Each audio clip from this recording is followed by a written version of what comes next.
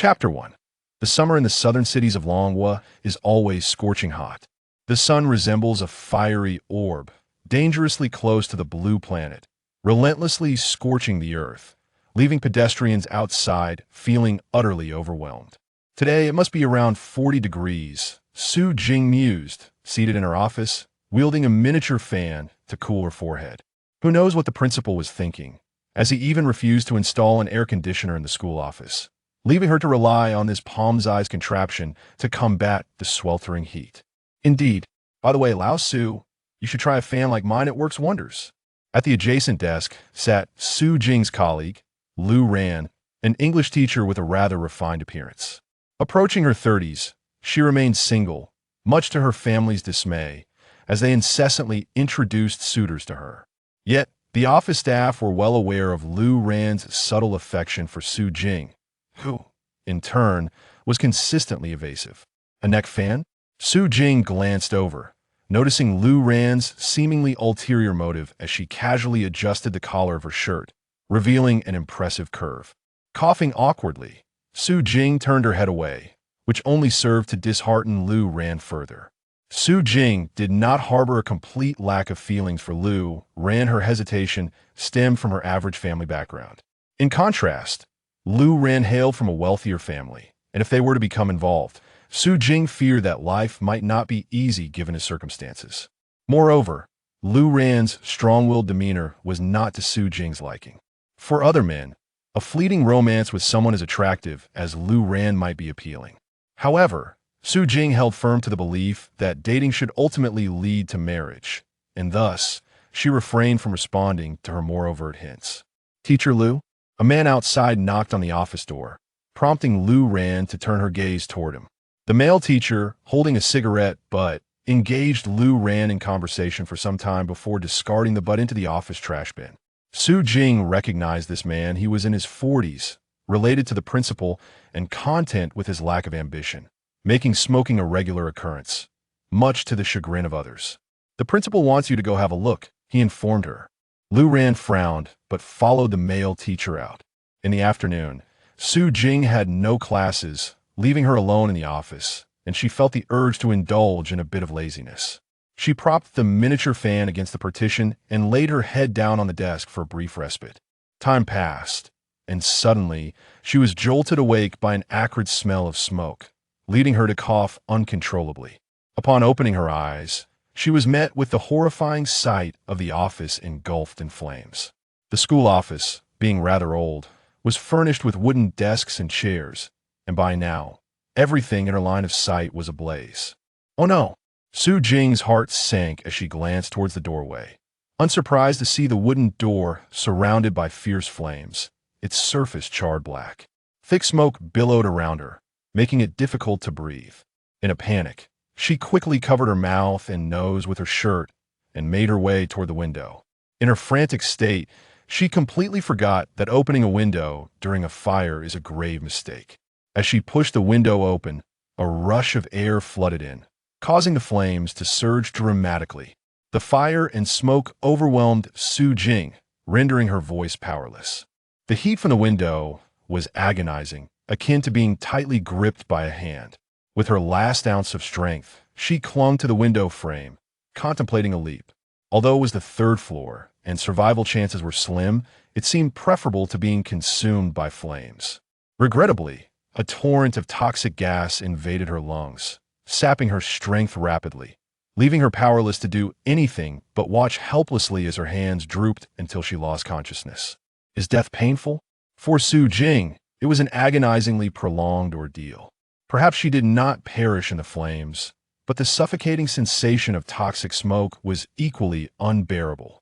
She might have had a promising future ahead, for she was still young, having graduated from university just a few years prior, and was in the prime of her vitality. Yet, due to a mere spark, she found herself trapped in the office, ultimately succumbing to death. If only I had another chance, everything would surely be different, right? In her final moments, such thoughts echoed in her mind. If a deity exists, could it grant me the opportunity to start anew? When she opened her eyes again, she beheld a brilliant blue sky, inhaled the scent of fresh air, and heard the sounds of livestock grazing. Where am I?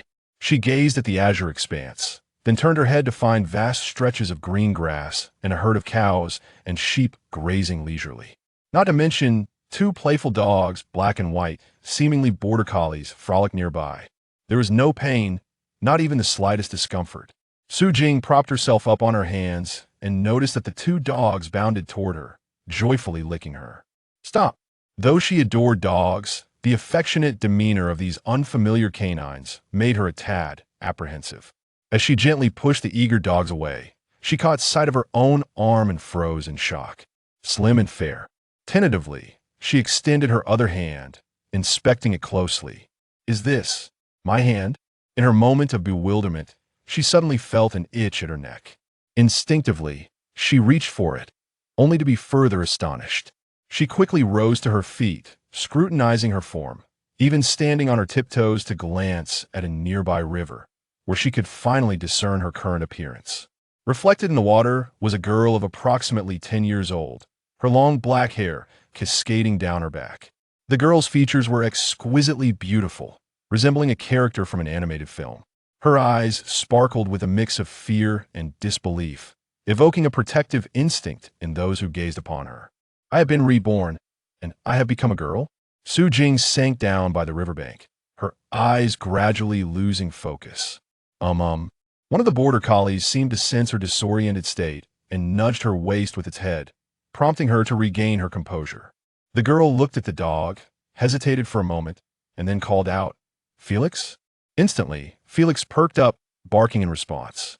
At that moment, her mind began to stir, like a long-dormant machine rebooting, slowly yet steadily retrieving fragments of past memories. Yuliathis was her name.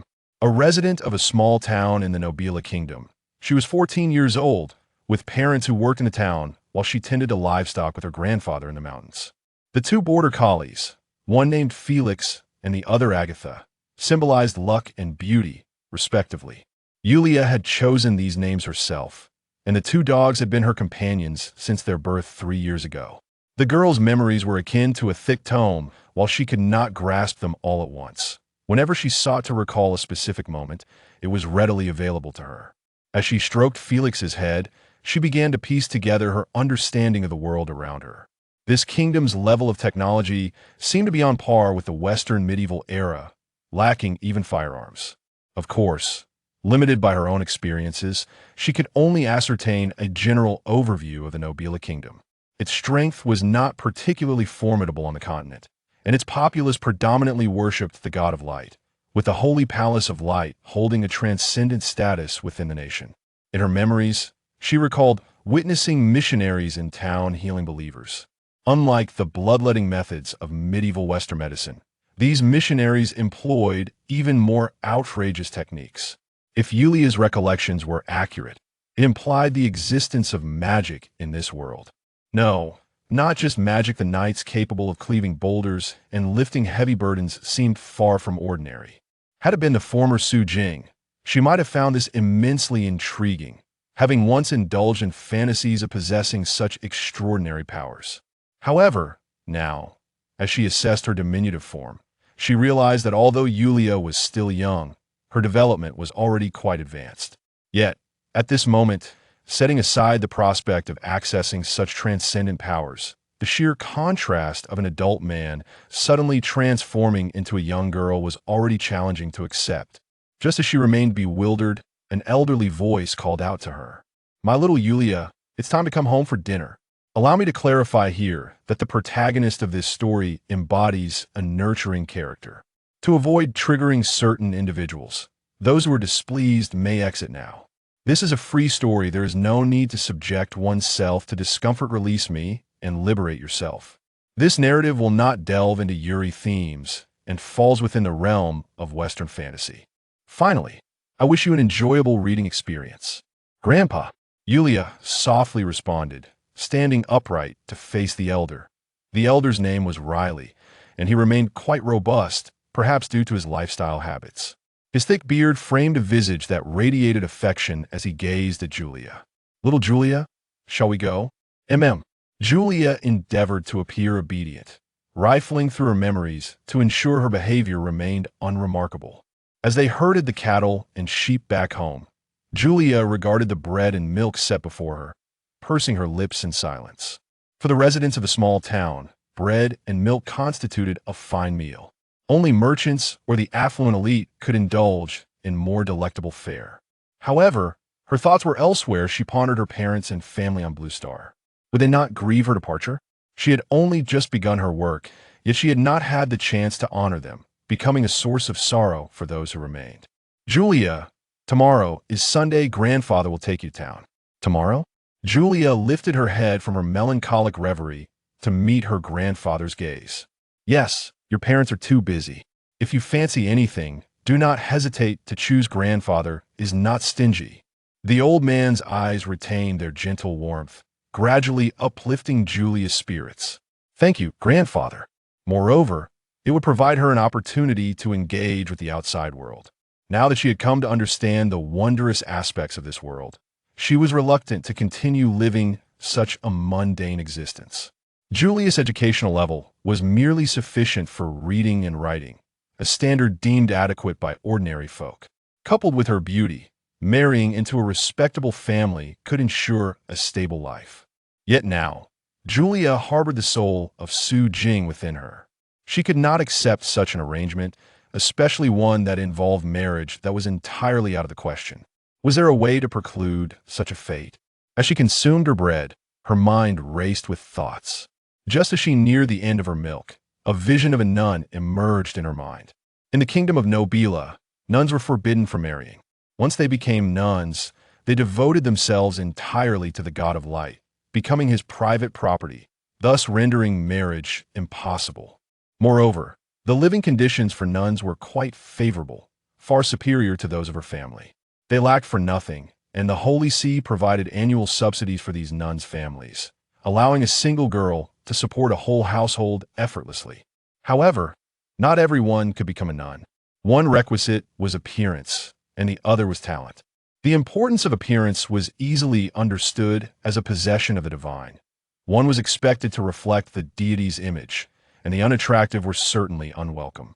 As for talent, Julia was uncertain, having never delved into it, but she had heard tales and would need to inquire further. More importantly, nuns inevitably accessed transcendent powers. Perhaps they could even uncover a means to return to her original world.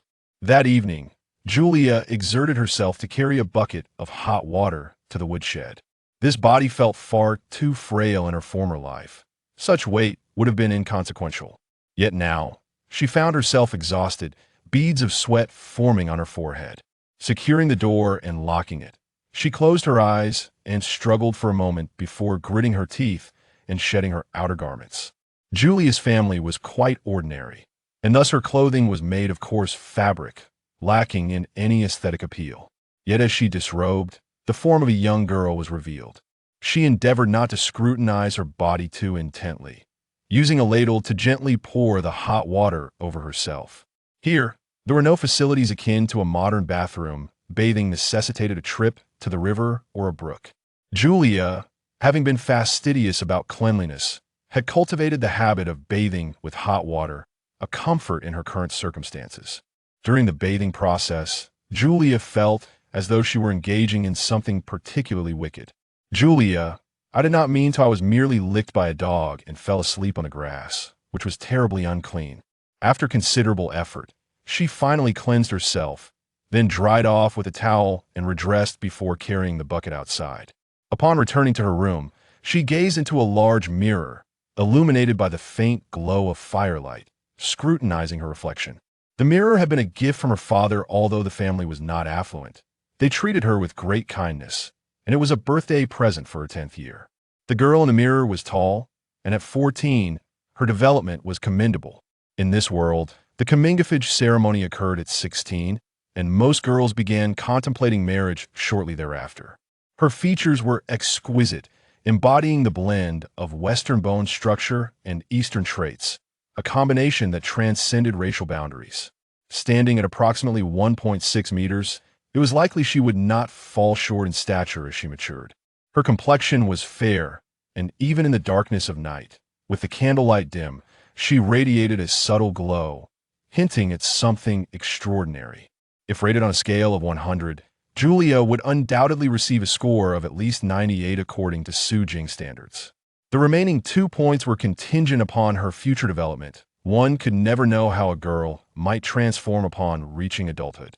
However, the likelihood of such an outcome was virtually non-existent. After gazing thoughtfully for a moment, she let out a soft sigh. Even though she appeared beautiful now, she remained just a girl, struggling to adapt in various ways to her previously male existence. Cautiously, she pushed the door open and slipped into her parents' room, ultimately rummaging through her father's bookshelf. The old man was sleeping in the outer room, some distance away, so he remained oblivious to her presence. After searching for a while, she finally discovered a book that seemed useful, titled Chronicles of the Western Continent. By the time she had thoroughly read the book, it was well past midnight, and a hint of astonishment graced Yulia's delicate face. This world was far more splendid than she had ever imagined.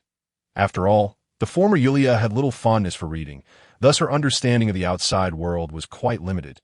Now, having read it in its entirety, she felt a surge of exhilaration coursing through her veins. Goblins, dwarves, and even dragons truly existed. However, the kingdom of Nobila was a holy land of the Church of Light, and these foreign races were naturally forbidden entry, which explained her lack of exposure to them. Moreover, this world was not solely governed by magic. There were also knights wielding martial energy, stealthy assassins, and sorcerers among other professions.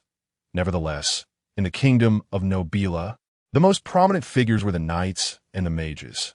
Most crucially, the land beneath her feet was known as the Western Continent, while to the east, other continents also thrived. Yet, the distance was vast, compounded by the expansive ocean in between. Only certain coastal nations had any form of communication with the Eastern Continent. Ordinary people found it exceedingly difficult to access these wondrous powers, as most of Nobila's knights hailed from noble families or wealthy merchants who sent their children for training. With only the qualified being permitted to remain as for mages, they were exceedingly rare, and wealth availed them little, for it was the affinity for magic that mattered, which could not be inherited from parents but depended solely on oneself. The talent required for nuns seemed to revolve around affinity for light, particularly with light-based magic. However, this book was rather superficial, lacking in specific details. It was said to have been penned by a wandering bard who traveled across the Western Continent, and it contained numerous fascinating tales, including one that had once involved the entirety of the Western Continent. This particular story had also been recounted to Yulia by her grandfather, though the former Yulia had dismissed it as mere fairy tale. The tale unfolded over 30 years ago. With light, there naturally existed darkness, yet the two were not entirely opposed. The relationship between the Dark Church and the Holy Court of Light was neither particularly good nor particularly bad. They did not worship a specific deity, but rather the essence of darkness itself. These two factions had once united against a common enemy, a creature known as the Demon King. He brought destruction and death. Devoid of humanity or ideology, embodying calamity itself. To him, ordinary armies were merely fodder. Even rival races joined forces to resist him. He could corrupt and control others, truly a harbinger of disaster. Ultimately, a holy mage led a party of adventurers, who, after enduring countless trials, managed to seal the Demon King. The Demon King was split into 4 parts, his power suppressed by the holy mage in the southernmost kingdom of the Western Continent. Scar, his fanatical, destructive soul, was contained within the body of a berserker from the adventuring party, serving as a medium. His demonic soldiers were taken to the west by the Sword Saint, while his demonic armor was sealed by a sorcerer in the kingdom of Kalen. Thereafter, the Western Continent enjoyed decades of peace, devoid of significant events. However, the members of that demon-slaying party did not all meet favorable ends. The berserker and the sorcerer married and lived together in the kingdom of Kalen, enjoying titles and privileges. The holy mage, however, died unexpectedly, the reasons for which remained a mystery. The bard merely speculated it had something to do with the sorcerer. The Sword Saint vanished without a trace, with some believing he had succumbed to corruption by the demonic soldiers, becoming a puppet of the Demon King. Others speculated he had isolated himself in a desolate valley to suppress the demonic essence within him. Yet no one had seen him since. Closing the book, Yulia let out a sigh of relief, her resolve strengthening within. And no matter what, having been granted a second chance at life, she would not succumb to mediocrity any longer. The following morning, Yulia, still half asleep, was roused by her grandfather's voice. Having read until dawn, she was utterly exhausted. Yet the excitement bubbling within her compelled her to rise from her bed, and after a quick wash and a light meal, she followed her grandfather to the nearest town. "Oh, old Riley, it has been quite some time since I last saw you. How have you been?" Upon entering the town, a hat vendor greeted her grandfather, and the two engaged in light conversation. "Is this your granddaughter? She is truly beautiful." "Ha, indeed she is." Old Riley appeared quite pleased with the flattery. Noticing Yulia admiring a particular hat, he placed a lady's hat atop her head. "Yulia, do you like this hat?" Yulia glanced at herself in the mirror, and though she was reluctant to admit it, the hat indeed suited her exquisitely. After a moment's contemplation, she pouted and quietly removed the hat. "Grandpa, the quality is rather ordinary." "No, no, no, beautiful miss. This hat is of exceptional quality," the vendor exclaimed, noticing the girl's slight interest. "How much?" Yulia frowned, seemingly unimpressed. "Only 5 silver coins." "5 silver coins?" Yulia's tone rose. Then she shook her head, declaring it too expensive. "Forget it. 0.4 silver coins and 5 copper coins. For silver coins? If not, I shall take my leave." Riley said nothing, instead smiling as he watched his granddaughter negotiate with the vendor. Seemingly one of Yulia's few passions. "Oh, you are a far better merchant than I, beautiful miss." The vendor, patting the hat affectionately, gritted his teeth and said, "For silver coins and 2 copper coins. Any lower, and I simply cannot do it." "Uncle, could you lower it by 2 copper coins?" Yulia stared at him with innocent eyes, and the vendor appeared momentarily stunned, shaking himself out of it before reluctantly conceding, "Very well, for silver coins it is." After old Riley paid, Yulia walked behind him, satisfied, occasionally reaching up to touch her new hat. In truth, her earlier comments about its quality were merely pretense. She genuinely adored the hat. To be precise, Yulia's subconscious was telling her just how much she cherished it. 4 silver coins were not exorbitant. The vendor's initial price had been quite reasonable. "Little Yulia, shall we buy some food?" "No need, Grandpa. Let us go to the church." Today was Sunday, and in the past, her parents would have brought her here. But today they had gone to another town with the factory, naturally attending services elsewhere. As the origin of the Church of Light, the kingdom of Nobila boasted the most numerous and devout followers. However, it was said that the royal family was not composed of believers. At least among the Knights of the Order, their loyalty lay solely with the monarchy, not a religion that had grown into a colossal entity within its own nation, yet remained uncontrollable by the state, must undoubtedly cause the king considerable consternation. Upon entering the church, Yulia noticed something different about the service today. The usual old pastor was now standing behind a middle-aged man. The church was filled with townsfolk, all prepared for worship, when the leading man cleared his throat and spoke, "May the light bless you all. May my Lord endure forever." The congregation responded in unison. Though Yulia remembered such scenes as commonplace, she still felt a sense of novelty. She was not a devout follower, yet having perished in a fire only to be reborn in Yulia's body. Such inexplicable forces could only be attributed to divine intervention. Thus, she harbored aspirations of becoming a nun, not only to encounter these wondrous powers, but also to ascertain the existence of a deity in this world. As for knighthood, which demanded rigorous personal discipline, given Yulia's current physical condition, she was no match for the weight of their armor. "Allow me to introduce myself. I am a missionary from the Holy Court. Named Ebel, I have come to this small town in search of gifted young men and women for my holy court." Upon hearing this, many children in the congregation stirred with excitement. Gaining entry into the Holy Court of Light typically required a recommendation. Otherwise, one could only wait for missionaries to come and actively recruit. It was nearly impossible to enter otherwise. Yulia had been pondering how to engage with these individuals, and it now appeared that she had stumbled upon an excellent opportunity.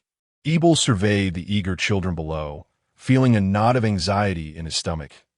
He was not an ordinary missionary, but had ascended to the position of bishop and was privy to many secrets within the upper echelons of the Holy Court. Not long ago, The Pope, through divination, predicted that an exceptionally gifted young believer had emerged from several nearby towns. Consequently, he dispatched several bishops to hasten their journey to this region overnight. The Holy See also conducts performance evaluations. Should he discover this prodigy, he would undoubtedly be one step closer to the esteemed position of archbishop. However, this quaint town is somewhat remote and sparsely populated, with only 5 minors currently present. Of course, there must be other children who did not attend the service, yet they are not believers and thus do not require testing. Nonetheless, to be prudent, if no prodigy is found among them, he will inquire with the town mayor, leaving no stone unturned. First, he led the congregation in completing the service, after which he instructed the irrelevant personnel to exit, retaining only the 5 children and their families. Please take your seats and proceed into the inner room for testing in the order of your previous seating. Eber glanced at the crowd before ushering the group of priests into the inner room. Leaving the town's elderly pastor at the entrance to call names, Eddie the young boy stood up, excitement radiating from him as he followed inside. Before long, he emerged dejectedly, clearly lacking any notable talent. Yulia arrived late, seated at the back, and naturally became the last to be called. Old Riley was actually more anxious than Yulia. If his granddaughter were to be recruited into the Holy See, it would be an immense honor for him as a believer. Yulia, the old pastor regarded Yulia kindly, holding a favorable impression of the pretty young girl. Yulia stood up, placing her hands in front of her, her head slightly bowed in respect as she followed the old pastor into the inner room. Her heart raced, and perspiration trickled down her back. For her, this was the closest opportunity to touch magic. Should her talent be revealed, it could indeed alter her destiny in an instant. Supreme Old Lord, Tathagata Buddha, Jade Emperor, Allah, and Jehovah, grant me success. She clenched her fists tightly, her palms clammy. Child, there's no need to be nervous. Eber smiled at Yulia, seemingly perceiving her inner turmoil, then gestured for her to sit across from him. What is your name, child? Yulia Ano. How old are you? 14. Eber discreetly assessed the young girl before unveiling an object draped in cloth beside him. It was a crystal ball, lacking a base, now quietly levitating above the table. Emanating a faint glow, Yulia's eyes fixated on the crystal ball. Had she been in her original world, she might have doubted if this was merely a magical prop. Yet now, she understood that this was the essence of magic. Come, child, place your right hand upon it and close your eyes. Eber guided Yulia, his voice gentle, seemingly imbued with magic, allowing her anxiety to gradually dissipate. She obediently complied. The crystal ball felt cold to the touch, but otherwise, she felt nothing unusual. Then, she closed her eyes, and Eber's voice continued to guide her. Empty your mind. Envision yourself in your home, surrounded by familiar objects. As Eber's words flowed over her, Yulia relaxed further. Just as he reveled in her response, the crystal ball suddenly emitted a glimmer of light. The affinity for light magic has been deemed satisfactory, even if this beautiful girl were not the so-called child of prophecy. Her future accomplishments would undoubtedly be remarkable. Eber's smile grew softer, then shifted to astonishment, and finally to sheer shock, as the crystal ball's radiance intensified. Within mere moments, the light completely enveloped the crystal ball, illuminating the dim inner room with brilliance. Eber's expression instantly transformed into one of ecstatic joy. Your Holiness, the Holy Maiden, we have a candidate. At that moment, a melodious female voice broke through. May I open my eyes now? Eber composed himself, maintaining a calm demeanor as he replied, Yes, you may. Even as he forcibly suppressed his voice, it trembled slightly. Such talent had never been witnessed in their 1,000-year history of the Holy See and the Magic Association combined. The Holy See may always have a pope, but a Holy Maiden is not guaranteed. The Holy Maiden, being the closest entity to the God of Light, must be pure and exceptionally gifted. She is the most exquisite gift the Holy See offers to the God of Light, as well as the embodiment of the divine walking upon the earth. Throughout the centuries of the Holy See's history, only 3 Holy Maidens have emerged, each being the most powerful light mages of their respective eras. Even those remarkably gifted predecessors could not compare to the young girl before him. Moreover, the crystal ball, glowing with intense brilliance, revealed hints of other colored streaks. indicating that the girl possessed commendable magical talents in other schools, albeit not as formidable as her affinity for light magic. However, the Holy See's light magic values not only talent, but also the depth of faith in the God of Light. If one's faith is wavering, their magic will undoubtedly weaken, and no matter how extraordinary one's talent, the effectiveness of their magic will be significantly diminished. While uncertain of the girl's current faith, Eber was confident that once she joined the Holy See, in a few years, she would undoubtedly become the most devoted believer. Yulia gradually opened her eyes, acutely aware of the unusual phenomenon surrounding the crystal ball, although she could not precisely see what transpired. The blinding radiance was something even a blind person could perceive. What does this mean? Is my affinity for light magic very high? Lord Eber, does this mean I possess talent? Upon hearing the girl's words, Eber cleared his throat. Well, how could it not? The other missionaries struggled to conceal their excitement. They had witnessed a rare occurrence that happens once in hundreds of years, even if they were foolish. They comprehended the significance of this young girl, future holy maiden. They must not allow the Magic Association to snatch her away. The relationship between the Holy See and the Magic Association is rather ambiguous, with their strengths closely matched. The Magic Association's other schools of magic do not require faith. Sheer talent suffices for casting. However, both parties possess formidable forbidden arts, much like the nuclear weapons of the real world. If every nation possessed them, the original deterrent effect would be lost. Good child, you have truly brought me considerable surprise. Eber gently ruffled the young girl's hair, a gesture that Yulia found somewhat irksome. Yet she bore it with fortitude. A man's head is a symbol of dignity. Though she had now become a delicate girl, a trace of her former dignity as a man still lingered within her heart. Your talent is remarkable. Would you be interested in joining the Holy See and becoming one of us? I am willing. That a flicker of flame danced in Yulia's eyes. She endeavored to maintain an air of nonchalance. But Reverend, my family must be informed of this matter, right?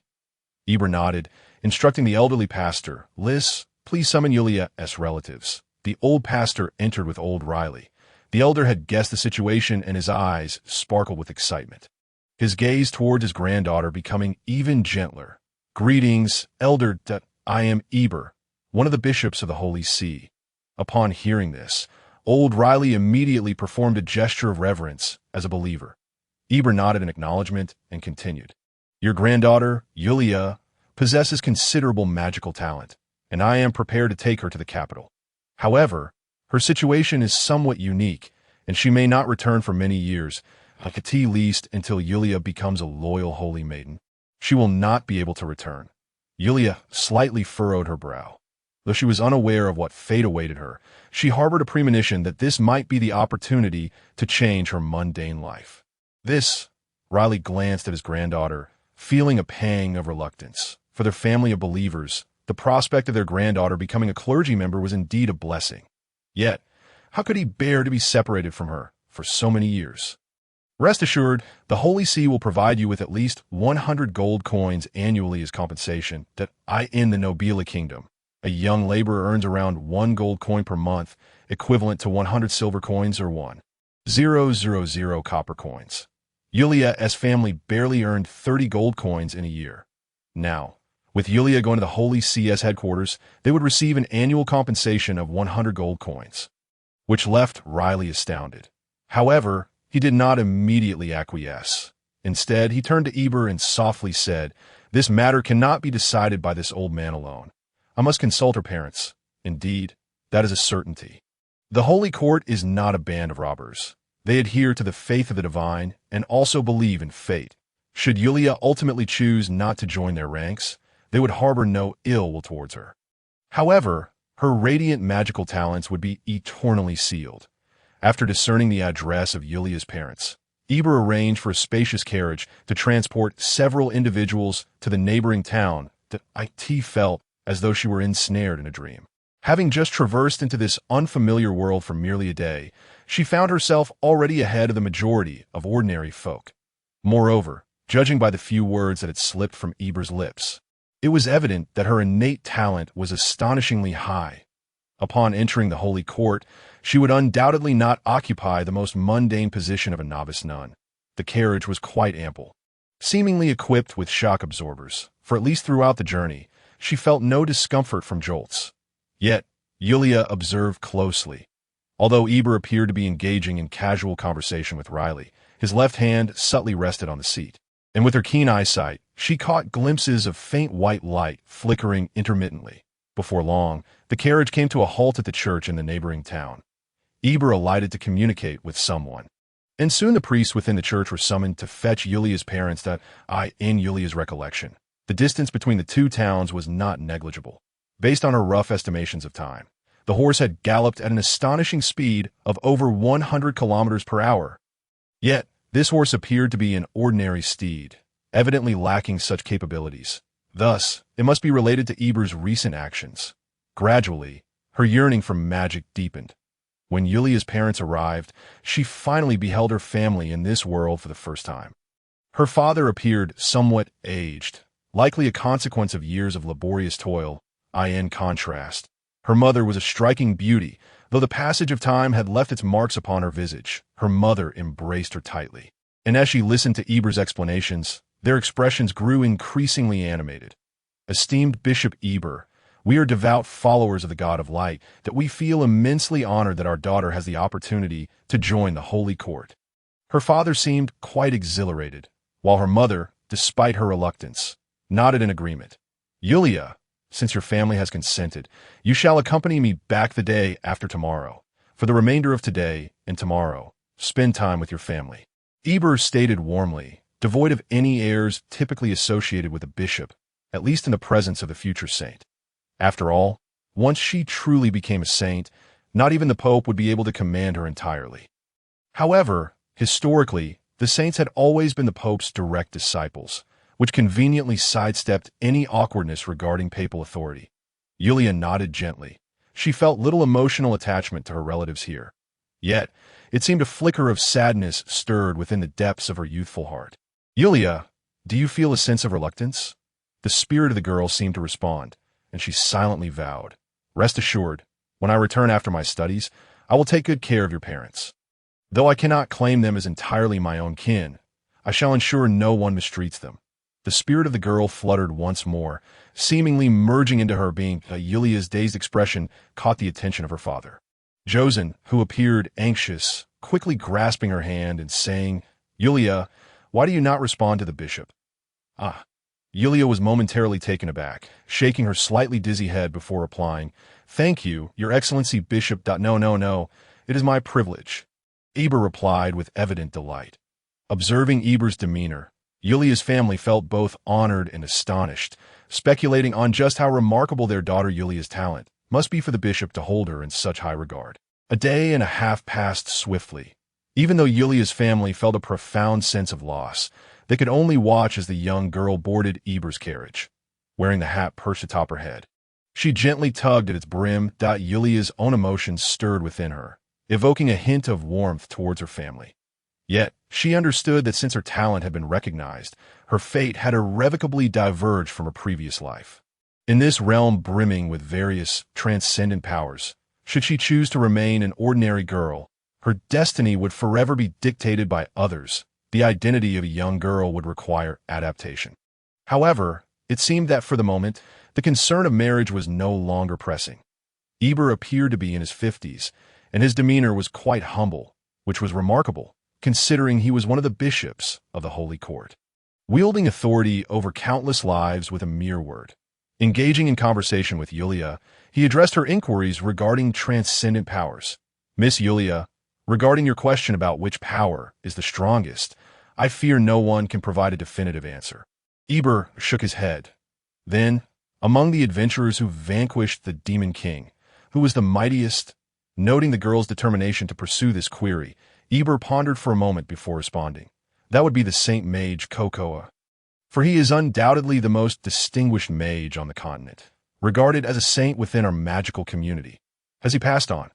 The circumstances surrounding the Saint Mage's death are something we in the Holy Court are also investigating. However, numerous factors are involved. Perhaps, in a few years, when you, Miss Yulia, have become a formidable mage, the truth will be revealed to you. Eber was reluctant to delve too deeply into topics of mortality before the girl. Concerned it might affect her, Yulia nodded and swiftly redirected the conversation towards the Demon King. After all, as a quintessential antagonist, such figures always piqued interest, and the book she had read contained scant details. Over 30 years ago, when the Demon King ravaged the continent, I had just become an apprentice mage and was fortunate enough to witness him once. Eber reminisced, he cannot be classified as a creature. Rather, he resembles a conglomeration of negative forces. Ultimately, after much deliberation, we named this power chaos. Is there any connection to the Dark Court? None whatsoever, Eber shrugged, though the Dark Court adheres to a different faith than ours. They once allied with us to resist the Demon King. More critically, they have been the frontline forces against external threats, tirelessly working behind the scenes to safeguard humanity's territories. Yulia nodded, seemingly grasping that the Dark Court was not merely an embodiment of malevolence, but rather a distinct faction. Then, does our Holy Court also have knights? Eber appeared notably pleased with the girl's use of our, responding with a smile. Not only knights, but also priests, sorcerers, and more. You shall encounter them all in due time. However, Miss Yulia, the Holy Court's training for you will naturally focus on magic. Should you harbor interests in other areas, you may explore them, but do not squander your innate talents. Yulia understood that no one invests in another without reason. They were nurturing her due to her exceptional abilities. Eber left certain thoughts unspoken, yet she realized her future was likely intertwined with the Holy Court of Light. However, one must also possess value. No, due to the lengthy journey, Eber was concerned that the girl might find the jolting too taxing. Thus the carriage traveled at a leisurely pace. After her initial excitement, Yulia felt a wave of fatigue wash over her and gradually leaned against the side, drifting into a gentle slumber. When she awoke, it was nearly evening, and the carriage had slowed considerably. Miss Yulia, we have arrived at the capital. Hearing Eber's voice, Yulia lifted the carriage curtain and beheld a scene drastically different from before. In this realm imbued with transcendent powers, the architecture served far more than mere shelter from the elements. Before her stood towering city walls, each adorned with colossal symbols that elicited a sense of trepidation within her. Upon entering the city, the architectural style was infused with the essence of medieval Europe, and in the distance, she discerned what she surmised to be the royal palace. The carriage of the Holy Court traversed smoothly, encountering no guards who questioned their passage, seamlessly granting them entry. After traveling several more miles, the carriage finally halted before an immense cathedral. The structure towered even higher than the city walls, and the grand entrance loomed above, leaving her to wonder how such a construction could have come to fruition. Noticing Yulia gazing up at the cathedral in astonishment, Eber positioned himself beside her. This is the Holy Court of Light, one of the most formidable powers in the entire Western continent. Miss Yulia, please proceed. The Pope is already awaiting your arrival. To have a personal audience with the Pope? Yulia cast a fleeting glance at Eber, concealing her innermost thoughts, and followed him inside. At the entrance stood several knights, their aura of light so palpable it seemed almost tangible. They gazed intently ahead, only greeting Eber with polite nods as he passed by. The interior of the cathedral was equally opulent, with passers-by pausing to pay their respects upon encountering the two. It seemed that the bishop's status was quite elevated, even within the sacred court. However, as they ventured deeper, the number of people dwindled until they arrived before a grand door, where Eber came to a halt. He did not enter, but instead stood to the side, slightly bowing and gesturing for her to proceed. Yulia cautiously surveyed her surroundings before gently knocking on the door. "Come in," came the voice of an elderly man from within, prompting Yulia to push the door open. The space inside was far more expansive than she had anticipated. While it appeared to be merely 20 square meters from the outside, it was in fact over 200. An elderly man clad in a golden robe sat at a desk, engrossed in writing, unable to discern the man's temperament. Yulia remained silent, standing quietly beside him. After a brief moment, the old man set down his pen and folded the paper. He then pointed his finger into the void, and a rune materialized, drawing the paper into the ether. The old man's gaze met hers, and in that instant, Yulia felt as though her very essence was being scrutinized. "Eber mentioned you are called Yulia. Is that correct?" "Yes. I am the current Pope of the Radiant Holy See." Velictor straightened his posture, and Yulia realized that the old man was significantly taller than she had imagined, standing at least 1 meter 90. Child, you possess a profound talent for the light, as well as a remarkable soul power. The mention of soul startled Yulia, fearing that this enigmatic pope might unearth her origins. Would you be willing to become the Saintess of our radiant holy see? Saintess? Yulia furrowed her brow. In this world, the title of Saintess held great significance, as noted in the annals, representing the very visage of the holy see. Yet, she had never considered that her current embodiment's talents could suffice for the position of the fourth Saintess. Perhaps she still lacked a bit. Velictor scrutinized her for a moment, evidently admiring her appearance. If Yulia's looks were insufficient, she would naturally be deemed unworthy of the title. Nevertheless, the Holy See would not overlook her potential. Your Holiness, what must I do to become a Saintess? Velictor expressed satisfaction with her response and replied, first, an unwavering devotion to the supreme God of light. Second, passing the qualification trial for the Saintess. The divination results of the Book of Prophecies are almost infallible. Your presence before me signifies your destiny as a Saintess. You will gain access to the core powers of the Holy See. However, you must also pledge your loyalty to the God of Light. Yulia met his gaze, then softly declared, I am willing. Regardless of the setting, power and personal strength are invaluable currencies. Although Yulia aspired to positions such as the Son of Light or Pope, the role of Saintess appeared to be the most prudent choice at present. I can perceive that your faith is not yet pure enough. Velictor's sudden remark startled her. Not worry. These matters can take time. After all, most believers merely seek psychological solace. Time will reveal all. Now, you may pose your questions without hesitation. Feel free. Feel free. Then I shall indeed be forthright. Yulia licked her parched lips and fixed her intense gaze upon him. Your Holiness, may I inquire whether the God of Light truly exists? Surprisingly, Velictor displayed no emotion and turned, saying, Follow me. Yulia trailed behind him until they arrived at a central dais that resembled a staircase, approximately 1 meter wide and 50 centimeters high, consisting of 3 steps leading to a small platform. With a wave of his hand, a magnificent staff materialized, which he then pointed at the platform while silently murmuring something. Soon, an oval vortex, towering 2 meters high, appeared above the dais. Step inside. Thereafter, you shall comprehend all. Yulia, intrigued by the portal-like phenomenon, cautiously approached. The radiant light emanating from it obscured her view of what lay within, yet was not blinding. Tentatively, she extended her hand, feeling nothing before holding her breath. Closing her eyes and stepping boldly through. When she opened her eyes, she found herself suspended above a desolate expanse.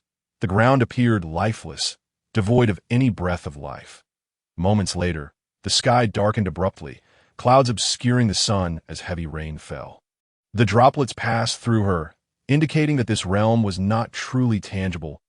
As the storm subsided, new sprouts emerged from the earth, and soon the winds and clouds shifted, giving way to the passage of day and night. In no time, trees and grass flourished across the land. Animals appeared. First the herbivores, followed by ferocious carnivores, and eventually, a tribe of primitive men wielding spears. They vanquished fearsome tigers and drove away wild elephants, seizing vast territories. Yet, that prosperity proved fleeting. Many animals began to evolve, acquiring intelligence akin to that of the primitive men, though they retained greater physical prowess. The tribe, despite their numbers, found themselves nearly overwhelmed. However, these intelligent species soon developed extraordinary abilities, overwhelming the primitive men and driving them to the brink of survival by the sea.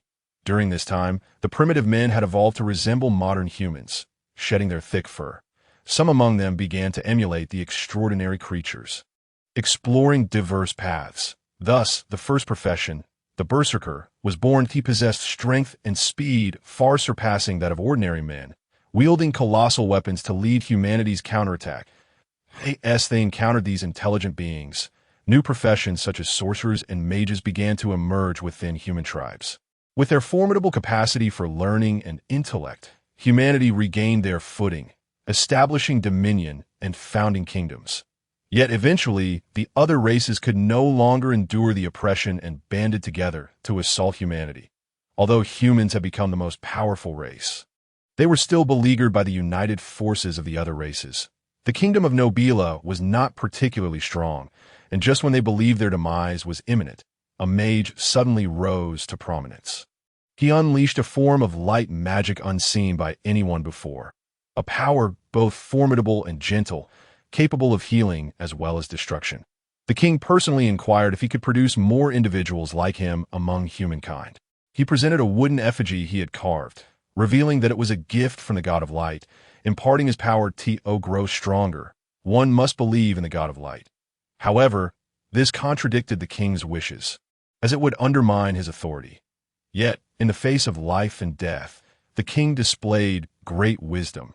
Not allowing pettiness to cloud his judgment, he permitted the citizens of his kingdom to worship the god of light.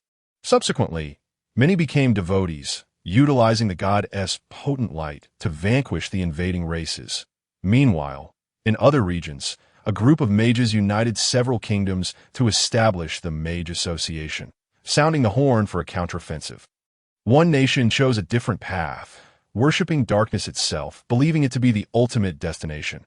They birthed dark mages, dark assassins, and the Dark Knights, creating an organization distinct from the kingdom of Nobila, known as the Dark Church, with the king himself serving as its pope. Gradually, humanity expelled many of the other races, though a considerable number remained within human territories. Humanity also recognized that relentless oppression was not a sustainable strategy, thus beginning to establish dialogues with other races. However, some races, burdened by deep-seated hatred, refused to cooperate. The goblins, dwarves, beast folk, and elves tended to be more amicable towards humans, while the fallen elves, goblins, and trolls often found themselves in a state of perpetual enmity with humanity. The tales of this continent unfolded before Yulia like a series of slides, immersing her in the narrative. Yet, even as she witnessed these events, she remained uncertain whether the god of light truly existed. Then, one fateful day, a monstrous being emerged upon this land, towering at 3 meters, clad in gleaming silver armor and wielding a long sword, its face obscured by the helmet, rendering its features indistinguishable. Merely gazing upon his figure, a title materialized in her mind, the Demon King. Yet had this Demon King not arrived a few centuries too early, he manifested out of thin air, obliterating the majority of races' dominions and corrupting a cadre of bloodthirsty subordinates. Humanity, being the mightiest of races, united with numerous benevolent alien factions to resist the Demon King. For the first time, the Mage Association, the Holy Court of Light, and the Dark Church joined forces, valiantly fending off his onslaught. The Demon King seemed nearly immortal. Even when repelled by the combined might of many, he could devour weaker beings to regain strength. This predicament was unforeseen by both factions. Ultimately, the venerable first pope, who had lived for over a century and was the first to wield the power of the god of light, stepped forth. He became a vessel, sacrificing his physical form to summon a towering golden apparition, which he claimed was the essence of the god of light projected from the divine realm. Though it was but a fraction of his true power, it proved sufficient. The projection of the god of light vanquished the Demon King, utilizing its residual strength to erase the memories of most, leaving only the most formidable warriors and the upper echelons of the Holy Court of Light with recollections of these events. The Demon King, along with his armor and demonic soldiers, vanished from this continent. However, in his wake, lingering chaotic energies tainted a vast expanse, rendering it uninhabitable to this day, and it fell under the jurisdiction of the Holy Court of Light. Decades later, the Demon King resurrected from this tainted region, now more formidable than ever. Unfortunately, the first Saintess emerged, being the woman closest to the god of light. She too sacrificed herself, ensuring mutual destruction with the Demon King. Remarkably, this time, the Demon King had only just been reborn when the first Saintess apprehended him, unknown to anyone outside the Holy Court of Light. Perhaps the cost of this death was too great, for the Demon King lay dormant for over a century before resurrecting once more. This time, the second Saintess had just abdicated, and the third Saintess was in her prime, yet even their combined might proved insufficient. Ultimately, the second Saintess emulated her predecessor, summoning a projection to combat the Demon King, ultimately triumphing over him.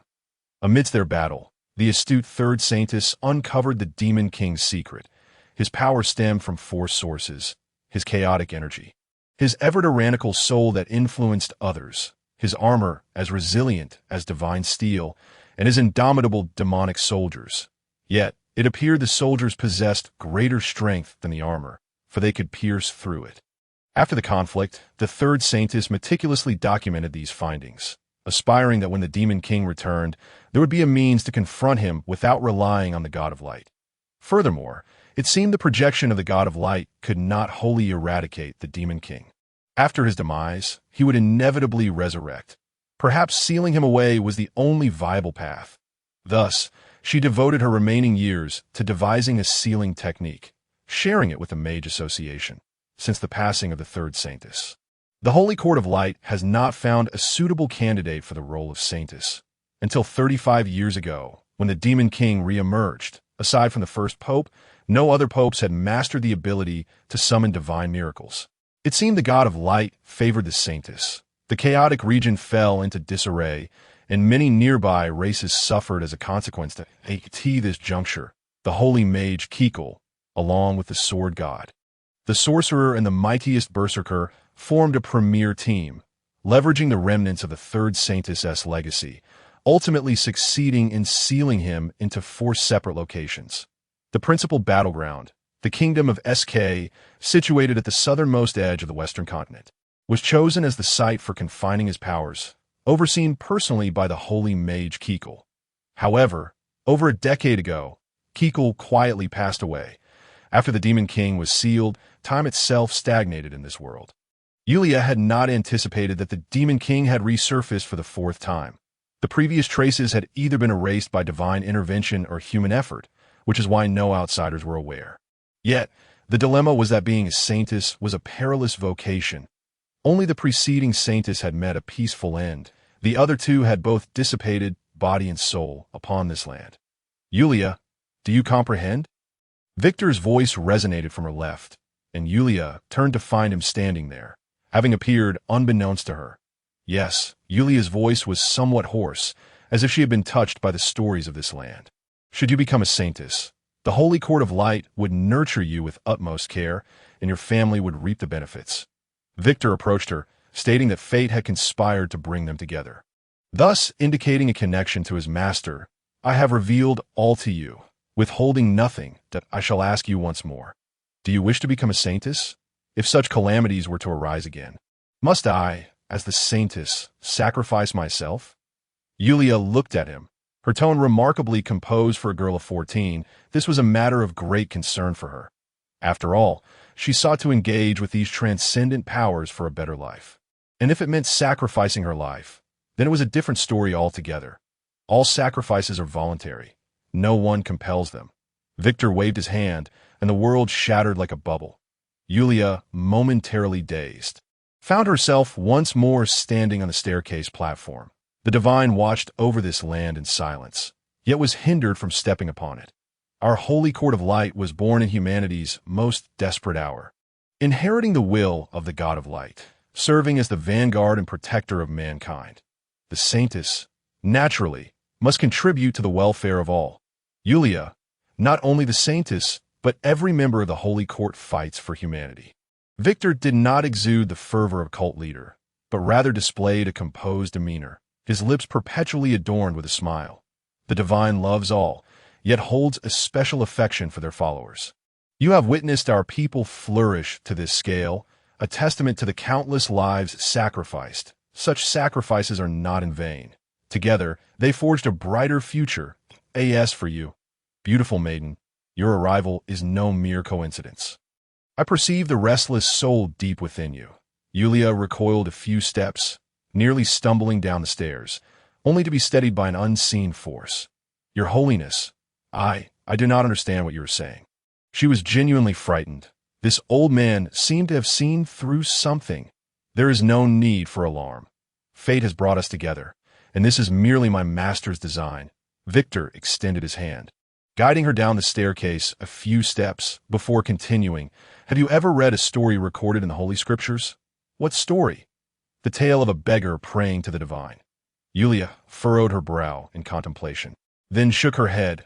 Once, there was a man who, due to disability, could not labor. His family scorned him, casting him out into the world to beg for survival. One harsh winter he could no longer endure. And as he faced imminent death from the cold, he prayed to the divine, beseeching for a robust body, vowing to repay the divine's kindness. The following day, upon awakening from the freezing night, he discovered his limbs restored and his mind sharp, entirely free from his previous frailty. Overjoyed, he rushed out to find work, and gradually his life improved. Many years later, he became a knight, renowned for his valor, earning his own territory. That time, refugees seeking shelter from the ravages of war came to his domain, pleading for his protection.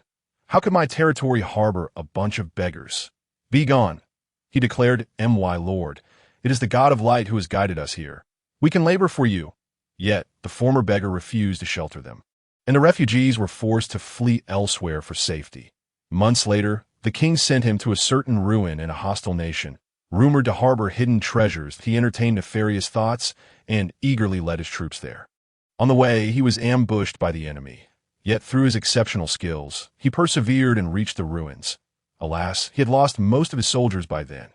Exhausted, he entered the ruins, only to find nothing at the innermost chamber. In fury, he cursed, only to be surrounded by enemy soldiers. It was all a trap, a scheme to avenge the slaughter he had wrought on the battlefield, drawing his sword to unleash his might against them. He discovered that his power had vanished without a trace. His remaining soldiers were slain, and he himself was left with broken limbs, discarded in a nearby town under the cover of night. Once again, he has succumbed to the life of a beggar. His strength, once derived from the divine, has now been forsaken in favor of disbelief, though he possesses the ability to embrace true believers. He regards them with disdain. Those who abandon the divine will ultimately find themselves forsaken by their Lord, for the power they wield is a gift from him, and thus he can effortlessly reclaim it. This is a tale rooted in reality. So, Miss Yulia, do you grasp the essence of my words? Yulia stood in stunned silence. Though the Pope spoke of a story, she perceived it as an implicit threat. Bowing her head, she recalled a phrase she uttered before her demise. "If there is a God, might I be granted a second chance? I understand. Now, if the divine has indeed bestowed upon her this opportunity, would she, like the beggar in the tale, forsake the will of the Almighty and consequently lose her power, reverting to her former self? If the beggar returned to his previous state, would that not mean her utter demise?" Victor remained silent, patiently awaiting the young lady's response. This was a pragmatic method employed within the Holy See. Given her extraordinary gifts, he feared she might develop an air of arrogance and disdain for all. Thus, he needed to administer a dose of reality beforehand. This narrative had proven effective time and again. After all, the underlying message was clear: all that you possess is a divine endowment. Such profound talent in the light arts is undoubtedly a gift from the heavens. Should you fail to sincerely pledge your allegiance to the Holy See and serve my purpose, I shall seal your talents, thereby enacting the divine's reclamation of power. This strategy is applicable to any individual blessed with exceptional gifts. He was confident that the young lady would not willingly embrace a mundane existence. And what of those foolish souls who fail to grasp the story's significance? Fear not, for he would elucidate it plainly. However, should he encounter those who are astute, they might concoct their interpretations, which would save him considerable effort. Lord Victor is the divine who has granted me rebirth, and I shall surely repay him. When Yulia raised her gaze once more, her resolve had begun to solidify. Though a sense of melancholy lingered within her, she felt compelled to bow before the one who wielded the power of life and death. "Good child, from this day forth, you shall be a candidate for the role of the saint. I hope you shall swiftly pass the trials and become the first saint of our Holy See in a century. May my Lord endure forever." Yulia bowed her head and performed the gesture of a true believer. Meanwhile, in a small town located in the southwestern region of the Western continent, a young boy stumbled upon a ring. The ring appeared unassuming, yet for the boy, it was a treasure of great significance. The lad, seemingly around 16 years of age, stood at an average height, his handsome visage radiating youthful vitality as he approached the riverbank. Cleansing the dust from the ring before adorning it on his middle finger, in that instant, a mysterious force surged into his mind, accompanied by the voice of an elder whispering in his ear. "Ah, young lad, do you yearn for power?" Victor had arranged for Yulia's accommodation and assigned several nuns to attend to her needs. Her residence was situated within a vast courtyard behind the cathedral, equipped with every imaginable amenity. Unlike an ordinary household, this abode, belonging to one of the wealthiest factions on the Western continent, offered a life of unparalleled comfort. She even had her own lavish bathroom, complete with a grand bathtub. Above the tub were two metallic fixtures, intricately carved in the likeness of lions and tigers. According to one nun, pressing the switch for the lion would yield hot water, while the tiger's head would dispense cold. The water source was drawn from the clearest mountain springs of Nobila, with someone assigned daily to heat the water, ensuring she could indulge in luxurious baths at any moment. As night fell, after enjoying dinner, two nuns accompanied her in her room. "You may leave now. I wish to bathe." "Your Highness, allow us to serve you." One nun naturally approached her, removing her hat and coat, while the other nun prepared her toiletries. No, I can manage on my own." Yulia felt a twinge of embarrassment at the thought of undressing in front of two women. "Your Highness, this is the Pope's directive. Furthermore, we need to take your measurements to prepare new garments for you." Just as Yulia was about to decline again, the other nun interjected, "Your Highness, we are all nuns, and you, as a candidate for the saint, belong to the true God, just like us. There is no need to feel shy." Yulia stared vacantly at the two nuns, whose gazes conveyed only tranquility and detachment, perhaps even a hint of fervor. With a soft sigh, she murmured, "If measurements are necessary today, so be it. However, I prefer to bathe alone in the future. I am not accustomed to having others nearby." The two nuns exchanged glances and nodded in agreement. Throughout the process, Yulia mostly kept her eyes half closed, her cheeks flushed. Once the nuns completed their tasks, she swiftly submerged herself in the tub. Noticing her shyness and lack of marks or blemishes, the nuns quietly excused themselves. Their ulterior motive was to inspect Yulia for any imperfections. As a candidate for the saint, she must be flawless. Should any issues arise, the Holy See would undoubtedly dispatch the finest priests and sorcerers to address them.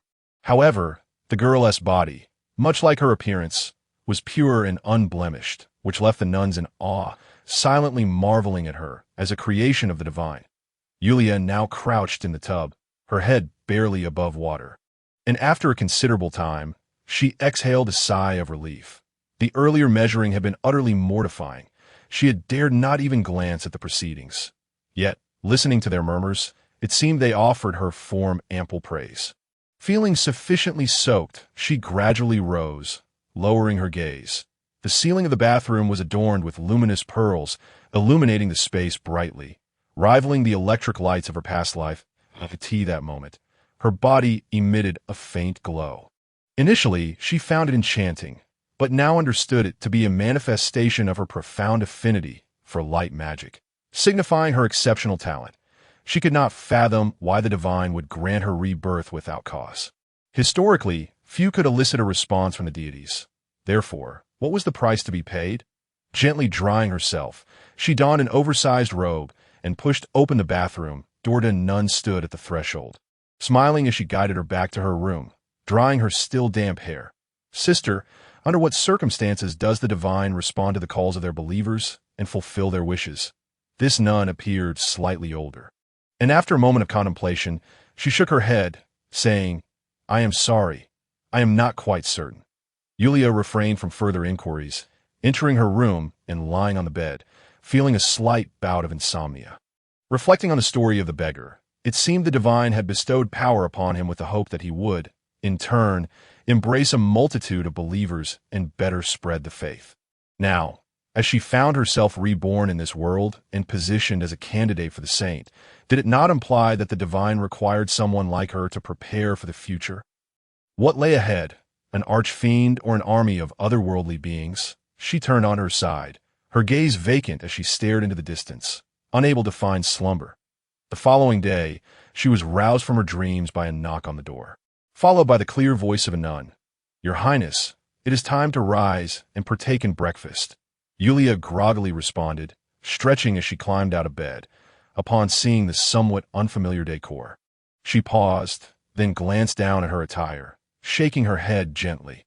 How she wished this were merely a dream. The wonder of magic had been overshadowed by the confusion of her circumstances. She longed for the simplicity of her past life as a teacher.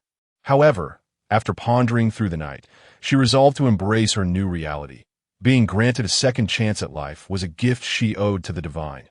Thus, in this life, she would serve faithfully as a devoted saint, as a means of repaying the favor. The door swung open, and two nuns entered, bringing her toiletries.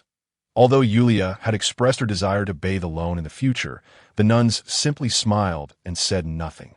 Not every nun qualified to serve the saint. These few had been meticulously selected. Most nuns were dispatched to various churches for missionary work, while more formidable ones became battle nuns, actively participating in conflicts against otherworldly or hostile forces. The three nuns assigned to care for Yulia possessed both strength and a pleasant demeanor. After breakfast, one nun presented her with new garments. Although Yulia wished to dress herself, she had never worn a skirt before.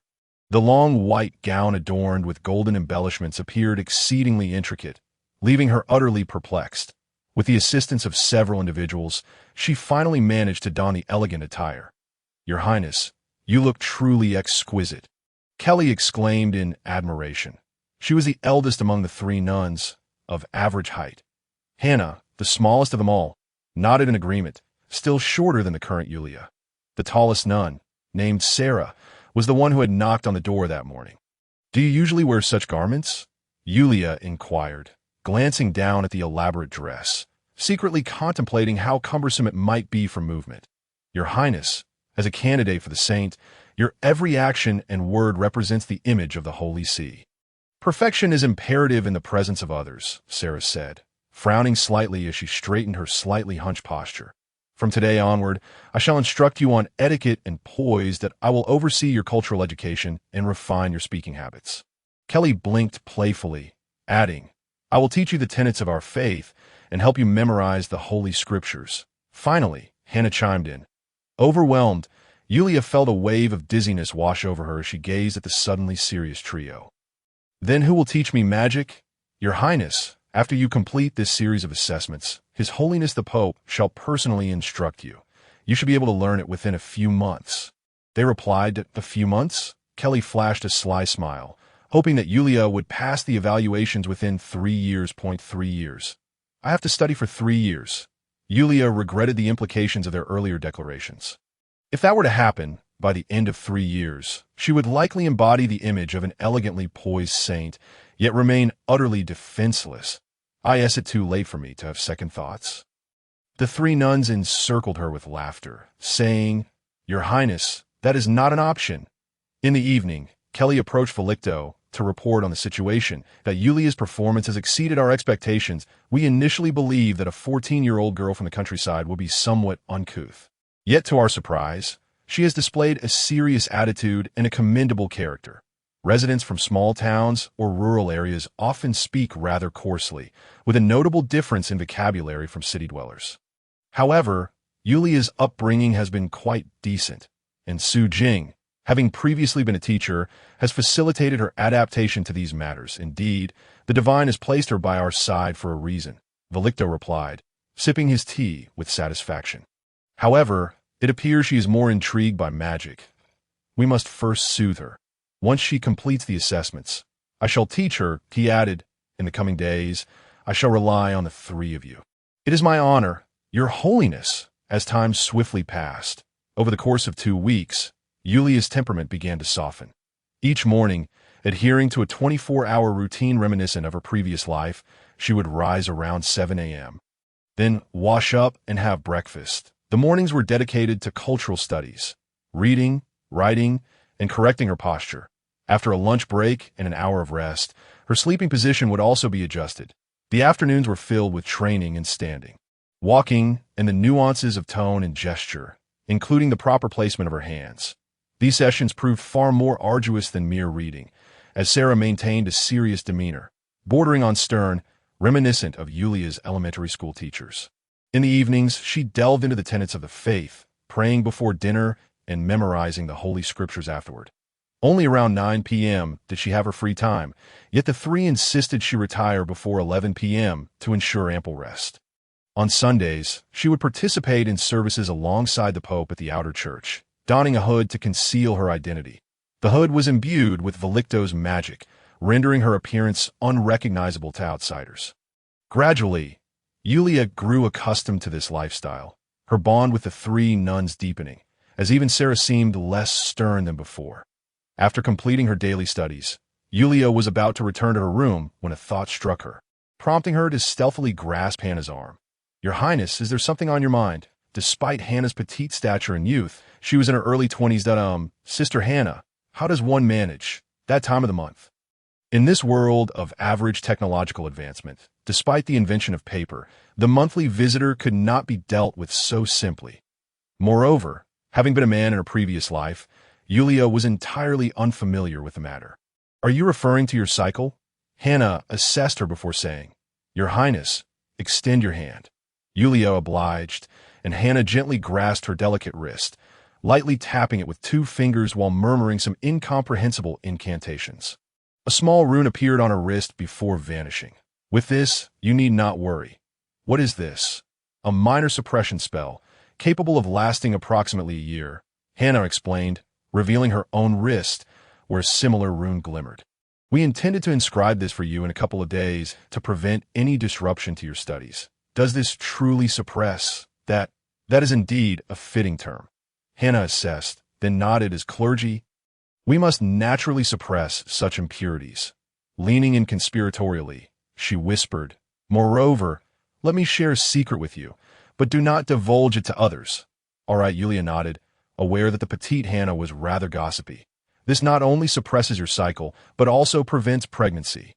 "But aren't we prohibited from engaging with outsiders?" "The enemies of the Holy See are often ruthless, and many predecessors have faced capture and humiliation upon defeat. With this rune, at least serious consequences can be avoided. Thus, women of the Holy See utilize such spells. Humiliation. This regulation was established by the previous pope, as earlier nuns were permitted to marry. However, this led to a dilution of their faith, weakening their powers, prompting the former pope to amend the rules. Of course, we must cast aside unnecessary emotions and devote ourselves wholly to the Holy See and the true God.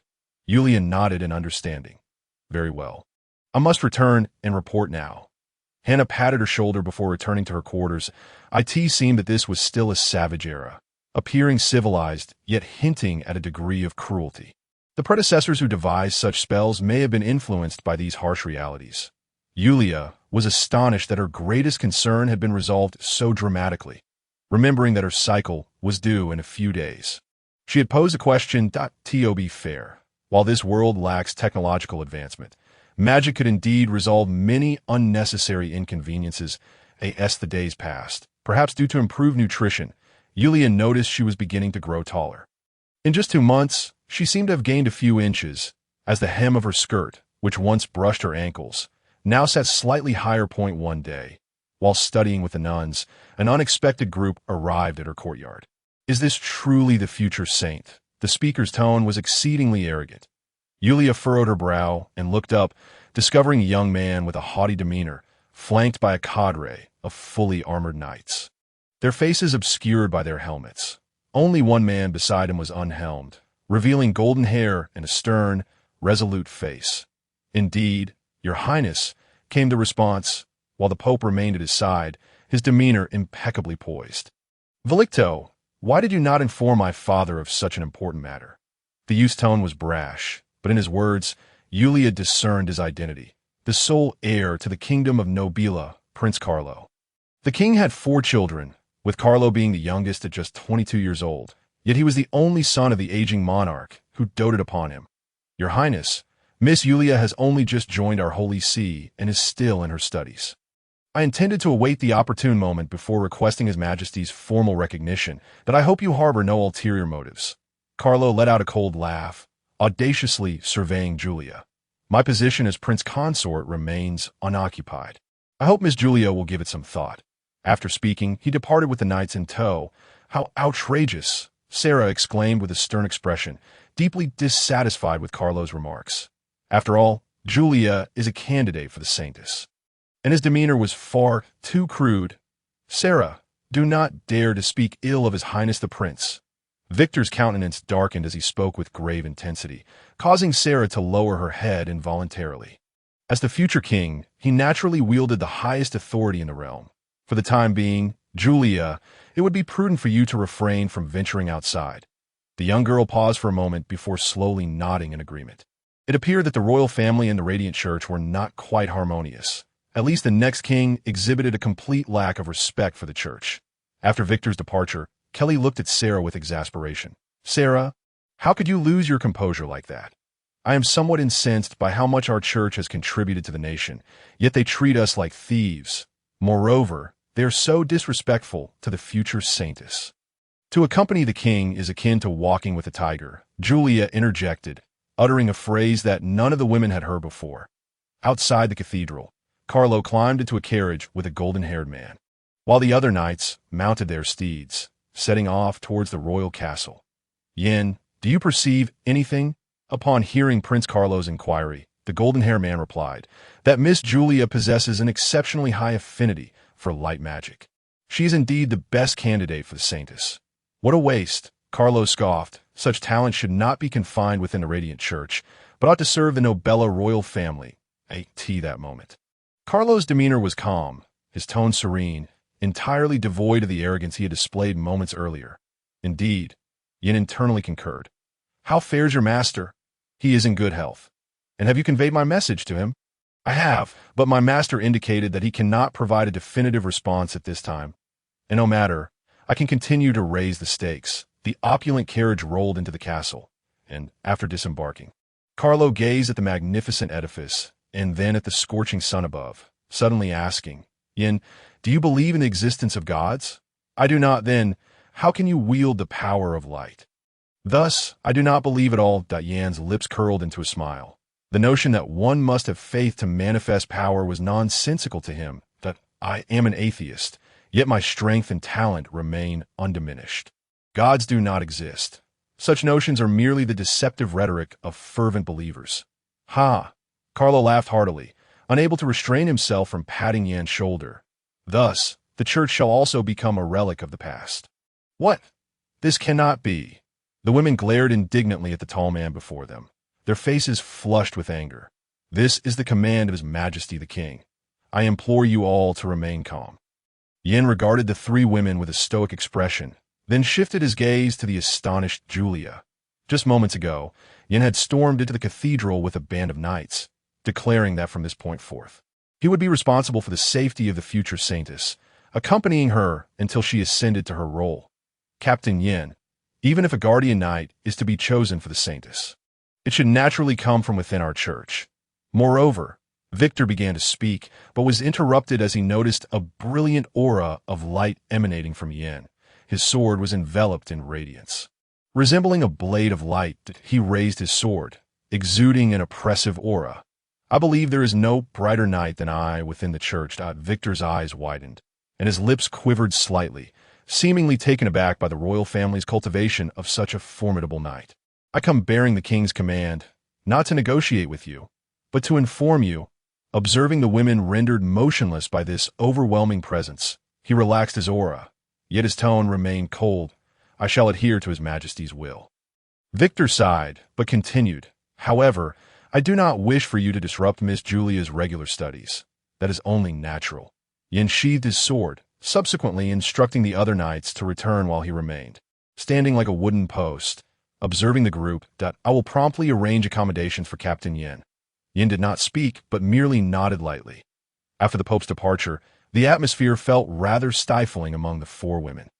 This powerful knight, akin to a sentinel, remained silent, making the intended lessons quite challenging. "Sir Knight, would you mind standing a bit further away? This distance is sufficient and will not affect you." Yan's eyelids did not flutter. He directly dismissed the suggestion. It seemed that the royal family had indeed dispatched someone to monitor her. Julia thought to herself. She had feared such disputes might arise, and now it had come to pass. Whether it was Carlo's request or truly the old king's decree, this man named Yin had settled into the cathedral, only venturing out on certain special occasions. Initially, he watched the movements of the women closely, but soon grew bored, scoffing at the so-called radiant scriptures, opting instead to train nearby. Over time, the women observed that he was not as cold and unfeeling as he appeared. He possessed a certain charm. Especially when he cleaved a boulder with a single strike, the women feigned admiration and gasps, causing his face to redden. One evening during dinner, Hannah nudged Julia with her elbow.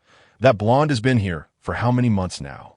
3 months and 14 days, Kelly replied quietly while chewing her food. "Goodness, he truly has perseverance." Julia remained silent, yearning for strength, almost unable to resist seeking Yan's guidance. Unfortunately, with 3 other nuns in tow, she could not find the time. Having been here for nearly half a year, she had not enhanced her abilities at all, only becoming more feminine. However, her faith in the Radiant Church had deepened, especially as she discovered that many of the statements in the scriptures could explain her encountered struggles or sorrows. She had gradually become a devoted believer. Whether during worship or the prayers before dinner, her piety had grown increasingly fervent. This pleased both the Pope and the 3 women, who felt their guidance had not gone awry. Yet, they also noticed that Julia seemed particularly enamored with power. The more she displayed this admiration, the more they restricted her access to it. Left with no choice, Julia resigned herself to investing her spare time in faith and reading, striving to enrich herself. In a small town in the southwestern region of the continent, a young boy vanquished a bully and was lauded by a crowd. "If I see you commit any wrongdoings again, I'll deal with you each time. Do you hear?" "I hear you. I won't dare again." The bully trembled beneath the boy's foot. Filled with pride, the boy released his foot, oblivious to the venomous glare the bully cast as he turned away. Upon returning home, the boy touched a ring, and the elder's voice echoed in his ear once more. "Kinos, you should not let him off so easily." "Master, one should show mercy when possible. Besides, he has not committed any grave offenses." Alas, the elder sighed. "Master, your conditions are too stringent. I fear I cannot fulfill them. There is no rush. Take your time. I have all the time in the world." The boy nodded, then consolidated the knowledge imparted by the elder before collapsing onto his bed in slumber. In the dead of night, several figures pried open the boy's front door. He was alone in the house. When he awoke, he was met with a knife gleaming in the moonlight, hurtling toward him. "Ah!" In a panic, the boy raised his hand to block it, but in an instant his arm was severed. "Master, save me!" The boy's face turned pale, blood gushing from the clean wound. Several individuals were shrouded in mystery, their faces obscured, and upon hearing the youth suddenly exclaim this phrase, they immediately became alert, scanning their surroundings, yet failing to discern any presence. Seizing the moment of confusion, the young man deftly climbed through a window and fled. But as the others regained their composure, they relentlessly pursued him, ultimately cornering him in a narrow alleyway. "Why must this be?" An aged voice resonated, and in that instant, the youth before them seemed to be enveloped in an aura of pitch-black light. His presence surging dramatically in the desolate alley. A brutal clash ensued. The young man was drenched in blood. His mentor succumbed to slumber from excessive exertion, leaving him at the brink of exhaustion. Who had sent them? He had neglected to leave a survivor, and now, amidst the scattered corpses, he found himself in a predicament. Regardless of the circumstances, he had taken lives, and it was inevitable that the enforcement team would question him. His wounds required tending. Otherwise, he risked succumbing to excessive blood loss. Just as he prepared to exit the alley in search of a physician, a figure suddenly darted in, a sharp blade piercing through his chest. "It's you." The youth's eyes widened in disbelief as he gazed at the bully before him, his words tumbling into incoherence as he gradually collapsed. The bully, fearing the youth might feign death, immediately lunged forward, stabbing him repeatedly. Unbeknownst to him, a subtle, invisible essence of soul power began to seep from the numerous bodies strewn across the ground, flowing into a ring. Perhaps it was a mere illusion, or perhaps the bully's instincts were finely tuned. He bent down to snatch the youth's ring. "What is this?" As curiosity piqued, a blinding light suddenly illuminated both ends of the alley. He hastily shielded his eyes. Unable to discern the unfolding events, and was swiftly knocked to the ground by a blow, his limbs restrained, leaving him prone. "Sir, all are dead, save for this one survivor. You recognize this person?" As footsteps approached. The bully forced his eyes open to see the second speaker. It was a stern young man, tall and striking, with white hair that gleamed in the darkness, a faint scar marking his left cheek. Upon noticing the lion emblem on the armor across the young man's chest, the bully trembled uncontrollably. "The Dark Holy See, the Rampant Lion Legion. Lord Caton, this man is the local scoundrel, Alan." Though the mayor was shaken by the gruesome sight before him, he steeled himself against the fear of the newly appointed Legion commander of the Dark Holy See, Caton, and identified the bully without faltering. But a soldier then turned over the corpse, and upon recognizing the youth's face, the mayor trembled as he spoke. "My lord, this youth had just reprimanded him earlier today. He must have harbored resentment, leading to this deliberate act of revenge." Caton remained silent, instructing the mayor and his subordinates to apprehend the now lifeless Alan. The Dark Holy See was known for its swift and decisive actions, never showing mercy. The moment the bully rose, the ring fell to the ground with a clear chime. Caton sensed the ring's extraordinary nature and picked it up. The ring felt icy to the touch, soothing his previously agitated spirit. After a moment of contemplation, he placed it in his pocket. When Caton returned to the temporary camp, it was already the early hours of the morning. Recently, the dark elves and trolls near the Norton Kingdom had been stirring, and many residents venturing outside the city had fallen victim to their brutality. Dying at the hands of dark elves was one thing.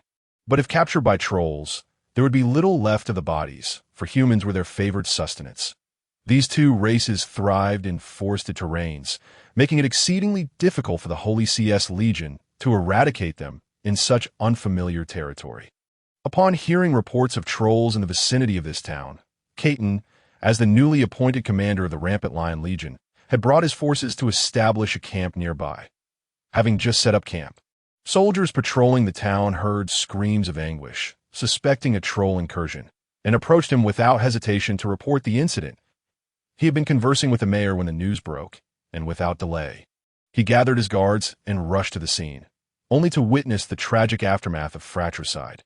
"Commander, a message from His Holiness the Pope."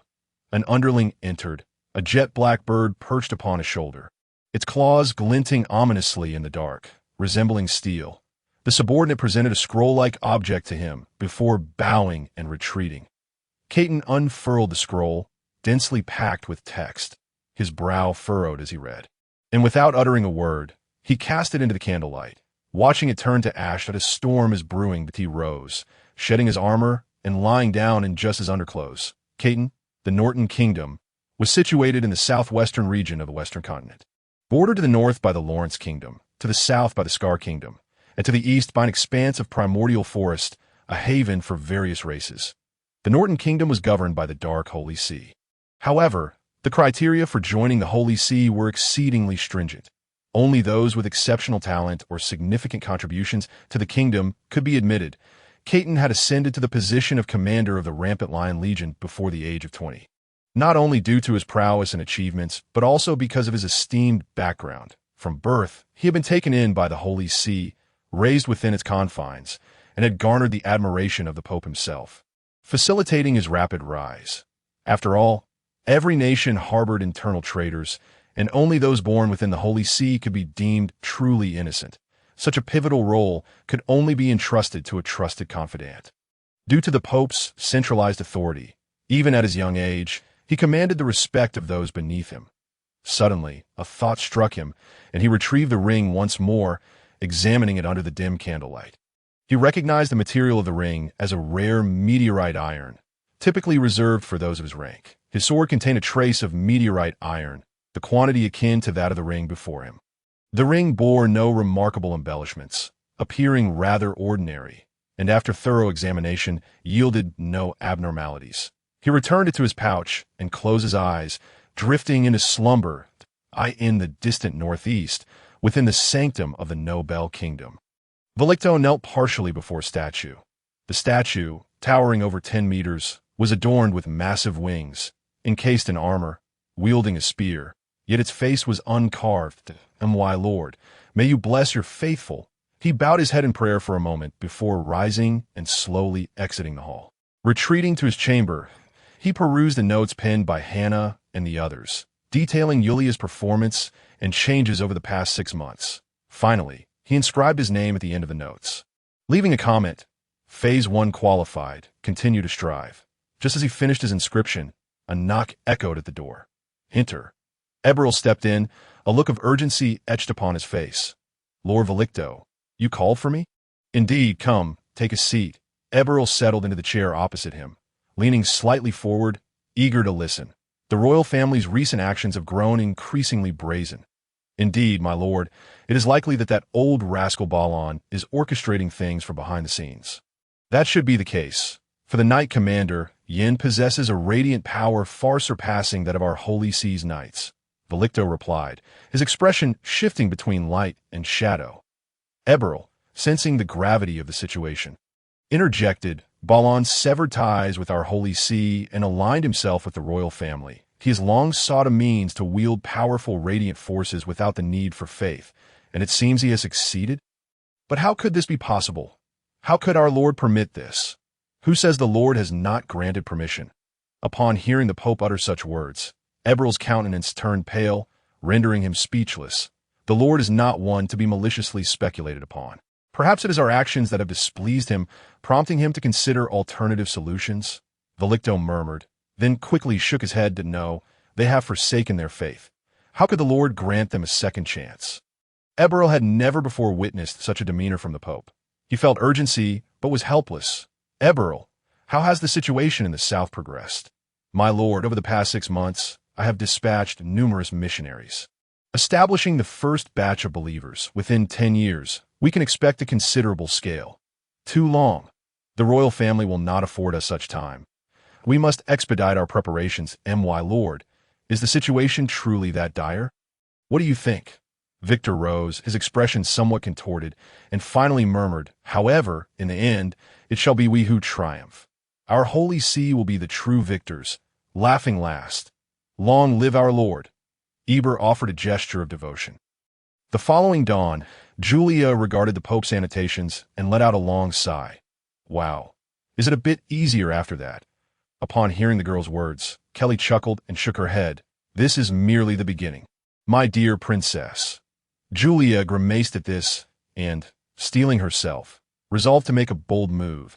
She gritted her teeth in contemplation for a moment and then feigned a pitiful demeanor, gazing at her with watery eyes. Sister Kelly, could you please teach me a small spell? Suddenly, Sarah produced a notebook, writing and reciting as she went.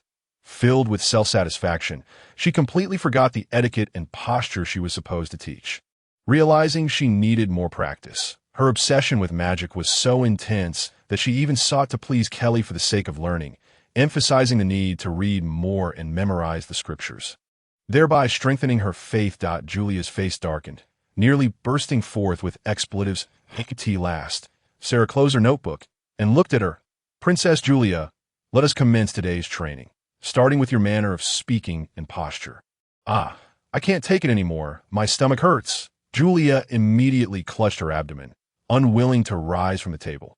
Your Highness, it seems you have forgotten that I am also a physician. Kelly stepped beside her, gently pressing on her stomach. Your Highness, where do you feel unwell?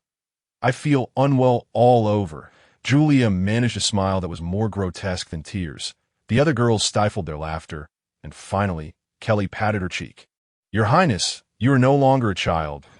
In just over a year, you will be of age, and you cannot afford to be so willful. Being a saint is not an easy task. Take a tea this moment. Julia regretted her choices deeply, wishing she could travel back 6 months in time to slap her past self a dozen times. What was she thinking, aspiring to be a candidate for the saint? Even being a humble nun would have been far better. Least she could preach in her small town, living an easy and comfortable life, perhaps even mastering the art of spellcasting by now. Julia, hearing a man's voice, the 4 girls looked up to find Yin, who wore an expression of curiosity. Are you unwell? No. I'm perfectly fine in the presence of outsiders, especially in front of someone of the same gender as before. Julia immediately adopted a normal demeanor. In truth, She always felt a competitive spirit when facing Yin, as she perceived that these three sister nuns, despite their pure faith, were gradually being drawn to the exceptional Yin. It was no wonder. This handsome young man was strikingly attractive, tall, powerful, and held a high status within the kingdom, naturally captivating the attention of young women. Yin cast a glance at her, then, feigning nonchalance, turned away to begin his training. Watching him effortlessly lift a boulder and start running, Julia felt a pang of envy. This was something she could never learn through mere imitation.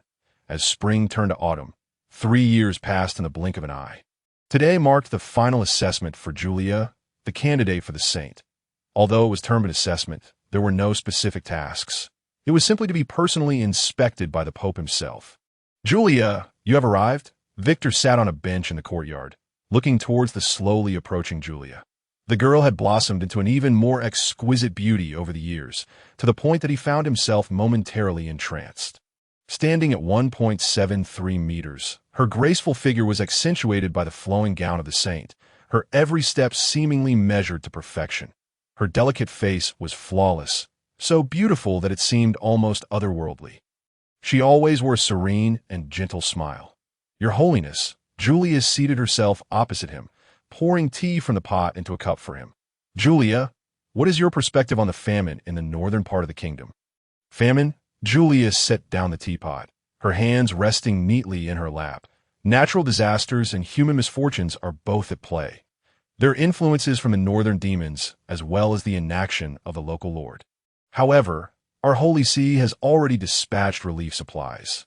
The citizens of Land City in the north should be able to endure this harsh winter. Our people have been detained by the station cavalry." Victor took a sip of tea, his tone turning somewhat somber. "Your Holiness, have they truly become so brazen? What are the charges against them?" "They are accused of trafficking food, slandering the royal family, and exaggerating the dangers posed by the demons." Julia's brows furrowed slightly as she cast her gaze aside, whispering, "I recall that the royal knight stationed in Land City is Yin, correct? Yin left 6 months ago, due to the increasing royal activities and a shortage of personnel. He was reassigned to the northern Land City. It is him. Fortunately, it is he. Originally, according to Prince Carlo's intentions, our missionaries were to be executed on the spot." Yin, Julia sighed softly, since joining the Holy See. She had seldom ventured out and had interacted with few individuals, among whom only he was of a similar age to her past life. Though their initial positions differed, she gradually discovered that, aside from his lack of belief in the divine, Yin was surprisingly easy to converse with. Over time, their relationship had become quite close. Yin had come with a purpose to monitor her, and both were well aware of this. Yet, through their prolonged interactions, Yin had slowly opened up in a moment of solitude, he had seriously asked her, "Why do you willingly accept this?" "What do you mean? I can see that you do not appear to enjoy this lifestyle." As the gentle breeze caressed them, Yan's golden hair shimmered under the sunlight, momentarily leaving Julia in a daze. However, she quickly regained her composure, displaying an elegant smile. "You might be mistaken. I do not dislike overly dull living. However, I do not resent it. After all, the divine has granted me a new life that I have watched you transform from a straightforward girl into the person you are now. Julia, but if you do not wish this, I can take you away. Away? To where? To the royal court. Prince Carlo will take you as his princess, and I will remain your guardian knight. That I am to be the future saint, yet that I cannot abandon my faith. And besides, being a princess is not my aspiration. You truly believe in the divine. That is all a lie." Yan's tone grew harsher, seemingly unable to bear the sight of the girl heading down a misguided path. He observed keenly that over these past 2 years, even a person entirely devoid of faith, immersed in such an environment, would inevitably become a devout believer. This method of indoctrination was terrifying. Had he not possessed a resolute will, he might have been assimilated as well. The two parted on unfriendly terms, for Yin had touched upon her most sensitive point. He had insulted the divine. Yet, she bore him no grudge. Each had their own ambitions. And he had a kingdom to which he owed his loyalty, while she was destined to become a saint of the Holy See. 3 years had passed, and her longing for home had nearly been extinguished. All that remained was her unwavering loyalty to the divine. Remembering that today was the day of the assessment, she quickly regained her composure and turned to Victor. You are easily swayed by your emotions. Julia! She lowered her head in slight shame, as though her momentary distraction had overshadowed the teachings of the elder before her over the years. However, no one is perfect. I believe you have already done remarkably well. Victor smiled as he stood. Julia, look here. She lifted her gaze to see the elder produce a book, one adorned with a magical array on the cover. What is this? Julia felt a surge of excitement. The magic she had long yearned for was within reach. This is a legacy from the previous saint. Many of the spells within can only be cast by you. No one else. The elder handed her the book. From today onwards, I shall personally instruct you in the fundamentals of magic. Once you have grasped the basics, you may study this book at your leisure. If you have questions, you may consult me. However, there are many contents I am also unfamiliar with, but I believe, given your magical talent, this will not pose a problem. Thank you, Your Holiness. She rose, bowing gracefully to the Pope, performing the unique gesture reserved for the saint. From this day forth, you shall be the fourth-generation saint of our Holy See. The coronation ceremony will be held at the cathedral tomorrow. Our consecration does not require the presence of outsiders. Victor's words carried a deeper meaning, for given the current disputes between the Holy See and the royal family, it was clear that the old king would never consent to Julia's elevation as a saint. Perhaps they will directly take him back and make him a prince consort on the outskirts of Land City. Yin drew his long sword from the body of a diminutive demon. This pack of brutes has devoured so many cattle and sheep. In a time when food is already scarce. How infuriating! Yin wiped the blade with a cloth before sheathing it. Just as he prepared to lead his troops back to the city, a soldier rushed over. Lord Yin. A letter from the capital. Yin opened the letter and read about recent events in the city-state. Along with Carlo's instructions, to the end, he noted Carlo's frantic handwriting, scrawled in haste with a heavy hand. Julia, have you ultimately become the Saintess? A bitter pang struck Yin as he silently tucked the letter away. He suddenly regretted not being more forceful back then, not abducting that young lady outright. Although this might have precipitated a conflict between the Holy See and the royal family, it was also Prince Carlo's command, and others would find it hard to voice any objections. Yet he foolishly believed he should not forcibly alter another's destiny, as it was a path she had chosen herself. Gods, where are the gods? It's all a sham. He cursed inwardly, but at this point there was little he could do. After Julia became the Saintess, Carlo, though skeptical of deities, felt a twinge of reverence and dared not harbor any inappropriate thoughts towards her. Yet Yin chillingly realized that the image of that young lady had taken root in his heart. Indeed, the fears that plagued Carlo seemed trivial to him, almost a source of blasphemous delight. Just as my master said, I am a natural rebel, he smiled, mounted his horse, and returned to Land City. It is time. Victor observed as the young lady successfully cast a basic healing spell, nodding in approval as a Saintess. Her repertoire was naturally dominated by supportive and healing spells, with little focus on combat. For reasons unknown, the tomes left by the third generation of Saintesses contained no combat spells whatsoever. Strictly speaking, only the final spell, which summoned a projection of the god of light, possessed any offensive capability. What does this mean? No swords, just nuclear bombs? She had previously inquired of Victor, who replied that he had scarcely perused the book and knew little about it. After all, the strength of the third generation of Saintesses lay not in combat, but in support and sealing arts. The text contained over 10 sealing spells, each more formidable than the last, even including one for sealing a demon king. However, Saintesses were always accompanied by a knight protector, and it was uncommon for them to engage directly in battle. After all, with her current attire, even a few steps could trip her up, let alone facing a horde of enemies on the front lines. Let us test the results, seeing Julia's impressive basic healing spell. The old man drew a knife across his arm, causing a trickle of blood to flow. Startled, Julia knew that true understanding came from practice, and she quickly cast the spell. A gentle glow of light magic appeared in her palm as she cautiously approached Victor's wounded arm. The shallow wound healed entirely within seconds, leaving no scar behind. Very good. In just 3 days, you have achieved such proficiency. Julia, you truly possess remarkable talent. Hearing Victor's praise brought a smile to Yulia's face.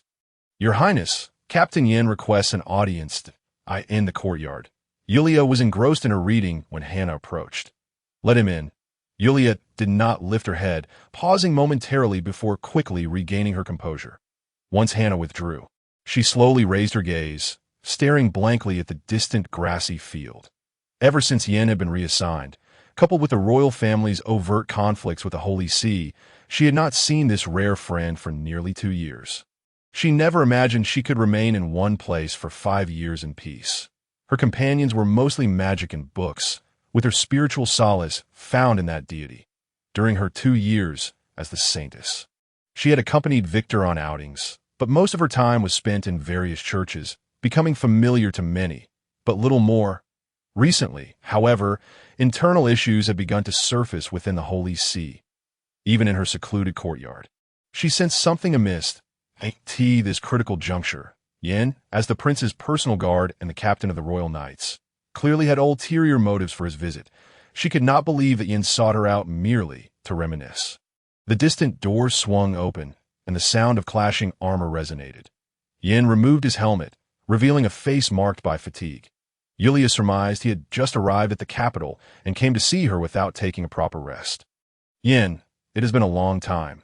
Saintess, that Yin's tone remained as calm and courteous as ever. He stood 5 meters away from Yulia, not approaching further, seemingly emphasizing their status. After all, Yulia had once been designated as one of Carlo's prospective brides. "What brings you to me?" Yulia closed her book and rose slowly, her countenance serene with a gentle smile that Yan's brow furrowed slightly as he spoke in a low voice. "You are entirely different from the first time I met you." Yulia paused, shaking her head gently.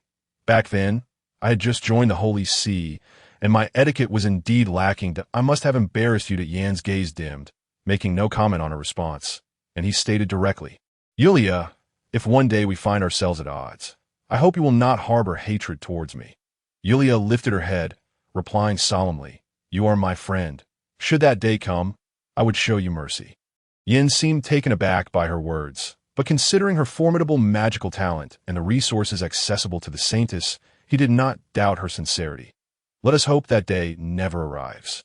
He felt there was little more to discuss, donned his helmet once more, and said, "Take care, Yulia." After Yin departed, Yulia stood in the courtyard, lost in thought.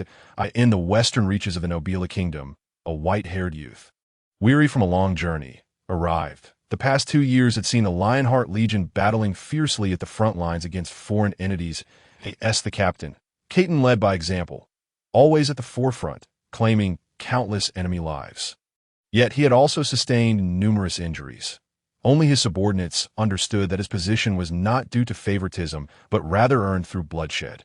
The number of foes who had perished by his blade was in the tens of thousands. Certain hostile factions even fled in terror at the mere mention of the Lionheart Legion. Caton produced a scroll, glancing once more at the image and description of the young lady within it. He confirmed his direction and set forth towards the capital. Along the way, he noted the soldiers on high alert and sensed a palpable atmosphere of tension. "Pass." The soldiers at the checkpoint halted him, and Caton presented a pass. "Dia, professional mercenary." Upon seeing the Nobila Kingdom seal on the pass and comparing it to the magically marked portrait, the soldiers scrutinized Caton. The white-haired youth bore a noticeable scar on his left cheek, which appeared rather conspicuous. However, given his mercenary status, such scars were not unusual at this time. The kingdom was under strict surveillance, prohibiting mercenaries from entering. The soldier returned his pass, leaving Caton momentarily stunned. The pass was indeed legitimate. But unexpectedly, the mercenary designation had posed a problem. "Could you kindly take another look?" Caton handed the pass over again, this time discreetly including a few gold coins. The two soldiers exchanged glances, then quietly divided the coins. One cleared his throat and said, "Listen, it's not that we are intentionally obstructing you. It's just that you, an ordinary merchant, should have no issues. Remember, do not let the other guards see your pass. Thank you." Internally, Caton scoffed, but he did not display it outwardly as he passed through the checkpoint. The checkpoint was not situated at the main gate of the city, where guards were meticulously inspecting, but rather set up along the main roads leading to the capital. While it was possible to sneak in by traversing mountains and hills, One had to contend with wild beasts and some unfriendly races lurking within, making even seasoned hunters hesitant to wander into the mountains. The Holy Father was indeed correct. The royal family of Nobila was truly preparing to take action against the Holy See of Light. The Dark Pontificate and the Radiant Sanctuary have long been adversaries, primarily due to their opposing forces and a mutual disdain for the fervent zealots among their ranks, resulting in a relationship that fluctuates between warmth and coldness. Yet, as they now observe their own nation turning against them, a twinge of sorrow akin to the lament of a dying fox touches their hearts. As for the young girl entrusted to them, Caton had not anticipated that the long-absent Saintess of the Radiant Sanctuary, vacant for a century, would appear in his lifetime. However, the current Saintess is far too youthful, barely past her teenage years, and thus lacks the capacity to intervene in this grand catastrophe. Her own survival is her foremost concern. As the sun slowly descends, he finds refuge in a spacious cave. Sensing the air around him, he absent-mindedly rubs the ring on his finger with his thumb. Throughout the day, Yulia has been restless, plagued by an ominous feeling that something dreadful is about to transpire. Victor is also absent from the church, having been summoned by the king. Accompanied by several trusted aides, the interior of the church feels eerily sparse, with many of its inhabitants seemingly vanished. Where have Sarah, Hannah, and Kelly gone? Upon hearing Yulia's words, Sarah tightens her wrist guard. Your Highness, please exercise caution tonight. Could it be? She continues, if anything were to happen, I will escort you to safety. Leaning against a spear, the tip glinting ominously, it serves as a stark reminder that it is not merely a decorative weapon. Sarah, I shall fight alongside you. Yulia's expression is resolute. Despite her modest combat abilities, she excels in healing and supportive magic, and has even mastered a few sealing and unsealing spells, a remarkable feat for someone who has only studied magic for 2 years. Most mages would be nearing middle age to achieve her level of skill, and even Abel has only just reached this standard. Your Highness, please rest for a while. Perhaps the negotiations with the Pope shall not collapse so swiftly. Yulia nods in agreement, but upon returning to her chamber, she does not undress. Instead, she silently begins to pack her belongings, including the tome of the third-generation Saintess. Her emotions are a tumultuous mix of trepidation and excitement at the prospect of employing magic in real combat. As the clock approaches 11, the outside remains unsettlingly tranquil, as her biological clock dictates. Yulia begins to feel drowsy. She places her bag at the bedside and lies down fully clothed, just as she drifts into a haze of sleep. The door is suddenly thrust open. Your Highness, hurry! Yulia jolts awake, her gaze landing on the fully armed Sarah, her eyes drawn to the blood staining her spear. Outside, flames rage, and she faintly hears the sounds of battle. Without hesitation, Yulia slings her bag over her shoulder. Sarah, we must depart. Exiting the courtyard, Yulia is struck by the horrific scene before her. The lawn is strewn with the lifeless bodies of numerous soldiers from the Nobila kingdom, and even a knight lies among them. Hannah is slumped against a wall, while Kelly tends to her wounds. Hannah, Yulia rushes over, employing her healing magic to aid her friend. Your Highness, the Pope has instructed you to proceed to the tranquil mine on the outskirts of the capital. Someone will be there to escort you away. Escape? To where? To the kingdom of Skirk. Yulia is momentarily taken aback, bewildered as to why her mentor and the Pope, Victor, would send her to such a distant land. And what of you? She inquires, observing that the two women show no inclination to leave. A ripple of unease stirs within her. We shall escort you. It is our duty as your devoted nuns. What of the Pope? Is he safe? Kelly, supporting Hannah, rises with an unusual urgency in her tone. The Pope should be fine. Sarah, you must take the Saintess away. The knights are approaching, and our remaining forces cannot withstand them. Sarah wastes no time, issuing a terse command, and then hoists Yulia onto her shoulder, sprinting through the back exit of the courtyard. Kelly and Hannah follow closely behind. Despite Yulia's already tall stature, she feels diminutive in Sarah's presence, who stands over 6 feet tall, a battle nun. Sarah not only wields light magic, but also possesses the strength of a radiant knight, placing her among the stronger members of the sanctuary. No sooner have they exited the courtyard than a small contingent of knights encircles them. prompting Hannah and Kelly to remain behind as a rearguard. Sarah carries Yulia away. The sound of galloping hooves echoes nearby. And a heavily armored knight blocks their path. By the king's decree, I request Miss Yulia to come to the palace. I hope the Saintess will not make my task difficult. The man is imposing. His massive battle axe slung over his shoulder, and his steed towers over the others, exuding a formidable presence. Matthias, step aside. Sarah recognizes the lead knight and sets Yulia down, positioning herself protectively behind her as she readies her spear in defiance. Sarah, you alone cannot stop me.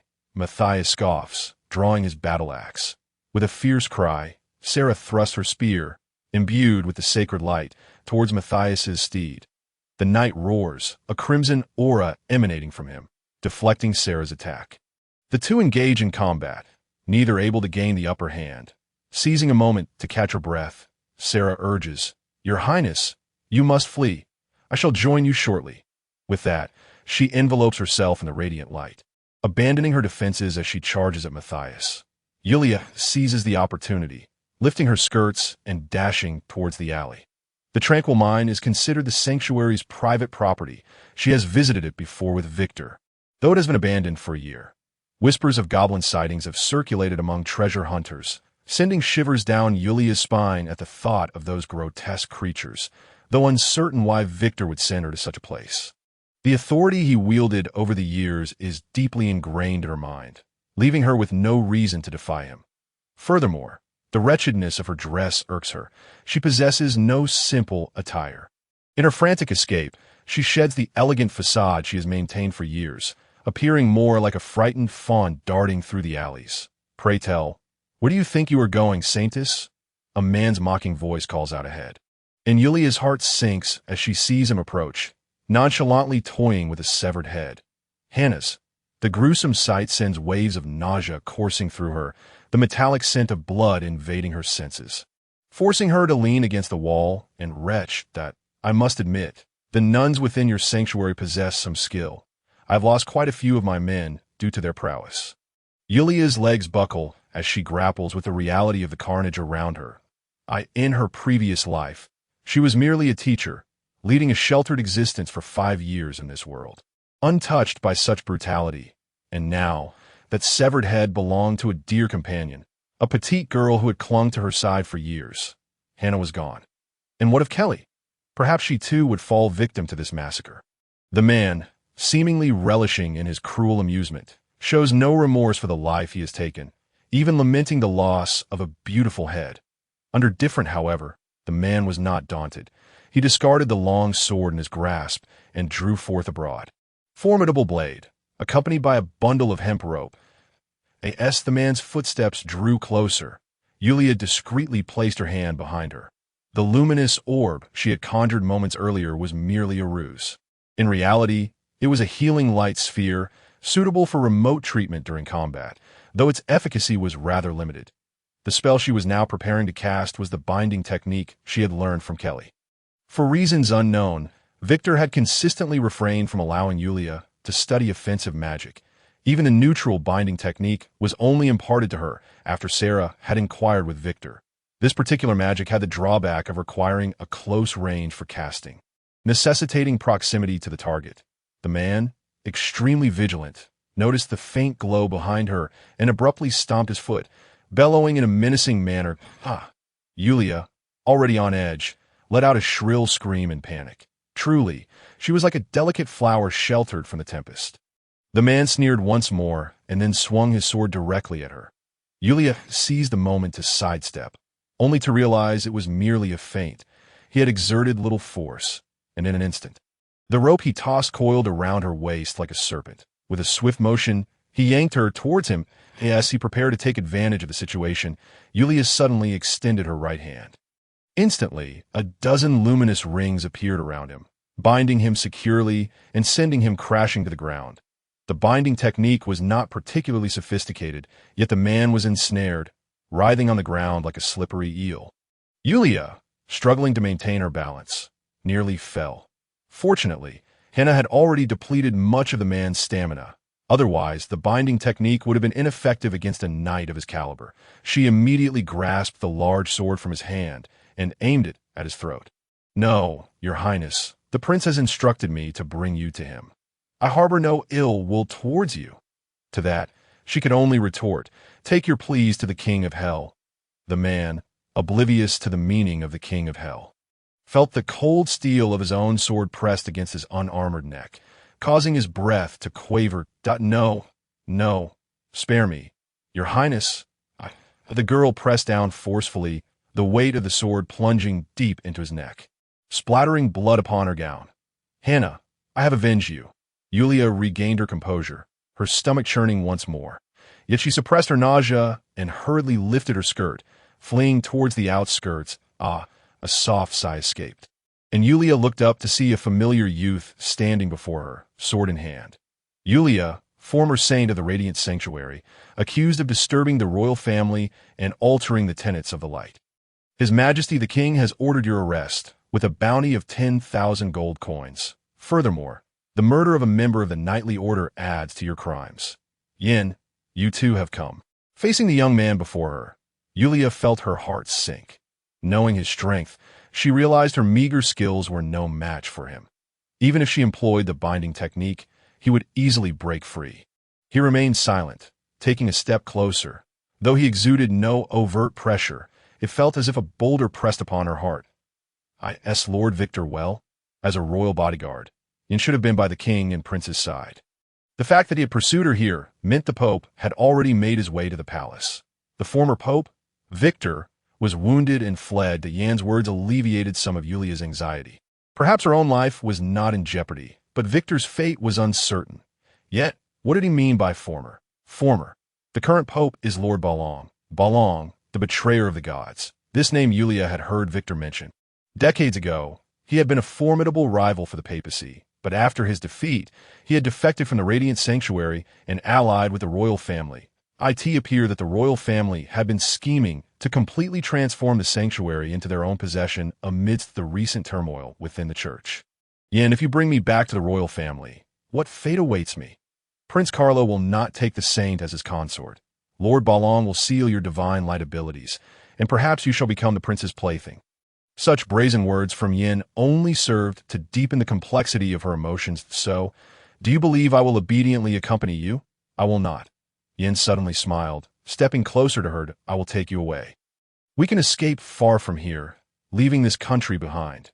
Yulia gazed at him in astonishment, taken aback by his unexpected proposition. The loyal bodyguard of the royal family. His actions now could be construed as treason. Yet, a thought struck her. Since Victor had instructed her to head south to the Kingdom of Sky, and she had previously heard whispers of missionaries being sent there, perhaps the Pope had anticipated this and was preparing to establish a new sanctuary there. With this in mind, her loyalty to the sanctuary and the divine began to outweigh her doubts. Moreover, since the deity had granted her a second chance at life, there must be a purpose behind it. It seemed the time was ripe for her to fulfill that purpose. "Yin, I am sorry, but I cannot accompany you." Yulia spoke softly. "I must leave. Be by yourself." "Where do you think you can go?" "Lord Victor has arranged for my extraction. He will take me away." "And where is he? Is it Sarah?" "I am not sure." Seeing Yulia hesitating, Yin sheathed his sword. "Where is it?" "I will take you there. I will go alone." "Yulia, are you wary of me?" Yan's tone darkened. "Besides, with so many people pursuing you, how do you intend to escape?" Noticing Yulia biting her lip in silence, Yin stepped closer, extending his hand. "That I know the general locations of their patrols. I can lead you to safety. Tell me, Yulia, where is the rendezvous point?" "Tranquil Mine." Upon hearing this name, Yan's expression shifted. He wondered why they would arrange to meet in such a place. Nevertheless, time was of the essence, and he turned his back to Yulia, squatting down. "Your skirt is inconvenient for running. Let me carry you." Though she felt somewhat embarrassed, she recognized the urgency and swiftly climbed onto his back. The armor appeared pallid under the dim moonlight, and as Yulia lay against him, her exposed arms brushed against the cold metal. Yin moved quickly, navigating through the shadows to evade several patrols. Sarah, Kelly, the fates of these women, who had accompanied her for so long, were now uncertain, filling her with sorrow. Most of the soldiers had gone to battle against the sanctuary, leaving few guards along the walls. Seizing an opportunity, Yin dashed with Yulia in his arms. Time passed, and as Yulia pondered, Yin brought her to the entrance of a mine. Is this the place? Yulia? Yes. Although it had been a while since her last visit, mages possessed excellent memories, and she was confident she had not erred. Yin took a deep breath and then ran with her into the cavern. Inside, the darkness deepened, but fortunately, they both wielded light magic, allowing them to discern the path ahead. Wow! Haha! A harsh, grating sound echoed, causing Yin to frown as he spotted a group of goblins charging towards them, weapons raised. Yin immediately crouched down, and Yulia instinctively leaped off his back. Drawing his sword, Yin advanced towards the goblins. Contrary to Yulia's expectations, these goblins were quite short, the tallest among them barely exceeding 1.4 meters. Yet they were muscular, with large heads displaying sharp, white teeth. However, to Yin, they posed little threat. He easily deflected their weapons. Seizing their moment of exhaustion, his sword swept through the air like a reaping scythe, taking the lives of the low-tier goblins with ease. Seeing that the goblins could not reach her, Yulia took advantage of the ample time to begin her incantation in a hushed tone. After a brief period, a gentle light magic coalesced in her hands, which she then directed towards Yin. As he felt his body grow lighter and stronger, Yin chuckled coldly, the radiant energy enveloping his sword as he executed a sweeping strike, dispatching the 3 goblins before him. Sensing the metallic tang of blood in the air, Yulia's expression soured. Yin seemed to have noticed her reaction and began to lead her through the depths of the mine. Where is that person? Yi shook her head, clearly oblivious to the arrangement. Observing her demeanor, Yin found himself at a loss for words. The cave was narrow, and with his imposing stature, he began to feel overwhelmed by the increasing number of goblins as they ventured further inside. As a few particularly formidable goblins approached, he concealed Yi behind a corner and whispered, I will distract the enemies first. Stay here, and I will return for you, that if I cannot locate that person, I will escort you out. Yi nodded, but as he prepared to leave, she couldn't help but tug at his armor. Yin, be careful. Fear not. These little brutes are no match for me. A faint smile graced Yin's face as he cast one last glance at the young maiden's delicate features before turning away, stepping out from the corner and striking the stone wall fiercely with his sword. Little goblins, I am here. Several goblins, whose strength surpassed the average, immediately screeched and charged at him, while Yin fought and retreated. Swiftly vacating the area that moment, a white-haired youth, who had been stealthily observing nearby, emerged from the shadows. I asked that Yin from Nobella. What brings him here? Yin furrowed his brow as he approached the corner, having just heard a voice other than Yin's. Who could it be? As the footsteps grew nearer, Yi felt a surge of anxiety. However, she was not one to remain passive. She was acutely aware of the dire consequences of being captured by goblins, and thus began to conjure a binding spell. Come out. The light-based magic had a notable flaw. Casting it in darkness drew too much attention. Coupled with in sudden voice, Y was startled. Hearing the girl's hurried breaths from behind the wall, he unsheathed the massive sword at his back, positioning it across his chest.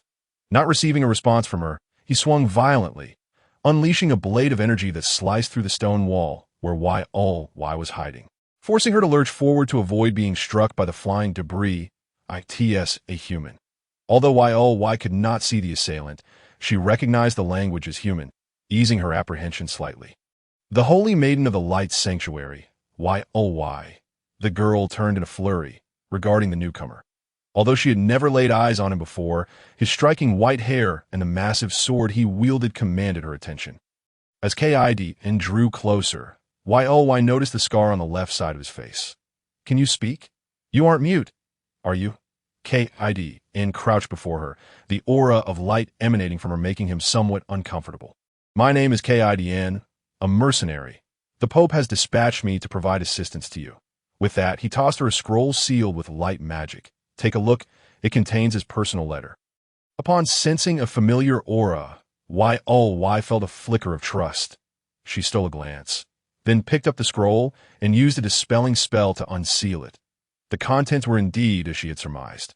Several years prior, the Elk duo had sent missionaries to the kingdom of CK, which had since evolved into a small faction. Moreover, he had predicted today's events and anticipated his potential demise in the royal palace. Thus, he implored Y to venture to the kingdom of CK to restore the sanctuary that if he were still alive, he would first retrieve an item from a hidden realm, which might delay his journey southward for a few years. Kidn rose, securing the massive sword on his back. The Elk duo had provided the Pope with some irresistible offers, as for why he was sent. That too was arranged by the Pope. "Can you escort me to the kingdom of CK?"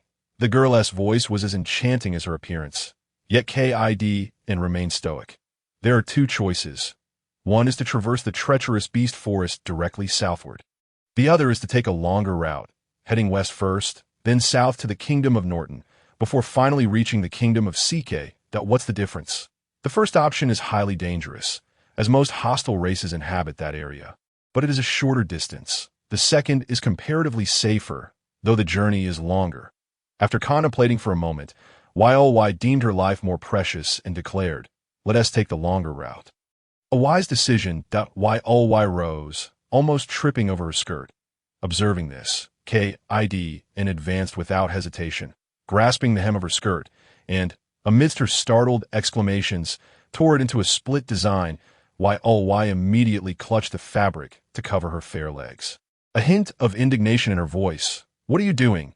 "It's to facilitate a swift escape." Kidn did not spare her a glance. The Nobelon royal family was soon to arrive. And he urged, "We must leave now." "What about YN?" Kidn etched a few words into the ground with his sword, causing Y to glance down. "I've taken the person." He had also inscribed a crude emblem of the light sanctuary. Though its poor craftsmanship elicited a sense of desecration from Y. As he turned to leave, she found herself at a loss for words, only able to press her lips together and follow in his wake. After a while, when YN returned to the location, the sight of the damaged wall sent a jolt of alarm through him, and he soon noticed the inscriptions on the ground. Enraged, YN unsheathed his sword and began to dismember the goblin corpses scattered about. Just then, several knights rushed in from outside. "Captain, how did you end up here?" "I was pursuing the Holy Maiden, but it seems I was a step too slowed." YN's expression returned to normal.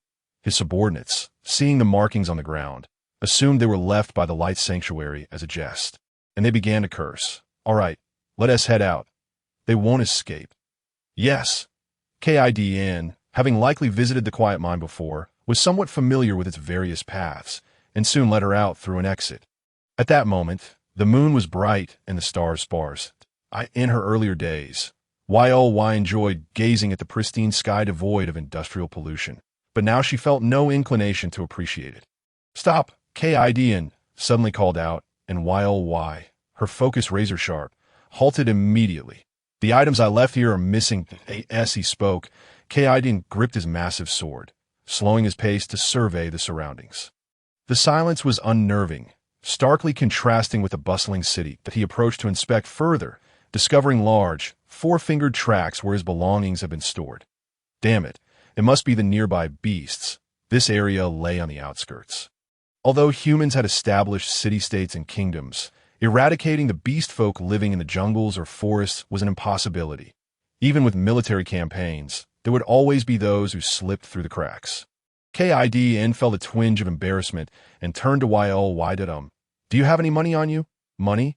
Y blinked in surprise, then slowly shook her head. "I was arranged for this journey."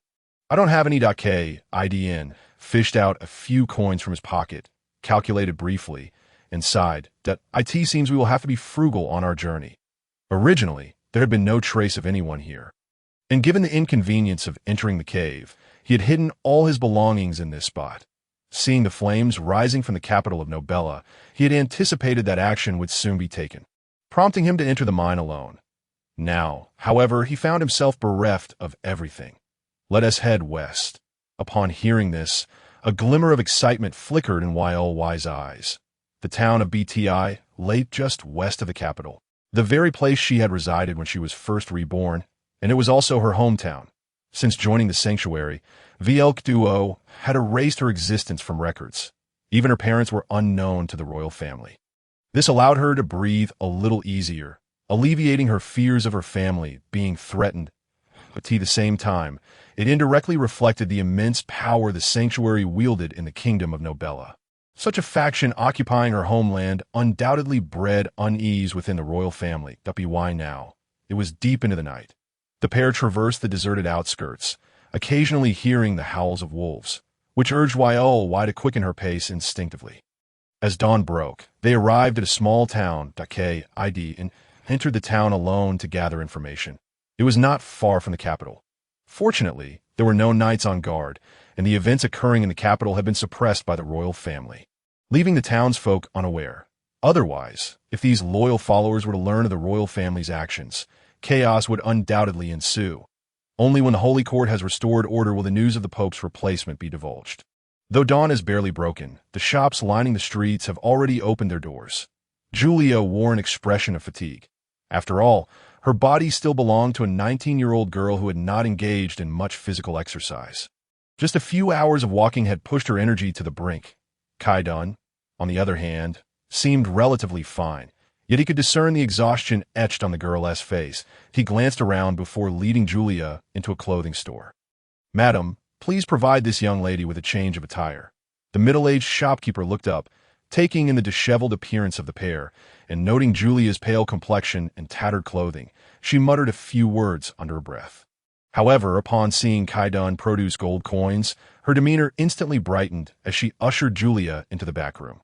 Kaidan stepped outside to procure some basic supplies, bundling them in his pack and slinging it over his shoulder. The thought of losing that hefty bag of wealth weighed heavily on his mind, casting a shadow over his spirits. In the past, had any foreign entity dared to steal from him, he would have undoubtedly led his troops to lay waste to the place. After a brief wait, Julia emerged clad in her new garments. She wore a white long-sleeved tunic on top, complemented by a flowing white skirt that fell just below her knees, allowing for ease of movement. Cinched at the waist with a leather belt, a dainty hat adorned her head, lending her a touch of playfulness. That will be 53 silver coins. After settling the payment, the duo shared a modest meal in the small town before resuming their journey. After approximately 20 minutes of walking, Julia could no longer contain her fatigue and slowed her pace. "Kaidan, may we take a moment to rest? I truly cannot continue." He turned to look at the girl, then surveyed their surroundings. They were traversing a narrow path flanked by trees, relatively safe due to their proximity to human habitation. "Very well, let us rest nearby." Kaidan led her a short distance deeper into the woods until they reached the bank of a small river. He dropped his pack to the side, propping his sword against a tree before sitting down with his back against the sturdy trunk, closing his eyes to recuperate. He hesitated to take the girl to an inn, as his funds were limited. However, this small town was not far from the capital, and should the knights from the capital approach, he could likely escape without incident, but he doubted Julia would fare as well. Julia furrowed her brow as she glanced at the damp earth, then at her pristine new attire. Reluctant to sit directly upon the ground, she wrestled with her indecision. Kaidan opened his eyes. "Are you not exhausted?" Julia blinked at him, feeling too shy to admit her slight aversion to dirt. Gritting her teeth, she mimicked his actions and sat down beneath a nearby tree. The rough bark and hard trunk were an uncomfortable contrast to her accustomed life of luxury. After several adjustments to her position, discomfort lingered. Just as she began to feel restless, she noticed Kaidan approaching. "The ground here is relatively level. You may lie down upon it." Kaidan unfurled his large pack, spreading it on the ground to create a makeshift blanket. "Thank you." Julia quickly rose, brushing off the dust from her clothes, and then gently reclined on the earth. She lay on her back, her hands folded over her abdomen, a position she had learned to adopt during her time in the Holy Court. Listening to the gentle babble of the river beside her, Julia slowly closed her eyes. However, as soon as she did, the gruesome and vivid scenes from the previous night flooded her mind. Sarah's furious cries as she fought for time, Hannah's death, the royal pursuit, and the flames. Despite her reluctance to revisit those memories, each scene was indelibly etched in her mind, leaving her no refuge from their haunting presence. Just yesterday, she had been the radiant saint of the Holy Court, living a carefree life in the capital. Yet now, she found herself a target of the royal bounty, forced to traverse mountains and rivers to reach a distant southern kingdom to re-establish the Holy Court. Am I capable? Can I truly do this? Almighty Lord, your follower is in suffering. May you bless us. Ultimately, it was her faith that allowed Julia to gradually conquer her nightmares and drift into slumber. Upon awakening, she opened her eyes to find Kai-Dun absent. Panic surged through her as she sat up, noticing that his belongings remained undisturbed, but the campfire flickered before her, and Kai-Dun, along with his weaponry, was nowhere in sight. Glancing at the sky, she realized it was around midday. She had slept for approximately 6 hours. In this unfamiliar territory, coupled with her concern that the royal forces might be near, she dared not wander. Choosing instead to remain put and await Kaidan's return in this world, mercenaries occupied a rather unique position. They did not align with any particular faction, operating instead on a pay-per-service basis, and were generally known for their reliability. Most mercenaries would honor their contracts, though certain individuals might falter when their own lives were at stake. Typically, once an agreement was reached, mercenaries carried out their missions for acts of murder and thievery. They were exceedingly rare, especially considering Julia's current state of destitution. Should Kai-Dun harbor any nefarious intentions, he would gain nothing from her. Lost in thought, she suddenly became acutely aware of her own vulnerability. After all, she was a young woman of beauty. If Kai-Dun were to entertain any untoward thoughts, escape would be impossible, though she had yet to witness his prowess. The fact that Velikdor had sought him out indicated that he possessed the capability to traverse a significant portion of the western continent to reach the kingdom of SK. While she pondered these matters, Kai-Dun returned, holding a rabbit in his grasp. You are awake? Yes. She shifted her posture, using her skirt to shield her thighs, lest Kai-Dun glimpse something inappropriate. Yet, this man seemed entirely disinterested in her modesty. Instead, he produced a dagger before striding toward the riverbank. What are you doing? Julia exclaimed, her voice tinged with alarm, only to receive his puzzled response. Eating? How else can I gather strength for our journey? But the rabbit is so adorable. How can you eat it?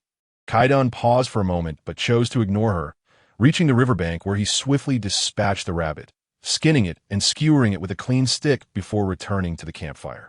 Seeing his indifference, Julia felt a twinge of embarrassment. They sat in silence, the crackling flames roasting the rabbit to a golden brown as the aroma wafted toward her. Julia felt her mouth water. Eat up. There's no salt, so make do. Kai-Dun divided the meat in two, retrieving 2 wraps of bread and handing one to her. Julia had intended to lighten the mood with a jest, but Kai-Dun seemed unmoved. As she savored the rabbit meat, an article she had read in her past life resurfaced in her mind. A diet solely consisting of rabbit meat without carbohydrates could lead to starvation due to certain symptoms. To be precise, it could result in a deficiency of essential nutrients. The human body requires 6 major nutrients: carbohydrates, fats, proteins, vitamins, water, and inorganic salts, minerals, to maintain balance. When this balance is disrupted, various disorders may arise. Given that rabbit meat contains only 2 to 4.5 fat, it is insufficient to meet daily energy needs.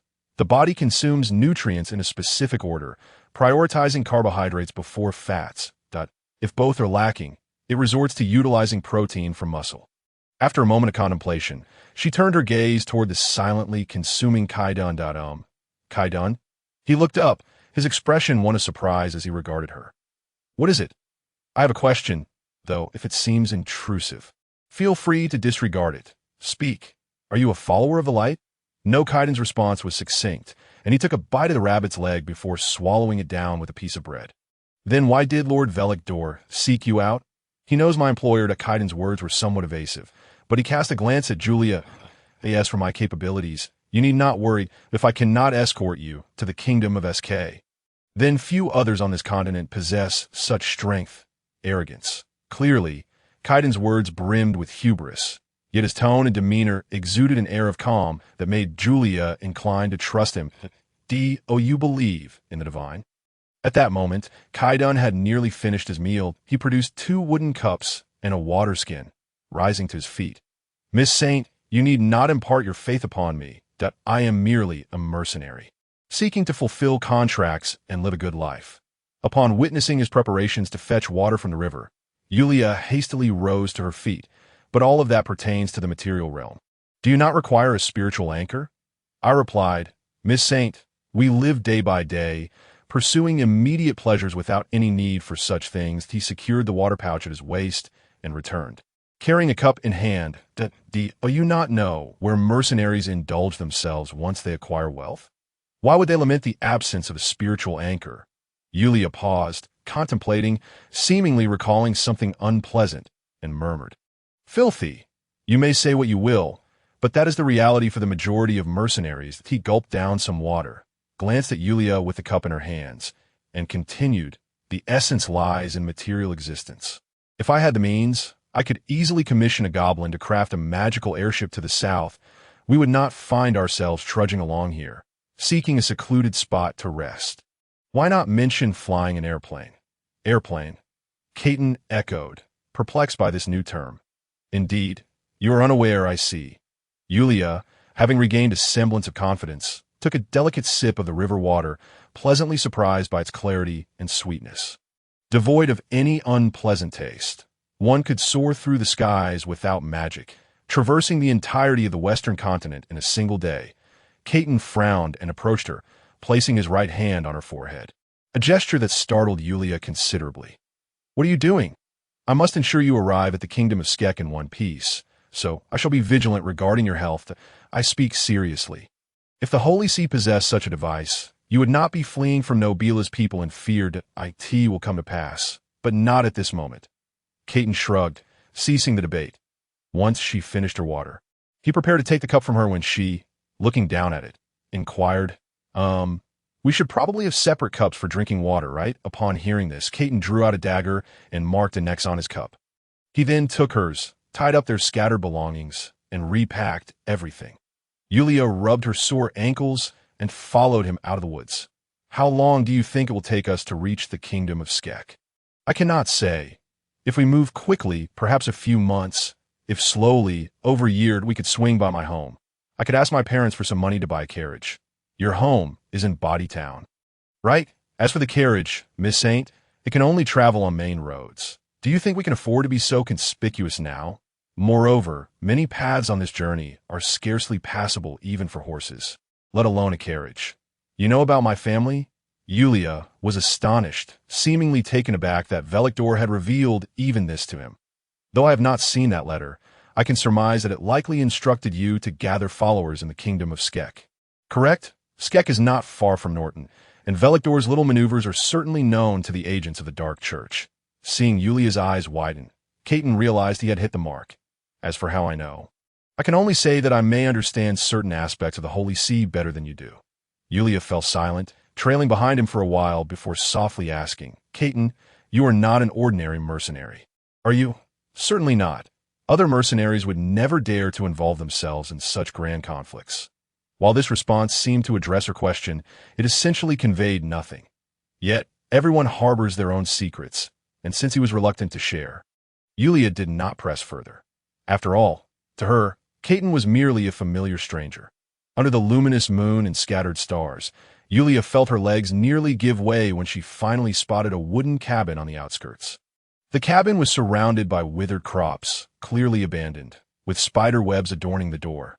Caton possessed a detailed map, and to expedite their journey to Bodytown, they were traversing uninhabited paths. Otherwise, they would not have stumbled upon such an empty dwelling. Outside the cabin stood a well. Caton approached it, glancing down to find it completely dry. Yulia stepped forward to sense the atmosphere within, detecting no presence inside the cabin. It was desolate, devoid of even a mouse. All clear, she reported.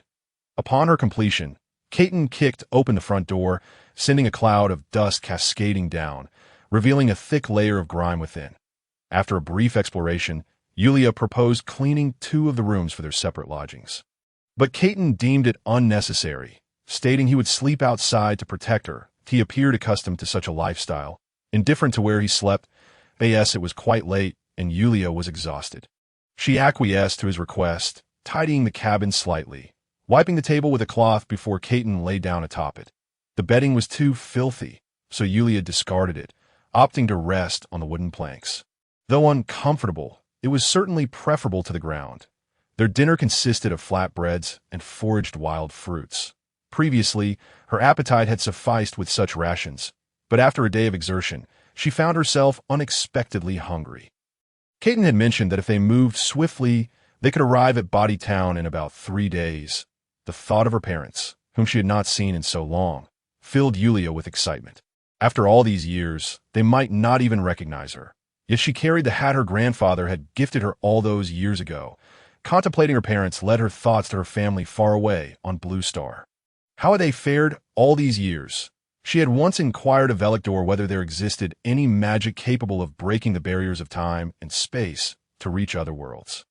Velictor had initially praised her imaginative thinking before regretfully informing her that such powerful magic did not exist. However, it seemed that the former holy mage Kikoa had devoted his later years to researching such magic, only to pass away before he could achieve it. Some speculated that he may have indeed succeeded, but fell victim to some taboo that ultimately led to his demise, while the girl was lost in her thoughts. Outside, Caton was toying with his ring. That rascal, her magical talent, is truly remarkable. Yes, I am aware. What do you mean you are aware? It's been 3 years. Do you know how I have endured during this time? I am utterly exasperated. You have no idea how obedient the first lad who found me was, and thus he perished. Caton, you truly have a way with words. The elder's tone was laced with resignation. He had no ire towards such a stubborn youth. He had awakened from his slumber, nourished by the abundant soul energy provided by Caton, who fought on the front lines, supplying him with a vast amount of soul power. The first time he spoke to Caton had startled him, nearly leading to Caton being taken for study by the mages. Fortunately, with his silver tongue, he successfully persuaded Caton to let him be. Of course, more importantly, he could suppress the negative emotions within Caton, allowing him to maintain clarity. Yet he had not anticipated that a powerful mage would be discovered by a berserker, while Caton possessed considerable magical talent. He adamantly refused to pursue it, scoffing at the wonders of magic he described. Thus, aside from being a mere ornament, his role had been reduced to conversing with Caton. Enough, the hour grows late. Silence yourself. Caton gently slid his finger, sealing the ring's perception of the outside world. The elder rolled his eyes and returned to slumber. It was Caton who had learned this particular spell, taught by the elder himself. Around 7 in the morning, Yulia's biological clock awakened her. The sounds of birds in the woods filled her ears, their melodies crisp and sweet like song. Upon opening her eyes, she beheld the wooden ceiling, accompanied by the suffocating odor of decay and neglect permeating the air. I did not bathe yesterday. Yulia sniffed her own scent, crinkling her nose. After an entire day of running, her legs were sore, and even her waist throbbed with discomfort. The lingering sourness of dried sweat on her skin was nearly unbearable. Her cleanliness obsession was not solely her own. Much of it stemmed from the influence of her past self. After 5 years of exploration, she had grasped the current situation. Su Jing and Yulia's souls had merged, resulting in an increase in her original soul power, while her temperament became a blend of both personalities. And Caton, she pushed open the door to the room, only to find no trace of Kaidan, yet the door was securely shut. Perhaps he had gone in search of food over the past couple of days. She had grown somewhat accustomed to Kaidan's behavioral patterns. This individual did not seem to be an ordinary mercenary. At the very least, Yulia recognized a hint of the discipline and habits characteristic of a regular soldier in him. With a strong-willed and resolute personality, he was also remarkably focused, not easily swayed by external distractions. Moreover, he possessed formidable wilderness survival skills. Even if she had studied magic or knighthood or some other discipline, she could not match his prowess. However, there was a certain dullness to his character. As they journeyed together, Yulia's original personality began to blossom, although 5 years of training had taught her to appear exceedingly graceful in front of others. The absence of the followers of the Holy See here, coupled with Kaidan being her companion, rendered her demeanor more relaxed. To alleviate the monotony of their journey, she occasionally shared jokes from her past life with him. Yet, Kaidan exhibited little reaction, and in the end, he coldly remarked, "If you have ample stamina, I suggest you quicken your pace." Feeling somewhat disheartened, Yulia chose to ignore him for a while. "Little girl?" Suddenly, an elderly voice reached her ears. Startling Yulia, nearly into a scream. "Oh," she exclaimed, quickly scanning her surroundings but seeing nothing.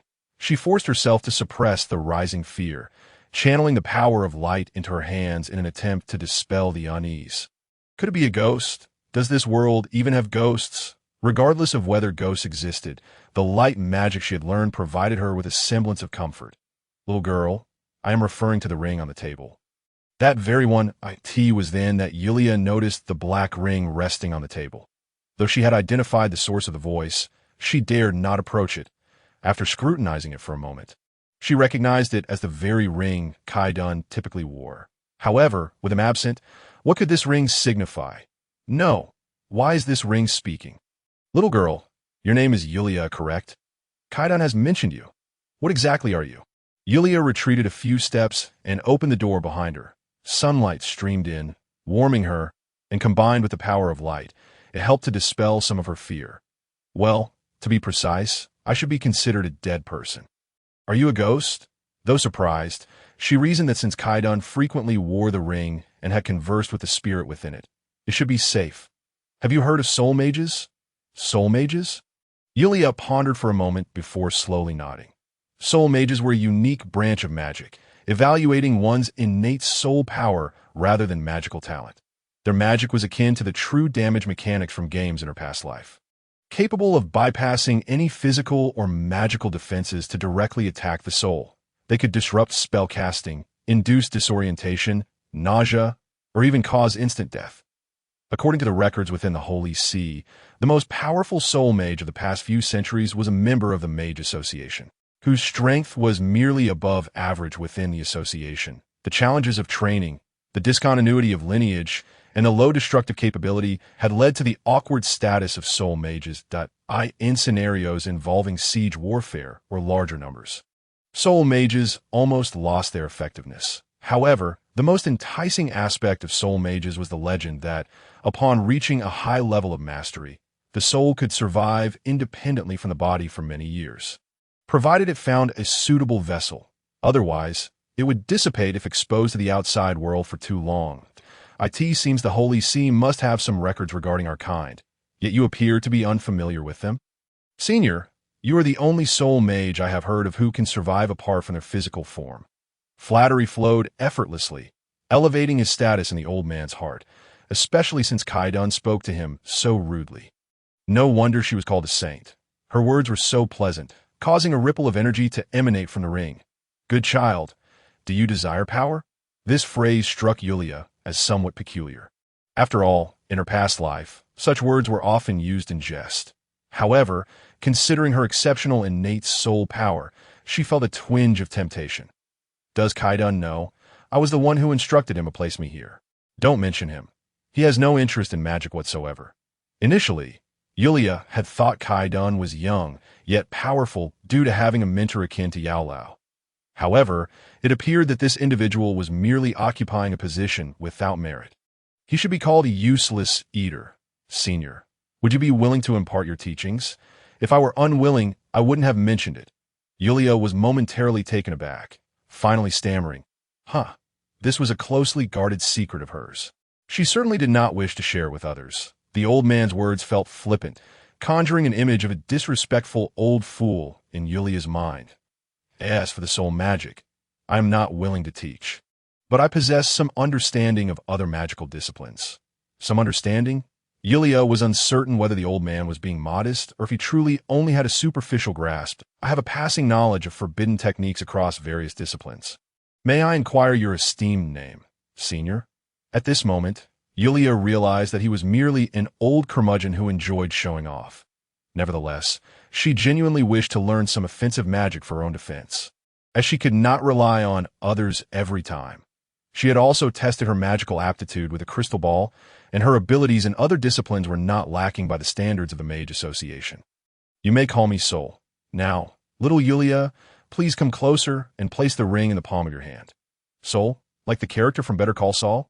"Very well, Lord Soul. The title Lord in the Western continent is a term of respect and does not necessarily indicate a high status." However, this made Soul feel much more at ease, as he had been enduring the daily frustrations of dealing with the white-haired youth Kaidun. Having a well-behaved, talented, and beautiful young girl to converse with was a soothing balm for his soul. When I teach, I do not regard a person's innate talent, but rather their comprehension and perseverance. Those from the Mage Association and the Holy See may have told you that talent represents the upper limit. However, in my view, talent merely signifies the lower threshold. What truly matters is your own effort.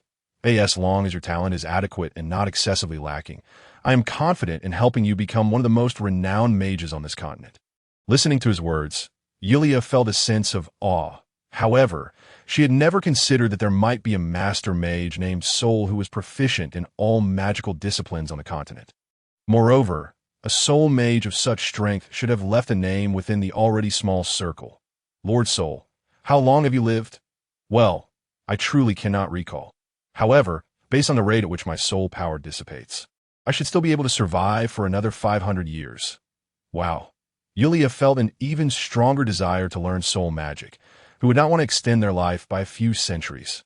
Moreover, mages generally possess the means to maintain their youthful appearance through magic, ensuring that others could not perceive them as ancient beings. Come, Yulia, bring the ring close to your forehead, that I shall first impart the foundational fire magic to you and assess your comprehension.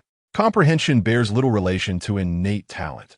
For instance, when a teacher lectures, the extent to which you can grasp and understand the material after hearing it once reflects your comprehension. However, if your talent is insufficient, even if you understand, you will not be able to execute it. The mages capable of creating powerful spells are those with exceptional comprehension. Yet, not all mages with high comprehension are necessarily powerful. Talent also plays a crucial role. Only someone like this self-proclaimed master mage soul would dare to assert that talent determines the lower limit. Anyone blessed with several hundred years of life could likely master spells across various disciplines to their pinnacle. Gently, Yulia brought the ring close to her forehead and felt a sensation akin to a mosquito bite, followed by an influx of profound magical knowledge entering her mind. Fireball. This was considered the most advanced offensive magic within the fire discipline, with relatively modest talent requirements. However, the fireball that Sol was imparting to her seemed extraordinary. While others' fireballs might be the size of a soccer ball, the one in her mind was at least the size of a wooden basin, an entire doubling in magnitude. This method of instilling memory is akin to imprinting textbooks directly into your mind, with every gesture, incantation, and pause during spellcasting vividly engraved within you, as if food were being fed directly into your mouth. However, for those with limited comprehension, even if you feed them, they may not even chew. Julia donned her ring and stepped outside, placing her left hand at her side while raising her right hand. After uttering a few concise syllables, a small flame ignited upon her right hand. Subsequently, a fireball approximately 30 centimeters in diameter shot forth from her hand, crashing into a tree over 10 meters away, exploding upon impact. Gazing at the tree, now riddled with fiery holes, Julia couldn't contain her delight. It was no small feat. She finally possessed a semblance of offensive magic. As she reveled in her success, Sol's voice reached her. It's passable. Although it falls short of my expectations, it is certainly an improvement over my last apprentice. The last one, that lad was far too benevolent, ultimately meeting his demise at the hands of others. Julia nodded. Given Sol's many years of existence, it was hardly surprising that he had trained numerous apprentices, feeling that her mental stamina was still sufficient and that the fireball spell did not consume too much energy. Julia decided to practice right at the doorway. After launching over 20 fireballs, coupled with the sun's rays, beads of sweat began to form on her forehead, and her back became damp. She took a few slow breaths, resolved to practice once more before resting. Standing tall, she adjusted her gestures and the rhythm of her incantation to perfection before sending forth a fireball with a diameter of 60 centimeters. This time, both the speed and power of the fireball doubled compared to her initial attempt. However, upon seeing a man emerge from the woods, Julia gasped in surprise. Kaiton had a rabbit and a wild chicken hanging from his waist and bore a great sword on his back. Upon seeing the enormous fireball hurtling toward him and hearing the girl's exclamation, he quickly surmised the situation. Yet, with an air of nonchalance, he unsheathed his massive sword and delivered a heavy slash, cleaving the fireball in two, which then plummeted into the trees behind him. Julia's heart previously in her throat, settled, though she was astonished that this fireball, which she had deemed powerful, was so effortlessly neutralized by him. I see you're well rested. I hope you'll walk a bit quicker later. Kaitan lit a campfire at the door and hung the prepared animals over it. Hey, where did you wash up? Julia observed that Kaitan was impeccably clean. Even the rabbit and chicken he had brought back were pristine, that if you head about 500 meters that way, there's a small river that I fill my water pouch there. Then I shall go wash my face. It's a bit dirty, in truth. Julia wished to take a bath, but felt embarrassed to voice it to Kaitan. She then added, almost as if confessing, you mustn't follow me. Fireball spell, was it taught to you by that old fellow Soul? Upon hearing Kaitan's inquiry, Julia instinctively nodded. Given your eager demeanor, it seems Victor never instructed you in offensive magic, did he? Noticing Julia's silence, Kaitan rose and extended his hand towards her. Give me the ring. Julia obediently removed the ring and placed it in Kaitan's hand. The incantation for the fireball spell could be sustained by not completing the last 2 syllables, sufficient to dry clothes. When your mastery of fire magic improves, you'll be able to dry yourself after a bath without needing a towel. Realizing he had uncovered her intentions, Julia's cheeks flushed with rarity. Here, a clean towel. I haven't used it. Thank you. Accepting the towel from him, Julia watched as he silently donned the ring. Unable to suppress her curiosity, could I perhaps have more opportunities to interact with Lord Soul in the future? I wish to learn more magic. That can be arranged, but I must forewarn you. Julia, clutching the towel, gazed at Kaitan. What? That old codger is quite the lecher. Huh? Ah, you were just about to bathe. He certainly must have inferred as much. Yet he didn't caution you to be discreet, did he? Upon hearing this, Julia's face paled, her gaze shifting from reverence to a hint of disdain directed at the ring.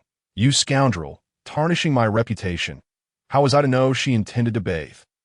Soul's flustered voice echoed, yet it was overshadowed by Kaitan's louder retort. He once confided in me that during his corporeal days, he indulged nightly, seeking the company of countless women, even courting an elder from the elven clan.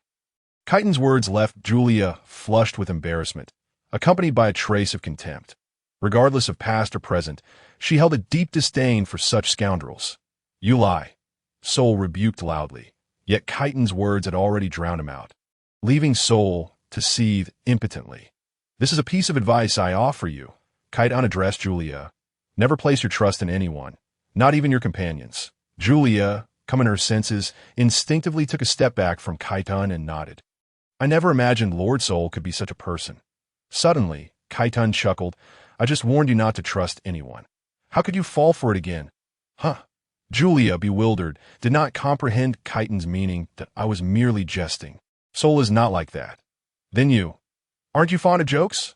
I thought I'd share one with you. Julia's mind was muddled, and she shot an annoyed glance at him before huffily walking away with the towel. Once she departed, Kaitan released the barrier he had maintained. You little rascal, truly devoid of conscience. Haha. Kaitan paid no heed to Soul's reprimands, leisurely turning the meat over the fire, feeling considerably uplifted by the memory of the girl's startled expression from earlier. The little pup of the dark holy sea. How I have squandered my brilliance. Enough? I just explained myself and told her it was a jest. You little scamp, I truly wish to smash your head with my staff. Why didn't you warn her? I genuinely didn't know. Once I saw her finish training, I was tempted to take a break. I hardly listened to your conversation. Who do you think I am? I have devoted my life to magic, with no interest in women. Kaitan ignored him, poking the campfire with a stick, filled with a subtle anticipation for the journey ahead. Most of his previous life had been spent in combat, and as a berserker, he excelled in close-quarters fighting. When his rage peaked, he could sacrifice a portion of his defense for increased attack power, enhancing his strength. Furthermore, due to the influence of his bloodthirsty skill, he could absorb vitality during battles to heal his wounds. However, in such a state, his rationality diminished significantly, making him more prone to impulsivity, while negative emotions would escalate. This was a common ailment among all berserkers. Yet it did not detract from their reputation as the strongest melee class. That it was precisely for this reason that he chose the path of the berserker as his lifelong pursuit. Since acquiring Soul, having him around helped to temper his negative emotions and maintain his composure during fierce battles. For him, This was tantamount to a significant enhancement of his strength. Although he did not learn soul's magic, he continually supported the old man, harboring a sense of gratitude towards him. Yet their daily banter had become a habit. He was not one to be overly serious. After a considerable while, Julia still had not returned. "You little rascal, if you're truly worried, just go check on her," Soul teased, observing Kaitun pacing back and forth. She might misunderstand. Seeing this, Soul fell silent, recognizing that Julia was the Saintess of the Light Holy See and a companion on their journey. Misunderstandings would not do. Kaitun placed the roasted food on a wooden rack, hesitated briefly, and then shouldered his great sword, heading towards the riverbank. When Kaitun rose early that morning, he had already familiarized himself with the surrounding area, confirming there were no dangers. While it was true that a girl taking a bath might take some time, the delay was exceeding his expectations. Approaching the riverbank, he could faintly hear the sound of flowing water and the lilting voice of a girl singing. Upon hearing the sounds, he refrained from approaching further, leaning against a large tree with his arms crossed, waiting for her to finish. After another 10 minutes, he could no longer contain himself, clearing his throat and calling out, "Julia, are you done?" With a splash, it seemed the girl had plunged into the water. Yet, Kaidon, with his back turned to the river, saw nothing. "Did we not agree that you should refrain from approaching?" I inquired of the maiden. "How long has it been, and you are still not ready?" "I am washing clothes, and shall be done shortly. Please do not come over. I assure you it will be ready in no time." Upon hearing her words, Kaidon simply sat down, methodically polishing his great sword with a cloth. The blade, a shimmering silver-black hue, reflected a subtle dark gleam under the sunlight. This weapon was crafted specifically for him by the dwarven artisans sent by His Holiness the Pope after he was appointed as the Legion commander. Incorporating not just one but several rare minerals beyond fallen iron, he did not consider himself a virtuous man, yet he bore no innocent souls lost unjustly beneath the blade. With each act of slaughter, it seemed the great sword acquired a degree of sentience, enabling him to wield it with greater finesse. He pondered the fate of his brothers in the Wild Lion Legion, having joined the Dark Church since infancy. He began training at 6 and took a life for the first time at 10. Now approaching the age of 25, he had devoted his entire existence to the Church, although the Church's reputation was not particularly favorable, as its dark aura repulsed many. The Holy Light Sanctuary incessantly preached love and peace, thus overshadowing the Dark Church in public perception. Yet Kaidon understood that, in contrast to those who merely preached without action, they quietly contributed to humanity's welfare. The Norton Kingdom stood as a formidable barrier, thwarting hostile incursions from foreign races, thus safeguarding the tranquility of surrounding kingdoms and other races. The overall strength of the Norton Kingdom ranked among the elite on the continent, possessing the capability to annex nearby realms. However, they refrained from such actions, channeling their military might and energy into resisting external threats. Seemingly spurred by his urging, the young lady soon appeared at his side, dressed and with damp hair, yet her garments were impeccably clean. Yulia had intended to dry her hair after finishing the laundry, but fearing the risk of scorching her own hair, which could be mended if damaged, she merely dabbed it with a towel. It was spring, and the pleasant weather alleviated her concerns about catching a cold. "Let us proceed. We can reheat the food upon our return." "Indeed," she replied, trailing behind Kaidon. Yulia's gaze inadvertently fell upon the ring. "Does he know whatever you are engaged in?" "You mean Soul?" Kaidon replied without turning, raising his hand. "No. I've been using a shielding spell. He can only sense the outside world when I wish to locate him." "Then, please let me wear it occasionally. I have matters I wish to consult Lord Soul about. I apologize. But if you wish to inquire, I can arrange a time, yet it must be worn by me." Perceiving his resolute tone, Yulia relinquished her thought. When she first joined the Holy Sanctuary, she had anticipated quickly encountering marvelous magic, only to find herself studying basic light magic after more than 3 years. Moreover, all she learned were supportive abilities, which intensified her yearning for destructive magic. Had she learned those spells back then, perhaps she would not have become a burden on the night they fled the capital. Nor would Hannah and the others have had to sacrifice themselves. As they approached the campfire, Kaidon turned to see the young lady with her head bowed, seemingly disheartened, and assumed his rejection of her request had affected her spirits. He reignited the fire, warming their food while stating, "I am a berserker." Yulia lifted her gaze, perplexed by his sudden declaration, In battle, a berserker's rationality wanes over time. In simpler terms, soul enables me to maintain my composure. Hence my need for him. He cannot conjure spells out of thin air. He requires a medium, which is this ringed O. Yulia nodded in sudden understanding, surprised that Kaidan would elucidate this to her. She crouched down, observing Kaidan expertly roasting their meal.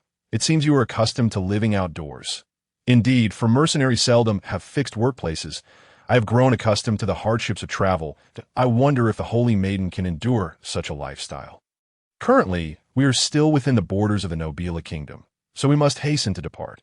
Once we reach other realms, we can afford a more leisurely pace. If fatigued, we may rest a few days in a local town. I believe I can manage. Kaidan handed her a piece of chicken. Eat first. There will be no shelter tonight. As Yulia munched on the meat, her eyes scrutinized Kaidan. He appeared to be of similar age to her former self before her transmigration. Yet perhaps due to a life of independence, he exuded an air of maturity. His facial contours were rugged, presenting a strikingly masculine and resolute demeanor, although marred by a scar on his left cheek. Though not deep, it detracted from his overall appeal. That I could assist you in removing that scar. That's so. Kaidan glanced at her. In truth, I possess many methods for scar removal, yet I have chosen not to employ them. Why not? This scar holds significant meaning. That a faint smile graced Kaidan's face as he took a hearty bite of meat, chewing casually before swallowing. Would you care to share? There is not much to tell. This scar was acquired when I was 18. That I grew complacent and was bestowed this blade by someone. Had I not reacted swiftly, I would have lost half my head. And that person, did you kill him? No, he lives quite well. Since then, I have come to understand a lesson my mentor imparted. Even when hunting a rabbit, a lion must use its full strength, especially when facing an equally matched foe. Thus, I have kept this scar as a reminder never to commit such a rookie mistake again. From what you say, you seem quite formidable. Your opponent must have been extraordinary as well. Indeed, he was rather impressive. However, should I encounter him again, I shall return this blade to him. After finishing his rabbit, Kaidan noticed Yulia, who still had a substantial portion of chicken left, and felt somewhat guilty. I apologize. I am still a bit hungry. I shall go. No need. I cannot consume so much. Yulia tore off the untouched half and offered, Here, take it. Kaidan expressed his gratitude, accepting the wild chicken and devouring it. His manner of eating was rather unrefined, as if he were racing against time, finishing the food in mere bites.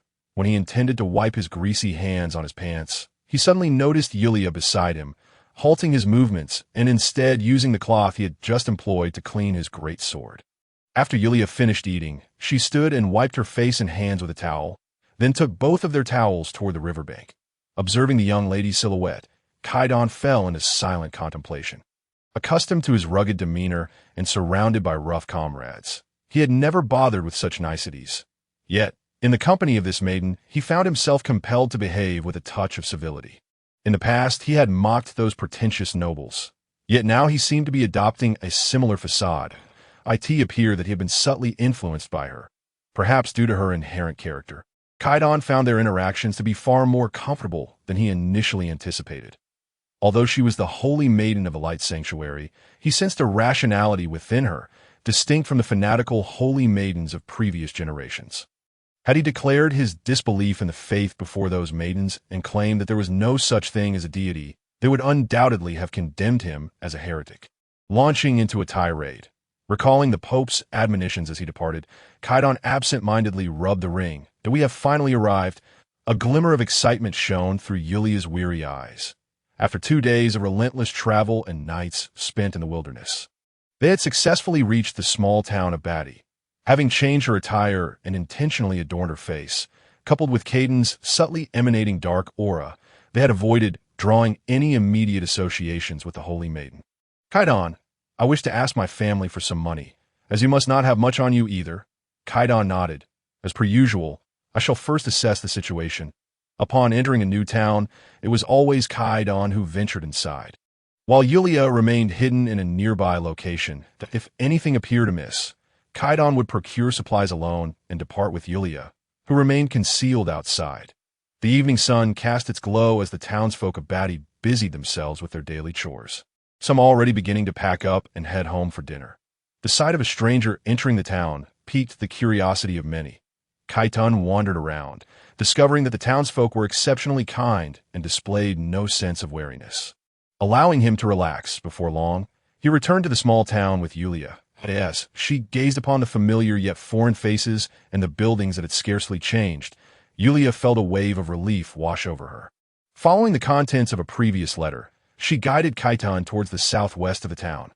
Although she had not returned home in 5 years, she maintained correspondence with her parents and family. After becoming a candidate for the Saint, her family stipend had increased from 100 gold coins to 500, a considerable sum for the entire town. However, her family was not one to seek ostentation. They had purchased a modest 2-story house, and outwardly, their lives appeared unchanged. As Yulia approached the house, a man dressed as a priest suddenly stepped forward. "Your Highness, the Saint." Noticing the stranger's approach, Kaitan instinctively grasped the hilt of his greatsword, ready to act at the slightest hint of danger. "Who are you?" Yulia scrutinized the man, realizing she had never encountered him before. "Your Highness, I am Fester. Lord Velictor has arranged for me to discreetly look after your family, and I am the one who delivers the annual stipend." The girl nodded, begrudgingly acknowledging his identity. However, Kaitan remained on guard, unwilling to trust the man based solely on his word. "Lord Kaitan, you need not be so wary of me." "Do you know me?" Kaitan raised an eyebrow, his gaze piercing like that of an eagle. The pressure emanating from the young man caused beads of cold sweat to trickle down Fester's brow. "Lord Velictor mentioned you before, praising you as a formidable mercenary." "Is that so?" Kaitan replied with a faint smile, casting a few glances at the man before slowly lowering his hand. "Fester, how is my family?" Yulia asked, her heart racing as she looked at the house not far away. Although she spoke to the priest, her eyes remained fixed on the building. The glow of the kerosene lamp shining through the window and the indistinct shadow by the window stirred up a torrent of longing within her heart for the Yulia that once was. "Your Highness, all is well. Your grandfather is inside. Thank you for your years of care." Yulia performed a curtsy to Fester, leaving the man astounded. "Your Highness, there is no need for such formality, although it may seem abrupt. You must leave here by tomorrow at the latest. We have received certain intelligence from the capital. They seem determined to pursue you. Could it be that Lord Velictor's arrangements were discovered?" "No, it does not appear so." Fester seemed uncertain. "It seemed to be related to you personally." "Related to me?" Yulia exchanged a glance with Kaitan, who pondered for a moment without arriving at a conclusion. "I understand. Thank you for your hard work." Fester observed the surroundings to ensure no outsiders were watching as the two entered the house before disappearing around the corner. Yulia took a deep breath and knocked on the door. "Who is it?" Her mother's voice rang out, and Yulia immediately straightened, tightly clutching the hat she had worn when she departed. Kaitan stood behind her, sensing the girl's nervousness. The door opened, and Rose, seeing the girl who stood slightly taller than herself, was momentarily taken aback. She stepped back, carefully studying the face that bore some resemblance to her own, yet was undeniably more beautiful. Glancing at the hat in Yulia's hand, a wave of emotion surged within her, and her eyes moistened. "Yulia, mother." Upon receiving the girl's affirmative response, Rose embraced her tightly, softly sobbing. Kaitan appeared somewhat at a loss in this emotional scene. He turned slightly to face the outside, ever vigilant for any approaching strangers. Inside, the sounds of surprise from the elderly and the delighted voice of a middle-aged man soon followed, accompanied by the chatter of the family. Kaitan leaned against the wall, his eyes slowly closing. He too had left his parents at a young age and had once longed for them. However, in contrast to Yulia's harmonious family, his parents had passed away shortly after his birth, and it was the village chief who had discovered his extraordinary talent and sent him to the dark church. "Kaitan, aren't you going to take a look?" "No need. After all, she is just a girl. Reuniting with her family may lead to tears, and I do not wish to witness that." "Family, that is a word that feels distant." Sol seemed a bit contemplative, as the concept of family had become increasingly nebulous for him over the countless years of his existence. Moreover, he had been so focused on pursuing the ultimate secrets of magic that he had scarcely concerned himself with interpersonal relationships. After a while, the sound from within seemed to diminish. Then, footsteps approached and Kaitan opened his eyes. Father, mother, and grandfather, this is Kaitan. The Kaitan, this is my mother and father, and he's my grandfather. Greetings, Kaitan offered a cool nod. While Yulia's family scrutinized him closely in the conservatively minded town of Badi, they felt somewhat uneasy about the young man who had escorted their daughter westward, especially given that she was merely 19 years old. Raised like a delicate flower in a greenhouse, unaware of the world's perils, the fact that a stranger was accompanying her did little to ease their concerns. Come in and sit for a while. Kaitan, upon hearing Yulia's invitation, Kaitan nodded and stepped inside. Yulia refrained from sharing the events in the capital with her parents, instead stating that she was heading west for missionary work, a trial bestowed upon her by the Pope. For a family of believers, the Pope's word held more weight than that of the king, so they naturally trusted the girl's words that, Kaitan, are you a knight of the Holy See? Unable to contain his curiosity upon seeing the great sword behind Kaitan, old Riley spoke up, No. I am merely a mercenary. Kaitan settled into a chair, thanking Rose for the tea she offered, sipping it before continuing.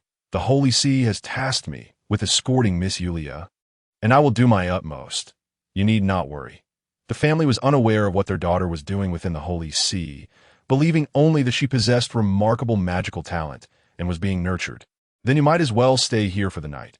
After all, the journey is long. In a few days, one tea make much difference. Father Josen suggested, and seeing the glimmer of hope in the girl's eyes. Kaitan hesitated for a moment before finally agreeing. Very well, but we must leave by morning. After dinner, Yulia first asked her parents for some money, then accompanied her family to find a familiar tailor. Using her mother's new clothes to alter a few outfits suitable for her, which she then packed in her bag. Meanwhile, Kaitan strolled around the town, noticing that most shops had closed for the night before returning to Yulia's home. His room was at the far east, with a window facing outside. He leaned his greatsword against the headboard, washed up briefly, and lay back on the bed, staring at the wooden ceiling. Kaitan, your emotional fluctuations today seem rather pronounced. Have Yulia's family affected you? I don't know.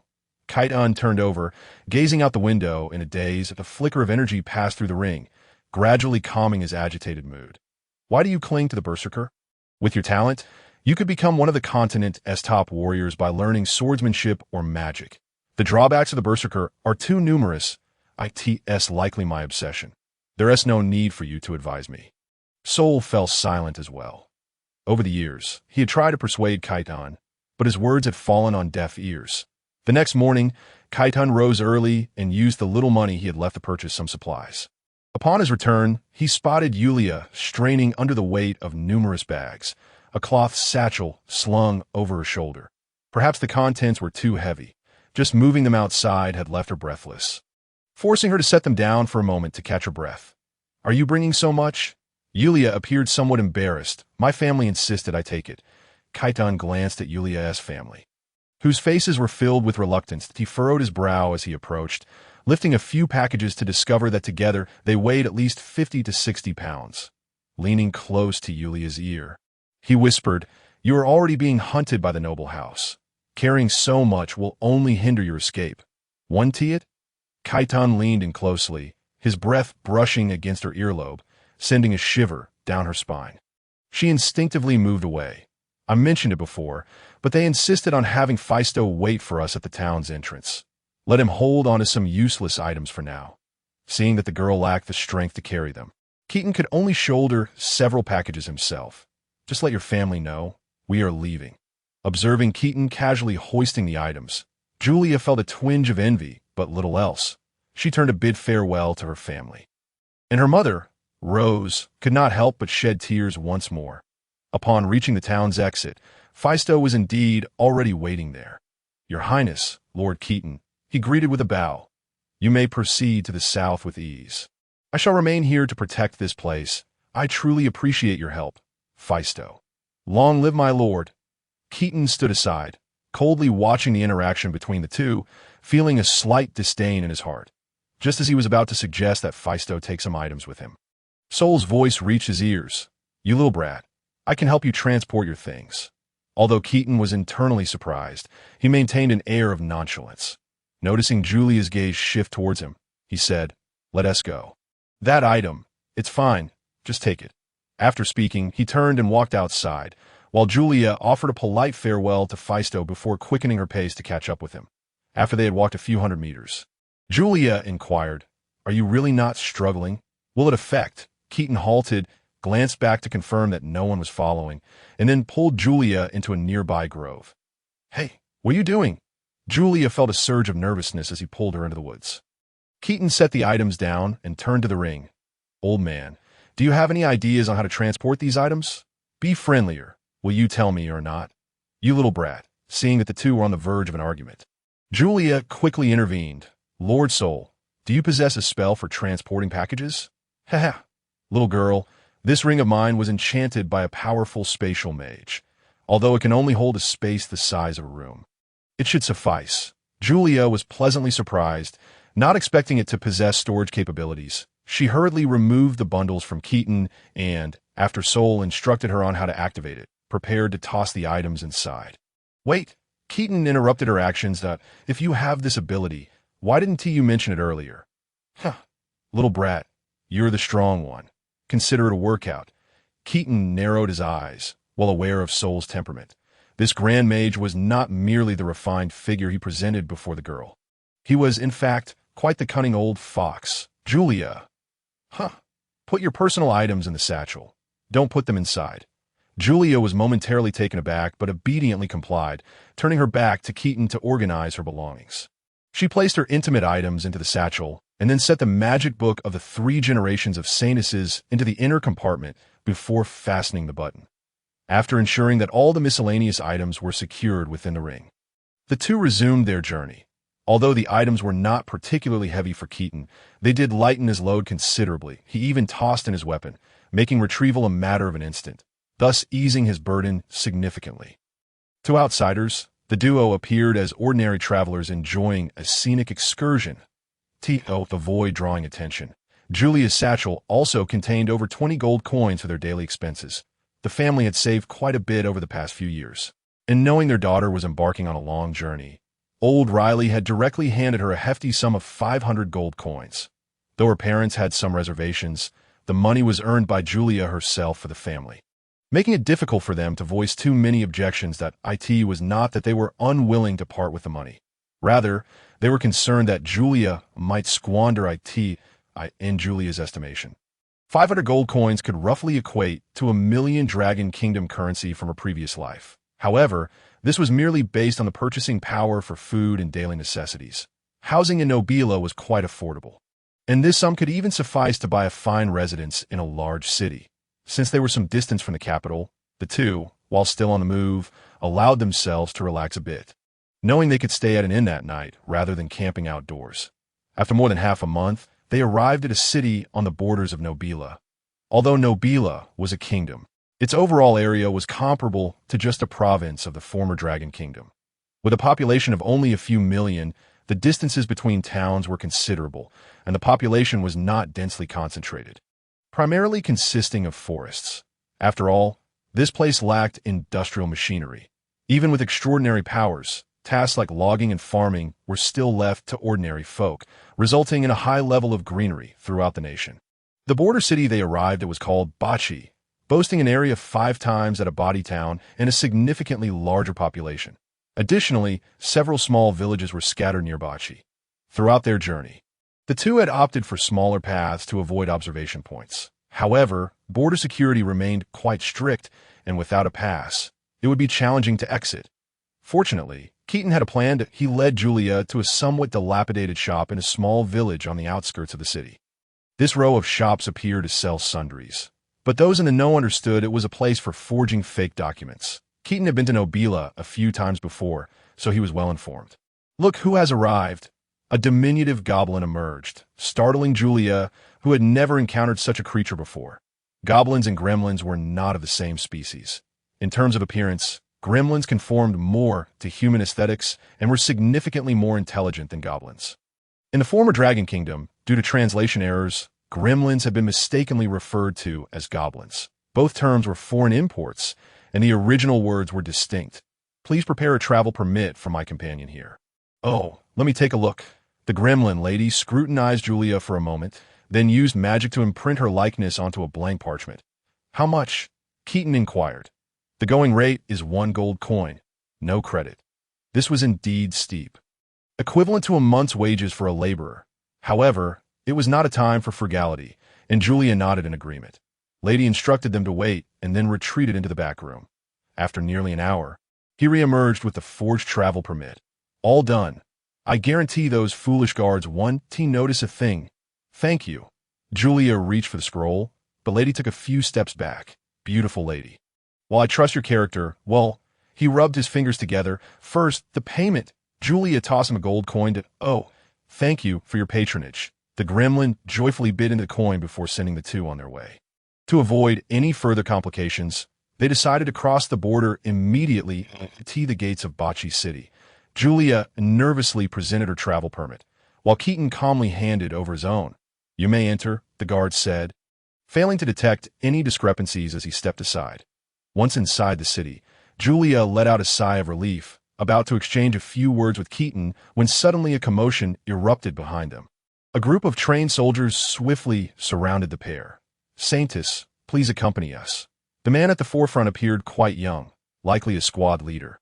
Keaton immediately tightened his grip on Julia's hand, pulling her closer to him. Drawing a massive sword from the ring with a grim expression, he glared at a small figure hiding behind the soldiers. It's you. Julia followed his gaze and spotted the gremlin, feeling a surge of anger. Hearing Keaton's words laced with menace, Lady shrank back behind the soldiers. Chuckling nervously, I can distinguish between 1 gold coin and 100. He had recognized the bountied Saintess as soon as he saw Julia. Although the royal family could not promptly disseminate bounties to every town nationwide, sending them via carrier pigeon to various border areas was certainly feasible, given the clandestine nature of the matter. Aside from the border management, the civilian guard were largely unaware. For a lady to remain in business here for so long, the upper echelons of border security could not have been oblivious, and it was only natural for them to extract protection fees from merchants like Lady. In addition to the illicit income, those at the border turn a blind eye to certain individuals. Regardless of the circumstances, possessing a pass is all that matters. The Saintess, wishing to escape the kingdom, would undoubtedly find it impossible to obtain a pass through regular procedures at the border. Hence, she would naturally seek out a merchant like Lady to forge documents. Consequently, the border authorities provided this group with a portrait of Julia. Although Keaton suspected something amiss, the current situation could not be resolved merely through words. The commanding officer cast a glance at Julia, letting out a quiet sigh. Within, he was not a member of the kingdom's night order, but rather a soldier who had risen to the rank of squad leader through his military achievements. He too believed in the Church of Light, while he was not well versed in the internal strife of the Holy Court. He could surmise that a saintess who had not been appointed for over a century must be someone of exceptional selection, deeply devout in her faith. How could this pure and beautiful maiden be a temptress wreaking havoc upon the royal family? Naturally, the higher-ups could not disclose the truth to them. What they knew was merely that the Saintess had seduced men, tarnishing the church's image and mingling among the nobility. After her scandal was revealed, both the royal family and the Holy Court were enraged, immediately dispatching personnel to capture the temptress. The temptress, however, escaped the capital through connections and was currently untraceable, prompting the border guards to remain vigilant. Should they encounter the temptress, they were to capture her alive with a bounty of 100 gold coins. Indeed, these border officials had undoubtedly profited handsomely from the situation. Your Highness the Saintess, there may be some misunderstandings, but I implore you and your companions to lay down your weapons. I bear you no harm. Bear no harm? Keaton scoffed, pulling Julia behind him with a tone that brooked no argument, incurring the wrath of the higher-ups. Seeing that Keaton showed no intention of surrendering, the squad leader shouted, and numerous soldiers immediately surrounded them. Despite one hand still gripping Julia, Keaton effortlessly dealt with the soldiers. Their swords shattered upon striking his great sword. Keaton, do not kill them! As Keaton was about to strike down a soldier, Julia's cry reached his ears. The blade veered, striking the side of the soldier, leaving him fortunate to escape with his life, but utterly terrified. Before he could even relish his good fortune, Keaton kicked him away, leaving him unable to rise for quite some time. In mere moments, Several soldiers lay sprawled across the ground, and upon noticing more soldiers approaching from a distance, Kaitan quickly led Yulia toward the border's entrance. The soldiers on the way were taken aback at the sight of the two, but upon witnessing the murderous intent emanating from the silver-haired youth, they hastily drew their blades, only to be sent flying back. As Kaitan ran swiftly, Yulia struggled to keep pace. Noticing her distress, he sheathed his great sword and picked her up in his arms. At that moment, Yulia, disregarding her pride, clung tightly to Kaitan's neck in fear of falling. Gazing at the increasingly looming border gate, she faintly heard the sound of horns. Curse it! Why are there so many people? Upon seeing the throngs gathered at the border gate, Kaitan had no choice but to dart into a nearby alley to hide. Yulia leaned against the wall, realizing no soldiers were in pursuit. Just as she was in a state of panic, she heard a dull thud from the direction of the border gate, followed by human screams and the roars of unknown creatures. Before long, several residents fled past them, and Kaitan promptly seized one man by the arm, inquiring, "What has happened?" The man, initially seething with anger, shifted to a jovial demeanor upon seeing the great sword in Kaitan's hand. "My lord, trolls are attacking the city. What of the defending Knight Order?" "My lord is unaware. The knights left the city this morning, claiming they were to greet an important figure arriving from the capital. They are not here. Just a bunch of ordinary soldiers cannot hold back those man-eating trolls. My lord, you must flee at once." Kaitan released the man, who hurried away. "Yulia, stay put. I shall investigate." "All right, please be careful." Unbeknownst to her, Yulia's hands were tightly gripping Kaitan's sleeve. He gently pried her hands away before leaping onto the rooftop. The number of soldiers at the gate exceeded 100, but trolls were not something these ordinary soldiers could withstand, especially given their considerable numbers. The massive city gate was soon smashed open by the trolls, leading to a one-sided massacre. As the trolls thundered in, the defense at the gate faltered. "Yulia!" Kaitan leapt down. Grasping her hand, "The trolls have breached. We can escape amidst the chaos. What about the residents of the city? What can be done? They must fend for themselves." Kaitan said no more, attempting to lift her once more, only to be pushed away. "No. Many among them are devout followers of the God of Light, innocent and kind-hearted people. How can I stand by and watch them perish at the hands of the trolls?" Had it been any other time, Kaitan would have undoubtedly intervened, but not now. "Indeed, little girl," Sol chimed in, "you wish to spare the lives of these soldiers while also seeking to escape. This is the perfect opportunity." The air was filled with the anguished cries of humanity, mingled with the trolls' boisterous, mocking laughter. Yulia turned to see a troll not far off, devouring a mangled corpse. In that moment, her rage and pity surpassed anything she had ever felt, reminding her of the night Hannah had met her tragic end. Why must there be so much discord? "Kaitan, can you help them?" A glimmer of tears sparkled in the young girl's eyes, her beautiful face etched with sorrow. "I can't help. Kaitan, you claim to be powerful, and I can enhance your strength with light magic. Please, save them." Kaitan's brow furrowed deeply. Having dealt with these brutes often, he too was eager to dispatch them swiftly. However, given the overwhelming number of trolls, even if he fought his way through, by the time the Night Order received word, their chances of escape would be even slimmer. "Kaitan, I implore you, save them, please." Hearing the girl's desperate plea only heightened Kaitan's agitation. "If we delay, what will happen to you if you're captured?" "That is my fate. You truly are an incorrigible fool." Kaitan cursed for the first time before Yulia. Glancing at the approaching trolls, he squeezed out a response through gritted teeth. "I can help, but you must agree to one condition." Amidst the anguished cries of their brethren outside, Yulia instinctively replied, "What is it?" "From this moment forth, you must obey my every command without question. Until I safely escort you to the kingdom of Skur, I will give you 3 seconds to consider. If you refuse, I will knock you unconscious and carry you out anyway. Did I agree?" The instant the girl uttered her consent, Kaitan forcefully stomped the ground, causing the stone-paved pathway to crack beneath his feet before launching himself like a cannonball toward the trolls. The trolls had only just lifted their massive clubs when Kaitan cleaved one in half at the waist. His body jerked from the force, but he quickly spun around, delivering a fatal blow to its grotesque head. He glanced back at Yulia before leaping onto a nearby rooftop.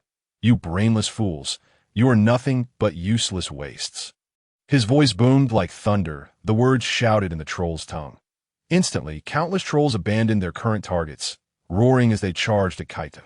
Meanwhile, below, Yulia faced Kaitan, her hands clasped together as she began to chant softly. What is a Saintess? In the ancient dragon kingdom, it referred to a woman of sacred virtue, akin to a goddess. In the Western continent, the Saintess of the Church of Light bears a similar connotation. Regarded as the woman closest to divinity, in O generation of Saintess is ordinary. Otherwise, there would not have been a vacancy for a century.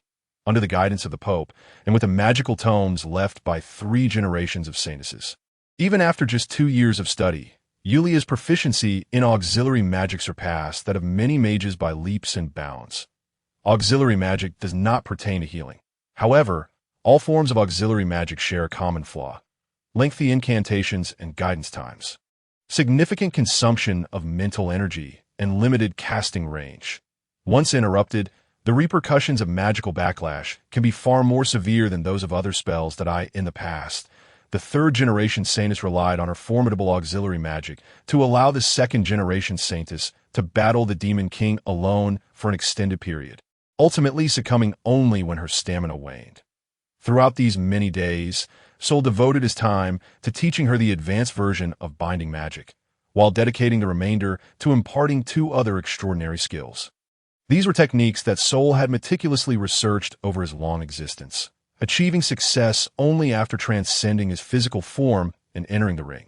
The spells, magic detonation and magic chain, were innovations that Yulia recalled with clarity, remembering Sol's prideful demeanor as he taught her, which even made Kaidan somewhat uneasy. Sol truly deserved his reputation as the most powerful soul mage in the Western continent. His lengthy years of experimentation led to the invention of these 2 high-caliber, non-elemental spells akin to forbidden incantations, which demanded exceptional aptitude from the caster. Even with Yulia's remarkable talent and insight, it took her several days to grasp their complexities. Magic detonation fully mobilizes a mage's mental energy, akin to stagnant water suddenly boiling, with molecular movement accelerating dramatically, resulting in a significant reduction in the time required for incantation and guidance. However, the cost is a considerable increase in mental energy consumption, estimated by Yulia to be around 3-fold. Nevertheless, the casting time is shortened by 4 to 5 times, yielding an overall positive effect. On the other hand, magic chain diminishes the interval between spell casts, increasing in speed akin to transitioning from single shots to rapid fire. Yet this also imposes an additional burden on the caster. Sol's motivation for these innovations stemmed from his desire to transform mages from stationary catapults into mobile rapid-fire artillery. Regrettably, the requirements for comprehension, talent, and mental energy are exceedingly high. An ordinary mage might find themselves utterly drained after casting just a few basic spells. Mages in the Western continent have perpetually debated the range and destructive power of offensive magic. As the adage goes, range is truth. Power is just as point one might ponder. Is there not a terrifying aspect to a forbidden spell capable of annihilating a small town from several kilometers away? With such hostile mages present, few could rest soundly at night. Thus, other professions, when facing mages, inevitably engage in close combat. Once interrupted, a mage's chances of success diminish drastically. However, upon acquiring her newfound abilities, Yulia did not immediately contemplate casting fireballs in rapid succession. Rather, she sought to explore the possibility of chaining auxiliary skills together. According to the records of the third-generation Saintess, she had consistently sought spells that would hasten incantation and guidance times. Following the demise of the second-generation Saintess, Yulia felt immense guilt. Had she acted more swiftly, perhaps she could have enhanced the second-generation Saintess with additional auxiliary magic, thereby preventing her ultimate sacrifice.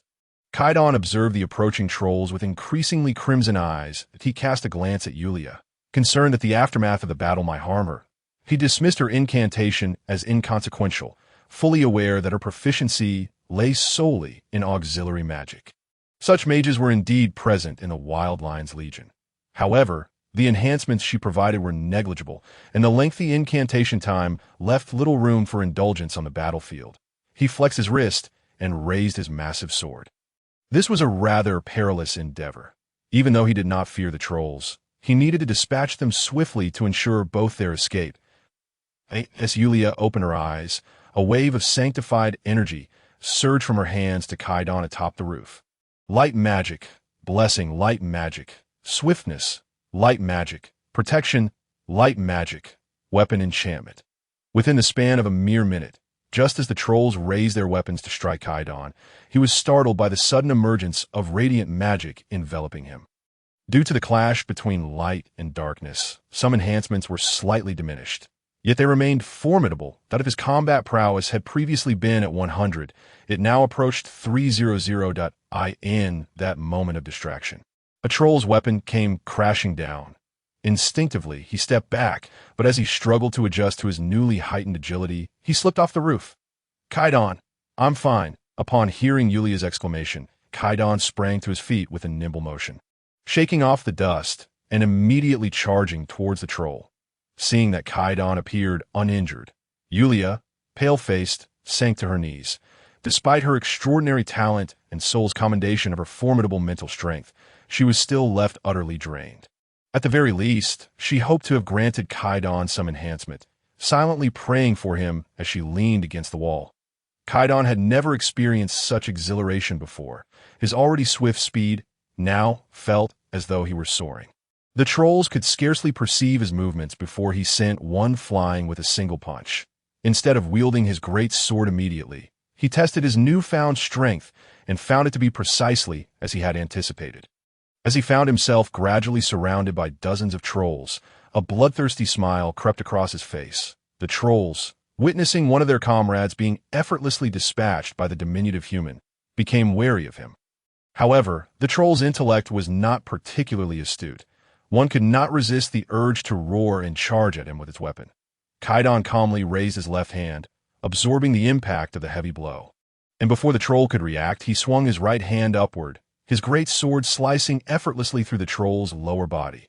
Had it not been for the insufficient length of his weapon, he might have cleaved it in two. All of this transpired in the blink of an eye. Kaidan leaped into the air, severing the head of the troll. He then landed upon its fallen body, using it as a springboard to propel himself towards another foe. The injured soldiers bore witness to the ferocity of this white-haired youth, momentarily mesmerized by his monstrous assault, forgetting to evacuate the surrounding civilians and merely watching in awe as he executed his deadly dance of slaughter. "You lot, stop gawking and go save the people." The squad leader who had previously intervened rushed towards them, commanding the soldiers to rescue the residents trapped within the collapsed buildings. "God, is this the knight you have arranged to be by the Saintess' side?" At this moment, Kaidan's aura of light shone brilliantly, and since he had refrained from employing the dark faction's techniques, he appeared as a radiant knight shimmering in the sunlight, observing his valorous demeanor. The earlier feelings of humiliation vanished, as they were no longer on the same level. The battle concluded in less than a few minutes, far quicker than Kaidan had anticipated, for which he owed a debt of gratitude to Yulia's magic. Kaidan, now drenched in blood, his once white hair nearly crimson, resembled a demon emerging from the depths of hell. As he faced the last two trolls, the effects of the auxiliary magic began to fade.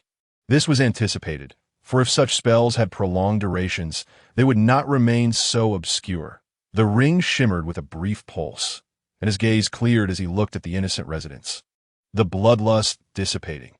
After all, berserkers often exhibited a tendency to practice their skills on teammates post-battle. His swift return to rationality was a testament to his formidable willpower and soul's assistance that he approached the alley where Yulia had taken refuge. And the soldiers and civilians alike parted to make way for him. The soldiers dared not impede his progress, while the residents regarded him with a mixture of reverence and awe, for he had single-handedly averted the catastrophe of the troll siege. Had they waited for the night order to return, it was likely that half the inhabitants of the city would have perished. Yet, the sheer ferocity he displayed in combat instilled fear in their hearts. "Yulia, let us depart." Under normal circumstances, he could have easily charged through the gates defended by 100 ordinary soldiers. However, Yulia wished to avoid harm to the soldiers, and he did not want to inadvertently injure her in the process of unleashing his power. So he refrained from a direct assault. Currently, the soldiers were stunned into silence. He could effortlessly escort Yulia away. "Are you all right?" Yulia, still feeling somewhat fatigued, immediately rose to her feet upon seeing Kaidan, bloodied and battered, and staggered toward him to inspect his injuries. That I'm fine. Kaidan managed a faint smile, supporting the nearly collapsing girl. Point one could only say that she was indeed a saintess, and he had previously misjudged her. Just as he prepared to carry her away, they heard the shouts of returning soldiers outside. "My lord, you have returned." Caton's expression was stern, and without a word to Julia, he immediately scooped her up and dashed toward the border gate. Julia felt utterly drained, her mind still clouded with a sharp pain, accompanied by the ringing in her ears from mental exhaustion, leaving her dizzy and nauseous. As she sensed the rushing wind around her, Julia turned her gaze to the street and was taken aback by the horrific scene before her. The trolls, towering and formidable, wielded primarily blunt weapons, rendering the wooden structures of Bocce Town utterly defenseless against their brute force. Most of the houses near the border gate lay in ruins. That moment, the corpses of trolls littered the ground, and Julia's eyes widened in shock as she turned to see a troll's head. Its eyes wide open in a final gaze, the visual impact was even more intense than that fateful night in the capital. Yet, Julia found herself able to bear it, managing to suppress the urge to vomit. Was all of this the doing of Caton? She glanced up at the young man with white hair, her perspective aligned with his jawline. His expression was somewhat obscured, but there were still traces of blood on his face. And the blood in his hair had yet to dry, now trailing behind him in the wind. This man was undeniably powerful, though she was unaware of the exact strength of the trolls. Sarah had previously informed her that the average prowess of the troll clan was comparable to that of the official knights of Nobila, perhaps even superior in raw strength. Even Sarah could barely manage to contend with 2 or 3 at once. After all, a mere graze from their heavy blunt weapons could result in severe injury. "Stop!" came a man's furious shout from behind.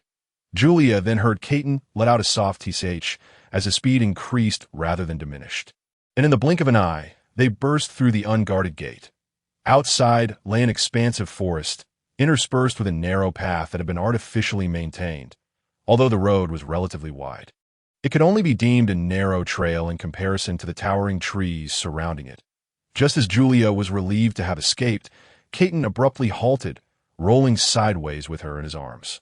The girl felt as though the world was spinning, and then she saw a golden sword aura flying toward the spot they had just occupied, ultimately colliding with a large tree, causing its trunk to shake violently. Now lying on the soft grass, Caton half squatted beside her, asking, "Are you unhurt?" "No," she replied. Caton stood up and drew his massive sword, positioning it protectively in front of her. "Damn it, who told you to attack?" A familiar male voice rang out. And Julia froze, struggling to rise as she turned to look at the knights who had pursued them. The leader, clad in golden armor, was reprimanding a middle-aged man. "Lord Yin, I fear they might escape." The middle-aged man was none other than the captain of the Knight Order stationed at the western border, yet his status paled in comparison to that of the Royal Knights. "But Lord Balong has stated that the Saintess must be brought back alive. Are you planning to return with her corpse?" "I apologize. I accept your punishment. Enough. I was too hasty." Yin drew his sword, his piercing gaze locking on Caton. "You alone cannot kill the Saintess while in this man's grasp." The other knights glanced at the blood-soaked young man, drawing their weapons in a show of defiance. Having heard the guard's brief description, they understood that this young man had effortlessly dispatched the hideous trolls in mere minutes. Under normal circumstances, their knight order would not have been able to achieve such a swift victory, with a high likelihood of casualties. However, with Lord Yin from the capital present, such concerns dissipated. "Stand back. Lest you injure yourselves," he commanded. Although the bureaucratic class in Nobila was rather corrupt, the entire Western continent still revered strength. Given Yan's superior status and power, the knights complied, retreating obediently to the city gate. "Your Highness, it has been a long time," Yin said, his expression somewhat conflicted. With so many eyes upon them, he dared not allow the two to leave easily. Yet, the royal command required him to firmly guard the border, ensuring Julia could not escape. Several knights of similar caliber to him had been dispatched to various borders, and he had not anticipated encountering her here. If only he had arrived slightly later. Yin, Julia gazed at him, though outwardly They remained in a state of confrontation, standing obediently behind Caton. Caton sensed the underlying tension between them, yet he did not underestimate his old adversary, the loyal hound of Nobila. "Who would have thought your nose would lead you here?" "Caton," Yin replied, his expression dark as if it could drip water. He could not fathom why a member of the Dark Church would be accompanying Julia, and seeing Caton holding her ignited a fierce flame within him. The sight of the pale-faced girl hiding behind Caton only intensified his conflicting emotions. "Yin, can you let us go?" Julia's voice was soft. "Caton is merely a mercenary. I do not wish for him to be embroiled in this conflict. He just saved the residents of Bachi Town. For that, please do not make things difficult for him." "If you cannot a mercenary?" Yin scoffed, momentarily stunned, his expression complex as he regarded her. "Do you not realize who he is?" "Julia, how can you speak as if I am not his match?" Caton interjected, stepping forward, his presence swelling. "You just battled that group of trolls." "I am concerned. A mere handful of trolls is nothing more than an appetizer," Caton retorted, swinging his massive sword a few times. "Yin, let us settle our grievances today." Before Yin could protest further, Caton charged at him, his massive sword cleaving downwards. Yin sidestepped, narrowly avoiding the strike. The sword slammed into the ground, creating a large crater, and Yin, recognizing Caton's intent to hold nothing back, let out a roar and engaged him. Julia hid behind a large tree, watching their battle unfold. Though she longed to intervene, she felt utterly powerless. Even if she were brimming with mental energy, she knew not whom to cast supportive magic upon. The sounds of clashing weapons drowned out their banter, rendering their exchanged words indecipherable to the distant onlookers. "Why does your Dark Church meddle in this matter?" "I'm afraid I cannot disclose that." Caton ducked to evade Yan's horizontal slash, swiftly swinging his sword toward Yan's ankle, only for Yin to nimbly evade the blow. Seizing the moment, Yin lunged forward, thrusting his long sword toward Caton's neck, but Caton instinctively raised his massive sword to block the lethal strike. "Does Julia know you are a pawn of the Dark Church?" Yin pressed. "Does the Nobila royal family know you fled with the Saintess that night?" The two locked gazes, and the air seemed to thicken with tension. Yin took a deep breath, falling silent. Suddenly, he sheathed his sword, and the scabbard shimmered with blinding light as a beam of radiant sword energy shot forth. Caton's pupils dilated to pinpricks, faced with a move that had nearly severed his head in the past. He felt his eyes turn crimson as a dark aura erupted from his massive sword, slashing horizontally with speed, rivaling Yan's sword technique. The collision of light and darkness resulted in an explosive effect, both combatants recoiling several steps before stabilizing themselves. "After all these years, your swordsmanship has grown faster," Caton remarked, observing the notch in Yan's longsword and shaking his slightly numb arm. "Why master was right. Your talent for swordplay surpasses mine. Think you could block that blow with such a cumbersome weapon." Yin disregarded the damage to his weapon, for to him, such a minor injury was inconsequential. "But if this is all you can do, you might as well hand over the Saintess and return to your lair." "I'm afraid not. I am a mercenary who has been paid. I must see this contract through." Caton ceased to conceal his intentions as the dark aura gradually enveloped him, then erupted violently, forming a swirling black sandstorm at the center of the battlefield, obscuring the events within. Julia stared in astonishment at the maelstrom, catching glimpses of red light flashing through, followed by bursts of dazzling white brilliance. Their conflict raged on for a brief time, culminating in several massive beams of light descending from above, extinguishing the black storm. Yin knelt on the ground, blood trickling from the corner of his mouth, with the broken longsword embedded in the earth, using its hilt to support himself. Meanwhile, Caton staggered back several steps, coughing up blood. "Caton, are you all right?" Yulia, having rested momentarily, felt somewhat revitalized. She approached Caton, only to observe him hastily wipe his lips, his expression still bearing that air of indifference that, "I am quite well," he declared. "Let me assist you with your injuries." Yulia began to muster her mental energy to heal him, but was abruptly seized by Caton. "We must go." "But have you forgotten your promise to me?" "Aye." Yulia glanced at Yin, who was half kneeling on the ground, her heart heavy with compassion. "Your Highness, we must leave at once." Yin urged softly, noting that if they lingered, Escape would become exceedingly difficult. Caton's condition was not as stable as it appeared.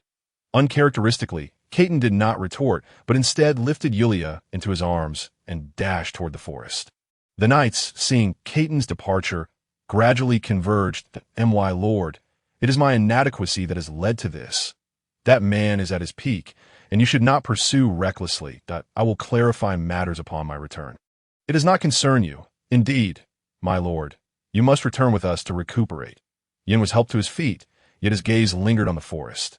Yulia, run far away and do not return. The intrigues of the Holy See and the royal family run deeper than you can imagine. Caton, please put me down. I can walk on my own. Feeling somewhat uncomfortable nestled in his embrace, Yulia had initially justified it due to her weakened state, fearing she might not escape if he did not carry her. However, now that she felt considerably better, continuing to be held seemed overly delicate. Caton remained silent, yet his breathing grew uneven, and the sound of his labored breaths became more pronounced. That you're not aggravating your wounds. Are you? Yulia felt a surge of anxiety. They had ventured into a forest utterly unfamiliar to her. If anything were to happen to him, the consequences would be dire. There, Caton's voice was barely a whisper, and with a sudden burst of strength, he led her into a cave. The cavern was shallow, barely over 3 meters deep, just enough for a person to lie flat, its entrance obscured by thickets. Unless one observed closely, it would be nearly impossible to notice. The entrance and rock walls appeared unnaturally regular, indicating human intervention. Once inside the cave, Caton seemed to collapse, half kneeling on the ground, yet he gently set Yulia down with care. She immediately turned to survey his clothing, now stained crimson with blood, a neat gash marring the fabric. Earlier, while at the border, Caton had positioned himself to avoid her gaze, and her attention had been drawn to Yin, who appeared to be in worse condition, causing her to overlook Caton's injury. This is as far as I clear before coming here. There is still some distance to the border, and they wouldn't dare venture deeper for now. After speaking, Caton leaned against the wall and began to tear away his outer garment, revealing a gruesome sword wound beneath. Yulia gasped at the sight, her heart racing as he retrieved a bandage from his ring. Preparing to wrap it, she gently took the bandage from him. I'll handle this. Caton regarded her with a wary expression, seemingly unconvinced. Without uttering another word, Yulia set the bandage aside and extended her hands toward his wound. As streams of radiant energy coalesced in her palms, her demeanor gradually softened. The pace of her healing spell was swift, and she would soon be ready. Hey, stop. Caton assumed she intended to bind his wound, unaware that she was about to cast a lethal light magic spell instead. Regrettably, this magic was not complex, and Yulia had practiced diligently. The moment he spoke, a torrent of light surged into his injury. The searing pain felt like salt on an open wound, and soon after, the dark energy within him was corroded by the light magic, leaving Caton nearly unconscious from the agony. Little girl, do you wish to kill Caton? Fortunately, Soul interrupted Yulia's incantation, and Yulia, realizing something was amiss, grew pale. I didn't know it would turn out like this. Caton, are you all right? Caton coughed up blood, casting her a resentful glance before slowly closing his eyes. Caton, please wake up. Yulia panicked, ineffectively patting his face. When he did not respond, her mind grew foggy. He is not dead. A berserker's physical resilience is far greater than you think. Soul teased. I just cast a sleep spell on him to allow him to rest. Otherwise, he wouldn't have the strength to escort you out. Yulia realized she had erred, though she was uncertain where the mistake lay. Come, let me teach you a water-based healing spell. It is quite effective for external injuries. Without further ado, Soul imparted the incantation and gestures to her. After a brief period of practice, Yulia successfully cast it. The grievous wound began to mend, and Caton, lost in slumber, slightly furrowed his brow. His attire was dreadfully filthy, soaked in blood, yet Yulia did not shy away. She took out a metal bucket filled with water from her ring and, using a towel soaked in water, gently wiped his exposed upper body. Caton's torso was marred with a network of scars, presenting a rather gruesome sight. Once she had washed his hair clean, Yulia found herself drenched in sweat, and the water in the bucket had turned crimson. We must contain the blood to prevent attracting the beasts outside. Very well. Thankfully, Sol was still present. Yulia heeded his guidance, retrieving her belongings, and with considerable effort, she shifted him onto the blanket she had laid out. As for his trousers and shoes, she refrained from touching them, instead covering his upper body with a light quilt, allowing herself a moment of relief. Lord Sol, why does my light magic seem ineffective on him? Well, it's not entirely useless. Your support magic is indeed viable. However, healing magic might have the opposite effect on him. Why is that?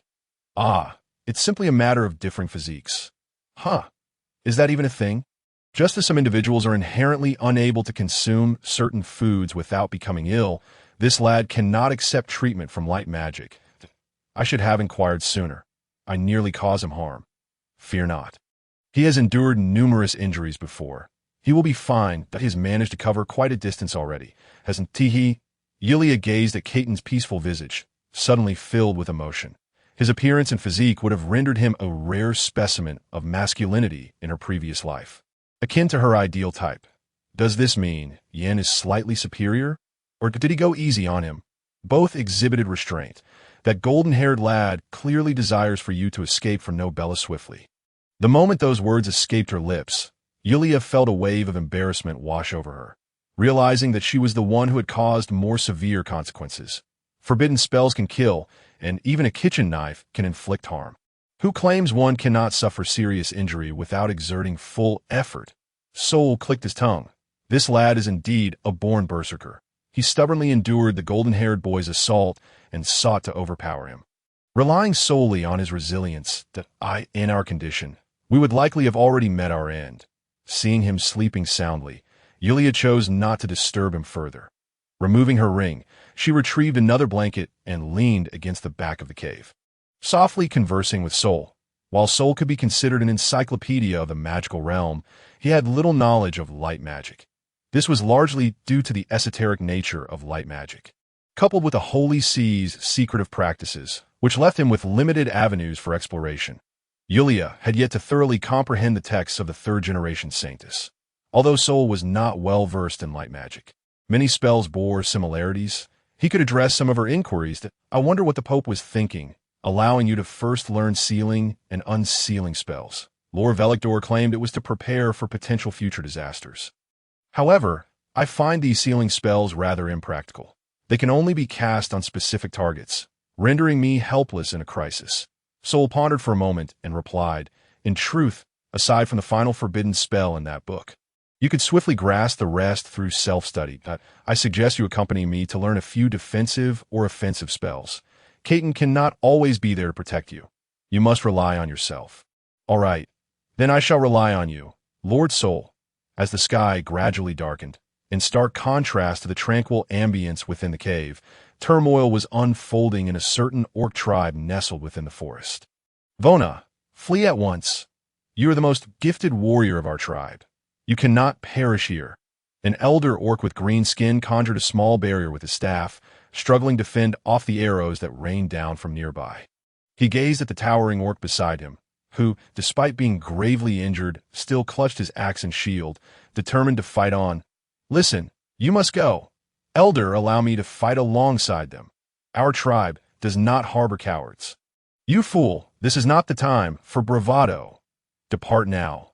The entire tribe was engulfed in flames, with burning wooden houses and tents all around. Suddenly, the elder extended his hand, swiftly reciting a few incantations, and the towering orc was propelled several meters away. As he rolled on the ground and rose, he saw another group of orcs surrounding the elder. Acknowledging that the elder had bought him precious time, he suppressed his fury and sprinted towards the northeast. In a daze, Caton heard voices nearby, and soon found himself enveloped in a warm embrace. His cracked lips met water, although he was still disoriented. He instinctively opened his mouth to drink. After taking several sips, his throat felt somewhat relieved. As he slightly opened his eyes, he was greeted by the curious expression of Yulia, though their proximity seemed rather close. You reawake? Have I fainted? I suppose so. Yulia hesitated to mention that it was Sol who had cast the sleep spell, instead straining to lift his head with one arm while holding a bowl of water with the other. Here, have some more. When Caton felt her arm behind his head, he frowned slightly, his face showing a hint of impatience. "I can manage on my own, da-da." While Yulia was momentarily taken aback, Caton propped himself up with his hands, slowly sitting up. Listening to the chirping of birds and feeling the sunlight filtering through the bushes, he found himself in a daze. How long have I slept? Is it already the next day? However, I did sneak out to take a look and found no pursuers. After saying this, silence fell again in the cave until Yulia broke the quiet. I'm sorry. I only learned from Lord Soul that your constitution cannot accept healing magic of the light type. But don't worry, I've learned healing spells of the water and wood types. Just leave your injuries to me in the future. Thanks, I hope to live a few more years. I said it was unintentional. Who knew your constitution was so sensitive? All right, I'm going to change clothes now. Are you planning to stay here and watch, Miss Saintess? Yulia shot him a glare before turning to leave, just as she parted the bushes. She remembered something and turned back to return the ring to him. Once she had exited, Caton retrieved clean clothes and several buckets of water. Upon seeing the crimson water in one of the buckets, he scrutinized his bare torso and the slightly dry hair he touched. "Kid, during your unconsciousness, that young lady tended to you quite well. Enjoy the service of a Saintess. You are the first in 5 centuries. Saintess, merely a title, but it is not just a title. Although I too find it hard to believe the mystical tales from the Holy Court. Every Saintess has been extraordinary. After all, Yulia is just a 19-year-old girl, being dragged into these troubles and sent to the southern countries to reorganize the Holy Court. That old fellow Velictor must have been dreaming. Come on, she took good care of you. Why do you keep belittling her?" "I don't need to." Caton casually washed himself, donned fresh clothes and shoes, asserting that she should stay at home obediently, rather than following him around. Besides, his injuries were not severe. Even without her, a good sleep would suffice. "Why do you sound so odd? It seems you're deliberately avoiding her. Her aura of light makes me uncomfortable. Then why did you embrace her so many times before? Circumstances were dire enough for you to embrace someone uninjured while you were injured. You are quite talkative today." Caton slung his great sword across his back, stating, "I'm the commander of the Dark Church. Naturally, I will not entangle myself with the Saintess of the Holy Court. Once I deliver her to the kingdom of SK, we may well become adversaries, as His Holiness will not permit old rivals to cultivate followers beneath his very nose. If Ulysses truly thought so, why not take the opportunity to eliminate Yulia? His Holiness has his own plans. I am merely responsible for execution. That if he wished for me to confront Velictor openly and let me take action, I would not hesitate. People often utter self-deceiving words. Be honest, seeing the young lady nestled in your embrace. Pale-faced, did you feel nothing?" "I felt a pang of sympathy." Caton seemed to reminisce, his expression turning complex. "No. Yulia experimented with binding spells, feeling a peculiar sensation. Her previous encounters had been solely with light magic, which offered few constraints, merely diminishing in effectiveness at night. However, upon engaging with other types of magic, she discovered their wondrous aspects. Especially in the forest, the binding spells taught by Soul gained remarkable potency. When cast in an open area, vines would burst forth from the ground to ensnare foes. Within the forest, they would interact with the existing flora, catching opponents off guard. Although the duration of the bindings was brief, it was sufficient for her to cast a fireball spell, coupled with magical detonations and spell chains. Even if Caton were caught off guard, he would likely find himself in a precarious position. Yet, her previous experience of overextending herself left her wary. She resolved to conserve her strength in the future. "Yulia, we can proceed." Witnessing Caton revert to his usual demeanor, Yulia inexplicably yearned for the gentler expression he bore while asleep. "Not going to eat something? There is plenty in the ring that I've already eaten." Finding her retort stifled, Yulia could only carry her satchel and follow behind him. The forest was thick with vines, shrubs, and branches obstructing their path, prompting Caton to draw a machete-like weapon to clear the way. After a while, they arrived at an unnaturally formed path, allowing them to quicken their pace. "It's midday," Yulia called out to him. Caton, shall we take a break?" Caton glanced up at the sky. "We can rest for a bit. But not for too long. We must hasten out of here before nightfall." Upon hearing this, Yulia immediately approached him, grasping his hand, then retrieved a small dining table and 2 chairs from her ring, followed by a tablecloth, and even took out cutlery and plates with a sense of delight. The number of dark lines on Caton's face increased, and when he saw her donning a napkin around her chest, he pressed his voice down. "Are you on a picnic? Why endure hardship when one can enjoy life?" Yulia shot him a disdainful look, musing how convenient the ring was. She resolved to have one made for herself in the future. "With your 500 gold coins, you wouldn't even catch a glimpse of a spatial mage." Yulia, not wishing to bicker with him, felt it beneath her dignity as a saintess, so she simply ignored him and elegantly savored the food on her plate. Each time she arrived at a new town, she would purchase long-lasting provisions to store at her ring, ensuring she wouldn't have to prepare her own meals while camping outdoors later. Caton, despite his words, sat down as well, pulling out bread and water, taking a few bites before watching the young lady leisurely eat from her plate, his expression gradually softening. She indeed possessed qualities that would incite envy among other women, and whether by nature or the holy court's nurturing, aside from their banter, her every smile and frown easily captivated men's attention. That nobile flame, once dubbed the most loyal hound of the Dark Church, had actually forsaken the royal family for her. What a sight to behold! Thus, women like her were rather formidable. He speculated that if the young lady invited Flame to join her, that headstrong youth would likely be seated across from her. Sharing a meal, as Yulia ate, she sensed an intense gaze directed at her, which felt somewhat unnatural. She lifted her head to find Caton staring at her, but his gaze seemed unfocused, as if he were daydreaming. Staring at a lady for too long is rather impolite. You know, in the tavern, whenever I fixate my gaze on a woman for a moment longer, they typically approach me of their own accord. Please do not compare me to that group of courtesans who claims that taverns are solely populated by such individuals. Naturally, there are also local maidens and adventurers nearby. Caton turned his head away, no longer regarding her. The scar on your face, is it a remnant from the flames of the past? Indeed, he did not conceal the truth that so, having triumphed over him. Do you intend to keep it? If you wish, I could help you erase it. It would enhance your appearance, lest others perceive you as a nefarious character. Why must I appear virtuous? Your naturally white hair is already quite conspicuous. At least improve your exterior a bit, won't you? Caton instinctively touched the scar, then glanced at the maiden, suddenly chuckling softly as if struck by a thought. Then, I shall request the assistance of the saintly maiden. Caton sat on the chair, tilting his face slightly upward, allowing the scar to be better showcased before Julia. From this angle, Caton was just a head shorter than her. Julia scrutinized him, one hand propping his chin while the other gently covered the scar. Spirits of nature, heed my call and soothe his pain. A green luminescence gradually emanated from the maiden's hand, and after a slight tingling sensation, Caton noticed Julia releasing her grip. There, all is well now. Julia retrieved a mirror from his ring. Take a look. Caton was not in the habit of gazing into mirrors. He would only glance at his reflection by the riverside occasionally. Now, facing his own clear image, he couldn't help but stare a bit longer. Years have passed, and it seems I have matured somewhat. Caton touched the area where his scar once was, now smoothed over, although the texture was still a bit coarse. It was certainly a vast improvement compared to the delicate touch of Julia's hand. Thank you.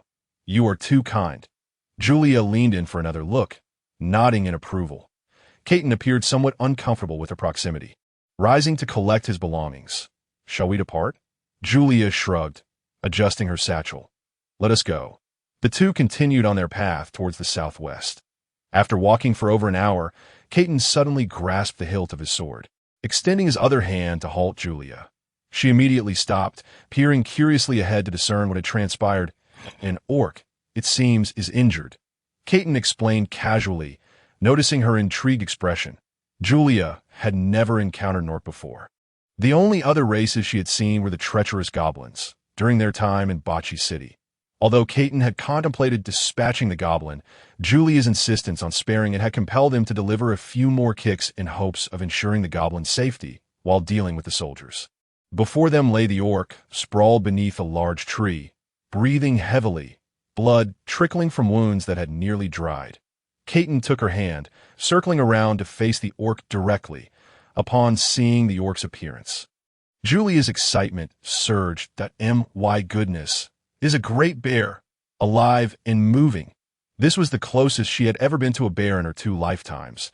She had planned to visit the bear sanctuary with her parents during her next holiday, but tragically perished in a fire. I end this new life. The thought had slipped away, yet here she was encountering a great bear in the forest. This black and white bear stood tall, approximately 2 meters high, slightly taller than Caden.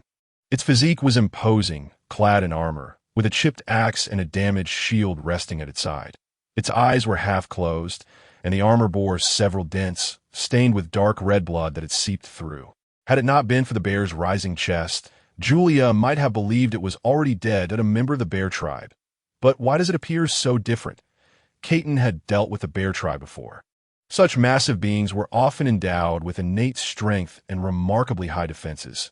Even a young bear, lacking combat prowess, could fall from several meters high without sustaining injury. He had witnessed a bear tribe member towering over 4 meters, exuding an overwhelming presence. This bear, however, bore colors he had never seen before. Its entire head was white, yet its ears and nose and the area around its eyes were adorned with black fur.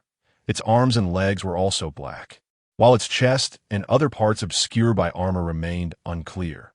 Overall, it did not appear as fearsome as other bear tribe members, but rather possessed an unexpected charm. Caden's expression was peculiar, as he had never considered the term adorable in relation to a bear tribe member. Caden, what is the relationship between the orc tribe and our human race? For the most part, it is quite amicable. At least the bear tribe is friendly.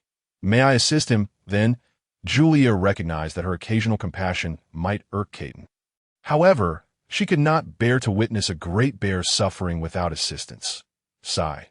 Caden felt helpless. Although he knew Julia would likely heed his warning, it would undoubtedly leave her discontented. Very well, saintly maiden. Nevertheless, considering he is still a bear tribe member, I will keep a watchful eye to ensure you are not swatted away by this great bear. The two approached the bear, which seemed to sense their presence, and slowly opened its eyes. Before it lay a maiden, whose beauty even an orc would find striking. She possessed long black hair and azure eyes, clad in a white dress, exuding an aura of kindness. Her smile inexplicably reassured him, and her features appeared vaguely familiar, as for the stern-faced young man beside her. With his white hair resembling that of a harbinger of death, it raised his internal caution. Greetings, we mean you no harm. Do you understand my words? The great bear gradually nodded, indicating comprehension. I see you have sustained grave injuries. I'm a priest. You require assistance. Seeing the bear nod again, Julia stepped forward while Caden gripped the hilt of his sword. His focus heightened. Julia, wary of the aftermath of her previous healing for Caden, opted for a gentler water-based healing technique. Caden moved in front of her, unfastening the armor from the bear's chest, revealing the gruesome wounds to Julia's eyes. Lacerations, cuts, and even puncture wounds. When Caden blocked her path, Julia was momentarily puzzled, thinking he might have reconsidered. What is your name, and from which tribe do you hail? The bear glanced at Caden, aware of his unease. The elders had often portrayed humans as friendly yet cunning, so he was not overly concerned about the man's vigilance. My name is Warner, from the Ironbone tribe. Our tribe was ambushed by an evil clan. The elder sacrificed himself to buy me time, allowing my escape. Warner spoke in a fragmented manner, and Caden observed the bear's furry face, finding no signs of deceit. He seemed to be telling the truth. However, the notion that the bear tribe was not adept at deception was deeply ingrained in his mind, so he did not suspect ill intent. Julia, that will suffice. Caden slightly shifted aside, permitting Julia to employ her water-based healing technique to mend his injuries. As the bear felt a sensation akin to ants gnawing at his flesh, he remained silent. Only after most of the wounds had healed and scabbed over did he exhale heavily. Thank you. Kind and beautiful human maiden, Warner's injuries were not overly complex. Given his robust physique and a night's rest, they were not as severe as they appeared, allowing Julia to heal him with relative ease. As Warner gradually sat up, taking in the sight of Julia's beaming smile, he suddenly froze upon recalling the name he had just heard from the white-haired youth. Pray tell, are you the Saintess of the Radiant Court? Princess Julia. Caden immediately stepped in front of the maiden, while Julia softly replied, Indeed, Your Highness, it is truly you. Ignoring his lingering discomfort, Warner promptly knelt on one knee, his right fist placed upon his chest. Bowing his head to we, the Ironbone tribe, are all faithful followers of the radiant god, that I thank you, Princess Saintess, for healing my wounds. Witnessing his natural display of reverence, Caton's earlier wariness began to dissipate. He had not anticipated that even among the orcs, there would be followers of my lord.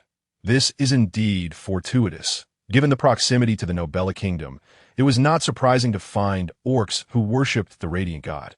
After all, orcs have long held a tradition of revering deities, with the totems of their tribes representing either gods or legendary divine beasts.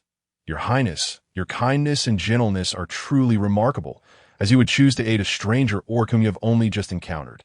Since your election as the Saintess a few years ago, our elders have spoken of the importance of upholding proper etiquette upon meeting you. Now, it seems my tribe may have perished, though I am unaware of your destination. I shall serve as your most loyal shield, protecting you. Are you suggesting that you intend to accompany us? Yulia was even more astonished, as she had not anticipated acquiring such a formidable bear guardian along the way. Caden remained silent, seemingly lost in thought. Indeed, I can pledge my oath to the great god of light. Hearing the steady voice of Warner, Yulia, who had always harbored a fondness for bears, could no longer contain her excitement. She turned to Caden and asked, Caden, is that all right? Caden did not respond to her inquiry, but instead posed a question of his own. What skills do you possess? By the way, you can simply call me Caden. Caden, sir, I'm the strongest warrior of my tribe. While my offensive capabilities may be modest, my formidable physique and defensive prowess can safeguard the Saintess from harm. Such grave injuries, and yet this bear managed to escape the enemy's encirclement. Caden had to concede that Warner possessed some remarkable qualities. However, whether he could accompany them to the Kingdom of Sky was still a matter for debate. Our journey is likely to be lengthy, and we may traverse territories that are not particularly welcoming to Orcish clans. Therefore, Caden, sir, unless you or the Saintess request it, I shall not instigate any trouble that I can easily disregard the insults of others. It is the fundamental decorum of a devout Orcish follower. Very well. Then you may lead the way, Caden replied, without waiting for Warner to express his gratitude. You should be familiar with this forest. Guide us around the other tribes, for I would prefer to avoid unnecessary complications. Certainly. After speaking, Warner did not immediately set off, but instead cast a glance at Yulia. After all, in his mind, the rank of the Saintess far surpassed that of the Guardian Knight beside her. You should listen to him most of the time, Yulia suggested, redirecting her gaze to Caden. Having never ventured far herself, she thought it best to leave such decision-making to the more experienced Caden. Understood, Warner responded succinctly. By the way, Warner, are you hungry? Would you like to eat something before we depart? Warner rubbed his empty belly and admitted, I'm a bit hungry, but my appetite is quite substantial. He felt somewhat embarrassed, as it seemed that only Yulia's satchel might contain provisions, and even that amount would scarcely suffice to fill his teeth, upon witnessing Caden conjure a considerable quantity of meat. Warner's bare eyes widened in astonishment, further deepening his impression of the enigmatic white-haired youth. Starved, Warner expressed his gratitude and then devoured the food voraciously, to the point where Yulia worried he might choke. By the way, is your full name simply Warner? I only have a name, not a surname. The elder mentioned that I was found by him, Warner replied. Yulia nodded, recalling that according to records within the Holy Court, the orc tribes in the western forests of Nobilas largely resembled the green-skinned orcs from her previous Life S games. The bear race seemed to have gone unnoticed in the western continent. It appeared that Warner's origins were rather extraordinary. Perhaps he was merely a descendant of the black and white bears. The young girl furrowed her brow in contemplation, seemingly amused by the thought. I find your name. Warner, rather difficult to pronounce. Would you mind if I called you something else? Warner paused in his eating, then readily nodded his bare head. You may call me whatever you wish in that case. I shall refer to you as Panda. Panda, the large bear echoed, finding the name rather agreeable. Very well, Your Highness. Seeing Panda so compliant filled Yulia with joy. Observing him enjoy his meal, she inquired, by the way, what do you usually eat? Do you consume bamboo? Bamboo? Panda shook his head in confusion, Such a plant does not exist in this forest. Can it be eaten? Caden found Yulia's whimsical thoughts rather perplexing. After all, bears were carnivorous. You might not understand this. If given the chance, I shall treat you to a meal in the future. All right, Panda? All right. Panda continued to munch on the smoked meat, reassured that the Saintess would not wish him harm. Watching him eat with such sincerity, Yulia could not help but rise and move to his side. Panda was indeed quite tall. Even seated, he was nearly the same height as Yulia when she stood. The young girl reached out to touch his fluffy ears. Panda paused in his eating, but paid little mind. He was quite famished. Oh, adorable. Yulia felt her hidden girlish heart nearly burst with delight. Were it not for the circumstances, she would have loved to embrace the bear's head and give it a good rub. Caden, unable to bear the sight, cleared his throat. Let Panda enjoy his meal in peace. Panda, is this a distraction for you? Not at all. Your Highness, feel free. Yulia, not bothering to glance at Caden, continued to pet the bear. The texture was simply delightful. Throughout her previous life, she had always cuddled a large bear while sleeping until she reached university. Though her family had deemed it somewhat inappropriate, she could not help her affection. However, upon entering university, she suppressed her fondness for fear of ridicule from her dorm mates. Yet, every holiday, she returned home, finding solace only in the embrace of her beloved bear, observing Panda's robust physique and charming appearance. She thought him quite handsome.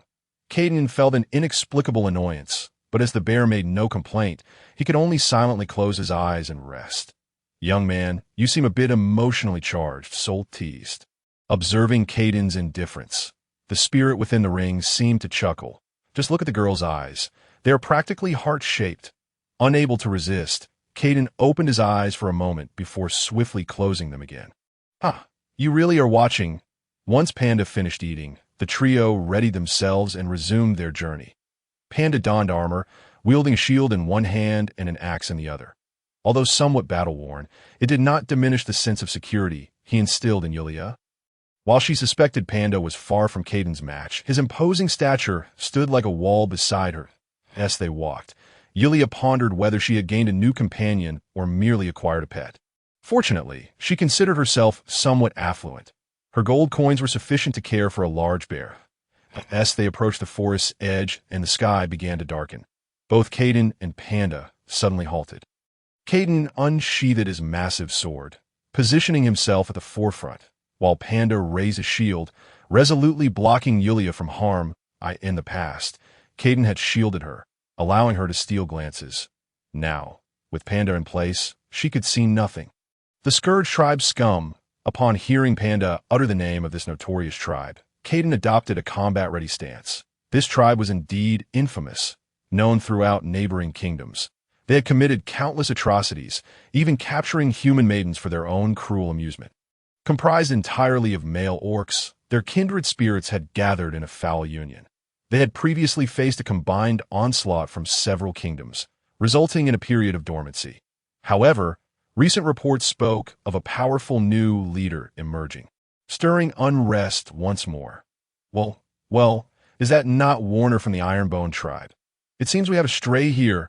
A harsh, raspy male voice pierced the air, followed by the sound of heavy footsteps drawing near. Though Yulia could not see, the sound of the approaching footsteps led her to suspect that there were numerous adversaries. Behind you, there is a human woman, isn't there? Let's capture her and present her to our great leader. He will surely take a liking to her. Brothers, charge!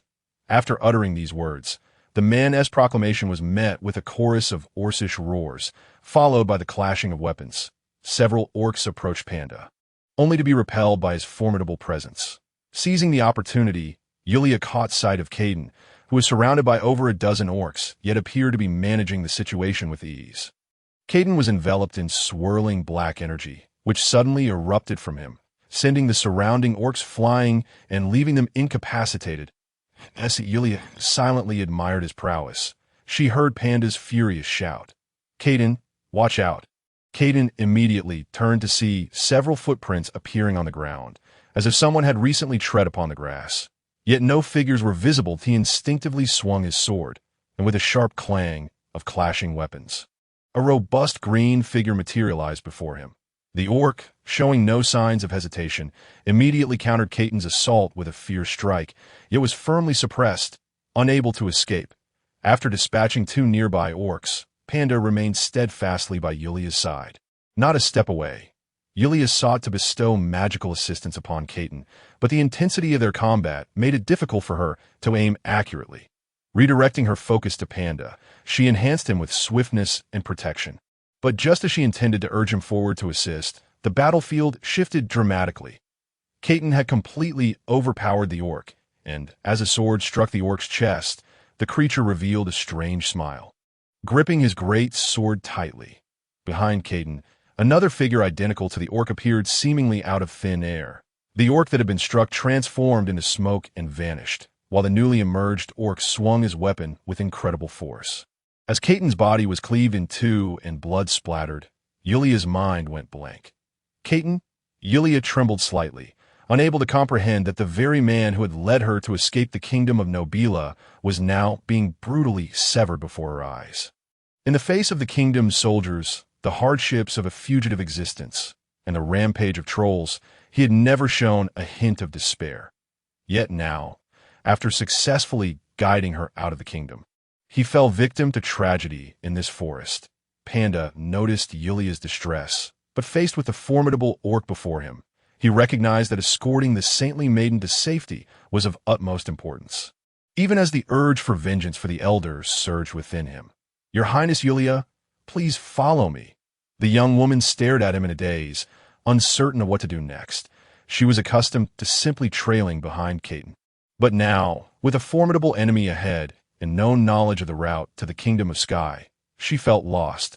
Seeing she was still in shock, Panda swiftly secured his battle axe on his back, grasped a shield with his left hand, and hoisted her up, sprinting toward a certain direction in the forest. Yashura watched the two flee with a mocking gaze, glancing down at the bisected corpse on the ground before vanishing from sight. Panda's keen instincts allowed him to sense the impending threat before Yashura could ambush Caton. The moment Yashura neared him invisibly, he detected her presence and, empowered by Yulia's swiftness and protection, charged his shield into an empty space with remarkable speed. A dull thud echoed as Yashura, the new leader of the Spike tribe, was sent sprawling, rolling awkwardly on the ground. "This guy can detect me." Yashura gripped her large blade and rose, eyeing Panda with a hint of wariness. Previously, the Spike tribe had annihilated Panda's clan using sheer numbers and ambush tactics. Though she had slain many hostile orcs, she had sustained considerable injuries and had never confronted Yashura head-on. Orcs approached slowly from a distance. And with this troublesome leader before him, Panda realized that fleeing alone would be a formidable challenge. "Your Highness, I apologize for involving you in this conflict." Panda felt a pang of regret. Yulia had been safe with Caton, and now they were besieged by the Spike tribe. The noble knight had perished, and Yulia might very well become a plaything for these loathsome orcs that know, "This is my destiny." Yulia dismounted from him and stood behind. But this was not the end. She regarded Yashura, who hesitated to advance, her expression gradually transforming into one of purity and coldness. The light magic in her hands illuminated the forest. "In the name of the fourth Saintess of the Radiant Sanctuary, I solemnly declare that I appoint Panda as my guardian knight. Our fates are intertwined. You shall become my sharpest blade and shield, vanquishing all evil for me in the sanctuary." A radiant contract materialized in Panda's mind. Although he struggled to grasp the situation, it appeared that the saintly maiden had staked her future on him. The guardian knight contract, once signed, would remain in effect until one of the parties perished. This contract would strengthen their bond, and importantly, neither could harm the other. Only the continent's most powerful archmages could forcibly break it without damaging the essence of their souls. He had thought that Caton's death had left the contract void, only to realize they had never signed one. "I, Panda, willingly become your guardian knight." Panda roared, his bear-like voice sending a shiver of fear through the encircling orcs. "I stake my dignity as an orc on this." The contract was sealed. Magic surged and created a chain reaction. As the orcs realized something was amiss and closed in, radiant rings ignited around Panda. Shield Bash, a simple shield strike transformed into a towering wall of light. Propelling several orcs away, Yulia held nothing back, casting enhancement spells upon Panda. Moreover, an invisible chain of light now bound the two together. Yashura's figure materialized behind her, and with a wicked laugh, she lunged for the maiden's back. After a crisp sound, Yashura was forcefully repelled. Panda felt a surge of energy through his shield, stabilizing himself to absorb the impact. Yulia turned her gaze to the orc leader, and as he pondered, she raised her hand, sending forth numerous vines from the surrounding underbrush to ensnare his limbs tightly. Panda, witnessing this, charged forward with a furious roar, and as Yashura broke free and lifted her blade, his battle axe swung toward her. The immense force sent Yashura flying, her weapon clattering to the ground. Yet the moment she landed, she transformed into smoke and vanished. Panda quickly turned to Yulia, discovering Yashura's figure had indeed reappeared behind her, delivering another strike. After being repelled once more, Yashura felt a wave of frustration that nearly made her spit blood. Yulia regarded her coldly, her eyes filled with hatred. This was the radiant connection between the Saintess and her guardian knight. She continuously channeled her mental energy, transferring any damage she sustained to her guardian knight. However, they could not stray too far apart, or the effect would dissipate. The guardian knight must be of the opposite sex, possess devout faith, and not conflict with the power of light. Though Panda might not match Caden's strength, his devotion and innate robustness qualified him for the role. Most importantly, Yulia had no other options. If it was to be hasty, then so be it. She had considered making Caden her guardian knight, but it required more interaction and observation, and he could not stay with her long term. Furthermore, he did not believe in the divine and would be unwilling to be bound by such a contract. Panda felt the energy flowing through his shield and began to piece together what was happening. "You coward, do you only rely on illusions and stealth to strike?" he bellowed. "You are unworthy to be called an orc." His roar resonated throughout the forest, and he vowed to take vengeance on the one responsible for the annihilation of his clan through ambushes and overwhelming numbers. "I'm not one of you mindless fools." Yashura, realizing she could not contend with Yulia, turned her attention to him, her long knife poised to turn invisible once more. "Mindless?" Panda scoffed. "You do not understand. This is the glory of the orcs." Without even looking, he swung his shield behind him, following up with a downward axe strike that forced Yashura back once again, seeing her attempt to vanish. Panda stomped the ground and roared towards the sky. This time, his roar carried a different power, forcibly interrupting Yashura's invisibility spell. Panda gripped his axe tightly, leaping several meters high, and struck downward at Yashura. The heavy axe, empowered by immense force, cleaved through Yashura's long knife and buried deep into her green skull. Perhaps in a one-on-one confrontation, Panda was still no match for Yashura, but with Yulia's support, she was hardly a threat. This time, her figure did not dissipate into smoke. As Panda withdrew his axe, the orc's lifeless body slumped to the ground. The remaining minions, witnessing their leader fall, turned to flee. Yet Panda would not grant them that opportunity. Bolstered by swiftness, he quickly advanced toward the remaining orcs, his axe falling without hesitation. Yulia's body suddenly relaxed, and she slowly sank to her knees, without her hands to support her. She would have collapsed entirely. Her mental energy had once again been depleted, and even the radiant link was beyond her capacity to maintain.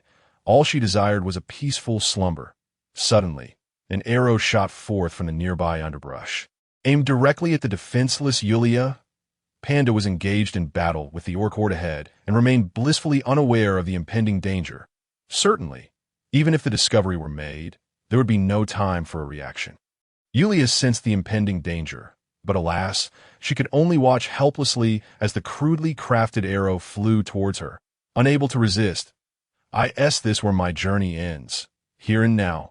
Just then, a broad giant sword interposed itself before her, deflecting the arrow with a resounding clang. Accompanying this was the slightly exasperated voice of a young man. "That I must ask, why did you choose that clumsy bear as your guardian knight? Look at him, merrily swinging his weapon. Has he even noticed you?" "Caden," Yulia hesitated, struggling to find the right words, not daring to utter the word death. "Let us discuss this later.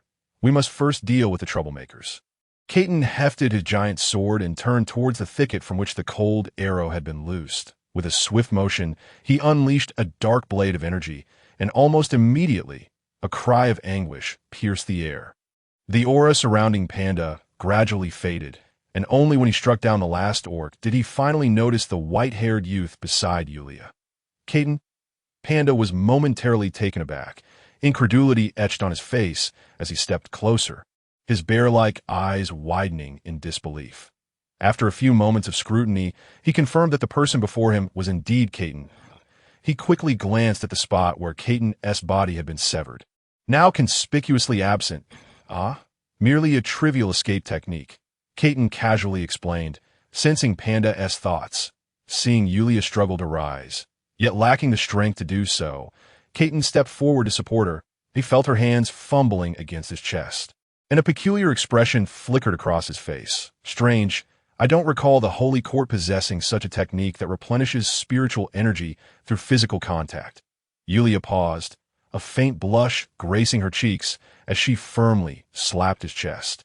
I merely wanted to check if you were injured. If I were so easily dispatched, your cunning and scheming pope would not have entrusted me with your escort. Caden sheathed his giant sword and gazed intently at Yulia's face, as if he had stumbled upon a new discovery. Why did I think you were truly gone? Consider it a small test, Caden shrugged, turning his gaze towards Panda. Since you wish to travel with a clumsy bear, I must ascertain whether he is a suitable companion. Though I believe your choice of him as a guardian knight was rather hasty, at the very least, this fellow won't abandon you. Panda, you have passed. Upon hearing Caden's words, Panda scratched the back of his head and finally voiced a question that had been gnawing at him for some time. Caden, since you're still alive, why was I able to sign a contract with Her Highness the Saintess? Since you are now her guardian knight, there is nothing left to hide. Caden glanced at Yulia, who then recounted the events that had transpired. Only after hearing her story did Panda realize the gravity of the situation within the Holy Court. Yet he felt even more honored and vowed to protect her with greater fervor. All right, without further ado, remember to stand faithfully by Yulia's side next time. Venturing into the battlefield is not your role. Understood? Understood. After resting for a while, the trio resumed their journey. Beyond this forest lay a region marked by chaos. Situated at the border of two kingdoms and adjacent to the woods, it had formed its own independent faction. This area not only offered bizarre materials and goods for sale, but also served as a haven for those looking to exchange ill-gotten gains for gold coins, the hard currency of this continent. As they ventured westward, Yulia finally encountered the chaotic marketplace she had only read about in texts. Here, human merchants mingled with individuals from various other races, their voices blending in a cacophony of languages. Panda spoke the common tongue of the beastmen as well as fluent northern human dialect. Yet in this marketplace, Yulia heard many familiar, yet distinctly peculiar human dialects, indicating that some merchants were not from the nearby kingdoms. Differing from other places, none of the shopkeepers here appeared benevolent. Each exuded an air of menace. Although there were some self-appointed guards maintaining order, caution was still warranted if one was not strong enough. The shops became a zero-cost zone for outsiders. Panda and Caden were unfazed by this environment, their positions subtly shielding Yulia. Care for a little something? Quite the fine goods here, a woman from the Fox tribe called out to the trio with a shrill voice from the roadside. No, thank you, Panda replied, stepping aside to block Yulia as curious gazed at, a human girl can hardly withstand the combined assault of you two bears, the fox woman retorted, seemingly undeterred. She licked her lips and approached, her movements alluring. Why not give it a try, little sister? You might experience sensations you've never felt before. As she drew near, a giant sword abruptly crossed her neck, accompanied by a cold, stern voice. Step aside. Oh dear, no need to be so aggressive, the fox woman purred, flashing a charming smile as she touched the giant sword as cold, just like your heart. Why not warm up to me a little? Caden arched an eyebrow, swinging his giant sword with force, but the fox woman deftly performed a backflip to evade the attack. Panda, be on guard. Upon hearing Caden's command, Panda immediately drew his shield axe, positioning himself firmly in front of Yulia. While onlookers expressed curiosity at the unfolding drama, a few set their sights on a group of guards leaning lazily against the wall, seemingly uninterested in intervening. Oh dear, what are you doing, young man? I'm just a poor, ordinary woman trying to sell a few items to make a living. Why would you want to kill me? Ordinary. That alluring scent emanating from you is quite nauseating. Caton retorted, twisting his neck. With your skills, you're rather exceptional even among the fox tribe. Who sent you? The fox woman glanced around, noticing no one was obstructing her retreat, and began to backpedal. Young man, please don't jump to conclusions. Caton no longer wished to waste words and charged forward, delivering a powerful strike. Although the fox woman barely managed to evade it, debris scattered chaotically across the ground. As Caton pursued, a foxtail lashed out toward his face. He bent backward to dodge, but discovered the fox woman had ascended a nearby tree. Holding a small pouch, she slowly opened it and gently blew towards the ground below. Before the fragrant mist could waft through the air, the merchants below scrambled to grab their belongings and flee, while onlookers hurriedly stepped aside, even the distant guards covering their mouths and noses.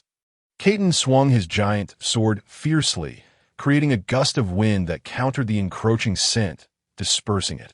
However, a small portion of the fragrance still reached Panda and Yulia. The large bear rubbed his nose, but showed no reaction, while the feeble Yulia suddenly felt something amiss within her body. The white-haired youth, now somewhat irate, had initially intended to seek out a dwarven blacksmith to repair Panda's weaponry and perhaps procure some protective gear for himself. He hadn't anticipated encountering an ambush here. He was uncertain whom the fox woman targeted, but it was likely Yulia. Seeing Yulia affected by the mysterious scent, the fox woman let out a soft laugh and concealed her enchanting form behind a tree trunk.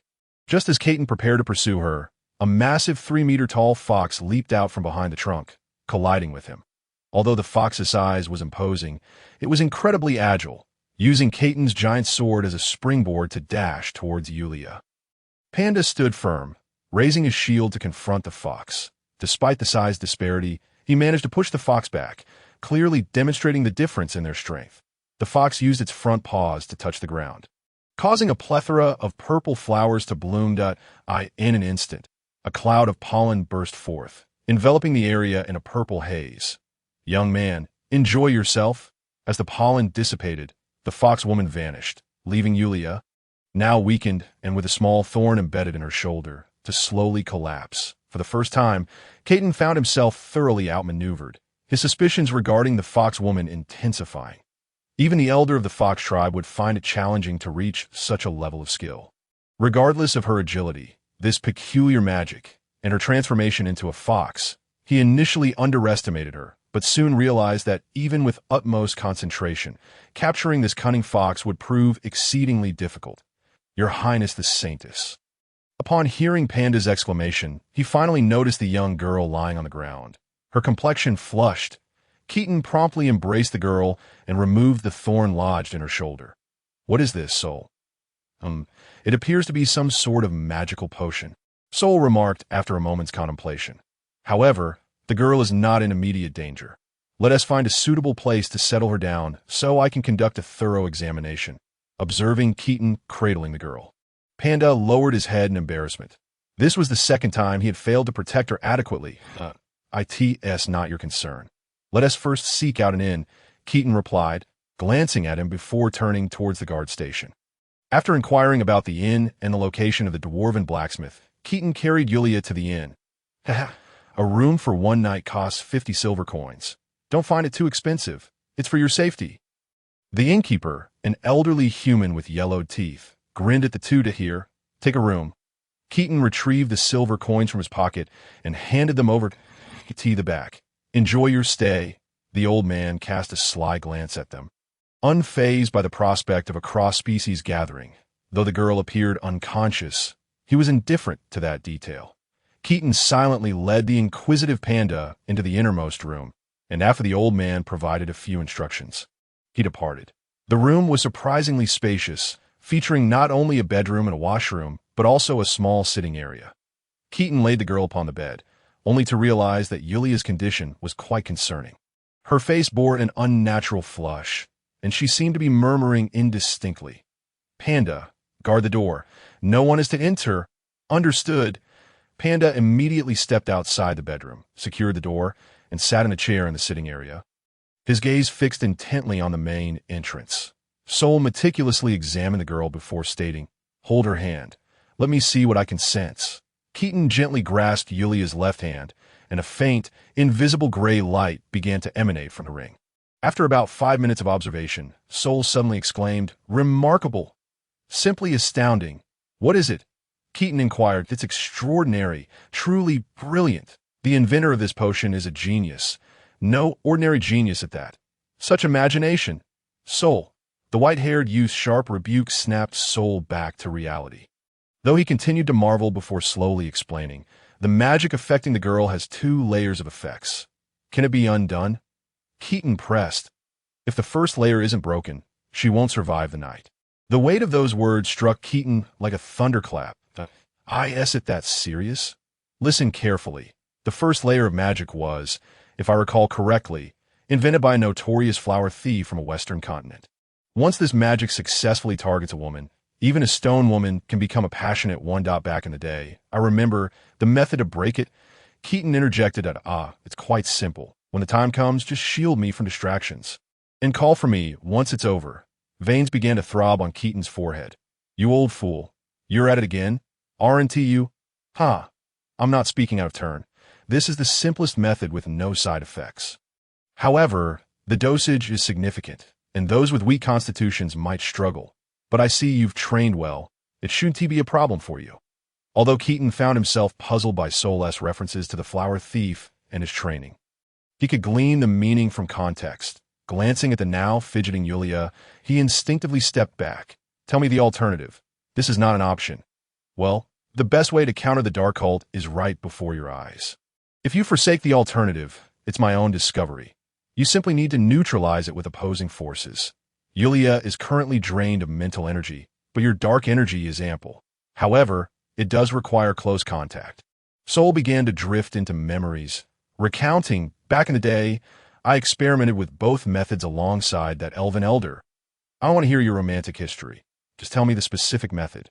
After Sol explained, Keaton's face uncharacteristically flushed, and he cast a complex glance at Yulia. Perhaps we should forget it. If she awakens and learns of this, I might not be able to control that massive bear she is blessed. Look at it this way. If the first layer isn't suppressed, given her current state of mental exhaustion, her death is a certainty.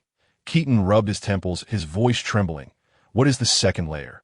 Now, this is where my admiration lies. Sol's tone soared again. The creator is truly a genius. I'm fortunate to have uncovered the hidden second layer, but it only activates after the first is broken, that if my deduction regarding the circuit is correct.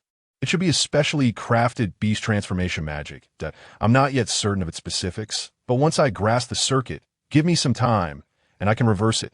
Beast transformation, and you don't know which kind?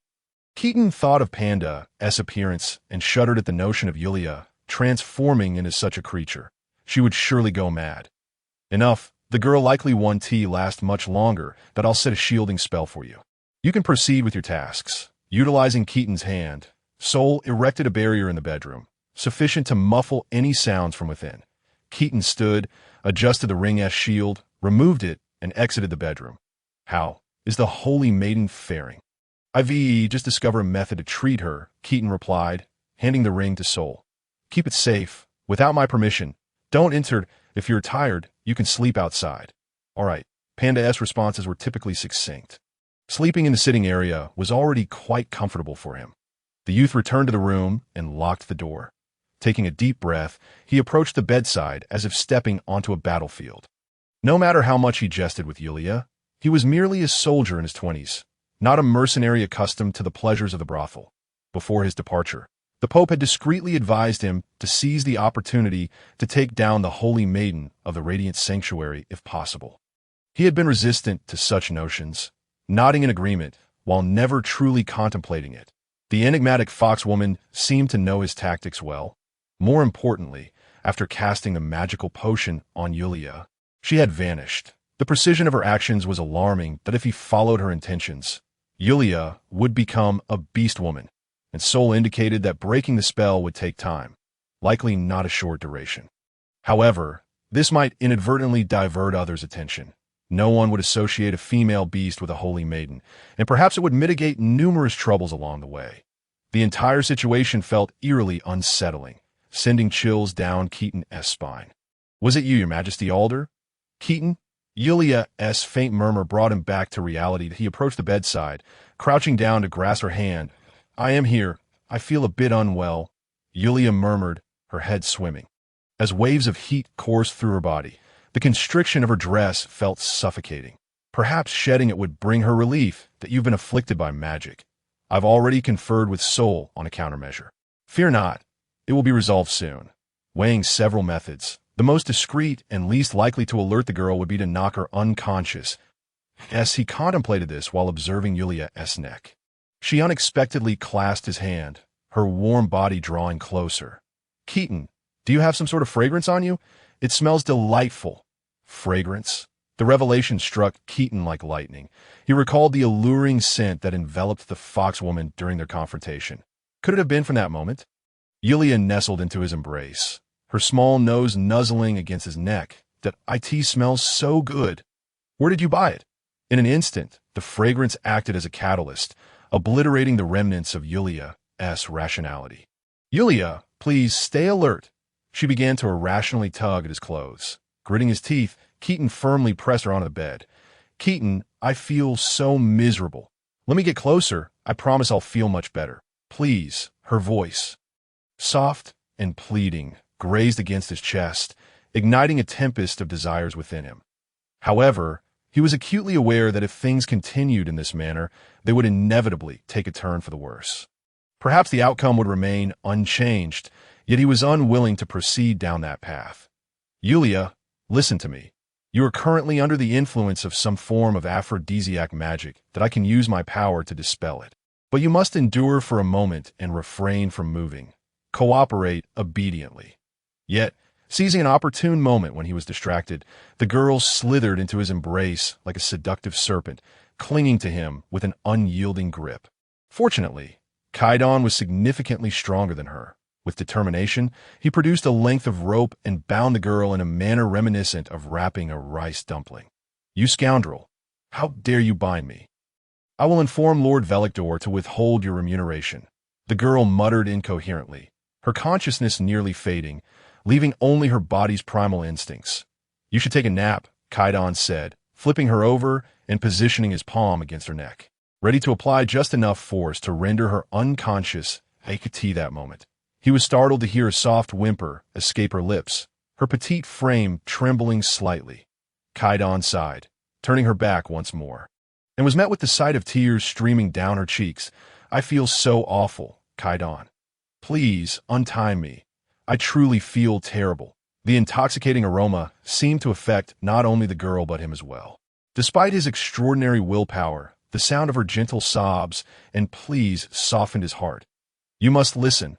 Once I free you, do not move recklessly. That I promise I won't. I will be obedient, she replied, her rationality in question, yet her words seemingly coherent. As the ropes fell away, Yulia kicked the blanket aside and immediately began to unfasten her dress. No, not like this. Kaidan swiftly restrained her hands, while Yulia reclined back against him, gazing up at him with an expression of longing. If only you were a woman, she mused. Kaidan, bewildered, could not comprehend her words. If you were a woman, you would undoubtedly be an aloof queen or perhaps an icy seductress. Yulia giggled, caressing his face. And I'm sure you're quite handsome. Call me brother and let me hear it. That you're confused, Kaidan interjected, pushing her hand away. That I am completely lucid. I haven't felt like this in 5 or 6 years, and I feel as though I am not myself anymore. I wish this effect could last forever. Yulia, my actions may become somewhat suggestive shortly. I hope you can understand, suggestive. Yulia, drained of strength, nestled closer into his embrace. Haven't we already crossed that line? You have feelings for me. Don't you? Listen to me. Good girls are hard to find. You must act swiftly, lest you regret it when it's too late.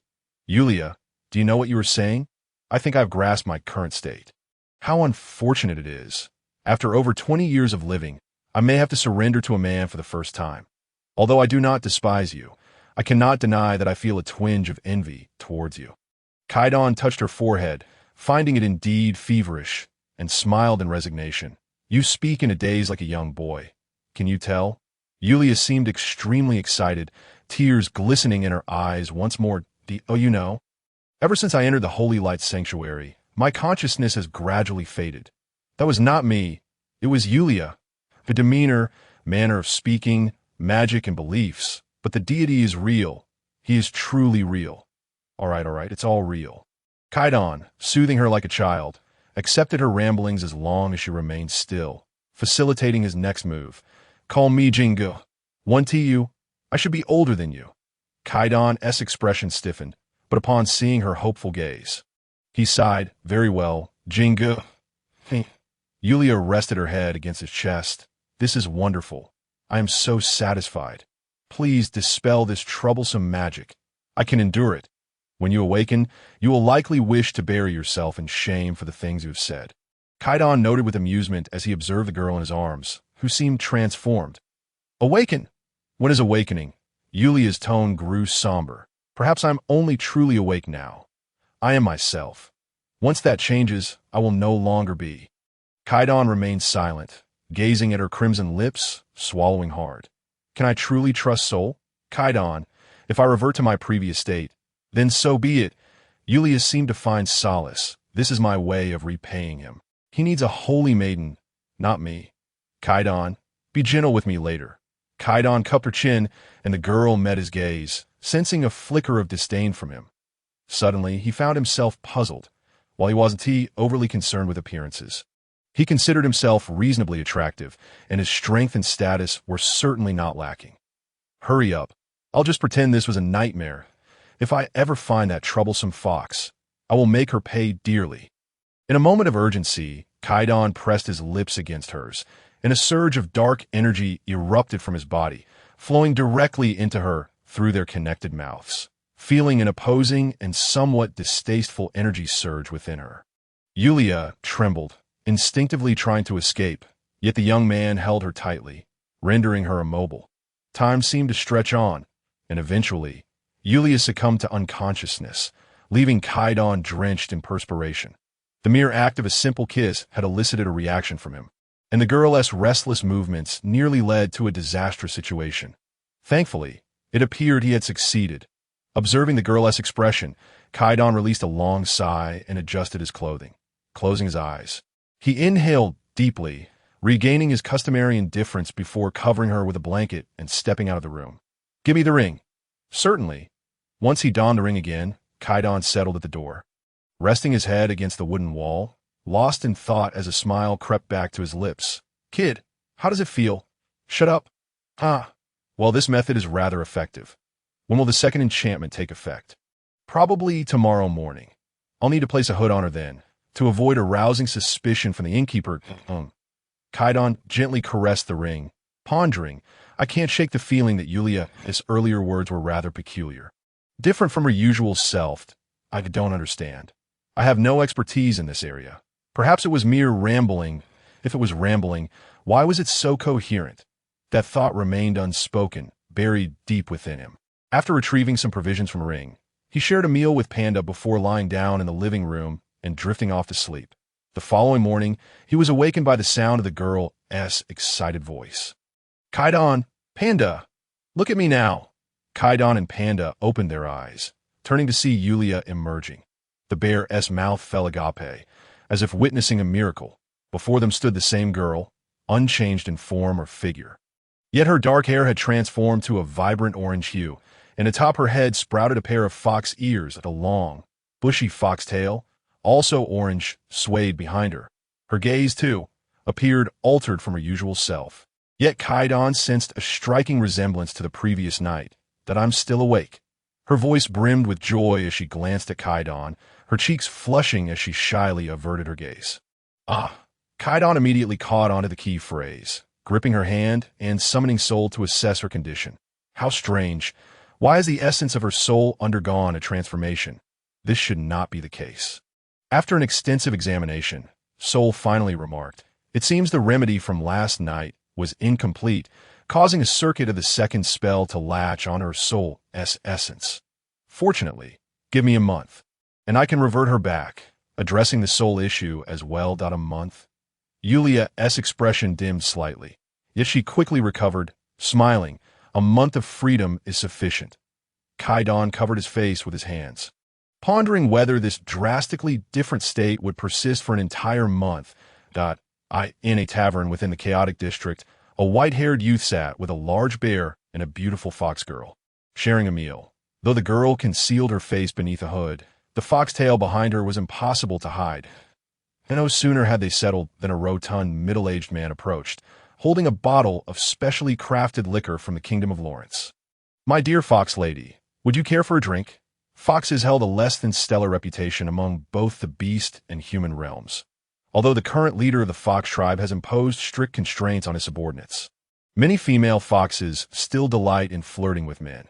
The fox tribe's appearance bears a striking resemblance to that of humans, and for some, the addition of fox ears and tails is an appealing enhancement, leading many nobles to indulge in the collection of fox maidens. Furthermore, these fox maidens often lack propriety, engaging in frivolous behavior, leaving middle-aged men unconcerned about their two companions feeling envious. Unfortunately, the young fox maiden before him had just been promoted to a fox spirit that very morning.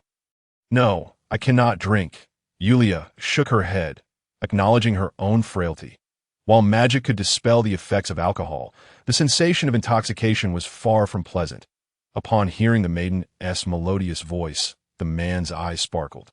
After all, fox maidens were typically quite enchanting, and this youthful fox was no exception. He patted his pocket, the sound of clinking gold coins resonating within. "Beautiful lady, I happen to have a stake in this tavern. Without further ado, I shall cover the tab for your two companions today. How about sharing a drink with me?" She reiterated her refusal. Caton cast a glance at him, slowly sipping from his own glass, while Panda, still dazed, stood up like a wall, blocking the man's view. "The lady has spoken. She does not wish to drink. Kindly leave." The middle-aged man eyed Panda, his mouth twitching slightly before he turned and departed. Yulia took a sip of her juice, sighing contentedly. "Ah, the juice here is truly delightful. They wouldn't even let me have any in the holy court. You are quite the troublemaker, managing to attract attention even in this manner," Caton remarked as he set his empty glass back on the table. Since awakening, this maiden had been a source of incessant commotion, even disappearing into the restroom for nearly half an hour. What could she have possibly been doing? "What? I didn't do anything. How can you blame me for this?" Yulia shot him a disgruntled glance, embodying the classic victim mentality. How typical of a man. Caton had learned a new term, but it failed to surprise him. Since morning, her speech had been laced with vocabulary he found incomprehensible. Though he could not grasp the meaning, he sensed it was hardly complimentary. "Have you eaten your fill? If so, let us depart." "Why the rush?" Yulia retorted, taking a bite of bread and swallowing it in a few swift motions, her demeanor markedly different from her usual restraint. Caton noticed her eating habits mirrored his own, prompting him to frown as he exchanged silent observations with Soul. "Do you think her magical circuits are misaligned, or is there something awry in her mind?" "Well, although I am a soul mage, there is an abundance of intriguing matters concerning the soul, and I cannot guarantee I can elucidate everything. However, I suspect it resembles a secondary personality. Are you suggesting that this encounter has triggered the emergence of a secondary personality within her? Not triggered, rather released. Life within the Holy Court, especially for the Saintess, is far more stifling than you can imagine. Over time, the primary personality may enter a state of avoidance, allowing a secondary personality to assume the role of the overt persona. So, when she returns to her normal self, this version of her will vanish, correct? Strictly speaking, yes. Caton glanced at the young maiden before him, caressing his ring while contemplating. Then, Soul, if this truly represents her essence, is restoring her to normalcy truly the right course of action? The Holy Court would never permit an outsider to become a Saintess, nor could she gather followers from the SK Kingdom, unless she relinquished her faith, but it appeared deeply rooted, making that improbable that I understand. Caton declared, rising to his feet and casting one last glance at her before striding towards the front desk to settle the bill. His task was to escort her safely and healthily to the SK Kingdom. And it was inconceivable to bring a fox maiden along. I shall hasten, for the journey ahead is still long. There is no need to rush. Observing Caton's intent to depart, Yulia reluctantly set down her food and hurried after him. Joined by Panda, the trio swiftly exited the area, heading toward the Kingdom of Lawrence in the west, By traversing through Lawrence and heading south, they would soon reach a small nation before arriving at the kingdom of Norton. Although Yulia was uncertain of Caitlin's confidence, she had heard him say that once they reached the kingdom of Norton, even the formidable Nobila army would be unable to pursue them. Yulia admired Panda's gleaming new armor and the repaired, even more dazzling axe and shield he carried. Thoroughly impressed by the craftsmanship of the dwarf master, as for herself, she had not purchased any staff. Ordinary ones were ineffective and cumbersome, while expensive ones would likely deplete her savings, rendering them impractical. Caitlin donned a set of light armor beneath his garments, appearing unchanged on the surface. After becoming a member of the Fox tribe, Yulia felt her body had become much more agile, her movements imbued with energy, even allowing her to bounce about. The fox-eared maiden she had yearned for in her past life was now an oddity she could simply reach out and touch. Especially the tail, this extra limb, she could control with ease, even using it as a whip to strike. Regrettably, the force was rather feeble. When she asked Panda to test it, the bear remarked it felt akin to being stung by a mosquito. She turned to seek Caitlin's attention to try it out, only to be pulled by him into a hood and ushered out of the inn by the back of her head. She increasingly suspected that Caitlin must have some underlying ailment. Setting aside his restraint in last night's situation, he was utterly devoid of charm when it came to testing with a cute fox maiden. With ears perched atop her head, her hearing had also undergone slight alterations. However, her tail was incredibly sensitive. Just a few gentle squeezes sent tremors through her body, leaving her slightly unsteady. This indeed posed a weakness. She wondered how other fox maidens managed to overcome it. With a considerable distance yet to cover before reaching the kingdom of Lawrence, the trio had no choice but to make do with the nearby forest for the night. As the campfire crackled to life, Yulia gazed longingly at the roast chicken on the rack, nearly drooling. With the addition of seasonings and Caitlin's culinary skills, it surpassed even the offerings of a popular fast food chain from her past life. Caitlin, why must we go to Lawrence? Can't we simply traverse through the forest directly to the kingdom of Pyr? It's dangerous that aren't you quite capable of fighting? Yes, but you are not. Yulia wore a look akin to an elderly person struggling with a smartphone. Before playfully patting Panda's sturdy arm, but I have him, don't I? Right, my guardian knight? Panda responded with a deep, rumbling voice. Indeed, he was quite reliable, that I knew it. However, with you added to the mix, it becomes unfeasible. Caitlin smirked slightly, extending the roasted chicken towards the somewhat irked Yulia. Here, beautiful fox maiden, this is your kin's favorite roasted chicken. After dinner, Yulia intended to lean against the bear's furry bulk to rest, but Caitlin stopped her. What are you doing? The ground is hard as a rock. I refuse to lie on it. Upon seeing Caitlin lay a blanket on the ground, Yulia shook her head defiantly, refusing to budge. Come here.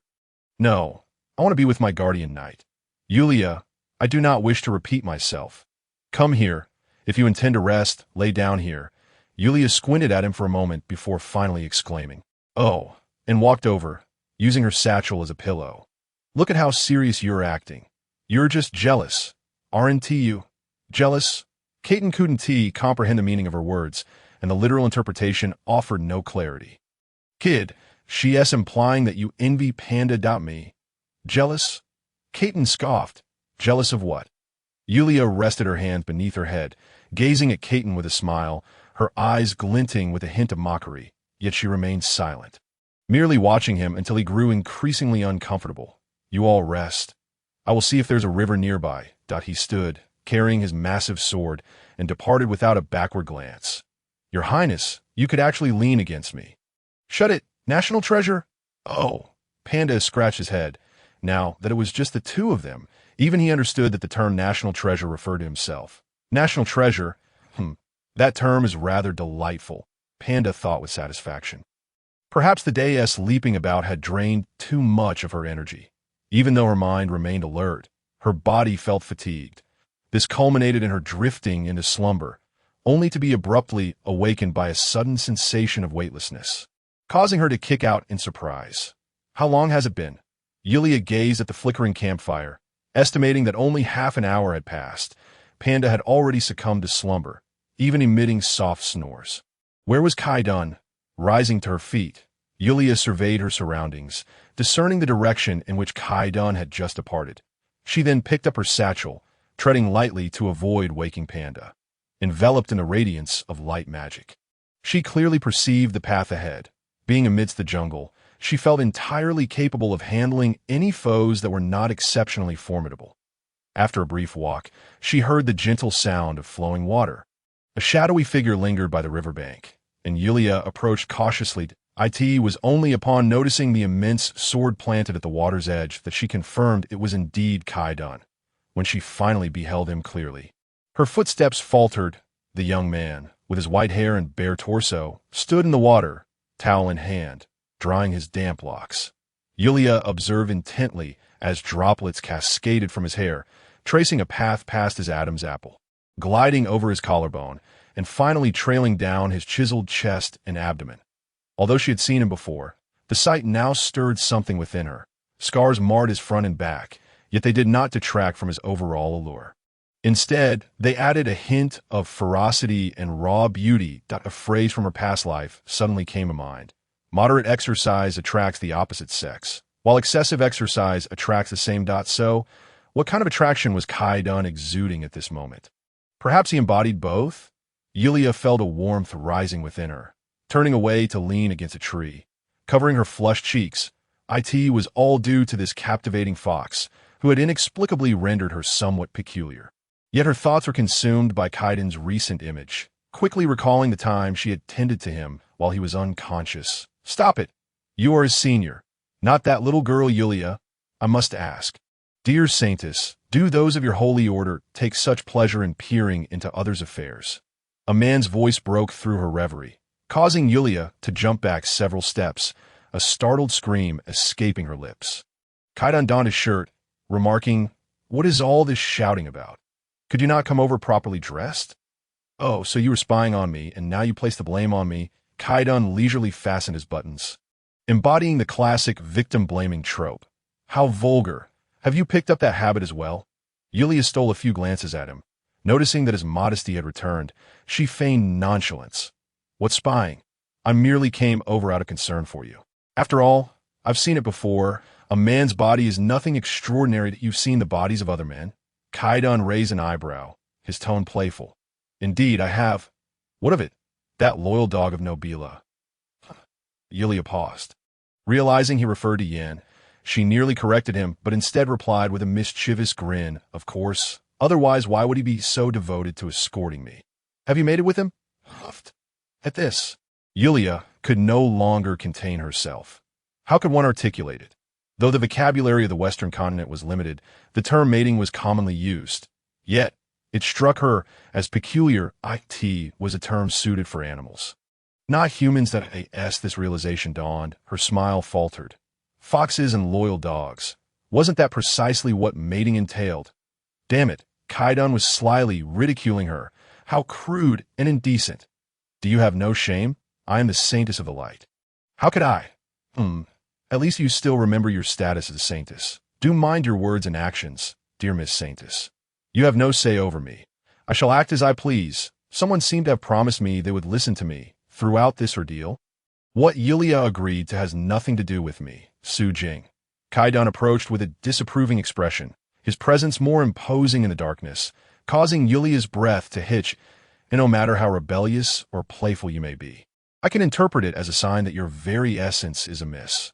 However, if you wish to breach our agreement, that is a matter of principle, and I cannot condone it. His sudden shift to a stern demeanor made Yulia's heart race. Yet she steeled herself, saying, "The situation was dire. I couldn't possibly agree to everything you asked. What if you intended something else? There are certain things I would never do, even if you initiated them." Kaidan glanced at her anxiously twitching tail. In the Western continent, those who disregard agreements and contracts are looked down upon by all. If the Light Holy Court has failed to teach you this, I shall elucidate it to you along our journey. I hope you will remember it. The original Yulia might have truly capitulated. However, the current her resented being lectured by a man younger than herself. That feeling was intolerable. A firm no is still a no. This is an unreasonable demand that I suggest we renegotiate so that you relent. Upon hearing her words, Kaidan felt a surge of frustration, noticing her bothersome tail thrashing about. He reached out and seized it. "Stop, stop! Let go. One last time, will you abide by the agreement, Yulia? I, having her tail grasped by another, felt far worse than if she had taken hold of it herself. Yulia was on the verge of losing her balance, nearly collapsing into Kaiden's embrace, pleading, "Let go. Let's discuss this properly." Kaiden sensed something was amiss with the girl, but having never dealt with the Fox clan, he was uncertain of her condition. He initially assumed she was attempting to evade the issue. Thus, he slightly loosened his grip, but did not release her entirely. It was as if a switch had been flipped. Yulia stiffened abruptly, unable to maintain her stance, and sank to her knees, whimpering softly. "Yulia?" Kaiden finally realized something was genuinely wrong and crouched down, gripping her shoulders. "What is the matter? You bastard." Yulia felt a sticky sensation, her murderous intent flaring. She swiftly retrieved a new dress from Kaiden's ring, slowly rising, casting him a venomous glare. "Stay hundreds of meters away. I will settle the score with you later." With that, she strode purposefully toward the riverbank. Kaiden scrutinized the girl's awkward silhouette, perplexed. Though he found little interest in such matters, he paused just a few steps beyond, not adhering to her demand for hundreds of meters, leaning against a large tree. The familiarity of the moment caused him to momentarily lose focus. The sounds of water enveloped him, and he gradually opened his eyes, unbidden thoughts of last night, this intimate encounter with the girl flooding his mind. Coupled with a recent reaction, a sense of unresolved questions left him feeling irritable. "Soul, wake up. I have a question for you. Why do you all so enjoy interrupting an old man? Don't you understand that I've been trying to reverse engineer circuits all day? If I don't get some rest soon, I might just slip into slumber. There's something particularly special about the tales of the Fox clan." "Fox clan? Oh, you wouldn't dare grab that little girl's tail, would you?" I merely brushed against it, yet she seemed to react strangely. The tales of the Fox clan serve to maintain balance and stability. Additionally, they're used to release their unique racial talents, making them far more sensitive than other parts. A light touch should pose no significant issue. Only when she or someone particularly close to her grasps, will peculiar things occur. Peculiar? It varies by the individual. I cannot say for certain. After all, those Fox girls are quite promiscuous, and I would rather not find myself in a compromising position. Kaiden cast a sidelong glance at the ring, exchanging a few more words before silencing it. He sat on the ground, leaning against the tree, one leg bent, his right elbow resting on his knee as he stared into the dark thicket for some time before lifting his gaze to the moon. "Kaiden, I have an exceedingly important task for you." Within the grand and imposing dark cathedral, a middle-aged man clad in black robes sat upon a throne, his gaze fixed upon the white-haired youth below. "Your Majesty, you may proceed. The Light Holy Court's Velictor has sent me a secret missive, instructing me to appoint a powerful young man whose appearance is not well known in the northern kingdoms to assist in the escape of their Saintess from the kingdom of Nobila." Velictor, that old fox? Kaiden furrowed his brow, harboring little fondness for that duplicitous elder. He presented me with an offer I could not refuse. Alder's eyes resembled black holes, as if one merely gazing into them would have their soul drawn away. Even Kaiden, who had been nurtured by him since childhood, felt similarly. "Then why did you summon me?" Although the situation on the Eastern Front was not dire, the frequency of the alien assaults had increased significantly. "I have only just assumed the position of captain, and suitable candidates who meet the criteria for Velictor are few. You are among the most exceptional. Furthermore, this mission pertains to the future of our dark holy see, and I cannot afford to send just anyone, especially since I place my utmost trust in you. Your Majesty, do you have some special task you wish to assign to me?" "Indeed, Kaiden, I desire for you to turn the Saintess of the Radiant Holy See into one of us." Subversion? To sway the Saintess may prove to be quite a challenge. Velictor's methods are far more insidious than mine, and the Saintess has likely undergone significant brainwashing. However, she is still a woman. Kaiden, the Holy See requires you, and I sincerely hope you will not let me down. Your Majesty, even if I were to fail, it matters not. Yet should I succeed, the Dark Holy See would firmly establish its foothold in the Western continent, and those alien beings would likely never dare to tread upon human lands again. Does that Saintess possess such capability? If the method for the Dark Holy See's rise were locked away in a box, she would be the key. Your Majesty, I shall do my utmost. As Kaiden stepped out of the church, He let out a sigh and raised his gaze to the moon above, feeling quite conflicted. When he regained his composure, a shiver ran down his spine. It had been nearly half an hour, and Yulia had yet to return. The sound of water had diminished, as if the girl had vanished. Although he sensed it was inappropriate, he remained silent and made his way toward the riverbank. The girl was crouched in the water, her delicate chin barely skimming the surface, her eyes tightly shut, seemingly suppressing something within. Yulia, upon hearing the young man's call, Yulia did not turn, nor did she respond. Instead, she clenched her teeth, her eyes still closed. "Are you all right? What is wrong?" At that moment, Yulia felt utterly miserable. She understood why the foxwomen could not resist seeking out men. Even after the disgraceful incident with Caton, she remained overwhelmed by desire. She had thought the cold river water would calm her. But reality proved otherwise. Two shackles bound her. One was her faith in the god of light. The other was the turmoil of her own identity. As the Saintess, she must embody purity to serve the exalted deity. On the other hand, her gender compelled her to live as a woman, even after nearly 6 years of existence in this form. Yet, the memories of her more than 20 years of life occasionally resurfaced in her dreams. But now, she felt an unbearable longing for intimacy. The footsteps behind her grew closer, and to prevent any unfortunate incidents, she trembled and spoke. "Caton, please go back, do not come closer." "Yulia, I am sorry." Caton's gaze shifted to the side. Yet he showed no intention of leaving. "Initially, due to your status as the Saintess of the Radiant Holy Sea, my perception of you was poor. However, along this journey, I have not been particularly courteous." Caton gazed at the tranquil surface of the lake and softly said, "But I have also gradually realized that you are different from those rigid Saintesses. Ultimately, your transformation is my responsibility. If you are unwell, you may confide in me. I shall not stand idly by." "Help you?" Preposterous. Yulia buried her head deeper, revealing only half of her face. "Yulia, are you listening? Caton, tell me, as a Saintess, if I were to transgress a taboo, would the deities still forgive me? Would this be considered a betrayal of faith? Does the entity you worship punish you for your actions?" Caton scoffed. "The deity you revere demands adherence to a series of contracts without requiring anything in return. And should you violate them, will abandon you. Such a deity is hardly worthy of reverence if it truly cared for you. Why am I the one escorting you southward? You do not understand the divine. It granted me a second life. Perhaps." Caton turned away, uncertain of how to continue the conversation. Behind him, the sound of water splashed, and then a damp silhouette embraced him from behind. "Caton," Yulia's voice trembled with tears. "I do not wish to betray my faith, but I am truly suffering. Why have I become this way? Why must I restrain my desires when I am fully awake?" Caton's body stiffened, Alder's words flashing through his mind once more. Yulia leaned her head against the man's back, only to find him breaking free from her embrace, then tightening his hold around her. "Yulia, I hope you do not hate me." The girl lifted her face to look at him, only to see the man slowly lowering his head to capture her lips. Night deepened.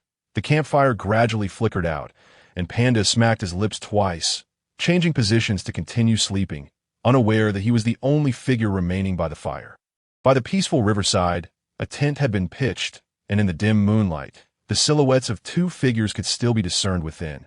Yulia curled up in Caton's embrace, her tail concealing her body, too timid to raise her head.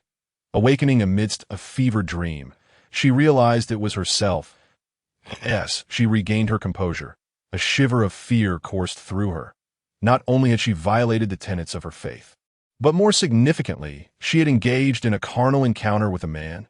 Although she did not despise Caton, she felt they were still far from that level of intimacy. Fortunately, a thin blanket covered the two of them, allowing her to deceive herself into believing that if she could not see it, it did not bother her.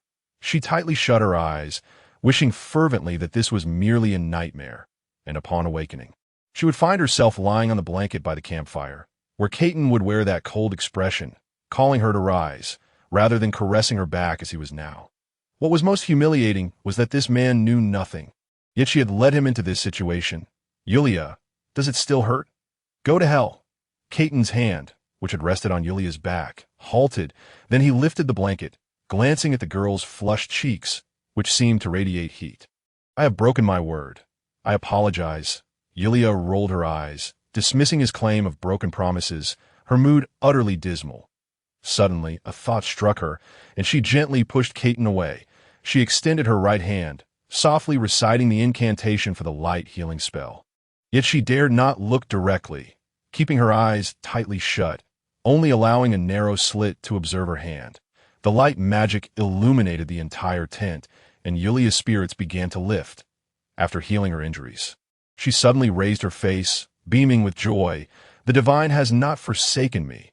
At that moment, the magic circle on her left hand manifested, flickering a few times before vanishing once more.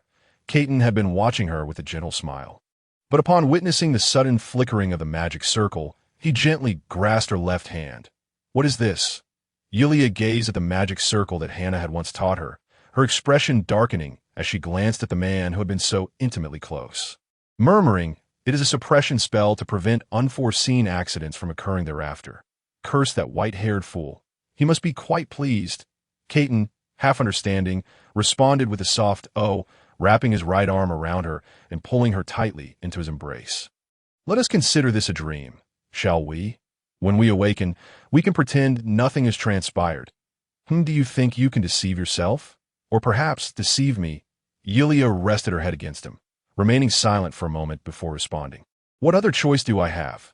I admit it was I who seduced you tonight, and I do not require you to take responsibility.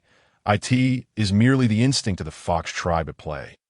In a month, I shall return to my former self, so your chastity means nothing to you." Seeing her remain silent, he felt a sense of ennui, sitting up as if to leave, only to be caught by the girl grasping his wrist. "At least tonight, will you stay with me?" Even if she was reluctant to admit it, she yearned for Caton's presence beside her, rather than him simply dressing and departing. His earlier actions left a hollow feeling in her heart. Caton gazed at the girl's alluring face, leaning down slightly. "Yulia, I am not a mercenary. I had suspected as much. Yet, I am indeed sent by your pope. And then what? Are you suggesting that as a guard? You feel guilty about me?" "Guilty? No, I do not harbor any guilt. My sole responsibility is to escort you to the kingdom of Skew." Yulia gazed at him for a moment before gently turning her head aside, inquiring, "What do you wish to say? Should the day come when we find ourselves at odds, please believe me when I say that I shall not inflict harm upon you." Caton planted a soft kiss on her cheek, momentarily leaving the girl dazed before she pouted and pushed him away. "Could you please sleep beside me? You're too heavy. Does it still hurt?" Yulia looked at him in horror, only to be enveloped by shadows once more. In the early morning, the melodic chirping of birds in the forest roused Panda from his slumber. He opened his bear-like eyes, only to discover that the two people beside him had vanished. Rushing to investigate, he suddenly heard footsteps not far away. Caton approached, cradling Yulia in his arms, the girl burying her head into his embrace, too frightened to even open her eyes, waking up to find a man so close, causing deep turmoil within Yulia's young heart. Had she not pretended to be unwell, he might have insisted on making her partake in morning exercises. "Panda, let's take a break today. Yulia still has some residual effects to recover from." "Oh, all right." He picked up his shield and axe, declaring, "I shall go hunt for some game. Go ahead." Once Panda departed, Yulia abruptly leaped from his arms, feigning nonchalance as she seated herself upon the blanket. "Caton, could you enlighten me about your affiliations?" As he tended to the campfire, he paused at her words. However, he continued to add clean firewood, responding, "I'm afraid I cannot disclose that." Yulia fumed, ready to bite him. "Are you truly unwilling to reveal the truth to me?" Once the fire blazed anew, Caton moved closer, embracing her despite her reluctant pushes. "I am from the Norton Kingdom. Even if I do not disclose it now, someone will recognize me once we arrive there." "The Dark Theocracy?" Yulia gazed up at his face, biting her lower lip as she lowered her head. "What? Do you believe the adherents of the Dark Theocracy are inferior to your holy court?" "No, I think it is merely fate playing tricks." Yulia swatted away his mischievous hand. It was strange how two opposing forces could intertwine. "Yulia," Caton said, wrapping his arms around her, burying his face in her hair. Inhaling her sweet fragrance, No matter what anyone tells you in the future, I hope you will trust me. Trust you with what? Though I follow orders, I shall not act against my own will. My feelings for you are not merely a matter of command.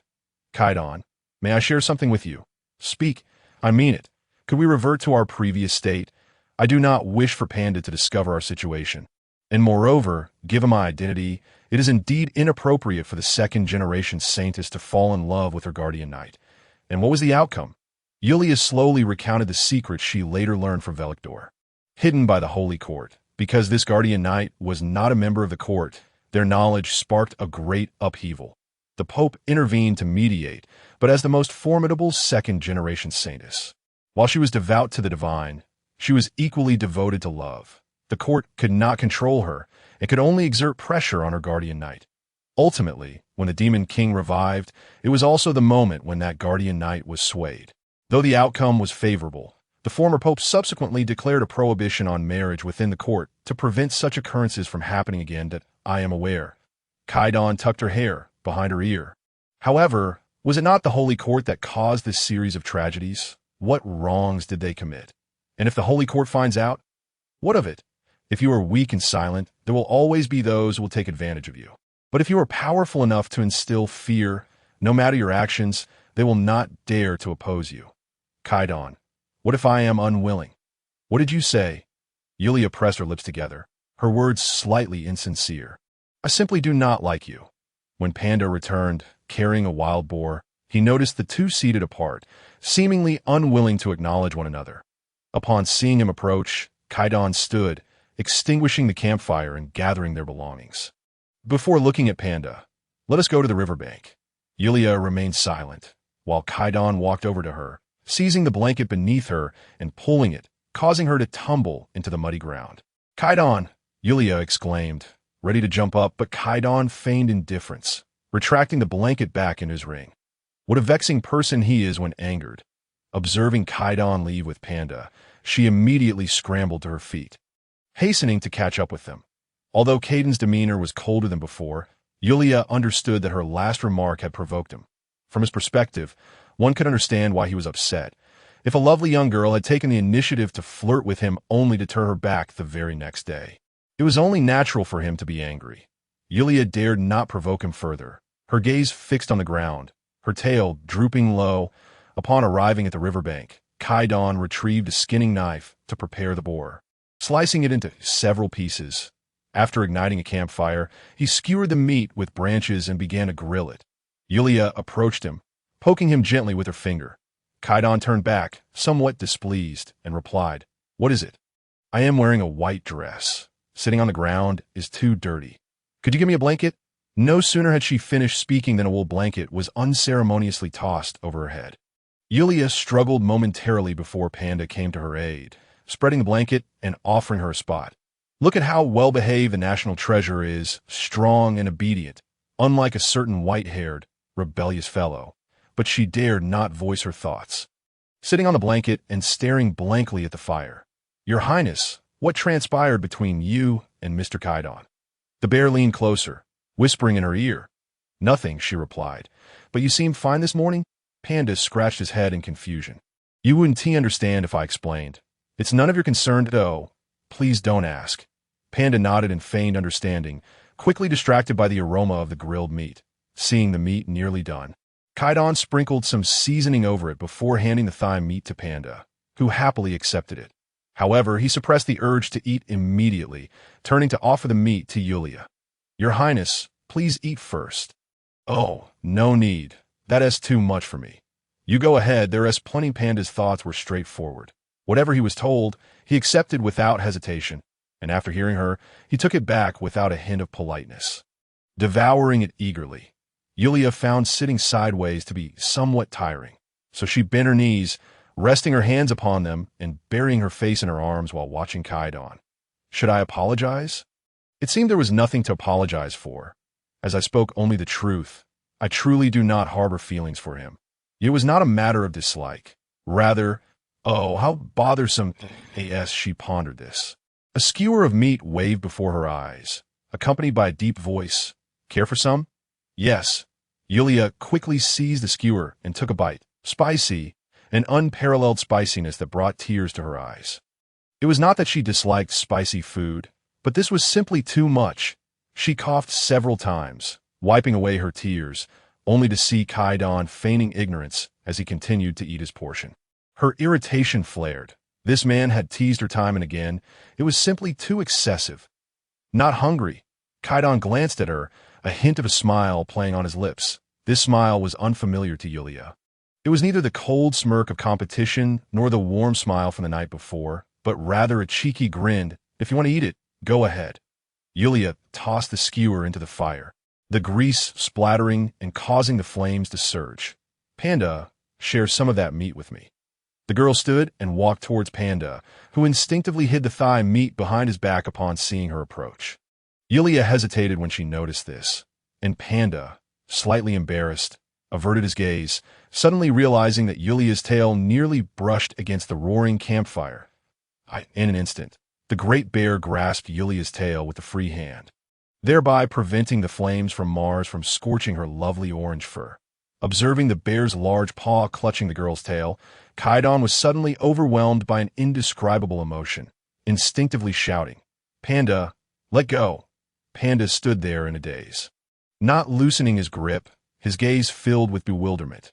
Yulia, feeling that Panda was merely concerned for her, shot an annoyed glance at Kaidan, then exerted a slight force with her tail, slipping it free from Panda's grasp. That's odd. Wasn't Panda just holding onto my tail? Why didn't I feel anything? Yulia also sensed something peculiar. As she reached out to grasp her own tail, a wave of weakness washed over her, causing her legs to tremble momentarily, prompting her to quickly release her grip. Strange, why is it that when Panda held my tail, it felt like an ordinary touch, akin to someone grasping my arm? Yet, what about Kaidan? Kaidan, with a complex expression, gazed at Yulia before turning back to resume eating meat, discreetly disabling the restrictions of his ringed "Oh, it's already noon," Sol remarked, sensing that he had missed something, teasingly adding, "What's the matter? The fox tribe's tail, isn't it supposed to react when someone touches it? Didn't I mention yesterday that it only responds to themselves or those they're close to? Have you tried?" "No, I was merely inquiring. What does this closeness entail?" "Well, how else could it be? It means having feelings for someone in your heart. To describe it. It's like two lovers holding hands, always sparking something inexplicable. What feeling could there be for outsiders holding hands? Oh, and by the way, the ears are the same. So Kaidan suddenly chuckled, glancing at the hungry, sulking Yulia, who was hugging her legs. He walked over. "Here, what are you doing? You've already eaten. And what's wrong with that? Aren't you still hoping for Panda to share some meat with you? I told you I don't like you. Stay away." "Is that so?" Kaidan plopped down beside her, wrapping his left arm around her waist. As Yulia pushed him away, he suddenly seized her tail. Yulia, without any spirit, slumped into his embrace, but her mouth protested. "Let go, Kaidan. Release your hand. If you obediently eat this, I will let go. You ate it already. I find it unappetizing. Will you eat or not? I'll only say 3 numbers, or you can wait to embarrass yourself in front of Panda." Yulia bit down on his chest in frustration, then tilted her head back, slightly parting her lips. Kaidan placed the untouched piece of meat into her mouth, loosening his grip. After a bite, she chewed gently, yet a trickle of hot oil escaped the corner of her mouth. Kaidan intended to wipe it away with his hand, but inexplicably, he leaned down to kiss the corner of her mouth as a small hand rested on his chest, and suddenly, he felt a force tugging at his limbs. Kaidan was pulled up by the vines in the underbrush. "You bastard. I want to duel you." Despite the vine's strength, Kaidan exerted a slight effort and broke free. The girl was breathing heavily with anger. However, this scene caught his eye as the great bear gazed longingly at the meat skewer that had been flung away. What a splendid morsel! Why aren't Mr. Kaidan and the princess eating? Oh, it seems they are having a quarrel now. Should I, the lowest ranking member of this team, get involved? I'm the princess's guardian knight, so I should side with her, but the princess also told me to listen to Kaidan. What should I do? Panda felt his bare brain was overloaded. His CPU was about to fry. Although the binding spell had little effect on Kaidan, he still felt a sense of being slapped in the face. Rubbing his wrist, he charged toward the girl. Yulia was startled and immediately began chanting the fireball spell. However, after uttering just 2 syllables, The man hoisted her up and lifted her into the air. Strangely, she recalled a phrase from a game she played in her past life, spoken by an orc character when he enlarged. Here we go. Ah. The sensation of weightlessness struck. Yulia clung tightly to Kaidon. Terrified of falling and sustaining fatal injuries, they landed, yet it was steady, lying in his embrace. Kaidon then leaped forward several times before finally coming to a halt. The surroundings were eerily quiet, and they had jumped quite a distance from the riverbank. How far did he leap? If he were to participate in the competitions in my previous life, he would surely collect an abundance of medals. Wait, why am I even contemplating this? The crux of the matter is, what has gotten into this person? Kaidon, I understand you're feeling quite upset right now, but you can't take it out on me that I know it's my fault, but disregarding the facts, do you not bear any responsibility? Yulia, what did you feel when Panda grabbed your tail? I felt nothing at all. What could I possibly feel? You wouldn't have come over to validate this by grabbing my tail, would you? Only when someone you like grabs your tail will you feel something. I just wanted to confirm this. You speak nonsense. That was what Soul said. He doesn't know about us, so he wouldn't deceive me. Yulia stepped away from him, her tail tucked behind her, and she instinctively covered it with her hand, retreating several paces. As he approached, Yulia unnervously stepped back, threateningly saying, "Don't come any closer. I'm about to make a move." You said you felt nothing when you grabbed me. Don't try it again. I was merely acting along with you while you fed me. I told you not to approach. Kaidon halted in front of her, but did not attempt to seize her tail again. Instead, he grasped her fluffy ears. How does it feel? Yulia, her legs growing weak, bit down hard on her teeth. It feels nothing at all. I don't feel anything. Kaidon, are you very disappointed? Kaidon brought both hands into play, and Yulia, unable to withstand it, quickly raised her hands to block, causing her tail to be exposed once more, gripped tightly by his large hand. Seeing her slump into his embrace yet again, Kaidon released her tail and slowly wrapped his arms around her. Yulia, what are you so troubled about? Is the pressure from the Holy Court too much for you? But didn't you say that your God hasn't abandoned you? It's not the God, nor the Holy Court. The girl's voice was muffled. It's myself. I cannot accept it. What is it that you cannot accept? That I could actually like a man? Well, perhaps like is not the right term. I don't reject the idea of rolling in bed with you. Which is already quite absurd, isn't it? When did this begin? At the border, in the cave, or after you faked your death? Kaidon understood the words Yulia spoke, yet piecing them together proved somewhat perplexing. What? Shouldn't women like men? What if I were a man? The girl placed her hands on his chest, tilting her face upward to meet his gaze, her eyes shimmering. Would you mind? You are a man?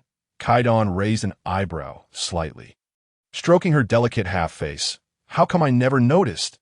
I said I was a man before. I was transformed into a girl by the god. Would you think I'm a pervert? The atmosphere suddenly turned solemn, and Kaidon released one hand, rubbing the ring. Soul, may I ask you something? What is it? Is there any magic that allows for gender transformation? There is, but most have time limits, and the appearance and physique are too random, so not many people use it. Will the bodily structure change as well? Yes, I had a friend who, after I transformed him, never reverted back until his death. He supposedly cursed me before dying. Ah. Kaidon took a deep breath, feeling somewhat anxious as he asked, "So, do you see any signs of this on Yulia?"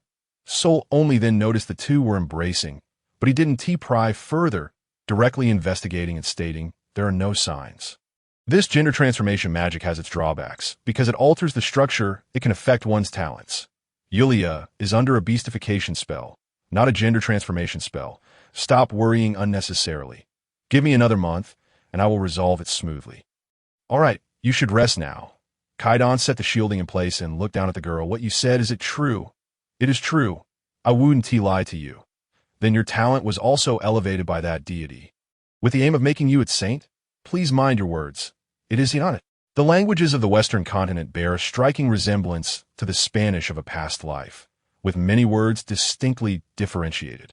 Even the terms used by men and women to refer to themselves or others are notably different. Caton did not respond to her words. Instead, he leaned closer to the young girl's face, stealing a few more glances. Will you suddenly revert back? No. Why do you ask such a question? Yulia was taken aback, then suddenly leapt from his embrace, exclaiming, "No way. I've told you this, yet you still think you have quite the taste. That is inconsequential. What truly matters is, Yulia, are you genuinely awake now? Caton observed the girl's reaction and spoke softly. Do your feelings for me stem from sincerity or from a chaotic personality induced by magic that has taken a liking to me? It's probably a bit of both. I simply feel you align quite well with my previous aspirations that I once wished to be a wandering hero, unsheathing my sword against injustice, performing good deeds anonymously, and departing without a trace, concealing my merits and reputation. Such notions have precedence in the Western continent. Is there really such a hero? Indeed, he dealt a severe blow to the landlords who exploited laborers, taught a lesson to the indifferent lords, and punished the tyrannical nobility.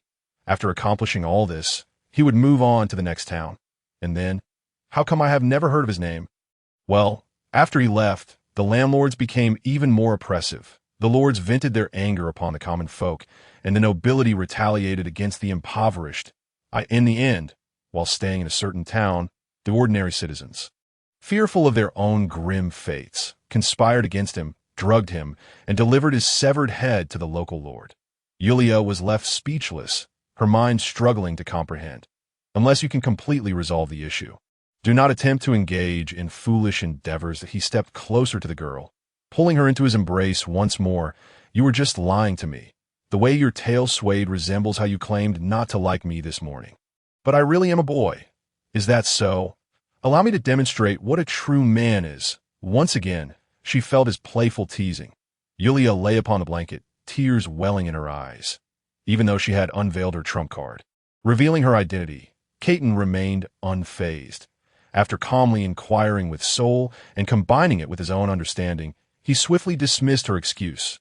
Nearby, Caton was engaged in conversation with Panda, who had finally grown restless after waiting for a long time and sought out the two.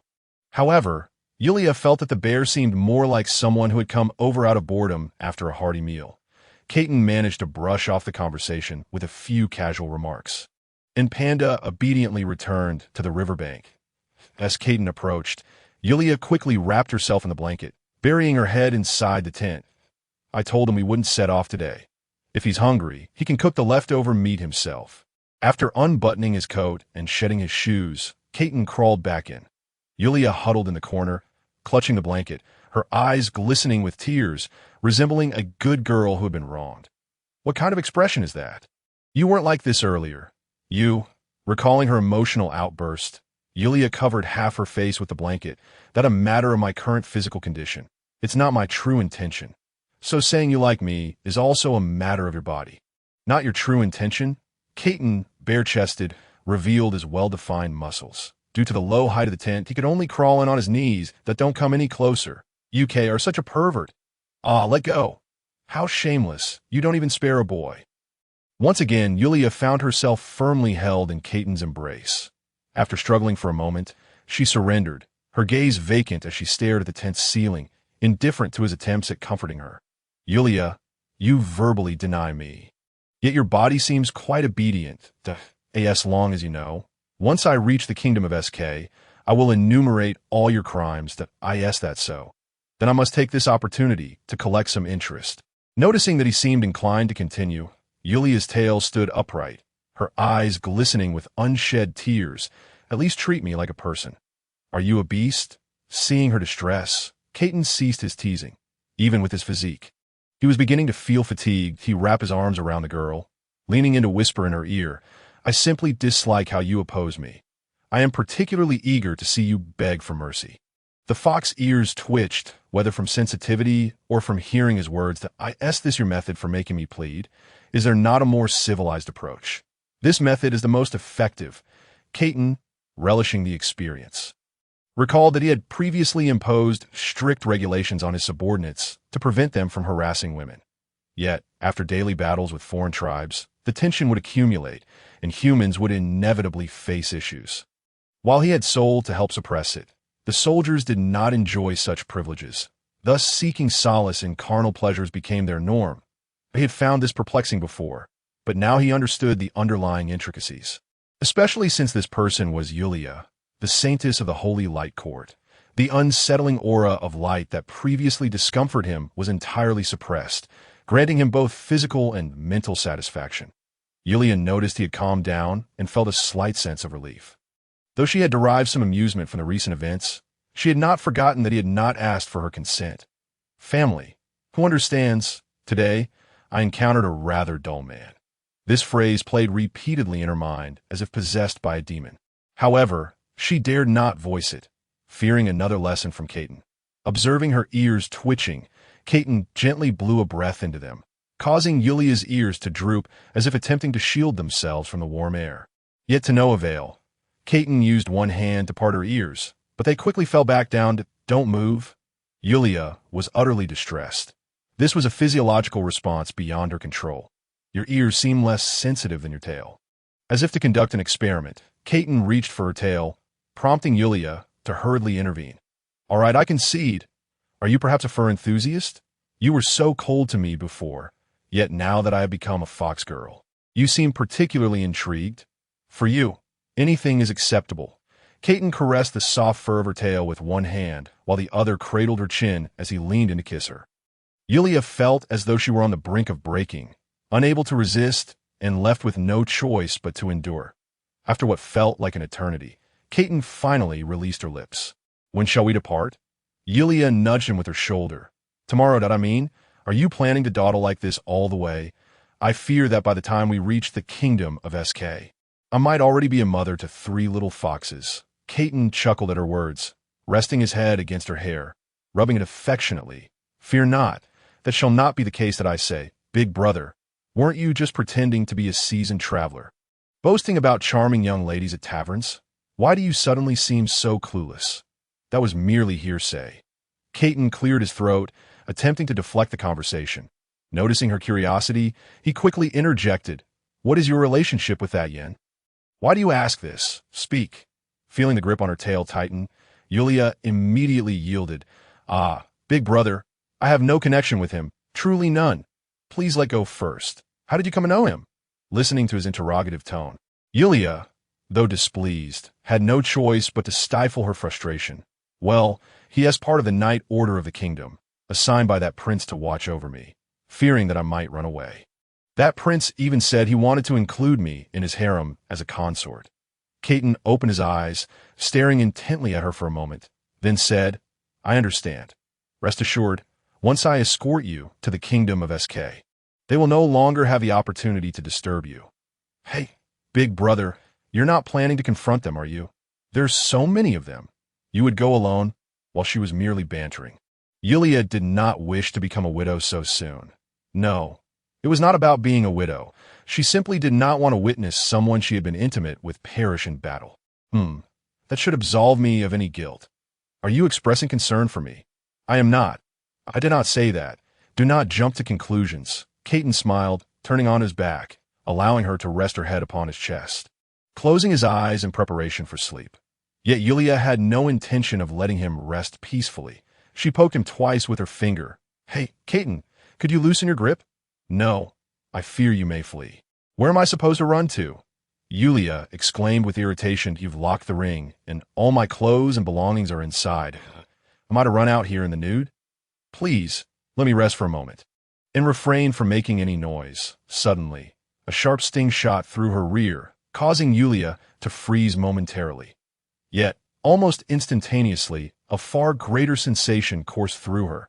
She whimpered softly, realizing she had been thoroughly bested by the white-haired figure before her. A person she both loved and loathed. Under the sparse moonlight and twinkling stars, the bear man sat alone by the river, roasting wild boar meat.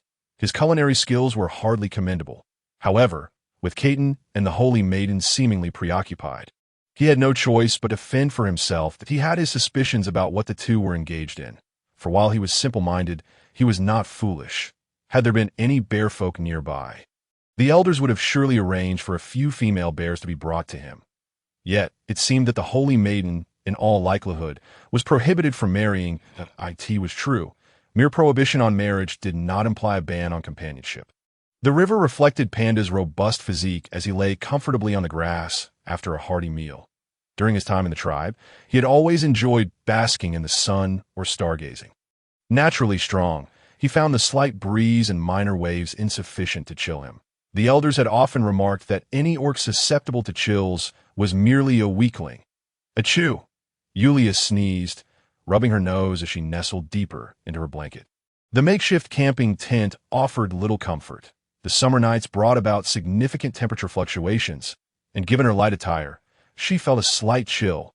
The perimeter of the tent had been treated with insect repellent by Caden, ensuring that mosquitoes wouldn't intrude. Caden pulled her closer, and the warmth of his broad embrace alleviated her cold.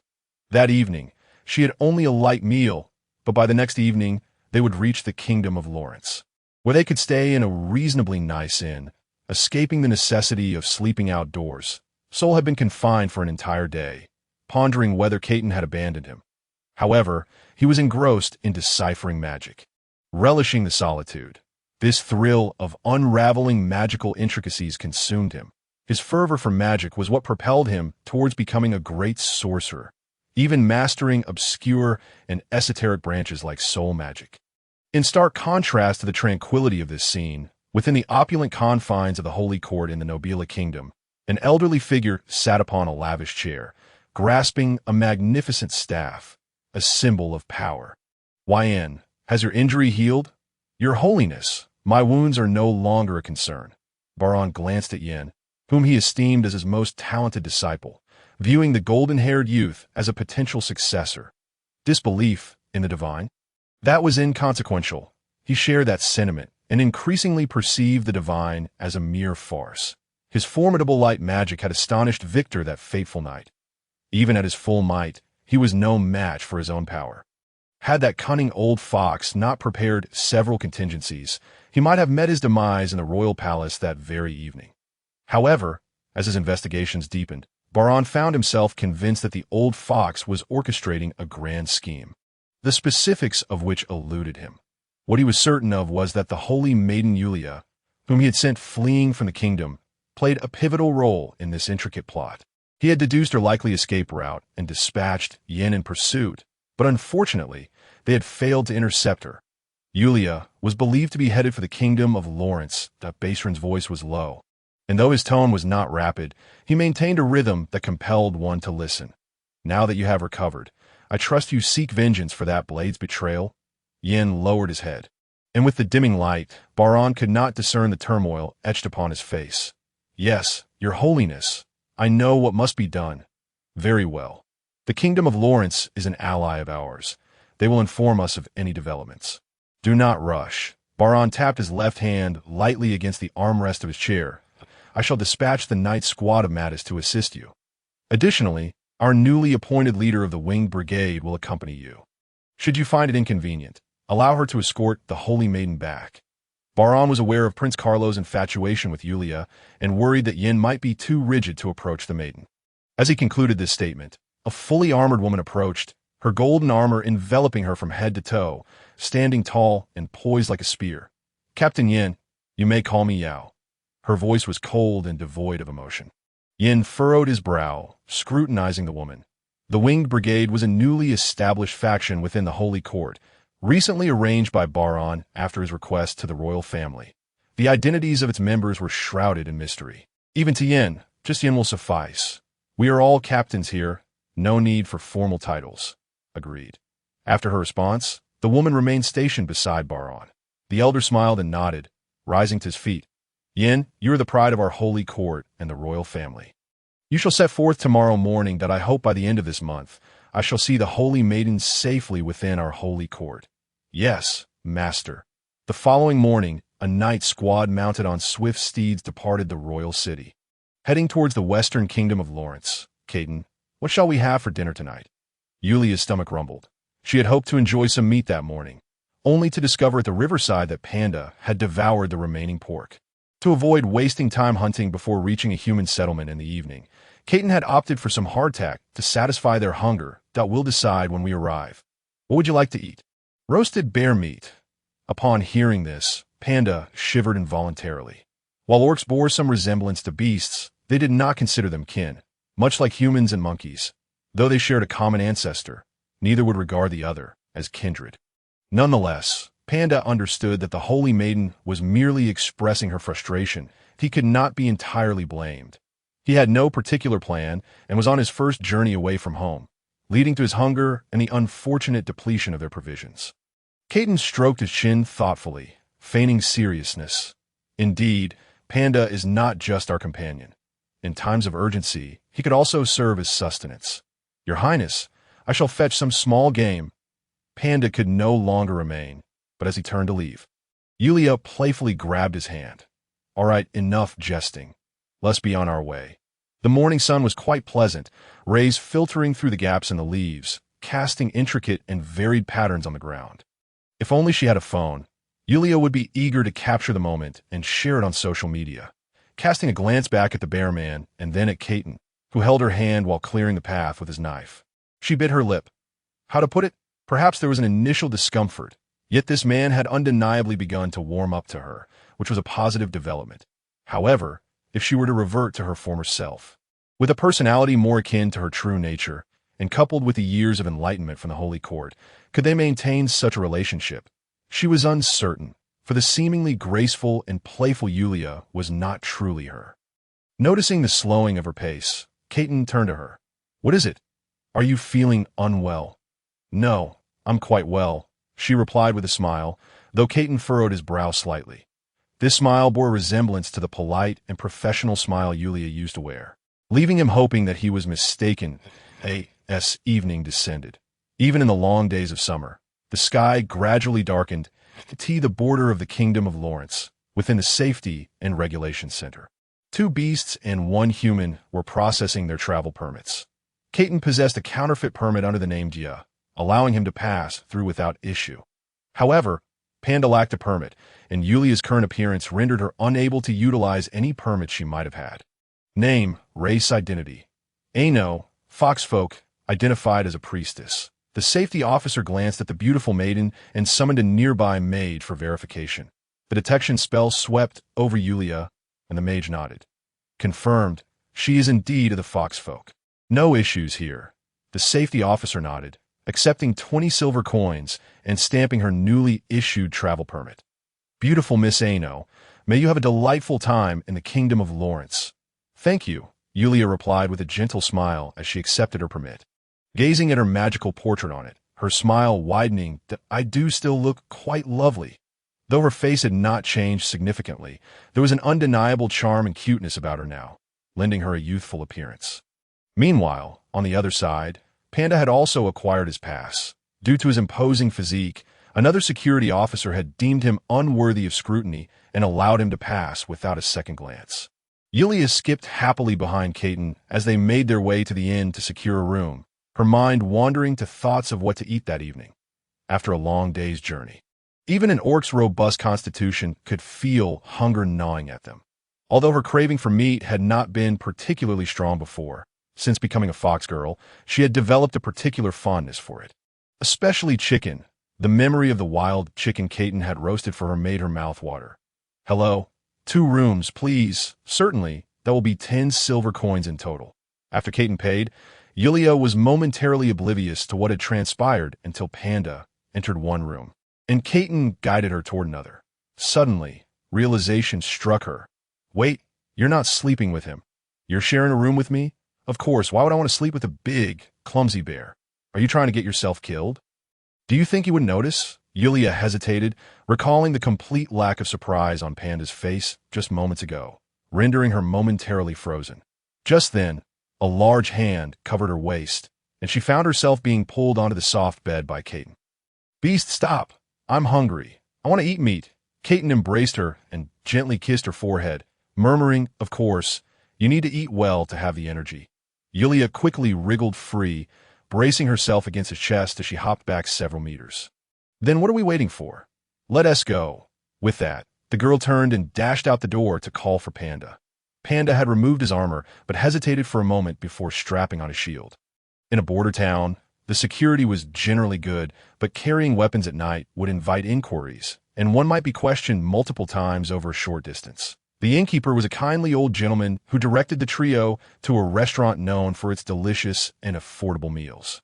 Inside the restaurant, Yulia joyfully devoured an entire roasted chicken, while Panda tackled some beef and Caden engaged in a duel with lamb. The 3 of them, Now united in their love for meat, thoroughly enjoyed their meal before settling the bill and returning to the inn. Panda exchanged a brief greeting with the two before retreating to his room. Yulia lingered at the doorway, hesitating to enter, seemingly in turmoil. Noticing she had yet to step inside, Caton turned and pulled her in, closing the door behind them. The bedroom contained a freshly heated tub of water, and without any hesitation, Caton stripped off his clothes and entered the large bath I'd already going to wash. You've already washed. How can I wash now? Yulia pouted, slightly displeased. She had always been somewhat of a neat freak, and this man seemed oblivious to her need for personal space. Together, Caton stood up, water cascading down his form. His well-toned physique reminiscent of a classical Greek statue. Oh my! Yulia instinctively wanted to flee, but was swiftly swept into the bath by the young man, who deftly removed her restraints. Yulia hugged her arms around her chest. Squatting in the water, too shy to look at Caton, she feared that staring too long would lead him to think she harbored unusual thoughts, resulting in something unspeakable. Caton gazed at the girlish back, captivated by the way her ears occasionally twitched. Your tail brushed against me, I in such a spacious area. That is only natural. Yulia braced herself, but suddenly realized the implications of her tail's contact. Big brother. It was an accident, purely an accident. No. Help? Though Caton's magical abilities were quite limited, he had mastered the art of soundproofing spells, ensuring that the outside world remained oblivious to their activities. Yulia felt as though she had transformed into a cream puff, being thoroughly cleaned by the man and then carried to the bed. After a brief moment of rest, she regained her composure, only to find Caton staring at her. She slightly turned her head away. Yulia, what is your full name? Yulia rolled her eyes, finding the situation reminiscent of certain couples from her past life who, after a night of wild abandon, didn't even know each other's names. Yulia, no, but you can also call me Jingu. Caton ignored her last remark, tightening his embrace around her. Remember, my name is Caton Diameter. Who asked you? Smack. A crisp sound echoed through the air. My apologies. I will remember. Caton chuckled silently, burying his face in her hair and slowly closing his eyes. Seeing that he had ceased his mischief, Yulia rubbed her backside and followed suit, drifting into slumber. The next morning, Yulia turned over in her sleep. Since becoming a fox, she could no longer sleep on her back. Otherwise, the sensation of her tail being compressed would lead to an uncomfortably delightful numbness. Thus, she had taken to sleeping on her side. Her tail inadvertently brushed against Caton's thigh, slowly rousing him from slumber. Gazing down at the young woman nestled in his arms, Caton gently grasped her tail. His touch was so light that Yulia, still in a dreamlike state, remained unaware. As he stroked her soft fur, he marveled at the wonders of beast transformation magic, while also growing increasingly curious about the identity of this fox girl. His Majesty all trusts me greatly and has not demanded that I accomplish this, so it is unlikely he arranged such a method. Then, who could it be? As he pondered this, inadvertently tightened his grip slightly, causing Yulia to stir awake. Good morning, Caton. Are you playing with my tail again? Stop, and oh worries. You can keep sleeping, but someone keeps disturbing you. How can you sleep? Then don't sleep. All right. I'll behave and sleep well. Just don't get worked up. Yulia had learned to be cautious around him, curling up in his embrace and pulling the covers up a bit. This sensation of sleeping on a soft bed was a rare luxury for her, and she wanted to cherish it. After breakfast, the three resumed their journey. Yulia gazed curiously at the sights along the street. It was no wonder she was intrigued after being cooped up in the Holy Court for 5 or 6 years. In the kingdom of Nobila, one could not be too ostentatious, and now that her identity and appearance had changed, she was eager to explore the cultural landscape. Just as they were about to exit the border town, a man in a top hat suddenly spoke up. "Oh, what do we have here? A bear, a beautiful lady, and a formidable mercenary." Caton paused, gripping the hilt of his sword tightly. "Oh, dear sir, there is no need for such wariness. I am merely a bard, harboring no ill intentions." The man was tall and lanky, with a silver tongue, yet he appeared rather handsome, a flute dangling from his waist, always wearing a smile. Caton cast a sidelong glance at him, while pulling Yulia closer as they continued walking. The man frowned at their interlocked hands, his voice tinged with displeasure and a hint of anger. "Mr. Caton, Lord Velicto has tasked you with escorting Her Highness to the kingdom of Skew, and this is how you fulfill your duty?" The trio halted simultaneously, Yulia turning in surprise to look at the man. "You're one of Velicto's men. How I choose to escort is none of your concern." The man seemed offended by this, a thought crossing his mind as he conjured a small spell. Upon seeing this, Caton immediately pulled Yulia behind him, standing alongside Panda to shield her. As the spell took effect, Yulia noticed the magical array on her left hand glowing before quickly returning to normal. "Damn it, you have truly defiled Her Highness." Caton's expression shifted dramatically, and Yulia panicked, glancing at the magical array on her hand before looking back at the man who claimed to be a bard. Panda silently lifted his shield, prepared to act at a moment's notice should either of them give the command. "Should I kill him?" Panda stood behind the man, while Caton, sword in hand, felt a wave of dread wash over him, fearing this day might end poorly. "Kill? No, no, no." Yulia was taken aback by his thoughts. If this person harbored ill intentions, then Caton could simply eliminate him. However, it was also possible that this individual was a messenger arranged by Lord Velicto, and thus he could not be harmed. "Your Highness the Saint." Caton crawled forward a few steps, his demeanor somewhat comical, and even went so far as to kiss her shoe, causing Yulia to jump back in fright. "Your Highness, I am here at the behest of Lord Velicto. I am familiar with the Kingdom of Lawrence and can guide you away from this place swiftly. I swear I will not speak of anything I have witnessed today to anyone, including Lord Velicto. I beg you, do not kill me." Seeing his spinelessness, Caton sighed. The skills of bards were generally quite lacking, and they lived in poverty. In Yulia's past life, they resembled budget travelers, relying solely on their legs. So even robbers found them unworthy of attack. They traversed the continent, composing ballads or legends, publishing books, often wandering alone and destitute. Caton could not fathom why Velicto would send such a person to assist them.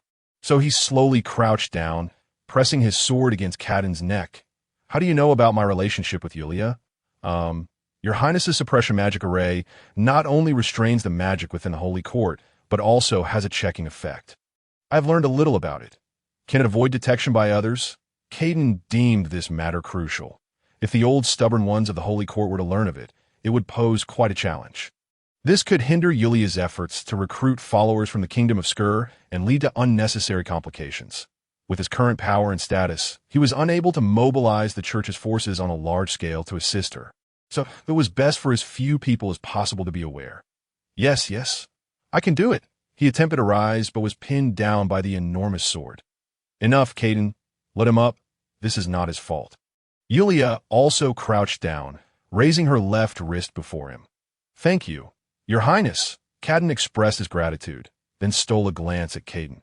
Seeing him retract his massive sword, he hurriedly got to his feet, his hands hovering over the young lady's left wrist as he inscribed a few arcane runes. The magic array glowed once more, but Yulia could sense that it seemed to lack some circuits. All right, unless necessary for suppression, it won't appear again. Caton was quite confident in his technique, revealing a broad smile. "Very well, since you were sent by Velicto, then accompany us from now on. You must not be out of our sight for more than a second, or else." Upon hearing Caton's words, Caton immediately straightened up and nodded vigorously. Panda also placed a hand on his shoulder, grinning at him. "I am Panda, the guardian knight of Her Highness. We shall reside together from now on. All right, Mr. Panda." Caton curiously surveyed Panda, wondering how Yulia had found a bear as her guardian knight. However, he figured the bear's faith must be quite pure, which was not his concern. Caton gradually regained his vitality, his mouth incessantly chattering as he began to describe the cultural environment of Lawrence. "Now, we will set off from here, heading southwest. We expect to leave this place by early next month." Yulia nodded in response. Although Caton was aware of the route, he still kept Caton close, intending to monitor him and prevent him from relaying messages to Velicto. The young lady had also asked him where Velicto was, but he was uncertain, only possessing a means of communication with him, which would require time for message delivery. "Your Highness, why have you taken on this form? Is it to disguise yourself? You mean turning into a fox?" Yulia flicked her tail, having been affected by a magical potion from mysterious fox woman, resulting in her current state. "Oh." Cadden suddenly understood. But then asked, then, you can revert back, right? After all, within the holy court. Fear not. I will return my original form at the latest within a month. At this point, her expression suddenly dimmed as she glanced at the silent Cadden, then smiled at Cadden. In any case, there is no need to worry. That's good to hear. Cadden nodded repeatedly. Meanwhile, Cadden tightened his grip on Yulia's hand. The trio had now transformed into a quartet. Although merely one additional person, the liveliness had more than doubled. Cadden could no longer endure his incessant chatter and shot him a glare. Noticing the youth's gaze, Cadden chuckled awkwardly and fell silent. Yulia, who had been enjoying the conversation, found it peculiar and softly spoke to Cadden. Why have you stopped talking? What were the rumors circulating in Esco Town? The people there believe he had barely started when he heard Cadden clear his throat, prompting him to silence himself. Cadden, what are you doing? Let him speak. I want to learn about the stories here. Cadden tightened his grip on her hand, expressing mild discontent. Do you enjoy speaking with him that much? Aye. Yulia paused, then cast him a peculiar glance, leaning closer to whisper. You're not jealous, are you? That would be absurd. I'm merely engaging in conversation. Cadden stared ahead, feigning indifference. Then let him finish this story. All right. Seeing that he no longer opposed her, Yulia smiled at Cadden, nodding for him to continue. Cadden, cleansed by her sweet smile, felt his previous annoyance dissipate, and he immediately resumed his prior grin. The people of the kingdom of Lawrence held beliefs distinct from those of the Holy Court. They regarded deities as not singular but akin to mortals, each possessing their own system. The mightiest among them was the king of gods, who governed all deities, while others had their respective domains, some overseeing harvests, some presiding over love, and others being the moon god and the sun god. As Cadden narrated, a pantheon reminiscent of the Greek myths of Yulia's past life unfolded before her in Esco Town. There also existed a legend. The sun god and the moon god were originally a pair of lovers, shining together, providing warmth and light to the surrounding stars. However, the king of gods coveted the beauty of the moon goddess and sought to possess her, but found himself at a loss for an appropriate method. If he were to forcibly take her, the other deities would surely scorn him, and he would lose his dignity as the king of gods. Eventually, the cunning god of deception proposed a suggestion. Due to the dual illumination of day and night, the stars were engulfed in darkness by night, unable to see anything, causing all to suffer. Therefore, why not separate the two, allowing the moon goddess to illuminate the night? Although the moon goddess possessed power equivalent to the sun god, her radiance paled in comparison to the sun, yet, in the pitch-black night, even a glimmer of light was a boon. Thus, the king of gods deemed this method satisfactory and promptly issued an edict. Regardless of their reluctance, the sun god and moon goddess had no choice but to comply with the king of gods' practical demand. As days passed, their intimacy waned, and the two, unable to meet, gradually developed misunderstandings. Though they still loved each other, they could not withstand the provocations of the god of deception, and the sun god began to harbor suspicions about the moon goddess. Upon learning this, the moon goddess was heartbroken but felt powerless. Eventually, the king of gods, frustrated by his inability to attain the moon goddess, weakened her powers and imprisoned her on this planet, compelling her to shine as she once did. Otherwise, not only would she bear the consequences, but the sun god would also suffer repercussions. With no other recourse, the moon goddess could only expend her essence to fulfill her duty. The sun god discovered the moon goddess's tragic plight. At that moment, she was but a fraction of her former self, her radiance flickering as though it could extinguish at any moment. His love for her transcended all boundaries, and he did his utmost to cast his remaining light upon her, allowing her to reflect his brilliance and, together, illuminate the earth. The moon goddess sensed the sun god's love for her, regaining her confidence and slowly restoring her strength. Meanwhile, the envious king of gods, unable to strike her down directly, could only forcibly drain her powers each time she regained a measure of strength. The moon goddess realized she could never return to her former self. Nonetheless, she remained undaunted. Each year before the king of gods could siphon her powers, she would unleash all her divine might, shining alongside the reflected brilliance of the sun god to illuminate the earth. Thus, during this time each year, the moon would appear particularly large and bright. Astrologers claimed this phenomenon was the moon's return line, and Esco Town celebrated this day as the moon goddess festival. Yulia gazed up at the bright sky, then shook her head. No, there is but one deity. And how could a god possess human emotions? Is that still a god? Upon hearing her words, Cadden shrugged. In any case, he merely regarded those legends as tales to be listened to. Kite ungently tugged at her small hand. I told you not to listen. Yet you insisted on doing so, and now you're all tangled up in your thoughts? Aren't you? Mind your own business. Yulia shot him a glare, her gaze drifting towards the nearby scenery. That moment. The four of them walked through the fields, and the vast stretches of low grass gradually lifted her spirits. As night approached, they finally arrived in a town. Unlike other cities, this place boasted a vibrant nightlife, with numerous street vendors lining the roads. Yulia surveyed her surroundings while Kaitan went off to find Nin, leaving her with Cadden and Panda. Not long after, Kaitan returned, having found a suitable restaurant, and prepared to lead them there. He noticed Yulia stealing glances at a particular stall and quietly made a mental note of its location. After their meal, Kaitan excused himself under the pretense of needing the restroom and approached the stall alone. The vendor was a young girl in her teens who, upon seeing the handsome youth, promptly greeted him and inquired about his desires. How much for these?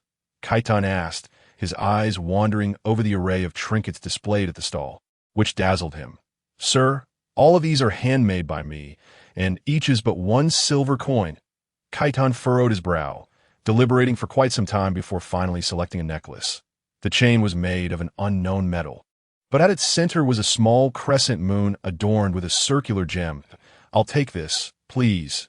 After receiving the payment, the girl examined the necklace in her hands and smiled, saying, Sir, this must be for your beloved. You have quite the discerning eye. Kaitan felt a slight flush at the word beloved, which struck a sensitive chord within him. He placed the necklace in his pocket and returned to the restaurant. Why did you take so long? Yulia asked curiously, but Kaitan ignored her, only deepening her intrigue. Upon reaching the inn, Cadden naturally shared a room with Panda, while Yulia and Kaitan were assigned to the same one. This time, Kaitan patiently waited for her to finish bathing before attending to his own hygiene, even maintaining a proper distance when getting into bed without any inappropriate advances. This behavior left Yulia feeling somewhat unsettled. Was it true that once one attained something, they no longer cherished it? As she curled up in a ball, lost in her own turmoil, Kaitan suddenly embraced her, producing the necklace from his pocket. Here, what is this? A gift. Yulia looked at Kaitan, who slightly turned his head away, seemingly reluctant to meet her gaze. Thank you. Yulia accepted the necklace, placing it on the bedside and examining it with curiosity. Why don't you try wearing it? Do you dislike it? But it's time for bed. Should I wear it now? After saying this, Yulia noticed a slight change in his expression and turned to rest her head against his chest. Don't overthink it. I like it. What made you think of buying a gift for me? Today isn't any special occasion, is it? Kaitan hesitated for a moment before answering. I saw you glancing at the stall a few times, so I decided to buy it. The stall? Yulia pondered for a moment, recalling that the vendor had been a rather attractive girl, fresh-faced and fair-skinned. She hadn't realized that Kaitan had mistakenly assumed she was interested in the items rather than the vendor herself. You were quite thoughtful. That IT was a case of unintended consequences. Yet Yulia did not wish to dampen his enthusiasm. Kaitan was at a loss for words, seeing her gaze fixed intently upon him. He leaned down and gently brushed his lips against the corner of hers. That Yulia's expression grew complex, yet she made no resistance, silently closing her eyes. Encouraged by her reaction, Kaitan grew bolder, moving from the corner of her mouth to her lips, then to her chin and neck. The magical sigil on his left hand flickered briefly before fading away. Yulia lay in his embrace, allowing him to caress her fluffy tail, feeling utterly limp and unwilling to move. What will Cadden do after leaving Lawrence? My suggestion is to have Soul seal his memories. But sealing memories could still affect him. What if he becomes a fool? That has nothing to do with me. How can you be so cold-hearted? Kaitan's hands paused, gently kneading the soft base of her tail as he asked, should we let him reveal our affair to Velictor? Yulia fell silent, acutely aware that her current actions significantly deviated from Velictor's teachings and expectations, instilling a sense of guilt within her. Yet, she did not reject her complex feelings for Kaitan or the nature of their relationship. On the contrary, she found it somewhat enjoyable. Thus, she felt torn, attempting to numb herself with the fantasy of returning to normalcy in a month's time, as if nothing had ever happened. However, she knew that such a notion was profoundly irresponsible and utterly impossible. Can we think of a better solution? I don't want to bring him any negative influence. After all, he is innocent. I'll consider it further. Kaitan understood her kind-hearted nature. If it were him, Kaitan would already be buried. Any unstable element should be dealt with promptly rather than waiting for a crisis to arise. Nonetheless, since the girl was unwilling, he had to take her feelings into account. Yulia, let's not discuss him.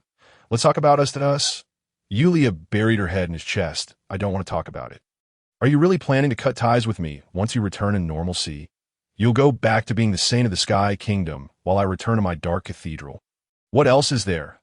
Kaitan paused, narrowing his eyes as he gazed at her. Yulia, do you truly feel this way? We are both adults. Such matters are quite natural, aren't they? Yulia struggled to maintain her composure, striving to keep her voice steady. As long as both parties consent, we can part ways afterward without anyone bearing responsibility. Perhaps we might occasionally reminisce about the absurdities of our journey. Moreover, this is due to my physical condition. Otherwise, none of this would have occurred. Once I return to being human, things like this won't happen again. Your perspective is quite reasonable. Kaitan suddenly smiled, propping one leg up and reclining in an exceedingly relaxed manner. Yulia felt a sudden heaviness in her heart, an uncomfortable sensation washing over her. For some reason, she found Kaitan's indifferent demeanor incredibly distasteful. Embracing Kaitan's shoulder, she bit him fiercely. Ouch! Yulia, you little fox, be gentler. Yulia shot him a glare, slightly lessening her grip but refusing to release him. It wasn't until she tasted a hint of blood on her tongue that she finally let go, feeling guilty as she used her healing magic to mend his wound. Kaitan silently observed her actions, then suddenly pulled her tightly into his arms, their bodies pressed closely together, leaving no space between them. Yulia, I've come to realize that I genuinely like you, so, even if you return to your previous self, please don't leave me, all right? Yulia could no longer hold back. Perhaps it was the fragility and sensitivity of her feminine form, but she spoke with a quivering voice. But Kaitan, that's not permissible. Can we just cherish our time together now? Kaitan fought against the urge to whisk her away to the dark cathedral, tightening his embrace slightly. After a prolonged silence, he softly proposed. Then, once you establish a new holy court and Velictor returns as pope, will you abdicate and come with me? Abdicate? Yulia had never considered that option, especially since she remained uncertain about her own mission. Kaitan, find someone better. I'm truly not suited for this. That Yulia's tail flicked against the bed. Reflecting her inner turmoil, Kaitan felt somewhat disheartened, and dark thoughts began to surface. If the saint were to become pregnant, how would the holy court possibly accept such a situation? He was startled by his own thoughts. He had initially intended to escort her to the Sky Kingdom to gather followers. Yet now such extreme ideas were emerging. With Soul's capabilities, he could alter the magical sigil when she least expected it. But would Yulia truly be happy? Are you unhappy? You gave me a gift, yet this is the response I receive. Seeing him remain silent, Yulia leaned in and kissed his cheek. This kiss acted as a catalyst. Igniting the flames within Kaitan's heart, he pressed her down beneath him, launching a second wave of advances. The following day, Yulia felt as though her bones were about to crumble. Last night, Kaitan had indeed merely been venting his frustrations. Even as she pleaded for mercy, not a trace of compassion softened the heart of the young man, his coldness and estrangement reminiscent of their first encounter. Yes, she opened her eyes and uttered a few whimpers. She was startled to find that Kaitan had also awakened, his eyes still ablaze with intensity. Kaitan, I can't take this anymore.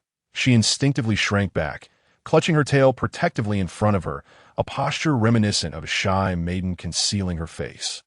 Yet, this very display only served to stoke the flames of Kaitan's fury. Don't come any closer. I am truly angry. The hairs on Yulia's body stood on end, her ears and tail bristling with agitation. Kaitan had contemplated throughout the night and ultimately devised a desperate ploy to retain her. He grasped her arm, pulling her closer, his tone frigid. Let me make this clear. Your Lord Velictor has commissioned our Dark Church to escort you to the kingdom of SK. But don't forget, the kingdom of SK lies in close proximity to our kingdom of Norton.D. Oh, you truly believe we would allow you to propagate your faith unchecked? What do you mean? She inquired, bewildered. What I mean is, even if you were to re-establish the Holy See, it remains uncertain whether the current Holy See would consent, and let us not even discuss the dark adherents within the kingdom of SK. Would they permit your expansion? Yulia gazed at this man who had once possessed her, discerning that although Caton's words were icy, there was a hint of something unusual in his expression. Caton, as a man, I understand what you were thinking. Yulia adjusted her blanket nervously, confessing, I do indeed have feelings for you. That a flicker of brightness appeared in Caton's eyes, yet he recognized that Yulia had more to say. However, I truly cannot accompany you to the end, whether in faith or in matters of the heart. Who knows what the future holds? Caton embraced her, preparing to continue when they were abruptly interrupted by commotion outside. What is happening? Yulia inquired. Caton felt an inexplicable irritation at the disruption, which was particularly vexing at that moment. Approaching the window, he beheld a throng of soldiers encircling a tall, gaunt man and a massive bear, unable to suppress a hand to his forehead. Your knight protector, along with that bard, has been intercepted by Lawrence's soldiers. Pander, Yulia exclaimed, her excitement palpable as she extended her hand toward Caton. Quick, give me my clothes.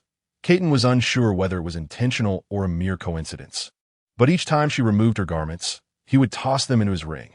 The ring's storage space was distinct from where Soul resided, preventing any interference. Discarding her clothing, Yulia paid no mind to whether they were clean or dirty, hurriedly dressing before preparing to descend. Are you really going down like this? Caton slowly donned his own attire, leaning against the windowsill. Don't you want to know why they were stopped? Upon hearing this, Yulia frowned slightly before walking to the window. Below, a dozen soldiers brandished their swords at the two figures, with Caton hiding behind the massive bear, while Pander stood valiantly, shield and axe in hand.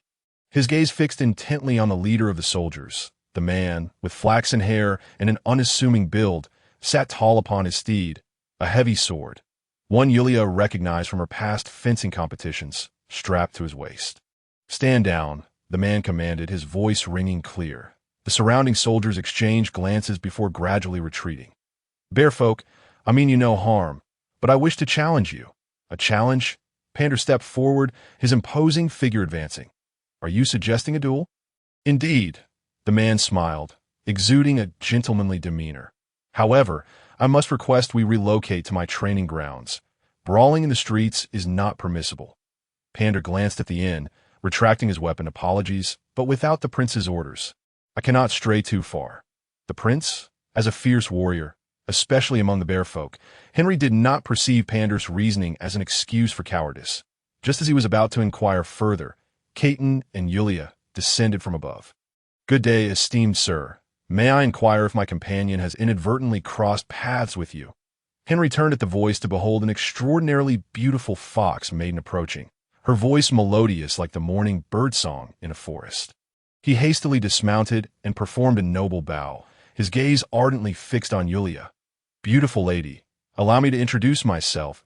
I am Henry Lister, a noble of the kingdom of Lawrence. I was merely intrigued by the bearfolk, having heard of their formidable prowess.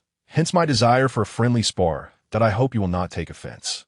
Yulia, sensing no malice in the man, lifted her skirt and returned the courtesy. Greetings, Mr. Henry. You may call me Yulia. Henry's spirits lifted at this, and he disregarded the frosty air emanating from Caton, smiling at Pander before returning his attention to Yulia. Rest assured, it shall be a mere exchange, if you would be so kind as to accompany me to my estate. No, thank you. We are pressed for time, Caton interjected, his irritation with the man palpable. The air of superiority and arrogance that clung to Henry repulsed him. And who might you be? Henry finally noticed Caton beside him, his annoyance surfacing. Did you not see I was conversing with this lovely lady? Sensing Caton's growing agitation, Yulia tugged at his sleeve, whispering, Caton, we are still on their turf. Do not act rashly. Caton fell silent, crossing his arms as he stood aside. Then, shall we? Upon receiving a nod from Yulia, Henry's joy was evident as he clapped his hands, summoning a carriage that soon arrived. Yulia pulled Caton inside, while Henry, raising an eyebrow, followed suit without further comment. The other soldiers trailed behind the carriage, leaving Pander, the supposed main character, overlooked. The massive bear moved forward with the group, gripping Caton's shoulder tightly to prevent him from escaping. Earlier that morning, Caton had expressed his hunger and desire to venture out for a meal. Concerned about potential trouble, Pander had accompanied him. Despite Caton's smooth talk, he had treated Pander to a hearty meal near the inn. After satisfying their appetites, they were en route back when they encountered Henry. Henry instantly spotted Pander among the crowd, and with his armor and shield axe in tow, he felt a surge of enthusiasm to challenge him. Believing himself quite formidable, he was keen to test his mettle against the bear folk, especially given Pander's unwavering demeanor amid the soldiers. His fighting spirit ignited Henry's excitement. Yet now his focus was wholly captivated by Yulia. The fox maiden was a past conquest, but she paled in comparison to the girl before him. Although Yulia exhibited a hint of naivety, she radiated an undeniable allure reminiscent of a mature woman. Ensnaring his attention in the romantic realm of Lawrence, the dynamics between men and women were far more chaotic than in Nobila. Men here were generally drawn to beauty, particularly favoring those who were married or in relationships. The more feminine the woman, the more appealing she became to this moment. Yulia seemed to embody all of Henry's preferences, and he was determined not to let her slip away. Caton recognized the man's ill intentions. But nobles of Lawrence were typically too concerned with their reputations to resort to brazen acts of abduction. He was curious to see what Henry was truly after. Should he attempt to make advances toward Yulia, Caton would not hesitate to dismantle his estate. The alliance between Lawrence and Nobila was delicate, and any public altercation could lead to significant trouble. Given his sensitive status, he was uncertain whether the knights who witnessed his previous battle with Yen had drawn any conclusions. Yet even if his identity were to be exposed, he would not conceal it. Altering his appearance or dyeing his hair was out of the question, but he would rather die in battle than conceal his naturally white hair. The carriage came to a swift halt at a lavish estate, and the group proceeded to the training grounds located within the estate's interior. The open-air training field spanned nearly 1,000 square meters, whereas private soldiers typically trained, providing ample space. Henry commanded his servants to bring tables and chairs to host Julia and Caton, before donning light armor and wielding a sword as he strode to the center of the arena. Lifting his chin to glance at Panda, upon receiving Julia's approval, the bear-like warrior swiftly removed his shield and axe from their resting place, advancing towards him. Henry intended to showcase his formidable strength to Julia by defeating Panda. Wealthy, handsome, and powerful, he was convinced that these attributes would surely win over the flirtatious vixen. Julia propped her head on her hand, savoring a sip of tea. The flavor was delightful, though she could not discern the flower that had been infused. Unable to resist, she took another sip. This fellow was like a proud rooster, impatient to display his prowess. Hearing Caton's jest, Julia couldn't help but let out a soft laugh, though her amusement was short-lived as her tail was suddenly grasped. "I told you to wear a hood, and you refused.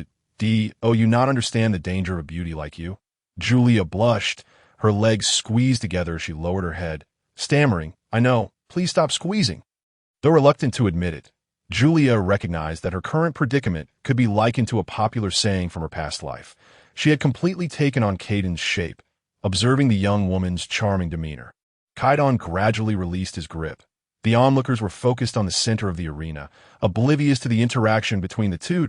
Julia exhaled in relief, concealing her tail behind her. It was far too large. The tail of a fox typically constituted around 23 of its body. While hers was not as exaggerated, it remained quite conspicuous. Caton subtly grasped her hand beneath the table, a gesture she understood as a claim of possession.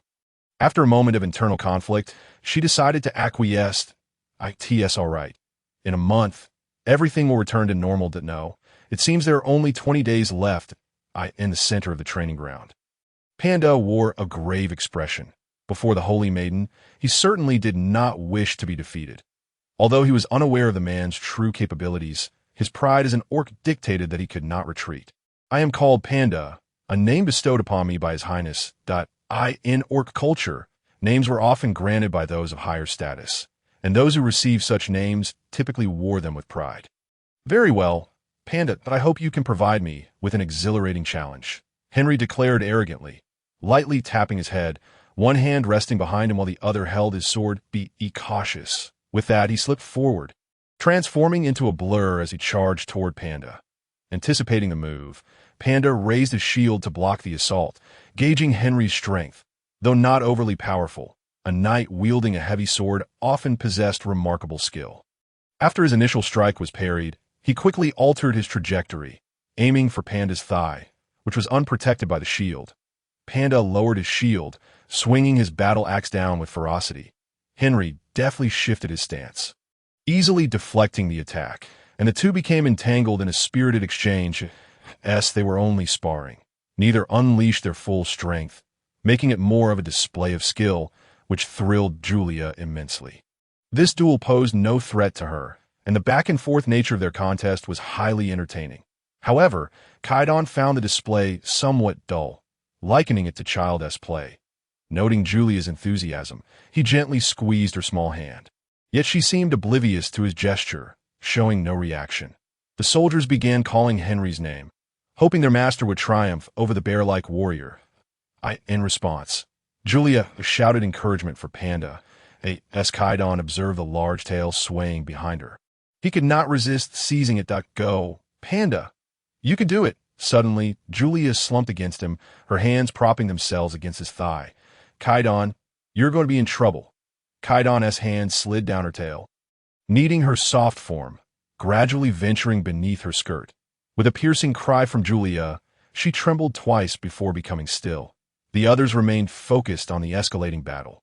Henry, frustrated by his inability to best Panda and feeling embarrassed before the fair maiden, was fueled by indignation. Next, I shall fight seriously. Henry retreated a step, green energy enveloping him as tendrils sprouted from the ground, ensnaring Panda as if drawing him into a dense jungle. However, Panda, having grown up in such an environment, remained unfazed, his legs firmly planted on the ground as a golden glow radiated around him. Within this domain, Henry glided as if skating on ice, launching a lightning-fast thrust towards Panda. Panda countered by swinging his shield, sending forth an illusory image of it. Henry deftly sidestepped Panda, abruptly halting his momentum before charging again. This time, Panda stood his ground, while Henry launched rapid attacks from all directions, each more swift than the last. The green glow on Henry's sword intensified, reaching a critical point. Final strike. He propelled himself toward Panda at near supersonic speed, and just as he closed in, Panda unleashed a thunderous roar. Henry's momentum halted abruptly. Leaving him momentarily dazed, the Panda's axe rested against his neck, but did not press further. Upon regaining his composure, Henry's expression faltered slightly. Nevertheless, he graciously stepped back, performing a knightly salute. You have won, mighty bear man. You are quite strong, Panda affirmed, acknowledging Henry's last maneuver as a stroke of ingenuity, for he had barely managed to defend himself. Had he delayed by even half a second, he would have faced defeat. Henry recognized that Panda's final roar bore an element of luck. But a loss was a loss, and he was not one to shy away from it. Unbeknownst to them, Kaidan had quietly drawn a magic circle behind the soldiers, a ray of light vanishing from the location. The tendrils on the ground gradually dissolved, and Henry sheathed his sword, approaching Julia. Miss Julia, might I persuade you to stay with us a few more days? I wish to spar with Panda a few more times. He is a commendable opponent. Julia, trembling, rose to her feet, clutching her skirt tightly. Mr. Henry, is there a changing room? My dress has become somewhat soiled. Of course, I shall have someone escort you. Henry smiled, summoning a maid to guide Julia into the mansion, while also arranging for a new outfit that would fit her form. After Julia departed, he seated himself beside Kaidan, suddenly catching a whiff of an unusual scent, assuming it to be a figment of his imagination. He paid it no mind and sipped from his cup of tea. To Mr. Kaidan, it seems that Miss Julia is quite obedient to your wishes. Kaidan remained noncommittal, silently observing Panda's return, and replied coolly, not particularly. However, we are indeed pressed for time. After all, 3 days, just 3 days. Henry, undeterred by Kaidan's reticence, declared, 3 days hence, I shall arrange for a luxurious carriage to convey you away, if that is agreeable. Carriages from the western continent were relatively scarce, and draining Julia's purse would scarcely suffice to procure a lavish one that, after a moment's contemplation, Kaidan tapped his fingers on the table before finally responding. It is still wise to consult Julia's opinion. Very well, Henry beamed.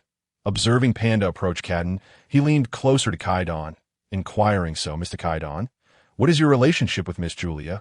We are a couple that, oh, splendid. Henry nearly clapped his hands in delight, but noticing Kaidan's peculiar demeanor, he cleared his throat. I mean, you are quite well suited for one another.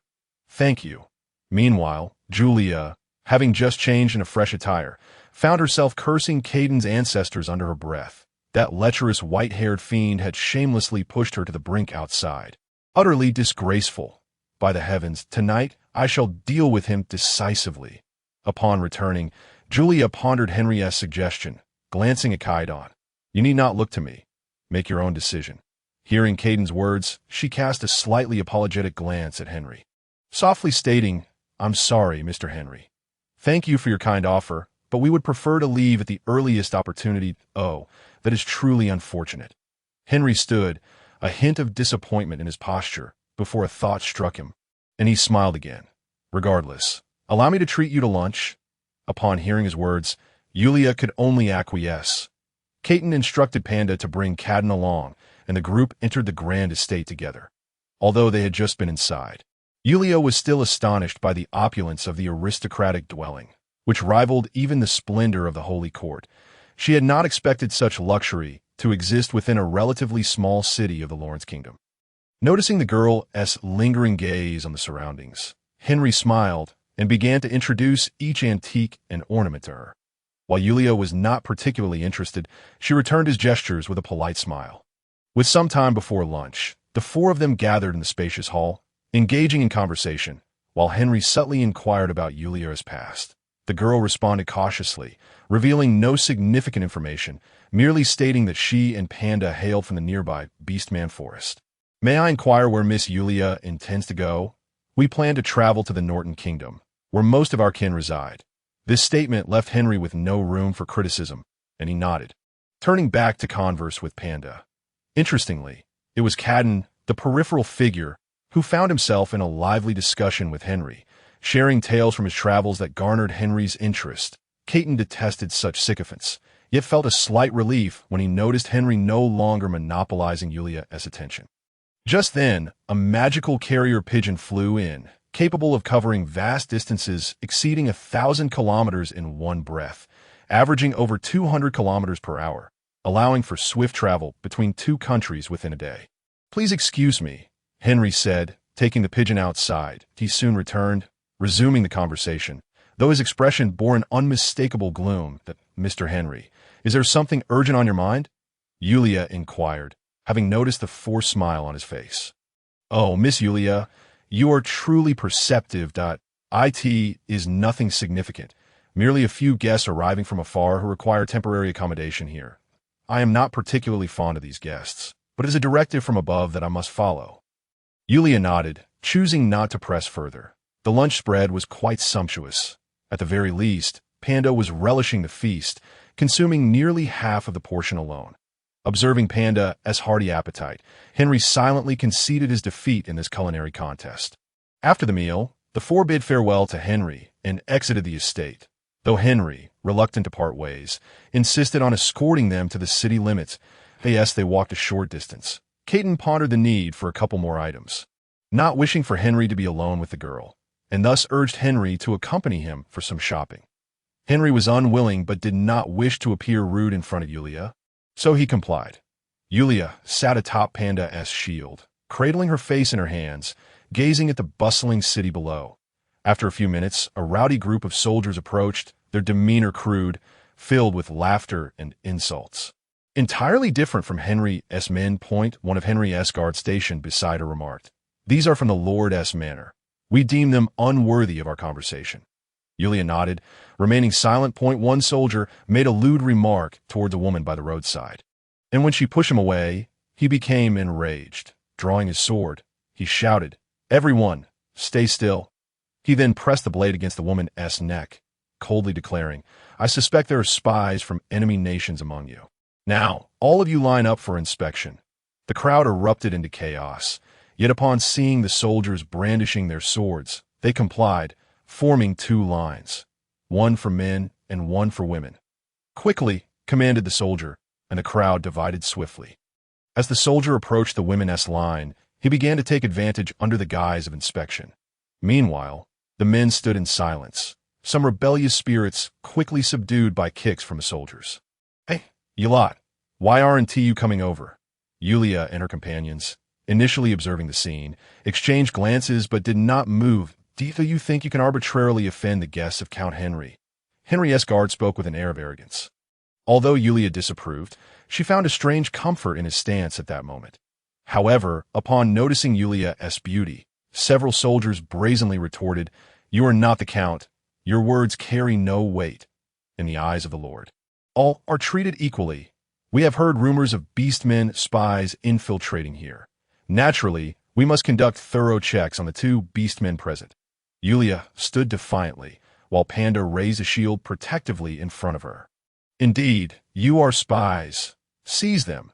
As another group of knights approached, the initially timid soldiers found their courage. The knights, unaware of the unfolding drama, quickly converged upon the soldiers they worked alongside. "Sir, these beastmen and their companion are suspected enemy spies." The leading soldier gestured toward Yulia, then winked at her. "Oh, I concur. Let us take that fox girl back, while her companions are detained." Yulia, watching the unfolding events with a cold gaze, summoned forth several vines from the ground, ensnaring the soldiers completely. Panda charged forward, toppling them with a shield strike. Nevertheless, the knights displayed commendable strength, breaking free from the vines and engaging Panda in combat, while the guard shielded Yulia from harm. After a moment's hesitation, Cadden lifted his flute and began to play a soft tune. In mere seconds, the knights began to dance uncontrollably, their antics drawing laughter from the crowd. Amid the ensuing chaos, Caton, Henry, and a host of guards returned. "Cease this at once," Henry bellowed, and upon seeing him, the combatants gradually halted. What transpired here? Henry's expression was dark, and the knights and soldiers fell silent, recognizing the gravity of the Countess' presence, equivalent to that of the Lord himself. Yulia, a hint of indignation in her voice, recounted the events, while Caton approached her, looking down from his height. "So, you claim they harassed women and sought to take you away, prompting your retaliation?" "Yes," Yulia replied, noticing his slightly disappointed expression, mistakenly believing he disapproved of her actions disrupting his plans, feeling a surge of irritation. "You should not have taken action against them," Caton stated with a frown. And then, before Yulia's incredulous gaze, he swiftly drew his massive sword and decapitated one of the knights. His white hair stained with blood, wielding the great sword, he stood surrounded by an aura of dark energy, a shadow forming behind him. Such scoundrel should be dealt with decisively. The atmosphere froze momentarily, followed by an uproar. While brawls might occur, the loss of life was an entirely different matter. Yulia was taken aback by Caton's sudden violence. She had not anticipated this white-haired youth would act so decisively that a part of her, against her will, found him extraordinarily striking in that moment, her cheeks flushing with excitement. "Damn it, charge!" The guard from the Lord's manor rushed forward, and the dark silhouette behind Caton sprang into action. Yulia observed keenly as this shadow, akin to a great dog, effortlessly dispatched several foes in rapid succession. Caton stood firm, as if he had merely performed a trivial act. Henry was astounded by his prowess, having previously thought Panda formidable. Yet this white-haired youth exceeded all expectations. "Mr. Caton, while they were the aggressors, they are still from the Lord's manor. I fear they might not escape unscathed now." Yulia pursed her lips, glancing at Henry and then at Caton, who seemed ready to confront the Lord's manor, unsure of how to proceed. However, with so many civilians bearing witness, as long as they remained in Henry's estate for a few days, they should be safe. Her surprise, the situation had led to this outcome. Should they leave now, Henry would likely face severe repercussions. Despite his title as Count, being accused of colluding with an enemy nation would be a formidable challenge to navigate. Remaining, however, would signal their intent, and with Henry's persuasion, the outcome might be less dire. Yulia, not wishing to burden anyone with trouble, gently tugged at Caithness' arm, signaling him to temper his impulsiveness. Then I must trouble you. Upon hearing her words, Henry smiled and replied, "It is only right. This is due to my inadequate hospitality. Please, do come in." The group returned to Henry's courtyard, where he arranged accommodations for them. Subsequently, Henry, accompanied by his guards, made his way to the Lord's manor, advising them to consult the steward should any matters arise. Aware of the couple's romantic relationship, he thoughtfully prepared a spacious bedroom for them. Yulia gazed at the large bed, her expression peculiar. Just as she was about to speak, Caden had already shed his clothes and immersed himself in the bath. The young lady felt increasingly awkward, sitting on the edge of the bed, unsure of what to do. Should she leave? That seemed ill-mannered. Should she remain and watch him bathe? Stealing a glance at Caden, she noticed the scars that adorned his chest and back, speculating that they were likely remnants of past battles that he had chosen not to erase. "Caden, don't you find those scars unsightly?" "Unsightly?" Caden paused, rinsing his hair and glancing at the scars on his chest, which he considered a symbol of manhood. I think they are quite unappealing. That Caden's movements paused as he reached out to touch his scars. Looking at her and asking, "You don't like them?" "Of course not. It makes you seem rather unfortunate." Yulia fibbed. In truth, when Caden had pinned her down, she had felt those jagged scars beneath her fingers, evoking an unexpected pang of sympathy within her. She believed it was merely an overflow of compassion. After years of stable life, Caden appeared to have been embroiled in a constant struggle for survival. "Very well." Caden emerged from the bath and approached her. "Why on earth are you not wearing any clothes?" Yulia glanced at him before turning away, her ears slightly twitching. "That you've seen me countless times. Why play this game with me?" Caden chuckled, gently caressing her cheek. "Then might I request the saintly lady to assist me in removing them?" Those words felt hauntingly familiar, prompting Yulia to recall their encounter in the forest. Causing her to smile shyly, Caden dried himself with a towel and sat on the edge of the bed. Yulia, still feeling somewhat bashful, decided to start with his back. A gentle water-based magic enveloped his back, slowly erasing the scars. As she moved to his front, she endured his suggestive gaze while meticulously casting her spell. Perhaps due to her nerves, a light sheen of sweat appeared on her forehead. When her healing magic reached his abdomen, she distinctly sensed Caden's breath quicken. Flushed and breathless, after completing the treatment, she intended to take a moment to rest when Caden seized her hand. "Yulia," he murmured softly, pulling her into his embrace and kissing her. By the time Henry returned, it was already evening. Although somewhat fatigued, he had managed to temporarily resolve the situation. The Lord would send someone the next day to coordinate matters. While it might not directly concern the group, compensation was still necessary. Upon his return, he inquired with the steward, who informed him that Caden and Yulia had remained in their room without coming out, prompting Henry to scratch his head in contemplation. While he held a fondness for married women, their intimacy left him with little opportunity to act. Moreover, Yulia seemed markedly different from other foxwomen, polite and reserved, devoid of any lewdness. With a sigh, Henry pondered how to take advantage of the next few days to win her affection. During dinner, the group gathered around the table as Henry briefly outlined the situation, albeit with a touch of deceit. "The Lord is furious. Although I have managed to suppress this matter, it remains troublesome. The city gates have heightened their defenses, so you must remain here for a few more days." 3 days. We must leave in no more than 3 days. Rest assured, I will ensure this matter is resolved within that time. Noticing Caden's impatience, Henry first sought to soothe him before turning to Yulia. "There will be a gathering of the upper class tomorrow evening. May I have the honor of your company, Miss Yulia?" "I'm sorry, but I'm not particularly fond of such events." "Not to worry. You may bring Mr. Caden along." Henry was well aware of her thoughts, as anticipated. Upon hearing that Caden could accompany her, Yulia's gaze shifted toward the silver-haired youth. "Very well," Caden replied. Henry was elated. After dinner, he dispatched someone to arrange suitable attire for their outing. As for Panda and Caden, they were to remain at home to prevent any unforeseen complications. Unbeknownst to them, however, Caden's message had already been dispatched. In a small kingdom on the western continent, Velikdor finally received the communication Caden had sent earlier that day. He frowned as he read the letter and slowly closed his eyes after finishing. My lord, they have arrived in the kingdom of Lawrence? Indeed. Velictor smiled and waved at the approaching foxwoman. The foxwoman cast a sultry glance at him before gracefully settling into his lap. My lord, that magical reagent cost me a significant price to procure from the Mage Association. It must have proven quite effective, yes. Indeed, the plan is now on track. The foxwoman gradually knelt, and Velictor squinted in pleasure at her ministrations. Secretly pondering, Yulia, I have nurtured you for so long. I hope you will not disappoint me. Later that evening, Caden mentioned he had matters to attend to and instructed Panda to block the door as he departed. Yulia, left alone in her room, perused a magical tome for quite some time, reviewing her knowledge. Noticing the night had deepened, she decided to wash up and retire for the evening. Panda brought in a large tub of hot water before ushering Caden outside. Once the door was securely closed, Yulia slowly disrobed and slipped into the bath.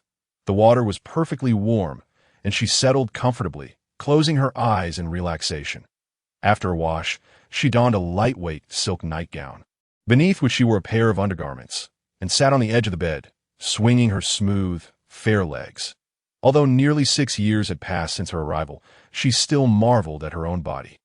Her long, shapely legs were pristine and devoid of any blemish, and her petite, delicate feet, with nails that sparkled like crystal, were simply irresistible to someone. Crossing her legs, she gently caressed her thigh, the sensation evoking memories of her afternoon with Caden. No. Yulia shook her head briskly, realizing how peculiar her thoughts had become, finding herself drawn to the silver-haired youth. Meanwhile, where had that man gone this evening? In a secluded corner not far from Henry's estate. Caden extended his hand, and a dark bird silently landed on his arm under the cover of night. Retrieving a bundle of scrolls from the bird's iron-like claws, Caden gazed at the instructions from Alder, letting out a sigh. The Pope was still inquiring about his progress, and even tentatively suggested the need for external assistance. However, at the end of the scroll, he had written, "The spies from Nobila have reported back that the new Holy Court has dispatched knights riding swift horses toward Lawrence.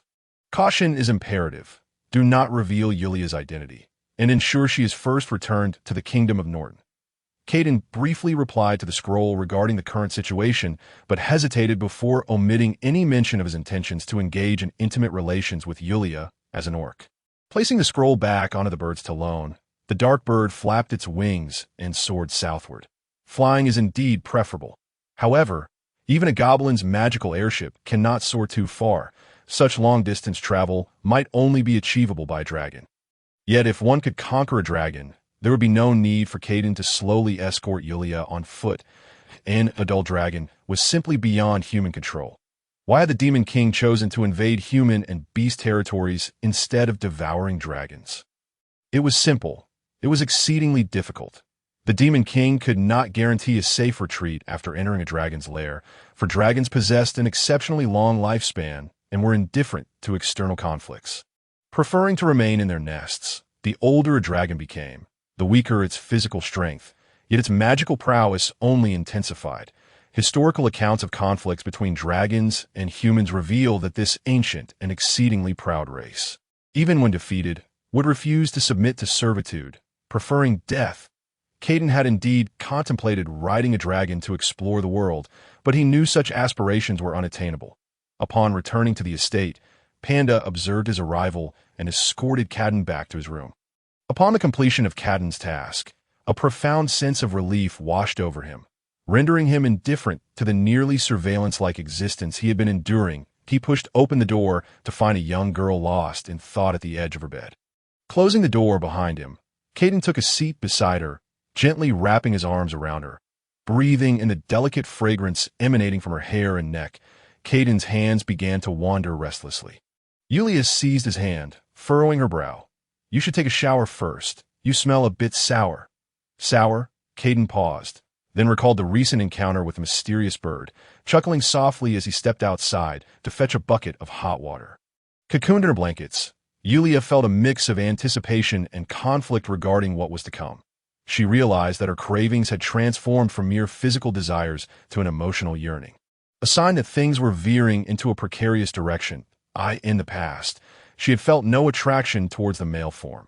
After all, having been a man for over 20 years, it was hardly significant, merely a matter of size. However, everything had changed now. The sight of Caden's physique stirred something within her. As Caden extinguished the light and felt his way to the blanket, she grasped his wrist. Did Soul mention when the beast transformation magic will be undone? The young man hesitated, his expression unreadable in the dark. Not for a while. When precisely? At least until we leave Lawrence. Yulia fell silent, gently pulling back the covers. Caden immediately slipped in beside her, embracing her warm body and kissing her lips.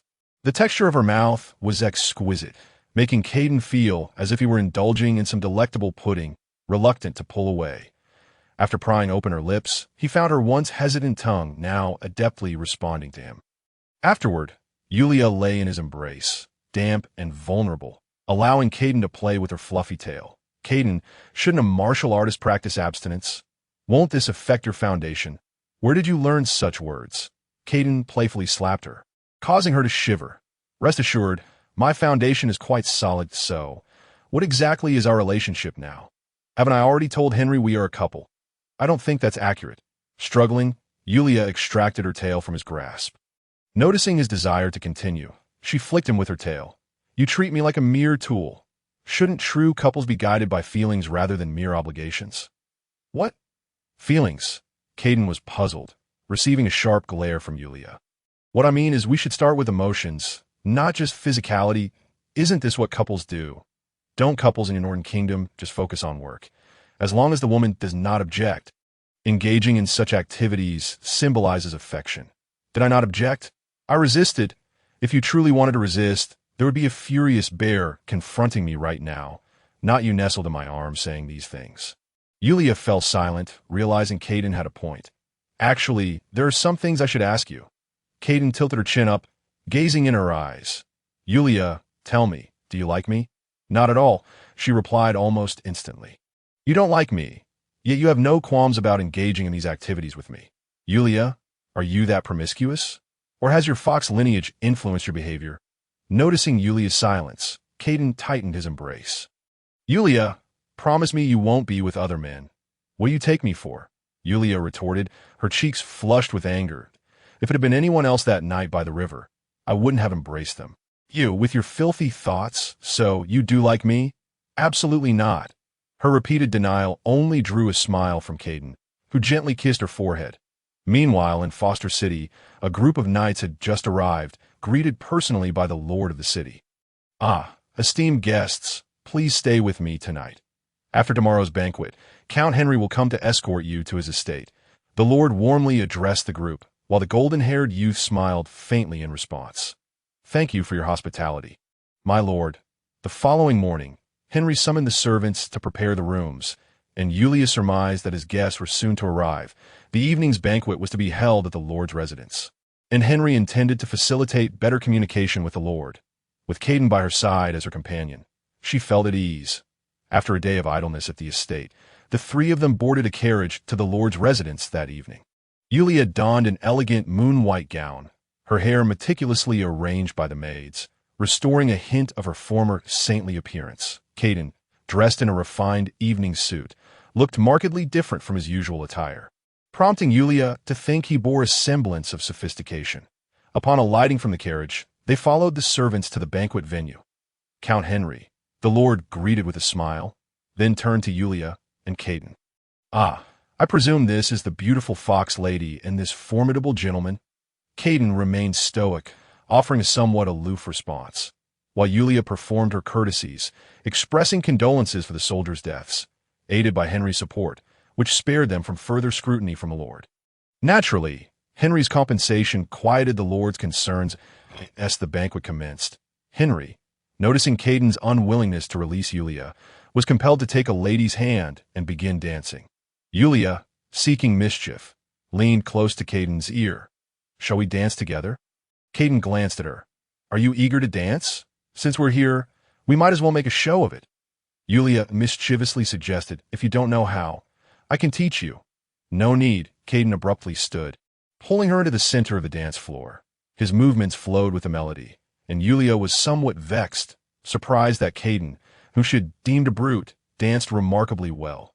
Captain Yin, that is Count Henry. When the music stops, I will take you over. All right, my lord. Thank you. Yin cast a glance at Henry, who was nearly groping a woman, feeling a tinge of disdain before redirecting his attention to the others. Suddenly, his gaze fell upon a white-haired man, and upon recognizing his face and the girl in his arms, Yan's expression darkened considerably. Captain Yin, what's wrong? Nothing, just a bit tired, he replied tersely, while his companions, Mathis and Yao, exchanged worried glances. Despite their relentless journey, Yin was the strongest among them, and it was unusual for him to show signs of fatigue. Yet, as their leader, they remained silent. Once the music concluded, the Lord introduced them to Henry, and Yulia returned to her seat beside Caden. When did you learn to dance? I started learning as a child. Didn't think I only knew how to fight, did you? You don't seem the type. Did your parents enroll you in dance classes? My parents passed away shortly after I was born at O. I'm sorry, Caden. I had no idea. All of it was taught by my master. Though I don't relish this noble lifestyle, I still had to learn. Yulia felt a pang of guilt. Caden's past seemed far more tragic than she had anticipated. Sensing the atmosphere grow heavy, she excused herself to the restroom, stepping out to the balcony for some fresh air. Care for a drink? A familiar voice called from behind her. Yulia turned, intending to refuse with a smile, but upon seeing the man's face, her tail fluffed up in alarm. No, thank you. Her voice trembled as she swiftly turned away. Your foxtail looks surprisingly authentic. If Caden weren't with you, I might not have recognized you. As Yulia pivoted, Yan's gentle voice resonated. This is indeed the real thing. Yulia realized that she could no longer conceal the truth. Her tone gradually calming down. Really? Yin, naturally skeptical, even reached out his hand to grasp her. A faint sensation of sour numbness coursed through him. Yet Yulia's mind momentarily short-circuited. Subsequently, her entire being trembled, a tumult of complex emotions swirling within her. Unable to articulate her feelings, the tail withdrew from her grasp. Swaying slightly behind the girl, Yan's expression shifted to one of astonishment. Yulia, this beast's transformation magic is truly elusive. Upon hearing this, Yan's demeanor slowly returned to normal. One hand cradling a wine glass, leaning casually against the outer railing. It seems you are well prepared. Perhaps I have been overly cautious. What brings you here? To capture you. What else? Yin chuckled lightly, casting a glance at his two unwilling subordinates dancing nearby. Lord Balong has instructed me to return you by the end of this month. And what will you do then? In the event of mission failure, I would face punishment upon my return, though it shouldn't be too severe, considering I have contributed significantly to the kingdom. Yin, is it truly worth it for me? Not worth it, Yin replied, taking a sip of his drink. I feel like a fool for sending you further away. I never expected you to catch up to me so swiftly. Well, it was merely a guess. I had no idea you would be here. It seems you have endured quite a lot. Otherwise, you wouldn't have just arrived in Lawrence. Indeed, Yulia remarked, gazing at the luminous moon, reflecting on the multitude of events that had transpired, just as the young man was assessing the girl. Caden, who had been waiting for Yulia's return, approached you. He had scarcely uttered the first syllable when his gaze shifted to the golden-haired youth beside her, and his expression instantly transformed. Care for a drink? Why not? Caden turned to the server, procuring a glass of wine. The two silently clinked their glasses and drained their contents.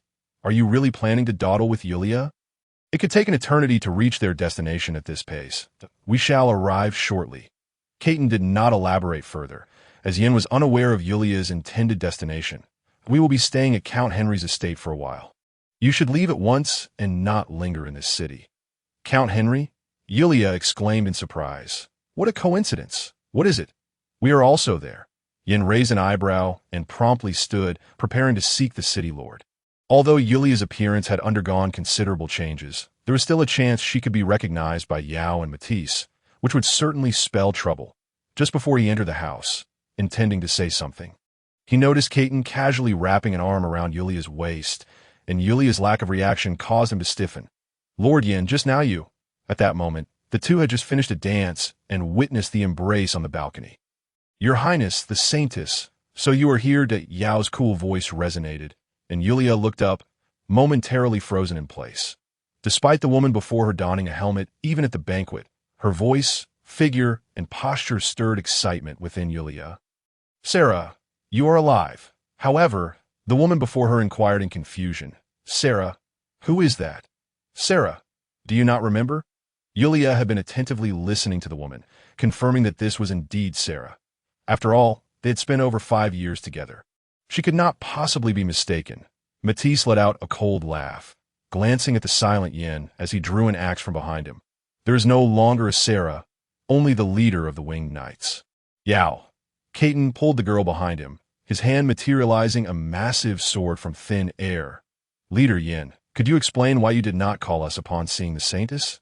Yao swiftly dismissed the seemingly irrelevant distractions. Golden light flashing in her palm as a spear materialized. "I too wish to know.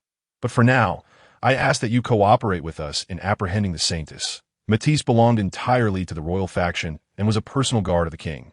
Not one to heed the prince, making his relationship with Yin somewhat complex. Meanwhile, the winged knights were under Baslong's command. Although they appear to function as a singular entity led by Yin, they were, in reality, a coalition of 3 factions. Do not act impulsively. Can you truly confirm that this is the Saintess? I merely approached to verify, as she seems somewhat familiar. She is just an ordinary fox girl, not a Saintess. Yin resumed his usual authoritative demeanor, his accusatory stance momentarily bewildering the two. "Yin, do not make me question your loyalty to the royal family. Matisse, at present, I am your superior." His Majesty spoke true. "Allowing me to come with you has indeed revealed certain things." Although Matisse yearned to cleave the white-haired man in two and take Yulia back for a reward, he was taken aback by Yan's opposing stance. "What did you say?" Yin squinted at him. Yao observed the confrontation between the two with a cold gaze, casting a spell while fixating on Yulia's left hand. Nothing transpired, as if the spell had no effect. The expression beneath Yao's helmet grew somewhat strained, disbelief washing over her. How could this be? Regardless of the truth, we shall take her back for examination. Matisse, unconcerned with the intricacies, shot a challenging glance at Yin and was about to advance when a sword was pressed against his throat. "Yin, you traitor of the royal family. What are you doing?" "Leader Yin, what is your intention?" Yao interjected, "I apologize, but I have decided to protect this fox girl. I kindly ask you both to quietly succumb." No sooner had he spoken than a golden spear deftly disarmed the sword in his hand, and as Matisse evaded the attack, he trembled with rage, a red aura rising around him. With a furious roar, he disregarded the fact that they were in a foreign lord's estate and swung at Yin as Yin engaged Matisse in combat. Yao dashed toward Caton. Caton's strength far surpassed Yao's. Initially, he aimed to swiftly eliminate the woman before turning to Matisse. But he heard Yulia call out, "Caton, do not hold back. This wretched woman, why did she always insist he refrain from using lethal force?" Caton cursed inwardly, but adjusted his approach to focus on subduing. Yet Yao, sensing Caton's restraint, began to fight desperately, which only added to Caton's frustration. Hearing the commotion from outside, the guests in the banquet hall emerged to assess the situation. Just as the city lord peeked out, a wave of sword energy flew past, prompting him to swiftly dodge, narrowly escaping with his life. "What is happening?" The city lord bellowed in fury, while Matisse shouted, "My lord, please send troops to assist us." Before he could finish, Yan's sword sent him flying off the balcony. Observing the chaos, the city lord lost his bearings but still called for guards to subdue the combatants. Matisse's furious roar echoed from below, followed by Yulia witnessing the apparition of a massive red tiger lunging toward Yin. Yin sheathed his sword, and then a blinding white light flashed as a wave of sword energy tore through the tiger's form. The sword energy persisted, soaring into the sky and illuminating the area. This was his full-power sword-drawing technique, far superior to his previous battle with Caton. The entire city lord's estate trembled under the force of their clash, and Yin cast an apologetic glance at the city lord before leaping down to confront Matisse. S-guards multiplied. Caton, having pushed Yao back, leaped down with Yulia in his arms. The moment they landed, a barrage of arrows rained down, and Caton swiftly used his massive sword to shield them both. Almost immediately, a spear struck Caton's sword again, his eyes turning crimson as a terrifying dark aura enveloped him. This presence left Yulia, cradled in his arms, gasping for breath, as if ensnared within an endless abyss. "Caton, let me take over. You focus on incapacitating the guards."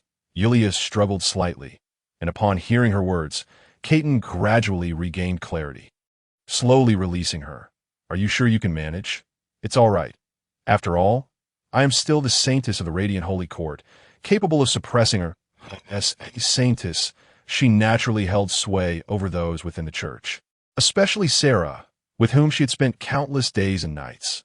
After confirming that Yao was indeed Sarah, although Yulia did not comprehend why she had transformed in such a manner, it was evident that it must be linked to Balon.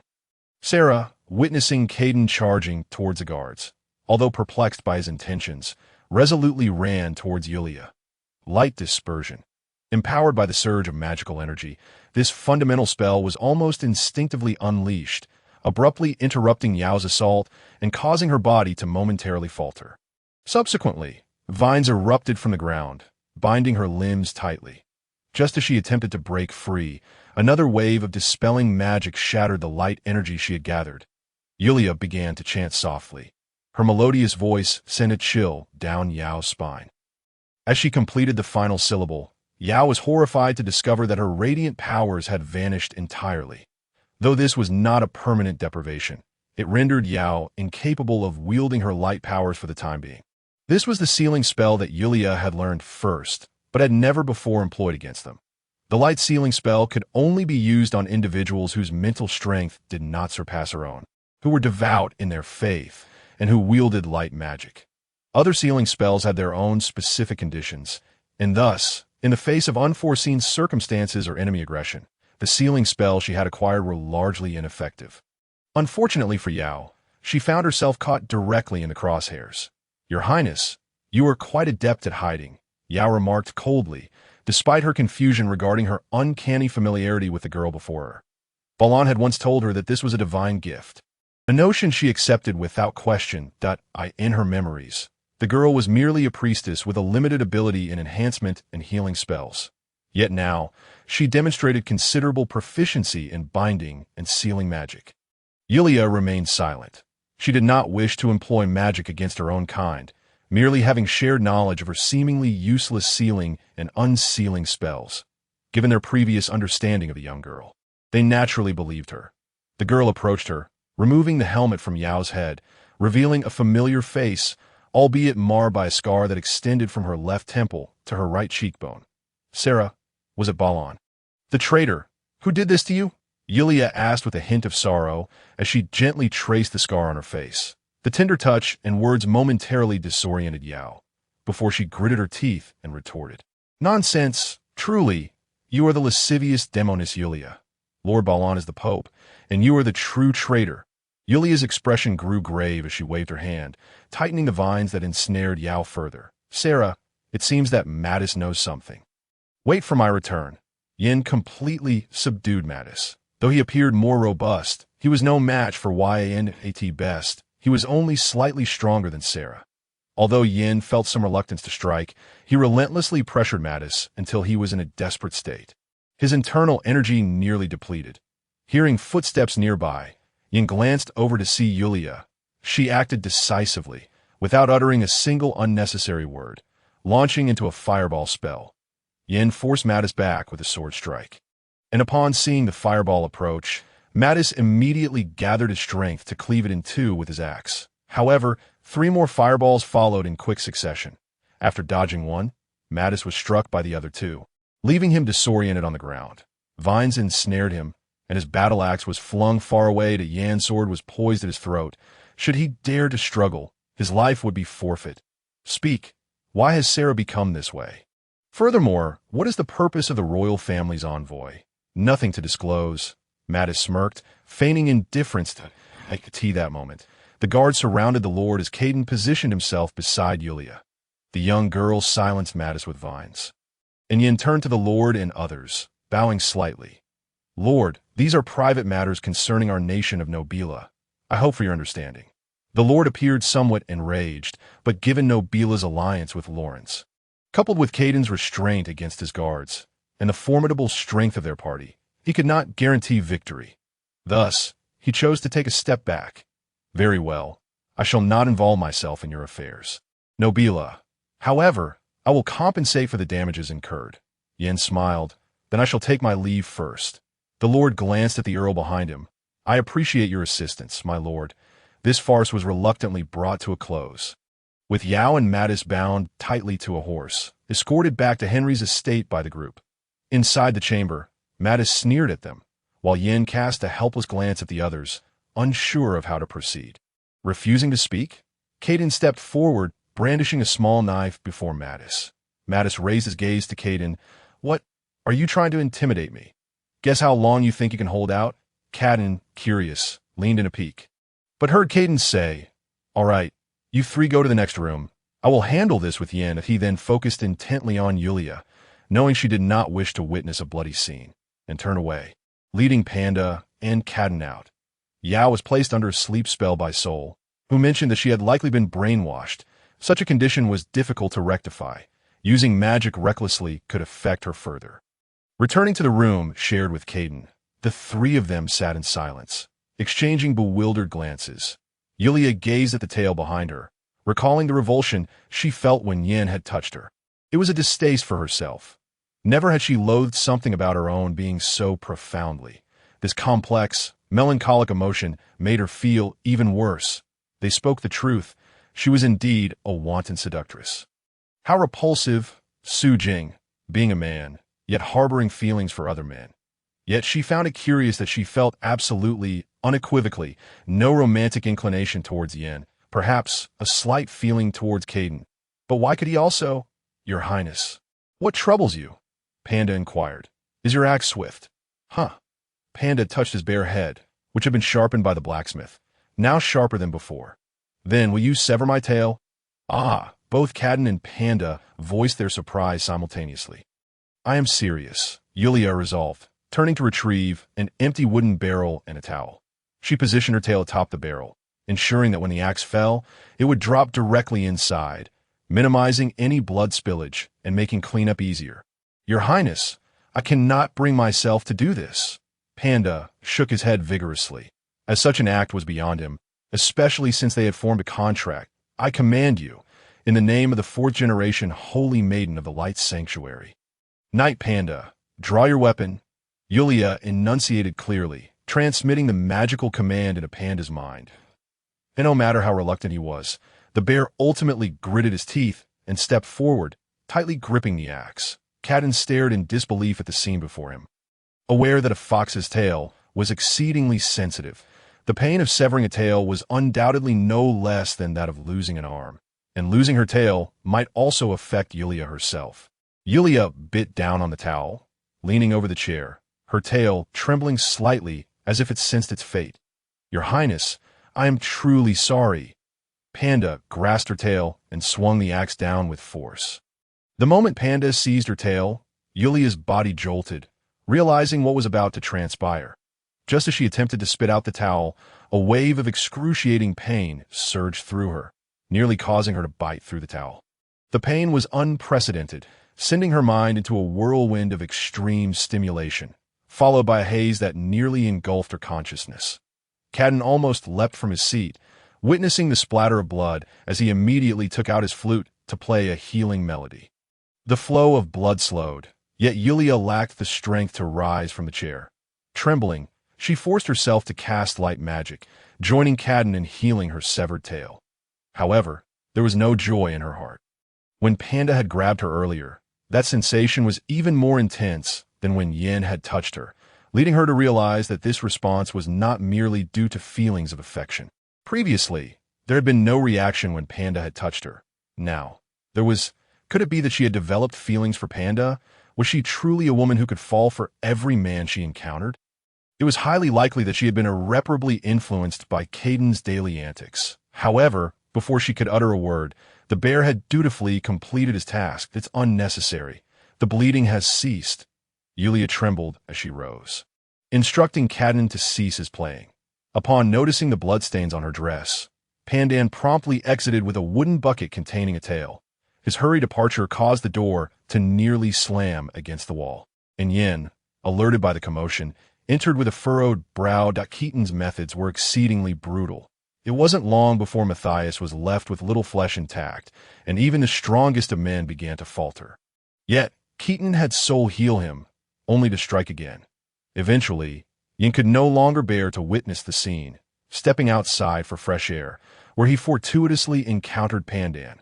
"Yulia," Yin exclaimed, panic evident in his gaze as he observed her forced smile and shaking head. "It's merely a cycle. Do not overthink it."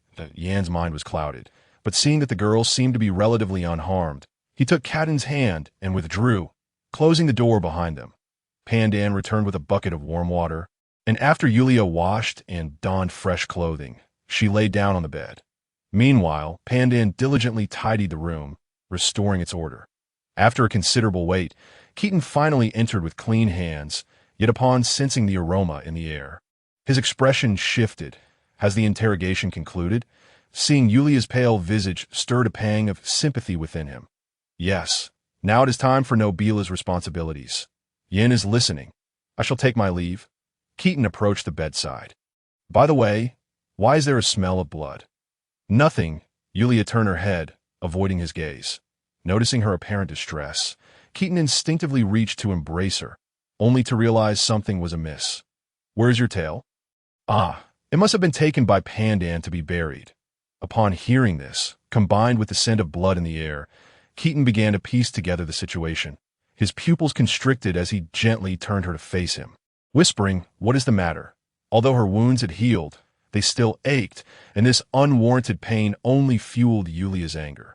Witnessing Keaton's obliviousness, yet knowing he was the catalyst for her turmoil, ignited her fury.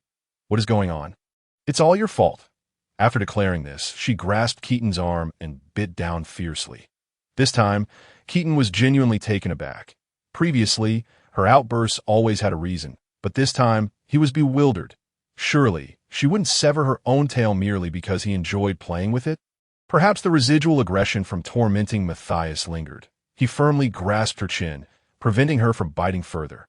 The pressure was intense, causing Yulia's jaw to ache and tears to spring forth. "Let go!" Yulia's muffled protest emerged. Keaton noticed the tendrils creeping up from beneath her and realized he had overstepped, gradually easing his grip. The girl quickly rubbed her chin, regarding him with a mix of resentment and fear, and shifted back slightly. "What is happening? It's still you, always toying with my tail." After Yulia's explanation, Keaton took a moment to process, finally responding with exasperation. "If someone were to hold your hand and you felt shy, would you then sever your hand? That's different." "Ah." Keaton inched closer, wrapping his arms around her. "Next time something arises, could you please inform me? Do not take matters into your own hands, especially such foolish ones." Yulia remained silent, filled with regret, realizing she had developed a tinge of nostalgia for her tail. In truth, it had its merits. Once accustomed, it was not so bad. "Does it still hurt?" "A bit." "Come, let me see." "Save me, Mudzo." Meanwhile, Yin stood in silence, gazing at the lifeless Matthias. He had concealed poison within his teeth, consuming it all when Yin was not paying attention. Even divine intervention could not save him in the time leading up to that night. The royal family had prepared for over a century. Finally, in this generation, many within the holy court had been swayed, and the only ones left to resist the royal forces were but a few loyal to Velikdor. Coupled with the alliance between Balan and the royal family, Velikdor was inevitably destined for defeat. But was it truly so? Velikdor was certainly no pushover, despite his outward humility. Yin understood well that this cunning old fox had not revealed his full strength from the very beginning. Balan had once remarked that this old rival always kept several moves in reserve, and he was the only one who could communicate with the prophetess book. While the prophetess book could not precisely predict the future, it could offer insights. This was why the royal family had restrained themselves for so long, only daring to act when the time was right. To upend someone who knows the script is an arduous task. Yet, surprisingly, the endeavor unfolded with astonishing ease. So much so that Balan, who had originally planned a thorough cleansing of the holy court, did not expend much effort in securing the position of pope. Unlike the king's exuberance, Yan's master, the current Pope Balan, remained skeptical. This compelled him to dispatch his most trusted apprentice to Lawrence to capture the Saintess while mobilizing considerable manpower to locate Velictor's hideout. From words Matthias had revealed, it seemed the king held little faith in Balan. The prince had long coveted the throne. Even Balan, who had been summoned from retirement by Prince Carlo, was far from as tranquil as he appeared. He stepped outside, hearing faint sound from the adjacent room, and suddenly felt a jolt of anxiety. He lingered at the door, momentarily lost in thought, too hesitant to knock. Yin, should anything happen to Yao, you use this incantation. On the eve of departure, after Yao returned to her room, Balan had called for her, subsequently imparting upon her a peculiar incantation. With this recollection, Yin approached the chamber where Yao was confined, gazing at the slumbering woman as he gradually recited the incantation.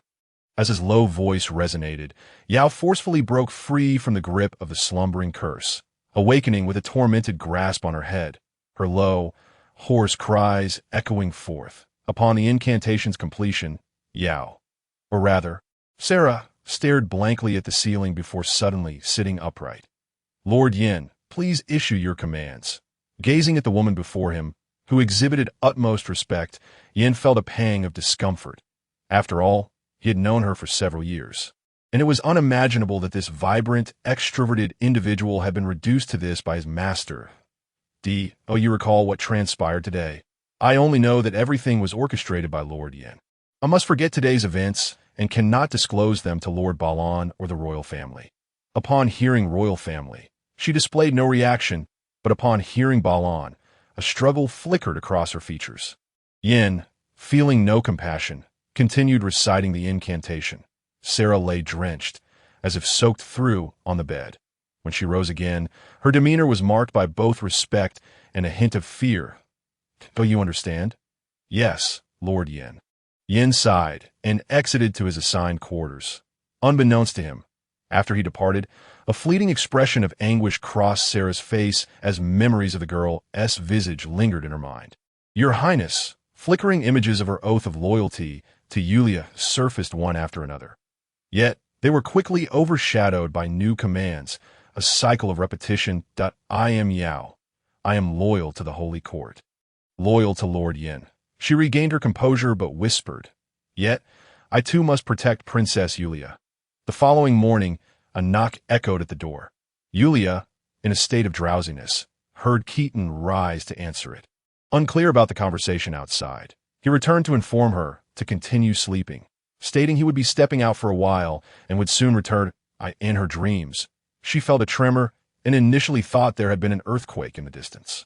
Upon waking again, it was Pandan calling her for breakfast. During their conversation, she learned that Yin had taken Yao back with him. The accompanying knights had all settled at an inn.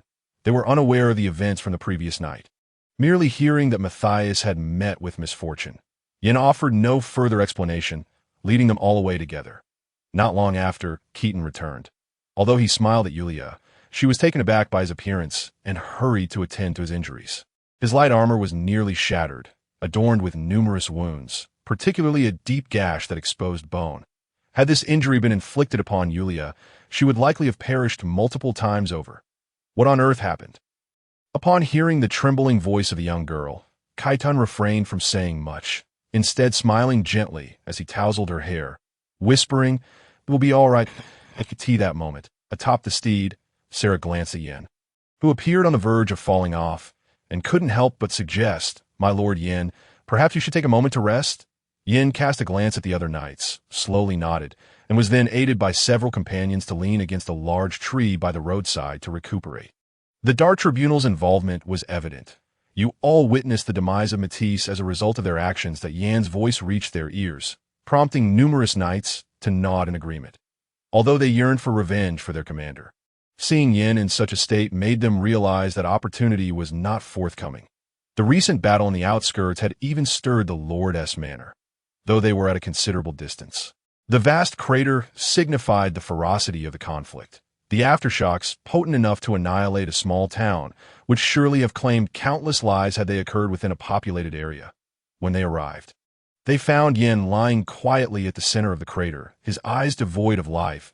My lord, if it was indeed the Dark Tribunal, then surely the death of Commander Matisse was also. The kingdom of Norton is robust, and Nobila would naturally not mobilize forces over the death of a mere knight commander. Let us return. I've sustained quite serious injuries this time. The Yan's gaze flickered with uncertainty, acknowledging that he had thoroughly succumbed to Kaitan. Yet, it was a source of humiliation for him that Kaitan seemingly allowed him a final strike intentionally. Otherwise, Kaitan would have only sustained minor wounds. Master, allow me to experiment with the forbidden techniques you mentioned. Kaitan reclined upon the soft bed, while Yulia sat at the bedside, cradling a bowl of congee. The young girl scooped a spoonful of meat porridge, gently blew on it, tested the temperature with her own lips, and after confirming it was no longer hot, offered it to his mouth.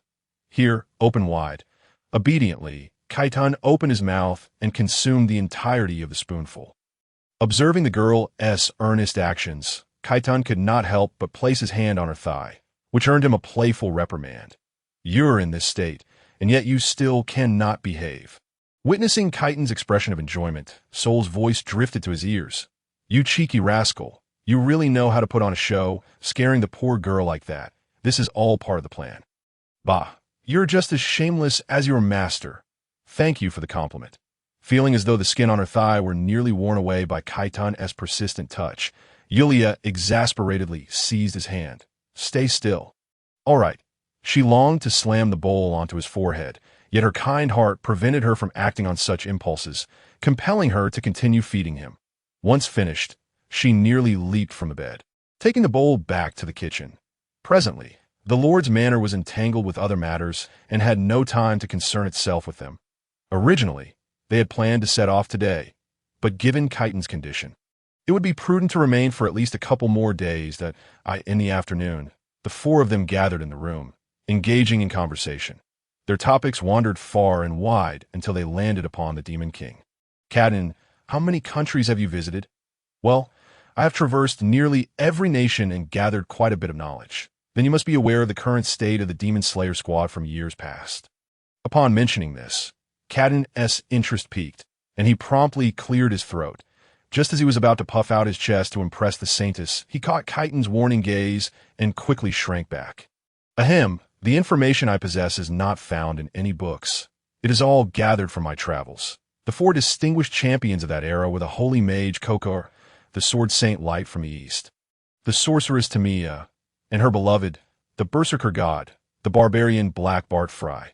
Your Highness may have heard of them and know the fates of certain individuals, but you are likely unaware of the reasons behind their circumstances. Yulia had long been troubled by the fates of the holy mage and the sword saint. After all, good people ought to be rewarded, which is one of the tenets of the Radiant Holy Court. Currently, the only ones confirmed to be alive are Bart Fry and Tamia. They have risen to nobility in the Karen Kingdom and have subtly gained influence over the royal family. The current crown prince is even a disciple of Bart Fry. It would not be an exaggeration to assert that the future of the Karen Kingdom is likely to belong to the two of them. Upon hearing this, Yulia raised an eyebrow. The biographies do not portray them as humble individuals, do they? Moreover, they seem to regard the mundane world with indifference. Kaitan scoffed. That is merely the embellishment of later generations. Perhaps the other two fit that description, but these two certainly do not. Bart Fry is wild and foolish, yet possesses formidable strength. Both he and the Sword Saint were infatuated with the enchanting Tamia, but alas, Tamia was devoted to Kokor had little interest in women. In his later years, he guarded the town, sealing the chaotic powers of the Demon King, dedicating himself to the study of magic that could transcend the barriers of time and space. However, though Tamia was alluring, her heart was filled with malice. She was indeed called a sorceress, yet all her spells were malevolent curses, and she could even manipulate the undead, reportedly having stolen those skills from the undead clan. According to the information I uncovered before Kokor's demise, Tamia personally visited the kingdom of SK, bringing him a bottle of wine and staying the night. The next day, Kokor was found dead in his own chamber. Yulia's eyes widened in shock. The news was too explosive. Was it a real-life rendition of "If I cannot have you, I will destroy you"? However, shortly after the holy mage's body was discovered, it vanished just as the townsfolk were preparing to bury him, never to be seen again. Nevertheless, the town's physician confirmed that he had indeed perished. Thus it became a mystery that I asked for the whereabouts of the sword Saint Light. Based on my deductions, it is highly probable he resides in the Duchy of Park, which we are about to visit. The Duchy of Park was originally an independent kingdom, with a population of less than 1 million. However, due to its rich mineral resources, it has been attacked multiple times by the Kingdom of Lawrence. Ultimately, the Duchy of Park surrendered and became a part of the Kingdom of Lawrence, now governed by Duke Stanley. The Sword Saint hails from the legendary Eastern continent. His original name was something like Zhao Guangxiu. I met that young lad years ago. The soul's voice rang out, causing one of the others, aside from Yulia and Kaitan, to nearly leap from his seat in fright. Fear not, I'm a soul mage named Soul, residing within this ring. The two turned to glance at the ring on Kaitan's hand, momentarily regaining their composure. Panda, being rather oblivious, paid it no mind, while Kaitan, being well-versed, understood the essence of a soul mage existing solely as a spiritual entity, and promptly stepped forward to greet him. Very well, I'm not fond of such formalities. Despite my longevity, I am not well-versed in these matters. Please continue that, of course, Lord Soul. Kaitan straightened up and continued. The Sword Saint has always had a penchant for collecting various divine weapons, and thus he seized the demonic weapon under the guise of suppression. Desperate to win Tamia's affection, but to no avail, after Coco Or departed, Bart Fry forcefully claimed Tamia one fateful night. Light was struck with despair and journeyed westward. Though Tamia initially despised Bart Fry, the barbarian was exceptionally obedient and treated her well. Reluctantly, she had no choice but to accompany him, eventually arriving in Bart Fry's homeland, the kingdom of Karen. The Demon King, while fearsome, still attracts many due to his relics, especially his indomitable demonic weapons, which countless individuals have sought. Numerous exploration teams have ventured near the Kingdom of Lawrence, gradually honing in on the Duchy of Park. Yet, 30 years have passed, and still, no one has succeeded in locating them.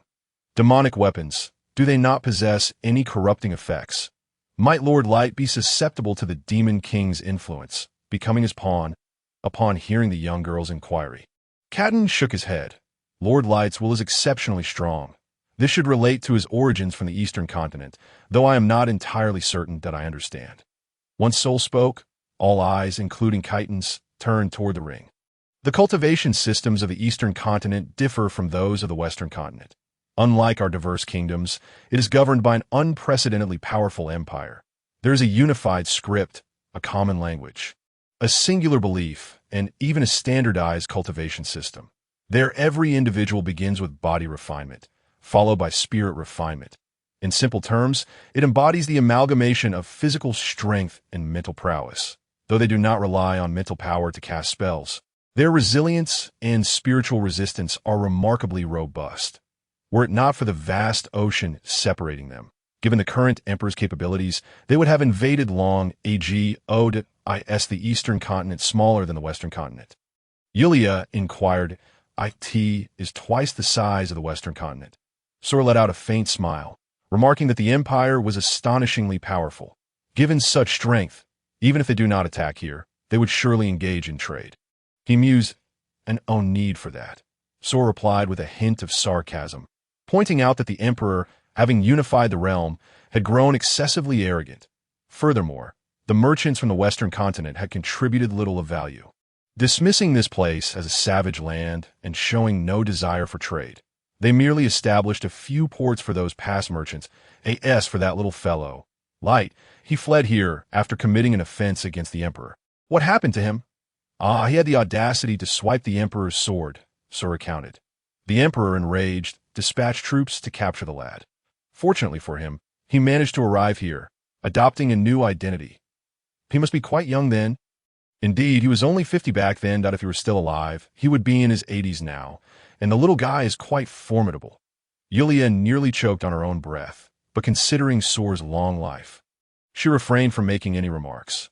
Why has he not shown himself all these years? With such strength, he should not be susceptible to corruption by the demon army. Who knows? Everyone has their own thoughts. Sora paused briefly before adding, aside from his feelings for Tamiya, he is utterly obsessed with swordsmanship. Kaitan nodded in agreement, acknowledging the honor of being recognized as a sword saint. Beyond talent, it boiled down to relentless effort day after day. Yulia's eyes darted towards Kaidan. Kaidan, why have you chosen to be a berserker? It's nothing. He initially hesitated, but upon noticing the inquisitive glint in her eyes, confessed, because my father was a berserker. Perhaps others were unaware. But Yulia sensed the weight in his words that a man who lost his parents at a young age, concealing his emotions beneath a veneer of coldness. Yet, deep down, he must have a strong attachment to family. Otherwise, he would not aspire to inherit his father's profession. After all that transpired, Count Henry dared not act rashly towards the young lady. Yulia felt a sense of indebtedness towards him, so she lent out Panda. Allowing him to spend a couple of days with Henry. 2 days later, everyone packed their belongings, bid farewell to Henry, and embarked on their journey. Your Highness, if we continue straight, we should reach Esco town by nightfall. Esco, Cadden affirmed, the town renowned for its tales of the moon goddess. After leaving the city, they boarded the carriage gifted by Count Henry, which traveled swiftly. The magnificent black horse appeared exceptional, effortlessly pulling 4 individuals as it trotted smoothly and leisurely towards Esco town. Cadden drove the carriage while Panda sat beside him, the two engaging in light-hearted banter, enjoying a comfortable journey. Finally transitioning from walking to riding, Yulia reclined comfortably on the soft seat, her hands exploring the cushion as she glanced around. Observing her, Kaidan, having fully healed, felt a stirring desire to embrace her. Just as he contemplated this, he heard Panda shout from outside. Yulia jolted upright, hastily lifting the curtain with surprise, exclaiming, "Oh, you're playing too. It's the grasslands." Outside, a lush expanse of low plains stretched before them, the gentle breeze causing the grass to bow. Unlike the forested landscapes of Nobila, Lawrence boasted a flatter terrain. However, the western continent's soil issues resulted in poor crop yields, making growth difficult. Had it been in the east, fields would have already flourished. Your Highness, what did you say? Ah, nothing. Just carry on with what you were doing. Yulia retreated back into the carriage, locking eyes with the silver-haired youth. She quickly covered herself, retreating to the corner, evading the outstretched hand of Kaidan. Have you lost your mind? There are 2 other people outside, she whispered hoarsely. I merely wish to hold you, he replied. Yes, just a hug. Nothing more. Yulia rolled her eyes.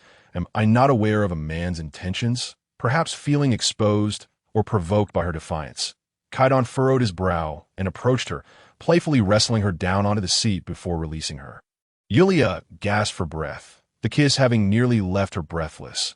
Grasping Kaidan's ring, she shot him a warning glance before asking him to remove the barrier of the ring. Lord Sor, how long until the spell is broken? Surprisingly smoothly. It should take no more than half a month. Upon hearing this news, Yulia felt a surge of joy, followed by a shift in her expression. After becoming a fox girl, while she had regained the consciousness of Su Jing, which had been buried for 5 or 6 years, the changes in her body had led to deeper interactions with Kaidan, a fox in perpetual heat and a robust young man. It was truly a situation where there was little else to do but indulge. Lord Sor, could you spare some time to teach me a powerful spell? I see you have decent fire affinity. I shall teach you an advanced spell. You will have ample time to study it. Kneeling, Yulia promptly grasped Kaidan's hand and pressed it against her forehead. Closing her eyes, a far more intricate flow of information than the fireball spell surged in her mind, causing a slight dizziness. Gradually, she leaned back against the seat, endeavoring to comprehend the spell. When she opened her eyes, her brows were knitted together in concentration. Flame Surge summoned a geyser of magma from the earth, inflicting damage upon its target. The searing heat of several hundred degrees could easily annihilate ordinary foes, especially when combined with the binding vines of the wood element. However, its complexity surpassed that of the fireball spell. According to Sor, a fire mage capable of wielding Flame Surge would be considered a pillar of the Mage Association, often requiring a decade or more of arduous training. While her fire affinity was merely adequate, her comprehension was commendable, yet mastery would not come instantly. As she delved into her studies, the scent emanating from Kaidan subtly reached her increasingly sensitive nose. After several unsuccessful attempts, Yulia felt disheartened and silently nudged him. Could you move a bit? You're distracting me. Kaidan, puzzled but silent, shifted to the edge of the seat. Lord Sor, is it the beastmen who are like this, or is it the fox tribe that is particularly unique? With no inclination to practice further, she slid closer to Kaidan, engaging Soar in conversation. Strictly speaking, the fox and snake tribes are indeed more libertine than other races. Yulia sighed in frustration. If only I weren't a fox.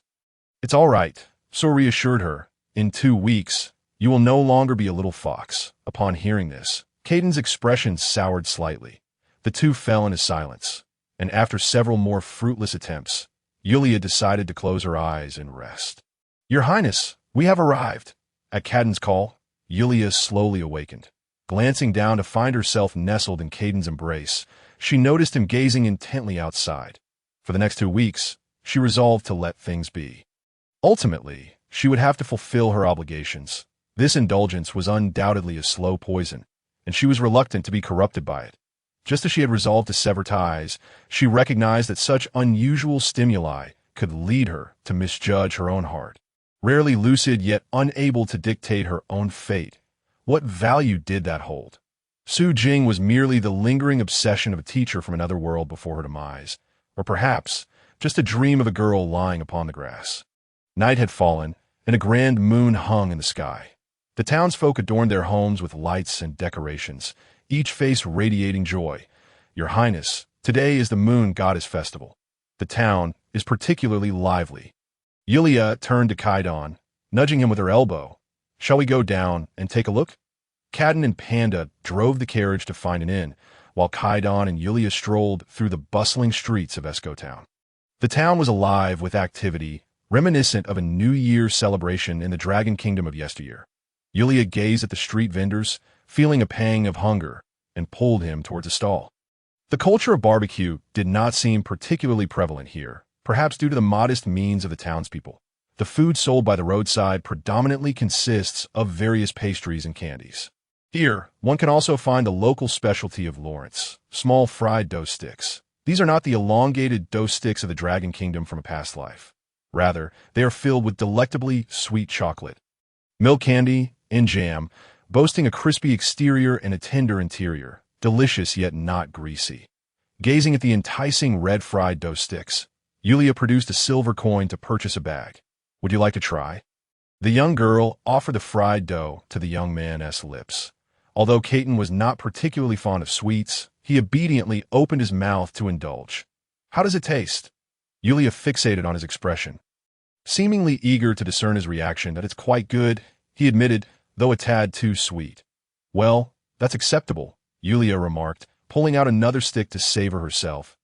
If it were unpalatable, she would simply toss it to Panda. Kaidan tightened his grip on her hand, a dark expression crossing his face. Do you intend to use me as a test subject? Yulia remained silent, but after tasting the fried dough, she found it irresistibly sweet and was soon preoccupied with devouring the remainder. These small fried dough sticks were high in calories. Naturally, the Holy Court would not permit the Saintess to consume such calorie-laden foods. She had always relished chocolate and similar treats, and after a prolonged absence, she yearned for them even more than roasted meat. Observing her relish the fried dough, and recalling the earlier conversation between the girl and soul, Kaidan quietly inquired, Yulia, do you truly wish to revert to your former self? Kaidan, the girl swallowed the morsel and met his gaze with her bright eyes, laughing lightly. What a question! Do you wish for me to remain a fox forever? You know what I mean. Indeed, how could I not? Yulia lowered her head, reflecting, initially I was elated at my awakening, but now I find myself longing to escape. You detest me. It is precisely because I do not harbor disdain that I wish to evade. Perhaps my former self would not have thought this way, but the present me truly feels. Yulia faltered, ultimately clutching the bag of fried dough tightly. If a man were to fall in love with another man, would that not be revolting? Kaidan did not respond immediately. After gazing at her for a long while, he finally said, Is that your reasoning? Yes, as I mentioned, I am a man. The girl chuckled again, though devoid of any joy. However, I cannot act irresponsibly. This is Yulia's body, not mine, that if a decision must be made, we ought to consider her thoughts, should we not? Cardan entrusted the care of the carriage to the innkeeper and was about to leave when the innkeeper smiled and remarked, Ladies and gentlemen, the Moon God Festival Soir is about to commence tonight. Would you like to attend? Thank you for the reminder. I certainly will. Cardan smiled and followed Panda out the door. At the center of Esco town, a considerable crowd had gathered, eagerly awaiting the festivities in a shadowy corner. Several cloaked figures quietly observed the throng of people. With so many souls, the sacrifice will surely suffice. Tonight is our opportunity. Cardan finally spotted the two within the crowd and quickly pulled Panda along. Your Highness, the inn's room has been reserved.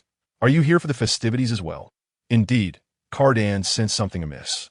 Although the two were close, a palpable distance lingered between them. As the group conversed, Caton caught a whiff of blood in the air.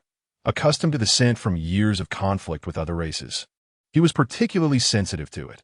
However, amidst the throngs of people, the mixed scents rendered it impossible to pinpoint the source. Dear residents, the Moon God Festival Soir is now commencing.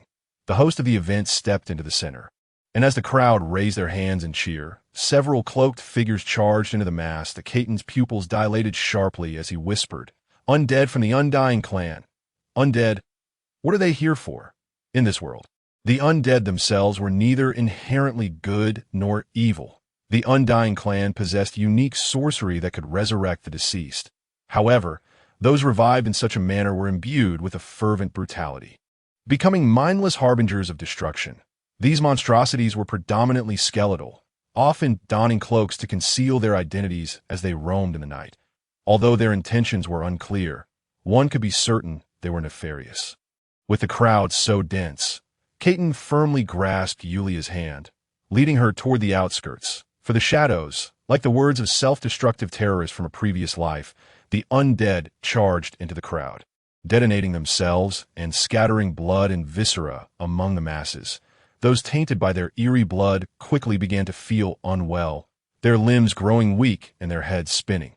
Before the crowd could regain their composure, the afflicted individuals transformed into monsters, lunging toward nearby people. Heavens! This is the curse of the corpse demon. Yulia stared in shock at the unfolding chaos, but quickly regained her composure, preparing to assist. Yulia, stay put. Caton unsheathed his massive sword and bellowed, Panda, fulfill your duty.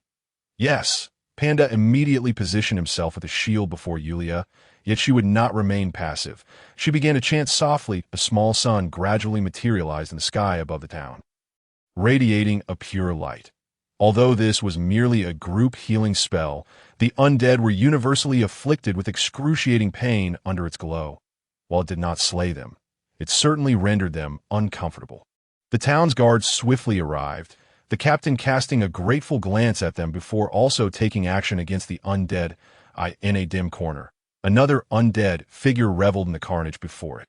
My lord, tonight, you shall be reborn in blood. Though the undead initially surged toward the crowd, they were soon suppressed. The residents who had been cursed but not yet infected gradually regained their composure with Yulia's assistance. As for those who had become fully transformed into corpses, they were no longer human. Yulia believed she had no right to execute them and left their fates to the guards, who took them away to be imprisoned. The ground was awash with the stench of blood, chaotic yet strangely arranged to form a symbol, evoking an eerie sensation. Caton scrutinized it for a moment, sensing something unusual. Soul, can you discern what this is? Caton dispelled the barrier of his ring, and after a cursory glance, Soul's tone shifted to urgency. Quickly, get everyone away from here. This is a summoning magic circle, and it has already been activated. Caton abruptly turned to Yulia and the others, shouting, Don't come closer. Leave. He then rushed toward those assigned by the mayor to clean the area, positioning his sword horizontally to block their path. The crowd, having witnessed his earlier actions, regarded his obstruction with surprise rather than anger. My lord, this is a summoning circle. This group of undead seeks to summon something. You must flee. Such a magic circle, constructed with the blood and lives of sentient beings, would surely summon something malevolent. Perhaps Caton was unafraid, but the aftermath of the summoning would not be something this remote town could withstand. Yulia had already brought the two to Caton, her expression grave. Caton, does Lord Soul have a way to dispel this magic circle? Just as Caton was about to respond, the ground trembled violently, swaying to the point that they could barely maintain their footing. The magic circle behind them erupted with a blinding red light, accompanied by a chorus of chilling whispers.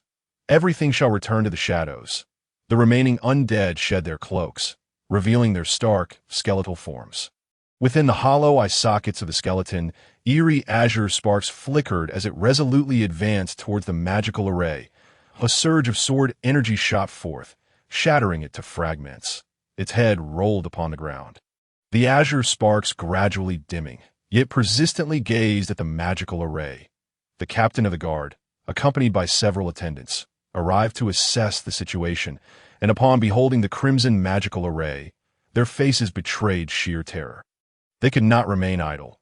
Yulia observed the dark aura emanating from Caton, then turned her gaze to the magical array, centering her thoughts, and began to chant softly, I in the center of the array. A golden circle with a radius of 2 meters manifested out of thin air. Yulia's movements and demeanor were intensely focused as she meticulously guided the fiery impact, recalling the teachings imparted by Sol. At last, the earth's fire was summoned forth, flames erupting to a height exceeding 3 meters. Yulia felt a surge of delight within. While she may only be a flicker compared to the formidable fire mages, perhaps amidst the baptism of flames, a figure slowly materialized. With a wave of his hand, the flames coalesced into a condensed fireball. The unfamiliar silhouette merely pinched the fireball lightly, extinguishing it as if it were a mere firecracker. A human, the towering figure, over 2 meters tall, stepped forward, thinking to thwart me with such laughable magic. Upon seeing his visage, all present held their breath. He was more imposing than Panda, with 2 horns adorning his head. Clad in pitch-black armor and a pair of massive flesh wings extending behind him. I am Vermort, the Lord of Fear from the Shadow Realm. Vermort sneered as he took a step forward, a seemingly casual motion that felt like a heavy stone crashing into the chests of the onlookers. Panda struggled to steady his shield, nearly buckling under the weight of the creature's presence. Cat-In fared even worse, clinging desperately to the sturdy leg of the bear. Yulia did not hesitate. She commenced her incantation. The strongest presence on the field was Caton, and if she could not bestow him with support, all would be lost. And no need. Caton raised his hand to halt her. His resolute form, though not as towering as Vermort's, stood protectively in front of her. Caton, this is not the time for heroics. Yulia, it seems you have somewhat misjudged my strength. The dark aura behind Caton surged ominously, its chilling and shadowy presence rivaling that of Vermort himself. Even the Lord of Fear appeared taken aback. Yulia, in a daze, could not comprehend the madness that had overtaken this white-haired man. Unlike the restrained sword techniques of the golden-haired mage, my power is too brutal and indiscriminate. When I accompanied you, I was always cautious, fearing the dark forces would turn upon you. Tonight, let me revel in battle. As his words fell, the colossal sword swung fiercely, unleashing a massive wave of black sword energy that descended upon Vermort. The Lord of Fear immediately gathered his strength, and a swarm of dark green bats erupted from his claws, directly confronting the sword energy.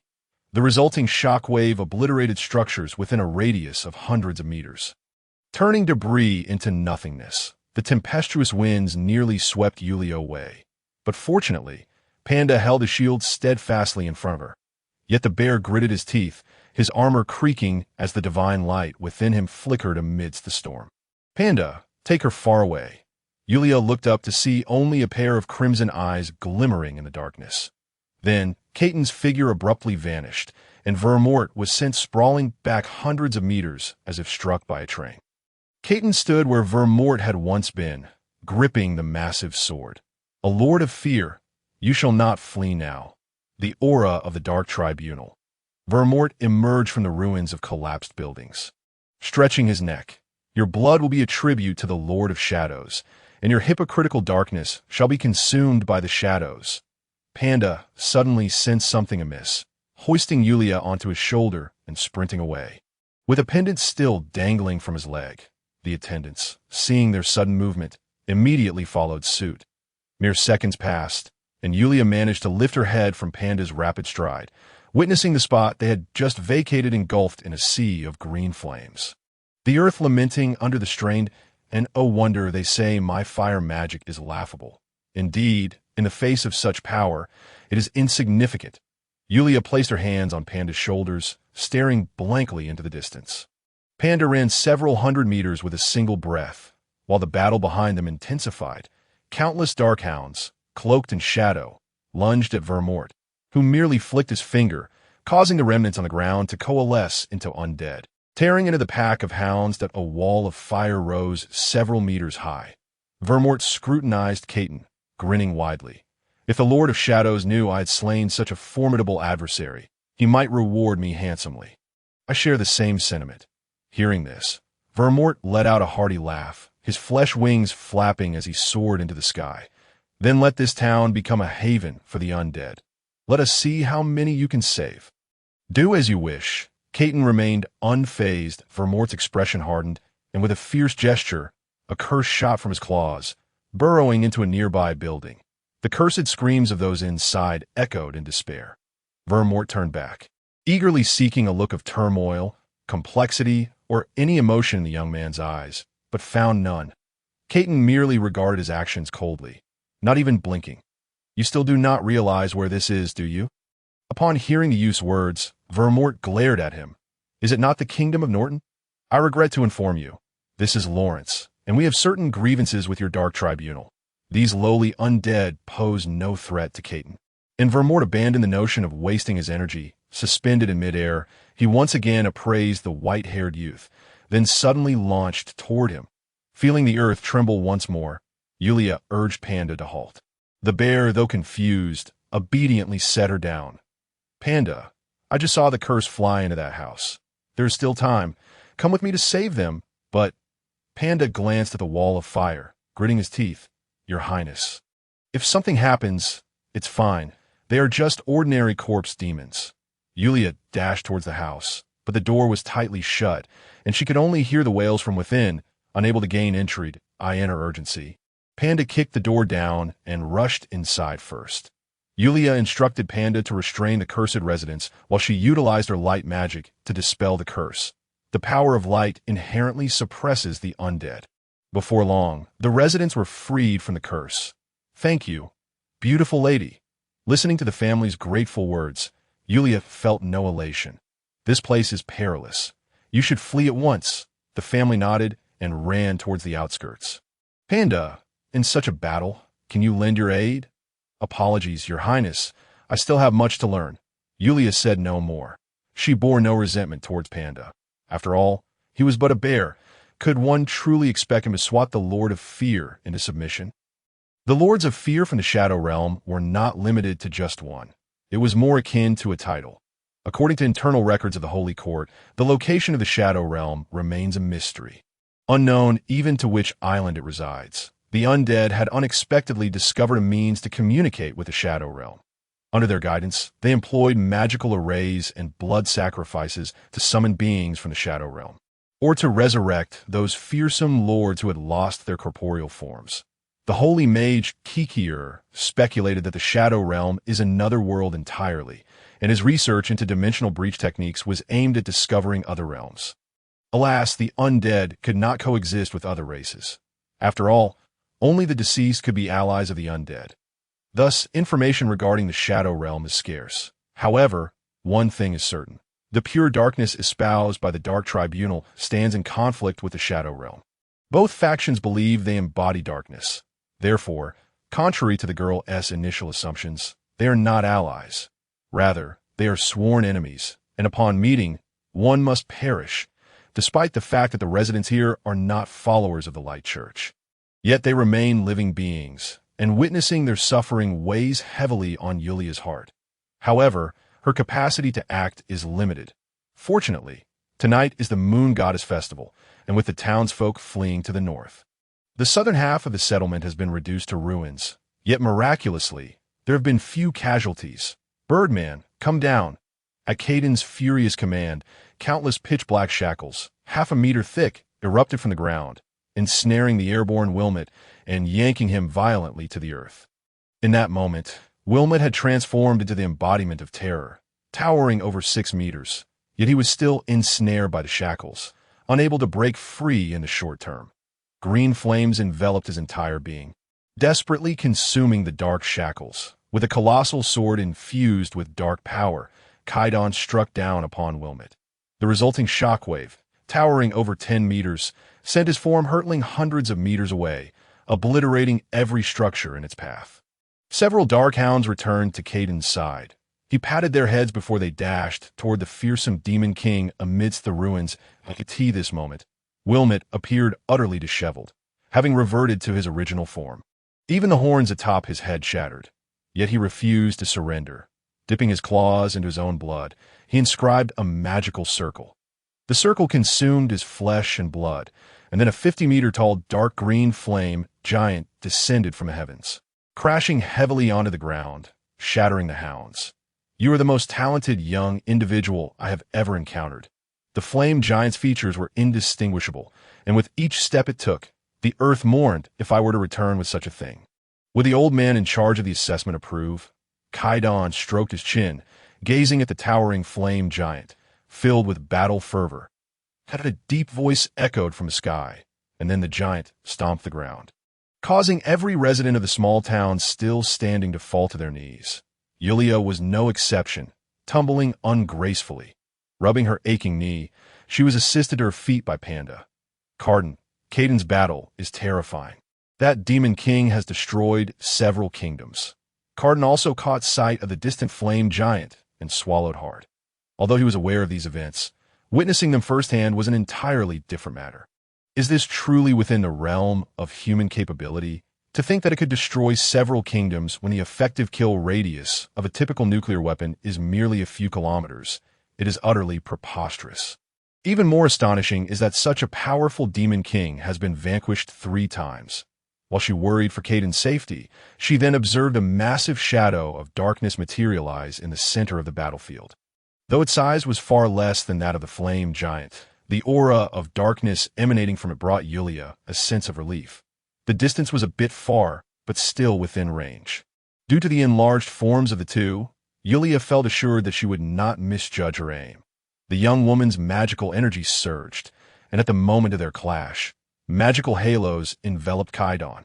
What was once a standoff suddenly shifted dramatically as the flame giant was cleaved away by a single strike.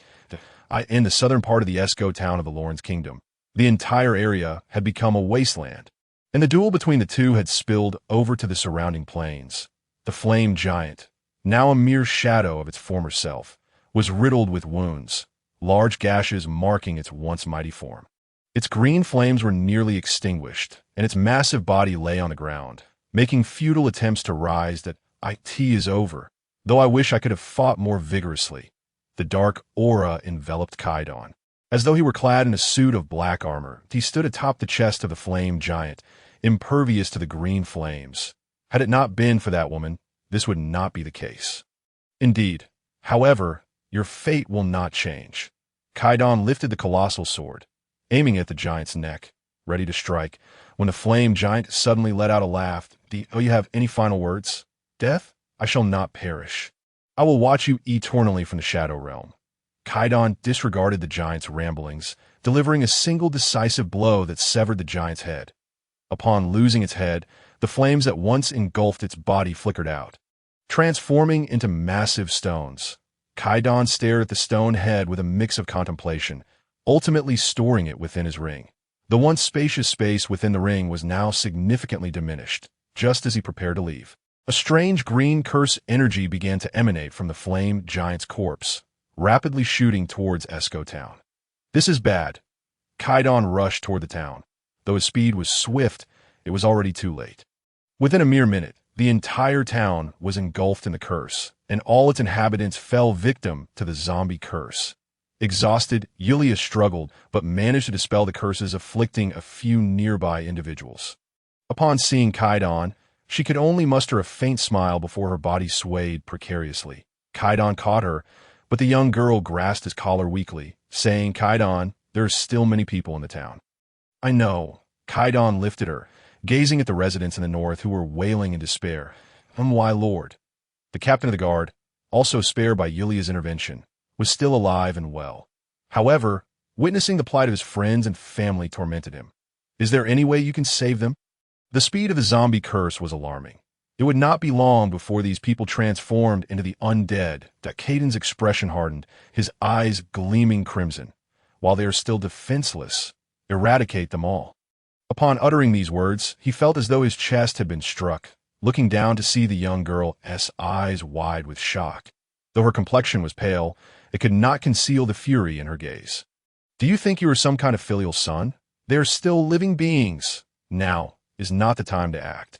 Should we wait until they transform into the undead? Caden glanced at the trembling captain of the guard. Take your spear and come with me, my lord. The captain's voice trembled, yet he lacked the strength to face his former companions. Caden, are you still human? Yulia struggled to free herself from his embrace, insisting, even if they are not followers of the light god. Just as she finished speaking, the young girl closed her eyes in pain, the agony in her mind making it impossible for her to articulate her thoughts. If we do nothing and even one undead escapes to another town, it would spell disaster. Or do you possess the strength to save them? Yulia was at a loss for words, her hands clutching his slightly tattered clothing tightly. Let me down. I can save as many as I can in your current state. Can you really save anyone? Panda was also anxious, but found himself unable to assist. Caden, however, hung his head, seemingly in hesitation. As the cursed power threatened to fully transform the unfortunate residents into the undead, he could no longer hold back. A melodious tune filled the air, akin to rain gracing parched earth. The residents who had been racing against death soon found their pain alleviated, until it vanished entirely. This immense mental energy spread throughout every corner of the town through the sound of the flute, even easing Yulia's own torment slightly. Caden? Yulia looked at Caden in disbelief, while the man silently retracted his flute, unable to meet her gaze. Yulia was gently released from Caden's grip, and the young man raised his colossal sword. Caden, you have been quite secretive, a figure capable of being nominated at the Mage Association, masquerading as a weakling following behind the others. Not even Panda, nor even Mattis, could have kept watch over him. Your Highness, I admit to having concealed certain matters, but rest assured, I harbor no ill intentions toward you. Weren't you a bard? Indeed. Caden managed a bitter smile, but I've been under the care of Lord Velictor, and have learned some magic. Yulia regarded him, then glanced at the resurrected, joyful crowd, and softly remarked, Regardless, thank you for saving them. I have visited here several times. They're all good people. I could not stand idly by. Caden did not relax his grip on the sword. Instead, he stepped forward 2 paces. Then, Velictor must have already known about my relationship with Yulia, has he not? Indeed. Yulia pressed her lips tightly together, uncertain of how to begin. Her heart was a tumult of emotions, burdened by guilt over his teachings, fear of his potential anger and disappointment upon discovering the truth, and a flicker of resentment towards Caden. Yet, regardless of the circumstances, she was the architect of her own predicament, and thus could not lay blame on others. As she lost herself in thought, she felt a large hand envelop hers. She looked up to find Caden gazing at her with concern. Do not worry, I am here. Caden, if Lord Velictor holds me accountable, I shall take full responsibility. It has nothing to do with you. Is it not related to anyone else? Caden embraced her, gently patting her back, then turned to Caden. All right, you may go wherever you wish from here. There is no need to follow us any longer. Caden grasped his flute and cast an apologetic glance at Yulia before departing. In some respects, he had deceived Yulia. Meanwhile, Velictor, upon receiving his message, responded with a curt acknowledgement. Understood. All remains as usual. Attend to your duties, and do not disrupt the plan. Yulia buried her head in Caden's chest, her thoughts swirling chaotically that moment. A cacophony of footsteps drew their attention, and they looked up to see the surviving residents approaching. Thank you, my lords, the first person exclaimed, prompting the others to echo in unison. Gazing into the earnest eyes of the crowd, Yulia smiled, her heart swelling with emotion. I apologize for turning your moon festival into this. No, beautiful lady, it is you who have saved us from that monster. Otherwise, we would surely have perished. Yulia conversed with them, her kindness endearing her to the townsfolk, who had surmised the identity of the silver-haired youth by her side. Despite Caden's significant efforts, The residents of Lawrence harbored a deep-seated aversion towards the dark church that would not dissipate easily. Caton, however, furrowed his brow as he watched Cadden retreat. That evening, they took refuge in in the dead of night. The sound of birdsong roused Caton from his slumber. He carefully extricated himself from the embrace of the girl, tucked her in, donned his attire, and stepped outside.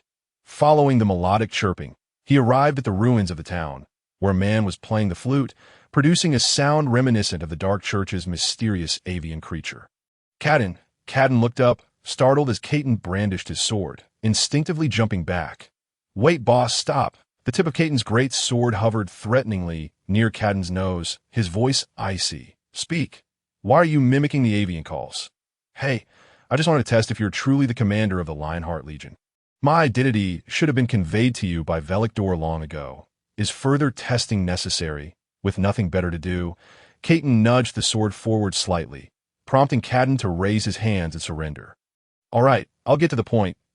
It's simple. I wish to accompany you." "That is unnecessary. You may not be aware, but your affiliation with the Dark Church was uncovered back in the last city. Coupled with Nobella's pursuit, if you continue down the main road, you will soon be surrounded by soldiers. However, I am very familiar with Lawrence. Leading you out is not an issue. Such benevolence from you. I harbor no goodwill towards you, but I must ensure Princess Yulia reaches the kingdom of Scar safely." Caton scrutinized Cadden's smiling face, narrowing his eyes. "Is your task truly so simple?" "Yes, it is that simple. I hope you do not harbor any ill intentions along the way."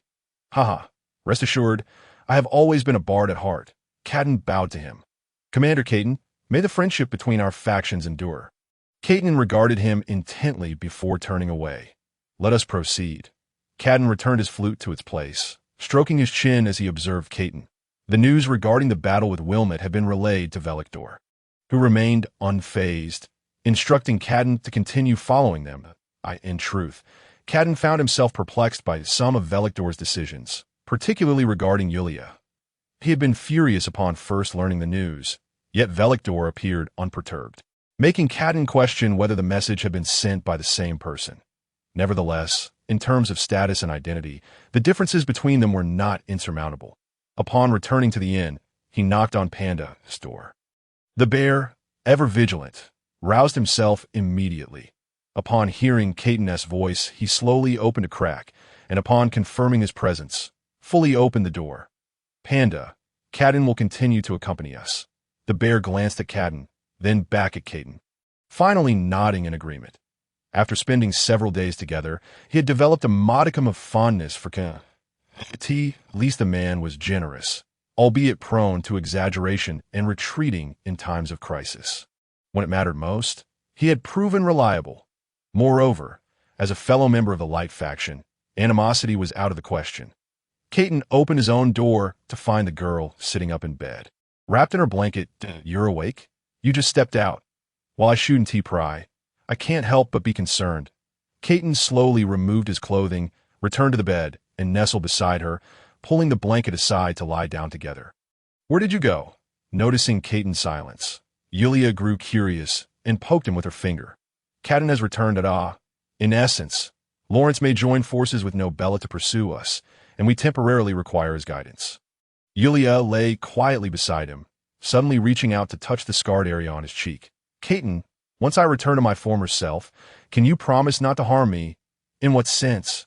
"You know I fear you may frighten me." "Very well." Caton pressed her head against his chest. "I promise." Yulia playfully nipped at his chest. "Just half a month left. Only half a month." Yulia. "No. Please call me Su Jing." Yulia abruptly lifted her head, her eyes sparkling with anticipation. "Let us keep this name just between us. We may not have a chance again." Caton seemed to ponder the peculiar name. "Su Jing.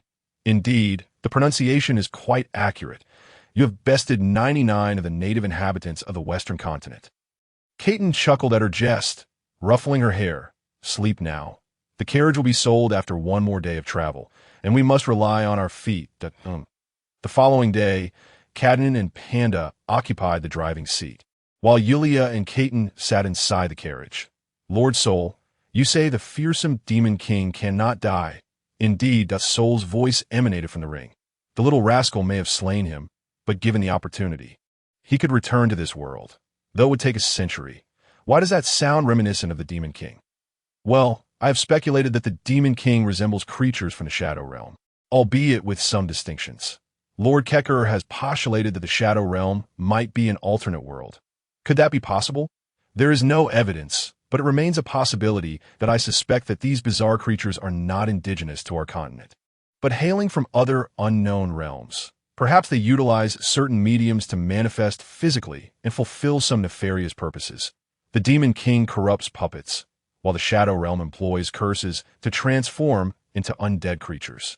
As Yulia listened, an unsettling feeling washed over her that it was as if the creatures here were delicacies in their eyes, all vying for them.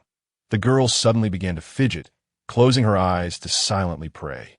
Yulia, in a certain sense, the god of light is not so different from them. Lord Soul, Yulia's voice rose sharply. While I hold you in high esteem, please do not insult the deities. Haha, do not be agitated. These are merely the musings of this old fool. All right, I apologize. I should not have spoken so rashly. Yulia's chest rose and fell with indignation, prompting Caton to silence the ring and pull her into his embrace. After a moment of rest, she gradually calmed down. Reflecting on the fact that Soul and his ilk were not true believers, her anger began to wane. However, when comparing her own divine essence to these monsters, she felt a twinge of resentment. Yet, it seemed that Soul's words held some truth. Abruptly, a memory from her past life flashed in her mind, the sight of a fluttering red flag igniting a struggle within her gaze. Almost immediately, a mark in her mind began to shimmer, and her expression transformed into one of reverence and guilt. May my Lord endure forever. I beseech you to forgive my transgressions after more than 10 days of travel. The four travelers successfully arrived at the outskirts of the Duchy of Park. Although there remained a considerable distance to the kingdom of Sisk for someone, the countdown in their heart had dwindled to just a few days. Despite the Duchy of Park being a vassal state of the Kingdom of Lawrence, it still maintained its own border controls, perhaps due to the inaccurate transmission of information from the kingdom. The four managed to cross the border with their permits without incident. The landscape of Lawrence was predominantly flat, yet as they approached the Duchy of Park, the terrain grew treacherous. The duchy was rich in mineral resources, and on a technologically limited Western continent, these minerals served as the foundation for weaponry and equipment. As the finest blacksmiths on the Western continent, the dwarven race was naturally a permanent resident of the Duchy of Park. Upon entering the duchy, Yulia shed her cloak, no longer hiding her fox ears. The multitude of races within the duchy contributed to its relatively weak national strength and cohesion, ultimately leading to its annexation by the Kingdom of Lawrence. The Fox clan, while not particularly rare, boasted several thousand members. Your Highness, although the Duchy of Park is not vast, its north-south expanse is greater than that of Lawrence, and to the west lies the Endless Mountains. Thus, traversing this region will likely take as much time as passing through Lawrence, remarked one of the companions. Yulia nodded in acknowledgement, while Caton's gaze remained fixed on Cardan, causing the latter to feel unnerved. Lord Caton, why do you continue to stare at me? Seeing Cardan's discomfort, Caton suppressed the urge to give him a thorough beating and replied coldly, I am familiar with this area. Are you ready to leave? Your Highness, do you wish me to depart as well? Cardan immediately turned to Yulia, aware of her compassionate nature, and knowing he was a person of Velictor, he believed she would not discard him after using him. Then you may accompany us. The more hands, the better, as expected. Upon hearing this, Cardan's face lit up with a smile. However, he quickly glanced at Caton's murderous glare and awkwardly hid behind Panda. The large bear scratched his head, contemplating that it might be best not to interject. Yulia spoke up, and Caton had no choice but to permit the insufferable man to continue accompanying them, although he was not particularly fond of Cardan. The latter did possess some utility, having a solid grasp of healing and control magic. He might be a bit loquacious, but for the time being, he appeared to be friendly towards the group. It was merely the presence of a Velictor spy that irked him. Since entering the Duchy of Park, Yulia's smiles had become notably scarce. Originally, Su Jing had been a cheerful individual, making him a beloved teacher among students with his gentle demeanor. Yet now, the girl seemed burdened with heavy thoughts. often lost in contemplation as she walked. Caton wrapped an arm around her waist and leaned closer, whispering in her ear, "Su Jing, what troubles you?" Yulia shuddered slightly and quickly glanced behind her, ensuring that the two were engrossed in conversation and oblivious to their presence. She then returned to the moment, playfully nudging him. "Do we not agree that this name is to be used only in private?" "You appear discontented." "Not exactly. I am merely eager to revert back to my former self, hence the excitement." Caton fell silent, scrutinizing her face as if seeking to unravel the mysteries hidden within, but he gleaned nothing. "In fact, Sol informed me this morning that the deciphering magic has been successfully developed." Yulia froze, raising her head to meet the young man's gaze. Biting her lower lip, she murmured, "If I had not mentioned this, how much longer would you have wished to delay? Until exactly half a month had passed, or until Sol himself told you?" The girl silently withdrew from his grasp, lowering her head as she halted by the roadside. Panda, noticing her sudden stop, curiously inquired, "What is the matter, Your Highness? Let us find it in first." The girl forced a smile. "We have just arrived. Why the rush to leave? Shall we not enjoy a day of exploration?" It was still midday, and of course, Panda was more than willing. Cardan, meanwhile, appeared contemplative but quickly added, "As you wish, Your Highness. We shall follow your lead." Caton regarded her for a moment before turning away. "Let us proceed. I believe there lies an inn ahead, in the afternoon, they meandered about the area, even purchasing a few items from stalls and shops, before reluctantly returning to the inn, inside their room, after mastering the deciphering magic taught by Sol. Caton secured the ring and set it aside. Yulia gazed at the potion she had concocted, inhaling deeply. Just as she was about to down it, Caton intervened. "Su Jing, may I request that you allow me to remember your current visage?" The girl dared not meet his gaze, her eyes fixated on the cup, reflecting the face of the fox girl. Lost in thought, Caton gently took the cup from her hands and set on the table before cradling her face in his palms. Staring at the enchanting girl before him, Caton realized that after tonight, he might never have another chance. The turmoil and possessiveness within him surged, driving him to act impulsively. Ultimately, amidst the girl's startled cry, he firmly grasped her head and kissed her. Lying in Caton's embrace, Yulia stared vacantly at the cabinet, her mind a blank. The young man tenderly kissed her neck, his arms encircling her slender waist, as if fearing she might vanish at any moment, filled with affection. "Enough, Caton." The girl grasped his hand. "The dream has ended." Rising from the bed, she slowly donned her dress and approached the table, lifting the magical potion once more. Fortunately, less than an hour had passed, and the potion's effects still lingered. A raspy Su Jing reached her ears, and as Yulia blinked through her haze, she raised her head to drink the potion. A powerful surge of magical energy coursed through her body, and she felt a string deep within her soul gradually being tuned. Then, a searing pain pierced through her, rendering her nearly unsteady. Yet, she gritted her teeth in silence, her body trembling slightly as she endured the ordeal. Her hair gradually darkened to ebony. Even her fox ears retracted, and the remaining inch of her tail vanished, just as she grasped her hair. Overjoyed to witness her transformation back to her original form, she suddenly felt a tickling sensation atop her head, and a pair of fluffy black ears emerged once more. Next, a long, cylindrical, and agile black tail sprouted from behind her. "Mirror!" Yulia exclaimed, sprinting to the mirror. Her hair was indeed black. This appearance suited her. Gazing at her green-slit pupils in the reflection, Yulia felt on the verge of despair. "Good news, I am no longer a fox. Bad news, I have become something else. Sol!" Yulia's wretched cry drew the neighboring duo over, and upon regaining his composure, Caton immediately deactivated the ring's barrier. "Ah, everyone is here. Huh, I just accidentally fainted." Upon hearing Sol's voice, Yulia gritted her teeth and demanded, "Lord Sol, could you please explain this?" "Well, I did say I wouldn't let you remain a fox. I keep my promises. However, once you calm down, it won't hinder your magic studies. And besides, Lord Sol," observing the girl's furious reaction, Sol tempered his demeanor. "It was merely a jest, and a side experiment. It signifies that my directed beast transformation magic is complete, coupled with the transmutation spell.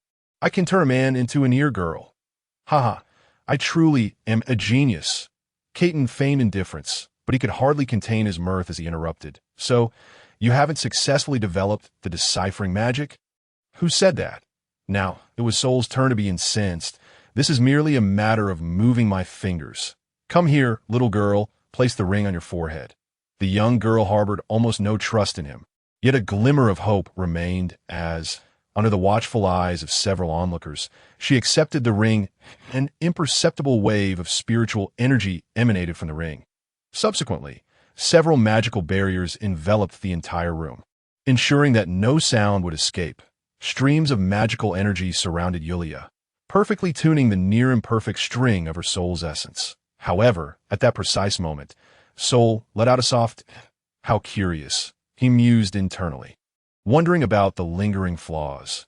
Yet, no one heard his thoughts, which he deemed trivial. He exerted his power once more, completely mending Yulia's soul essence, after which the magical circuits within her body were recalibrated, causing her form to slowly levitate in midair.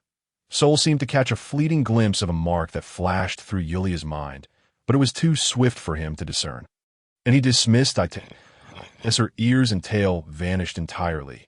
The moment her feet touched the floor, she gradually opened her eyes. All done. There's no problem now that I shall enter a period of slumber, for I am somewhat fatigued. Thank you, Soul. Caden's voice bore no hint of gratitude, which Soul took in stride as he succumbed to sleep. Yulia? Your Highness? Upon hearing the voices, the girl turned her head and slowly blossomed into a serene and graceful smile. Long time no see, everyone. Gazing upon her familiar smile, Caden's expression darkened slightly. Just as he was about to speak, Yulia turned her gaze towards him. Caden, could you possibly spend the night in their room? Caden wore simple attire, he said little, rising to don his clothes and leading two others out the door. After hearing the adjacent door open and shut, Yulia suddenly pressed her hand against her chest and hurriedly climbed onto the bed. Yulia, Sujing, there has always been just one person. It's her. Gradually, her memories grew clearer, recalling the inferno that consumed the office, alongside Su Jing's vanishing corpse and a newborn girl crying in the foreign land of the Western continent. All of this was solely her doing. That it was merely that on an ostensibly ordinary afternoon, a 14-year-old girl dozed on the grass, awakening her past life's memories as the tide rises on the Qiantang River. Today I realize that I am indeed myself. Yulia reclined on the bed, softly reciting this line of poetry. I am Yulia, and I'm also Su Jing. There's no one else that I have not usurped a body. I've simply been reborn. Oh God, thank you for granting me a second life, so complete. A devotee Yulia vows here that she will use her remaining years. In an instant, clearer memories of her past life surged forth, the vivid crimson scarf, the oath taken as a member of the middle school league, even the pledge made upon joining the bureaucracy after university, all entwining around her, attempting to pull her thoughts back. The girl clutched her head tightly, the mark flickering as she resisted those beliefs. God, she murmured, her pained voice prompting Caden to nearly burst through the door in concern. Not enter. Upon hearing Caden's words, the two close friends exchanged glances, hesitating before ultimately closing the door. Yulia, Caden held the girl tightly, gazing at her anguished expression while wiping the sweat that streamed from her forehead. Caden, it was God who bestowed upon me new life and allowed me to become a saint. Was it not? I do not know. I have never seen him. Caden pressed a gentle kiss to her forehead, his voice trembling. Let's not dwell on this, all right? You need a rest. We shall not discuss such matters. No. Yulia grasped his hand, tears streaming down her cheeks. I am me. I remain myself, Su Jing. Upon hearing his invocation, the girl's body trembled slightly, her gaze hazy as she reached out to caress his cheek. I wish to know. I wish to understand who allowed me this rebirth. Was it God? Yet it may not necessarily be this God. Am I being irreverent? But surely, God must exist. That moment, a melodious flute tune wafted in from outside, gradually calming the girl's demeanor. While the atmosphere here settled, shouts of anger erupted from other rooms. Damn it. Why are you playing the flute at this hour? Panda, go apologize to them. Hearing Caden's command, Panda cast an innocent glance at Cadden before striding to the door of the irate traveler. The man, grumbling, yanked open the door, only to be met by Panda's imposing figure, causing his lips to twitch slightly. My apologies for the disturbance, Air. Please be mindful not to disturb the peace late at night. However, your playing is quite impressive. Do keep it up. The door slammed shut, and the robust Panda returned to Yulia's door. All done.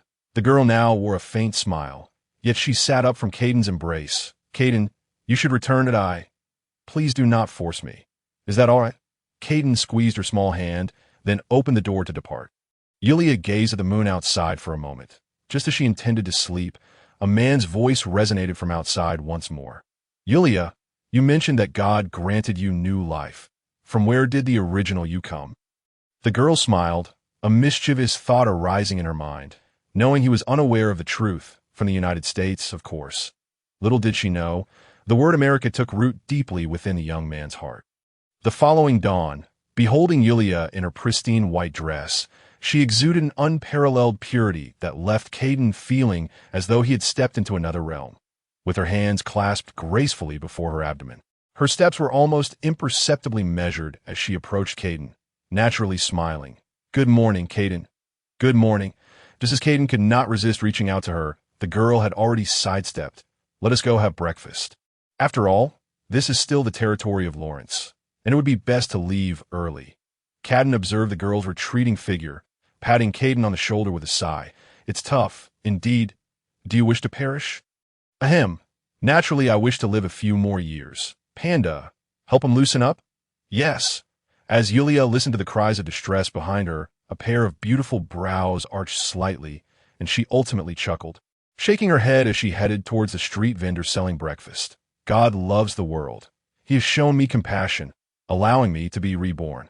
Yulia glanced at the dazzling sun on the horizon, shielding her eyes from its blinding rays. Regardless, as the Saintess of the Holy Light Sanctuary, I must fulfill my mission and ensure that the order of lawful good does not languish. Yet, when the new sanctuary rises, might I finally find my own place to belong.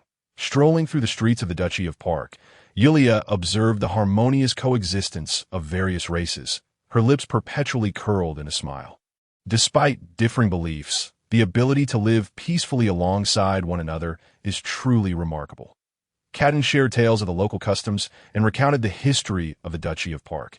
Initially, it was a realm of pure humanity, fostering goodwill with other races.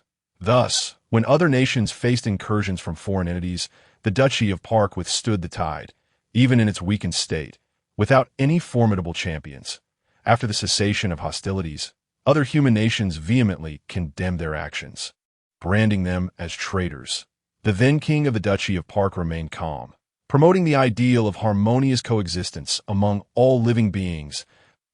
First, following the cessation of hostilities, some extreme nations were naturally resistant to this notion. However, as certain nations attempted to communicate with foreign races, they discovered that many were indeed willing to coexist with humans. The conflict had arisen primarily because humans encroached upon their territories, constricting their living spaces. Subsequently, with the support of the Duchy of Park, humans gradually began to collaborate with several amicable races. The Duchy of Park aimed to set an example by widely opening its doors and issuing a decree permitting foreign entities to become citizens, thus becoming the first nation on the Western continent to embrace the fusion of multiple races. However, there was one stipulation. The royal family must remain human. Given the multitude of races, frictions inevitably arose, leading to increasingly lenient laws to facilitate better coexistence. Furthermore, the absence of a unified belief system subtly weakened the nation's power. The Holy Light Sanctuary had even dispatched missionaries to this land. But unfortunately, their efforts yielded little success. After all, numerous races have long established their own systems, and the Radiant Holy Court emerged during humanity's darkest era, leading mankind to triumph over alien races in a time of dire need, thus making infiltration all the more challenging. Only the beast folk, who revere the strong, began to worship the god of light. This region, characterized by its mountainous terrain, is rich in mineral resources, following the enactment of laws permitting the inclusion of alien races. Many dwarves from the east flocked here, Recognizing the abundance of resources and the presence of skilled dwarven craftsmen, Lawrence saw this area as a coveted prize, with the exceptional equipment provided by the dwarves. The Kingdom of Park managed to withstand several waves of attacks. However, they faced considerable strain and ultimately had to seek assistance from the southern Kingdom of Norton at that time. The Kingdom of Norton was embroiled in fierce battles against alien foes who sought their annihilation, resulting in continuous turmoil. Nevertheless, due to the existence of the Dark Church, the cohesion of the nation was unprecedentedly strong, rendering the hostile alien races unable to lift their heads.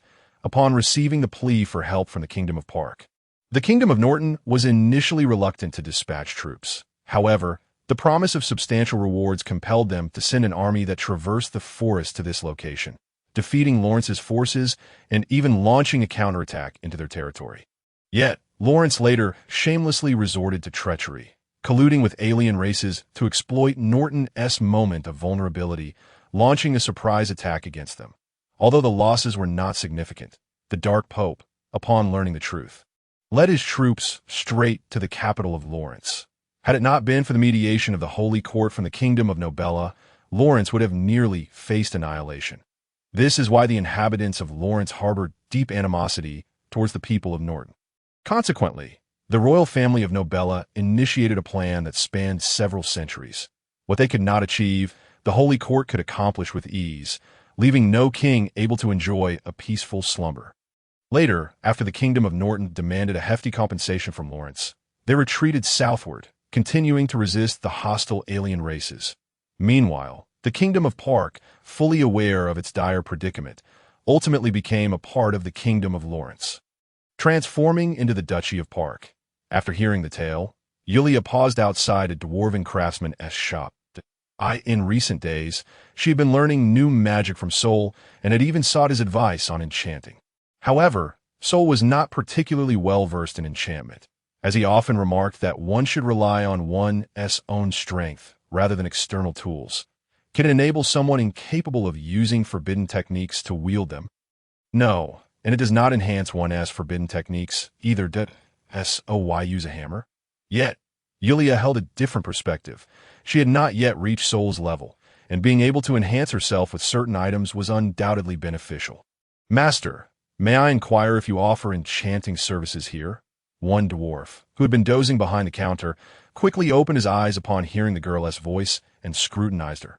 Beautiful lady, of course. What weapon do you wish to enchant? Not a weapon. Yulia asked a few people to wait outside as she stepped inside. She produced a necklace adorned with a crescent moon and softly said, "It is this. May I take a look?" "Certainly." Upon receiving the necklace, the dwarf examined it and, somewhat puzzled, inquired, "Why would you want to enchant a mundane item?" In the Western continent, there is no overly detailed classification of equipment. However, it can generally be divided into mundane, good, and exceptional items.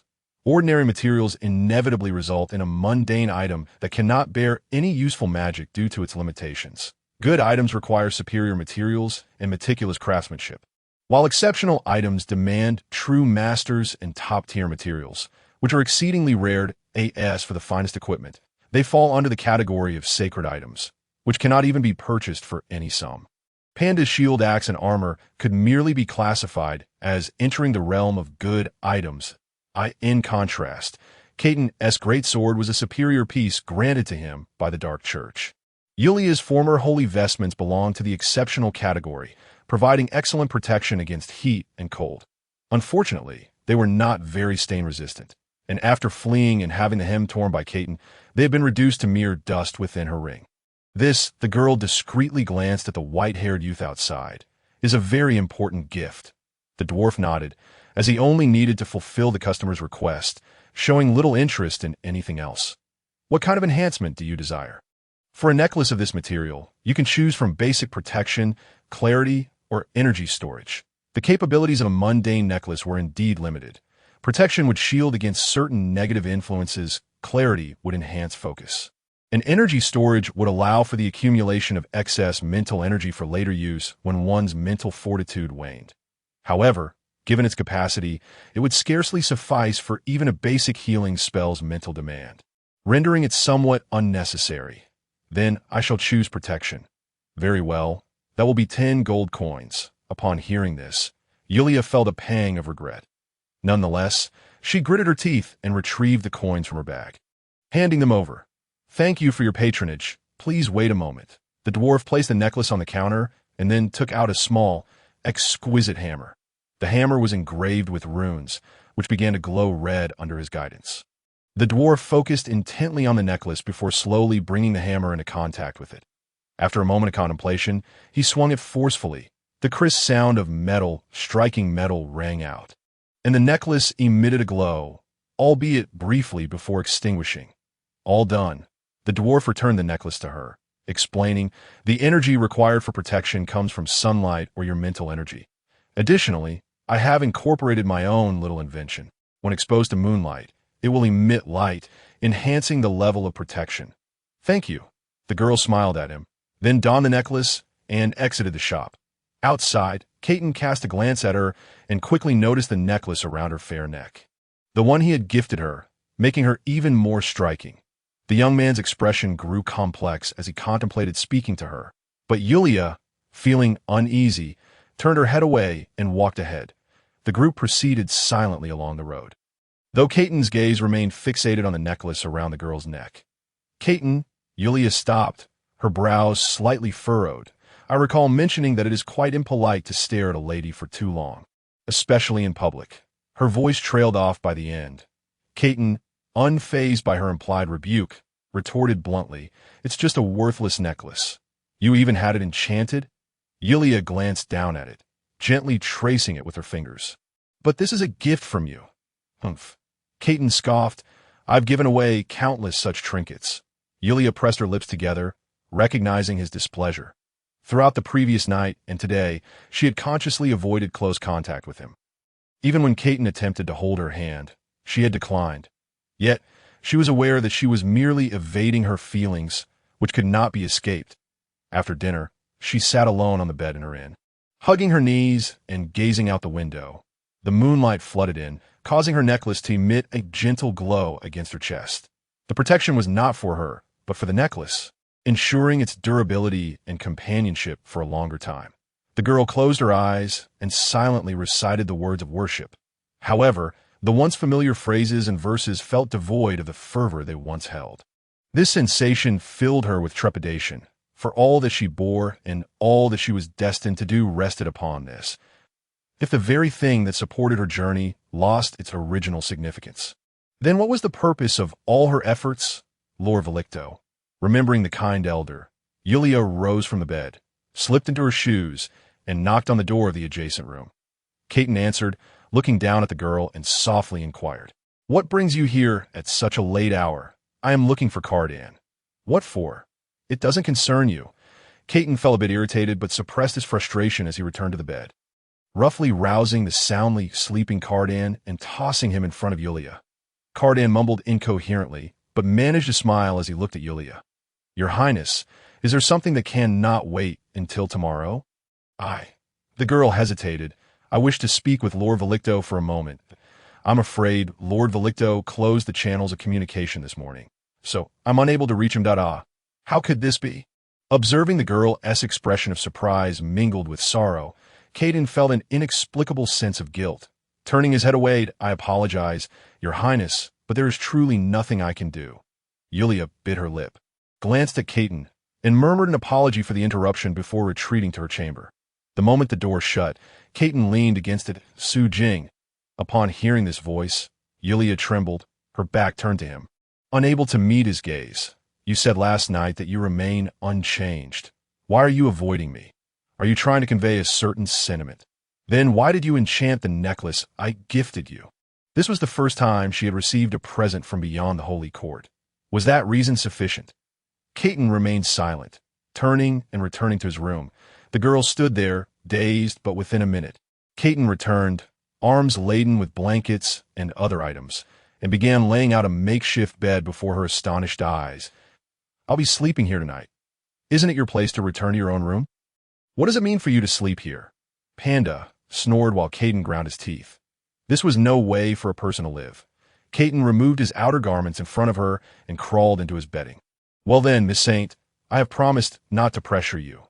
Rest assured, She was both amused and exasperated, finally letting out a soft sigh, closing the door, and climbing in her own bed, due to the bed being near the window. Caden soon noticed the necklace at her chest glowing brightly. Did you spend so much money just for it to shine? What business is that of yours, you lowly man? Hearing this familiar term, Caden chuckled, lying back with his hands behind his head, that we should be able to leave the Duchy of Park in about half a month. Next, we'll be traversing a slightly more perilous forest. Is it inhabited by hostile races? I know a safe route, but the unknowns along the way are numerous. Yulia nodded, then recalled the tranquil cavern where they first met, ultimately unable to suppress her curiosity. She asked, Caden, I'm just saying if. There's no if. Yulia inhaled deeply, nearly losing her composure. What if I were captured by goblins in that cave? What would happen? What would happen? Either they would kill you or tie you up for ransom. What else could happen? Is that all? That's all. But given your situation, the likelihood of being killed is higher. Asking Nobila for ransom would be akin to courting death. Well, wouldn't I be violated? Caden looked at her with a bewildered expression she had never seen before. Violated? Do you have a fondness for goblins? Of course not. They're utterly repulsive. What nonsense are you spouting? Exactly. You find goblins disgusting, and they likely find you repulsive as well. You think such a possibility exists? Her words left Yulia momentarily speechless. In my lifetime, I have never heard of goblins violating humans. However, there are some lonely human women who seek out goblins, and in the end, the poor goblin ended up vomiting. Yulia's face flushed, and she buried her head under the blanket. Caden shook his head at her demeanor. I never expected you to have such a taste. Oh, dear God, forgive my transgressions. The following day, the girl ignored him. Yet Caden wore a smile on his face. Panda looked at the two of them, who had undergone such a drastic change, somewhat puzzled. Caden scrutinized the pair as well, unable to discern the underlying reason. By midday, the four arrived at the base of a large mountain. Originally, a road had been carved through the mountain, but at this moment, soldiers had blocked the way. Caden inquired among some nearby residents and returned with a furrowed brow. Good news. They're not here to capture us. Bad news. It seems we will have to take a longer route.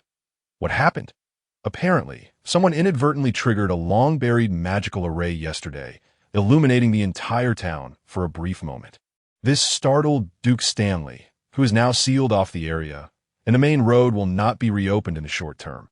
Yulia gazed in that direction, noticing a group of individuals who appeared to be mages passing by. Your Highness, that is the branch of the Park Duchy's Mage Association. Quite a few have come this time, that we should take a detour. Yulia nodded, then followed Caden up a smaller path around the mountain.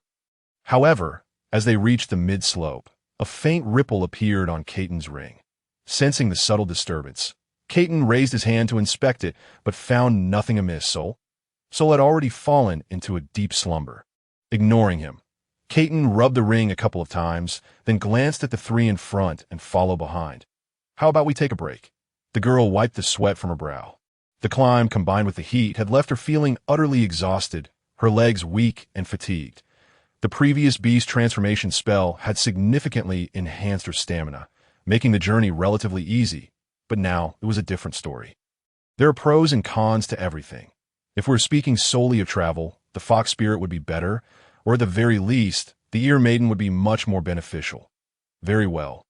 Your Highness, with the saint's command, Caden had no choice but to comply. Yulia sat on a blanket, took a few sips of water, while Panda diligently fanned her from the side. Suddenly, an unfamiliar voice echoed in Caden's mind, causing him to look around frantically, yet he could not locate the source.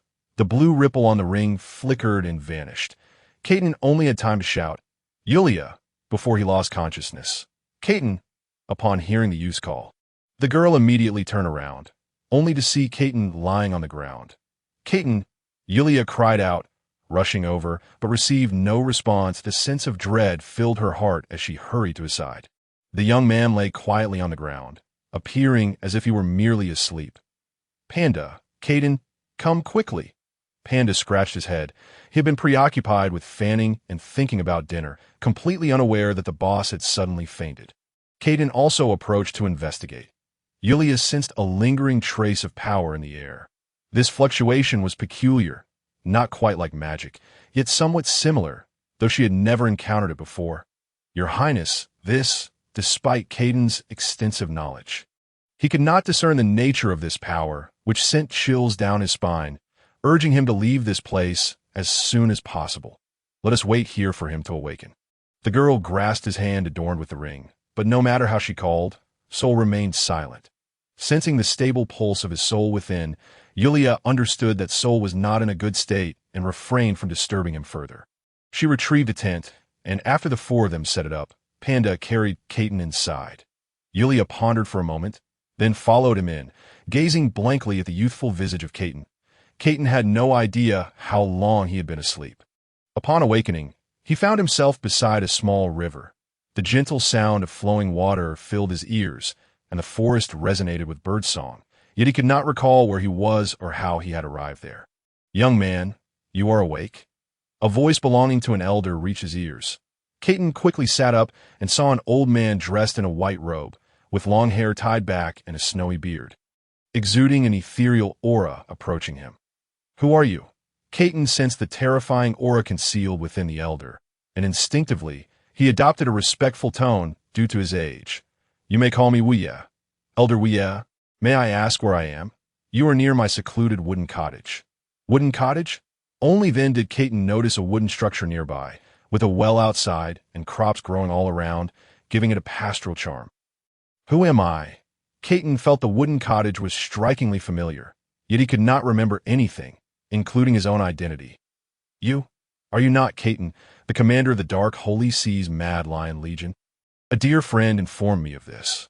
Upon hearing this, it was as if the gears of his memory began to turn once more, and Caden gradually came to a realization. The past began to resurface.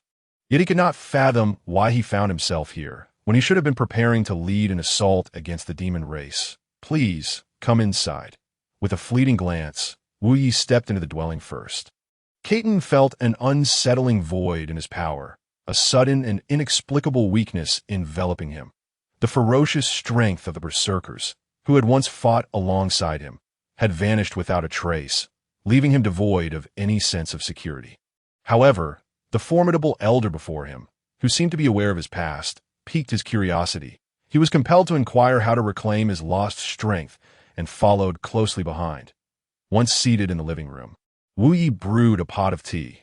The aromatic fragrance wafted towards Caden, enticing him to take a sip. The taste was remarkably smooth, leaving a lingering aftertaste he had never experienced before. "You have come here to learn swordsmanship, have you not?" "Swordsmanship? No, I am not."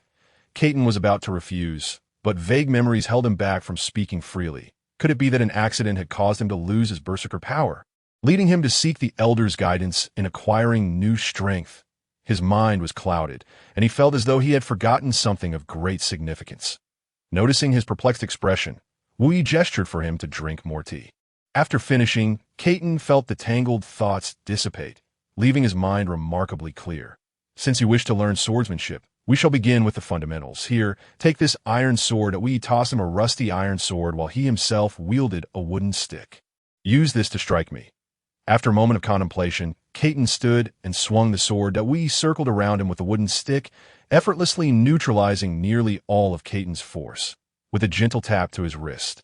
Caden's arm went numb, and the iron sword fell to the ground. What kind of sword technique is this? Caden's eyes widened. His previous swordsmanship had relied on overwhelming strength to crush his enemies. Witnessing such intricate and elusive techniques sparked his curiosity. This technique was mastered by a former adversary of mine, Wu Yi recalled. He claimed to be able to move mountains with a mere 2 ounces. "And how did you defeat him?" Caden inquired. "Simple," Wu Yi replied nonchalantly. "If he could move mountains with 2 ounces, I merely used 100,000 ounces to overwhelm him." His body was left in tatters. "Yet this technique has its merits," he added. Caden's lips quivered, but he maintained his composure. "Then are you prepared to teach me this 2-ounce technique? What use is this worthless thing? One must possess strength to break through myriad techniques. Follow me in mastering sheer power. Nothing else matters." With a single strike, the continent would split in 2, rendering any finesse irrelevant. Caden began to comprehend that this elder, Wu Yi, presented a stark contrast to his inner self. reminiscent of his acquaintance Sol. Sol? Who is Sol? As he pondered, Wu Yi fashioned the wooden stick into a wooden sword and tossed it to him. There is some firewood at the door. I shall teach you the art of energy manipulation. You may chop it with the wooden sword. Elder, is this a method to train my energy usage? Not entirely. Primarily, we have run out of firewood. Otherwise, we would both go hungry, and I am rather lazy. So, I must trouble you. Caton was left speechless, but obediently began his training in energy manipulation, moving towards the firewood to put theory into practice. Seasons changed, and Caton had been here for over half a year. From initially struggling to chop wood, he had progressed to effortlessly cleaving through vast swathes of forest with his wooden sword. Fortunately, he was in the woods. Otherwise, he might have been apprehended by the environmental authorities of the Dark Church. One day, a group of soldiers clad in black armor arrived. My Lord, His Holiness the Pope summons you back. The leader was Caton's aide, Albert. He looked at Caton with respect, and the young man, who had been practicing swordsmanship, halted his movements and approached. Why does His Holiness suddenly seek me? The demon clan is stirring, having already invaded several small towns along our borders. His Holiness is furious and has dispatched us. The Lionheart Legion, to the front lines. Very well. Caton's sense of responsibility overshadowed all else. That I will go inside to prepare. Albert nodded and stood outside with the soldiers. As Caton entered, he saw Wu Yi presenting him with a colossal sword. This is your former weapon, merged with another divine blade. The brutal aura within has been eradicated. It could be considered a top-tier holy artifact. Upon receiving the massive sword, Caton felt a surge of dark power coursing through him, restoring all the strength that had belonged to his berserker past. Though I have only been your mentor for less than a year, I am not stingy. Here is a book for you. Wu Yi handed him a thin volume, advising, do not open it until your life hangs in the balance. That IT may save you, but it could also ensnare you in its allure. That I trust you understand. Caton nodded and performed a bow, a gesture not customary to the Western continent, taught to him by Wu Yi. Enough of this. I do not wish for any entanglements. You may leave now, and do not return claiming to be my disciple. Elder, may I inquire your true name? My surname is Zhao, my given name Guangxu, and my courtesy name is Wu Yi. Zhao Guangxu smiled and nodded. Your potential surpasses mine, yet you're still too young and require time to mature. Zhao Guangxu. That name sounds familiar, yet Caton could not recall where he had heard it before. Just as he was about to ask again, he saw the elder vanish, leaving behind an empty room. The dwelling was cloaked in dust, as if no one had ever resided there. Caton hurriedly exited the wooden house, only to find the well at the entrance dry, and the crops long withered. The young man stood in a daze, unable to process the scene before him. My Lord, shall we depart? Hearing Albert's words, Caton cast one last glance at the wooden house before following him back to the Dark Church. Days later, Caton arrived at the border with the Lionheart Legion. That evening, upon hearing news of another demon attack, he led his warriors like a spear into the heart of the demon army, piercing through those loathsome creatures. However, as Albert charged towards the enemy's main tent, he was struck by a wave of potent demonic energy, sent sprawling on the ground, blood spilling from his mouth. Fortunately, he sustained no fatal injuries and was carried back. Caton stood before the tent, sword in hand, gazing at the woman emerging from within, a flicker of astonishment crossing his eyes. The woman was statuesque, approximately 1.73 meters tall, her alluring curves accentuated by a black robe that further heightened her sensuality. Yet, her face was veiled, revealing only her azure eyes and flowing black hair. Demonic energy surged around her as she held her head high, gazing at Caton with an air of arrogance. Her icy voice rang out. Whelp of the Dark Church, are you prepared to meet your demise? At her words, the surrounding demons erupted in a chant of incomprehensible language. A soldier translated, informing him that they were calling upon the Saintess.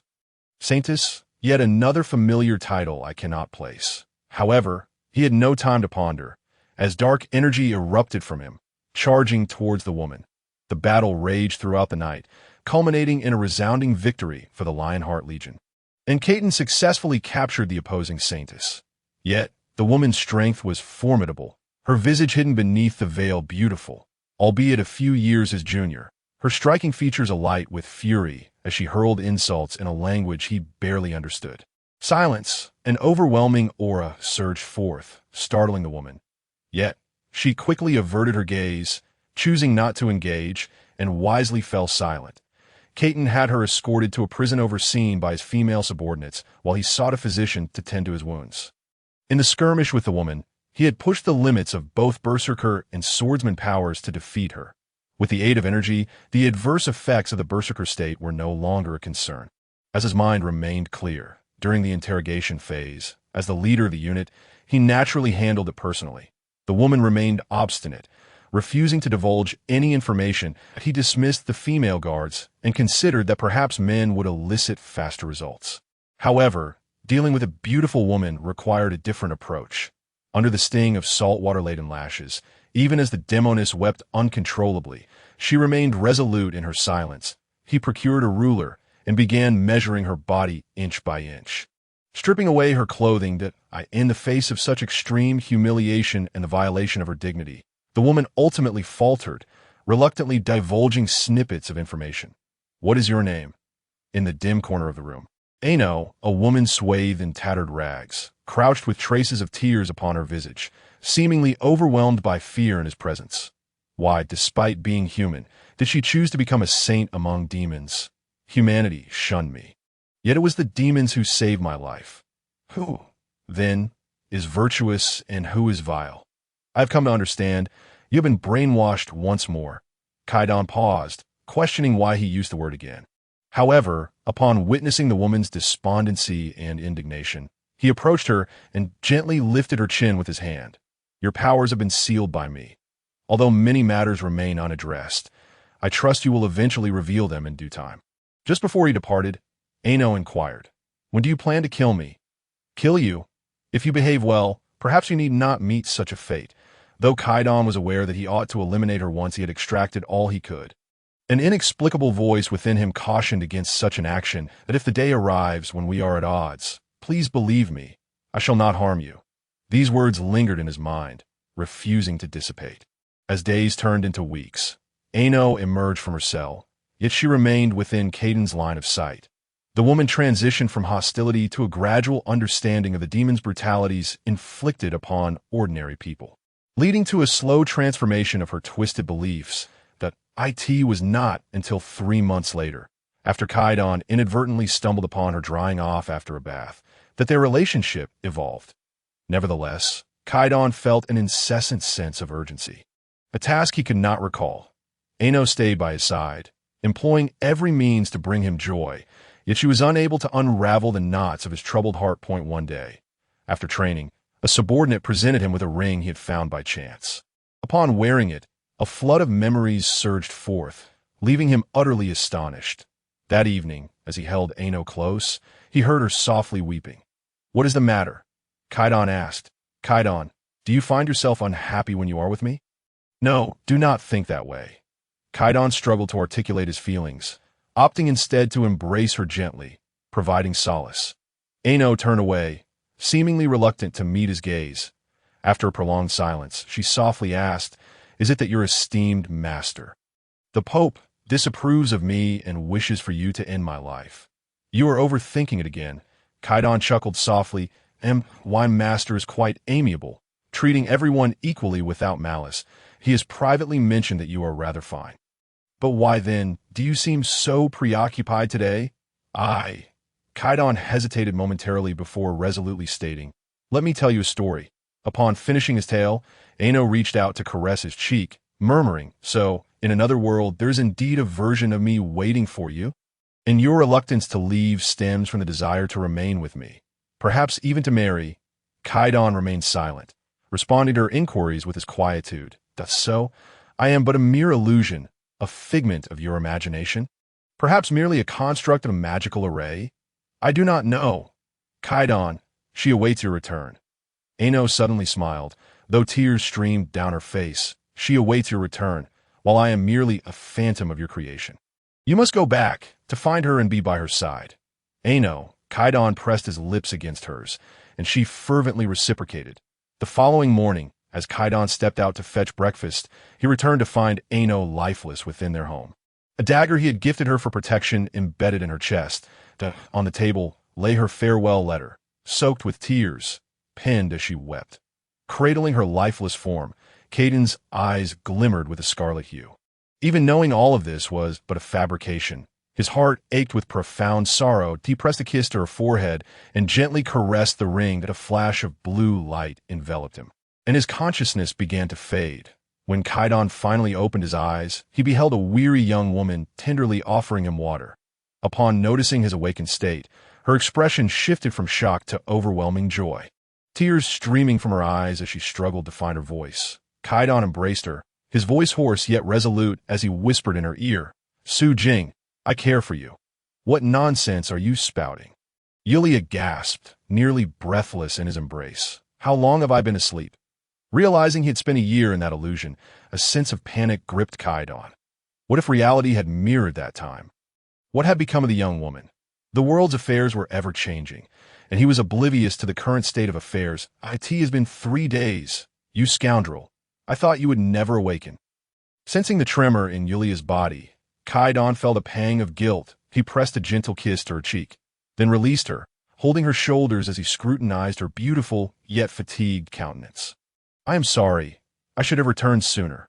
"Returned? You are still lost in your dreams." Kaidan leaned closer, causing Yulia to instinctively turn her head, yet the flush upon her cheeks betrayed her inner turmoil. "I have professed my feelings. I shall not allow you to depart." With a sudden surge of determination, Kaidan pushed her down within the confines of the tent, sealing her lips with his while his hands began to wander. Yulia resisted for a moment, but ultimately, as if succumbing to fate, she placed her hands upon his chest. "Kaidan, please don't. After establishing the holy court, accompany me away, will you?" Gazing into the depths of his expectant eyes, Yulia felt a surge of panic within her heart. "Kaidan, can we truly?" Upon hearing her words, Caden's gaze brightened. She had not refused him. Rather, her question indicated a willingness that belied her internal conflict, shaped by years of indoctrination. "Yes, no one shall say otherwise. We shall be together." The flurry of kisses enveloped Yulia's face, leaving her breathless. She closed her eyes, confronting him with a posture that was neither resistant nor submissive. It was only when her garment was drawn open that she panicked. Grasping the young man's hand, "No, we truly cannot go astray again. Please, allow me to fulfill my mission first. Are you willing to come with me?" "I."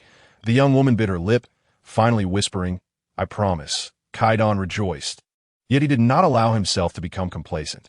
Instead, he gently embraced her and slowly closed his eyes. Though he had been in slumber for 3 days, his mental exhaustion demanded genuine rest. Yulia sensed this and gazed down at Kaidan, feeling an inexplicable maternal warmth envelop her.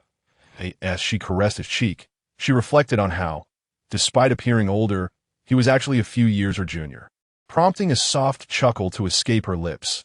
However, her laughter was subtle, restrained, and gracefully concealed behind her hand. "That I promise you, Kaidan." Little did she know, this promise would soon morph into a poignant regret.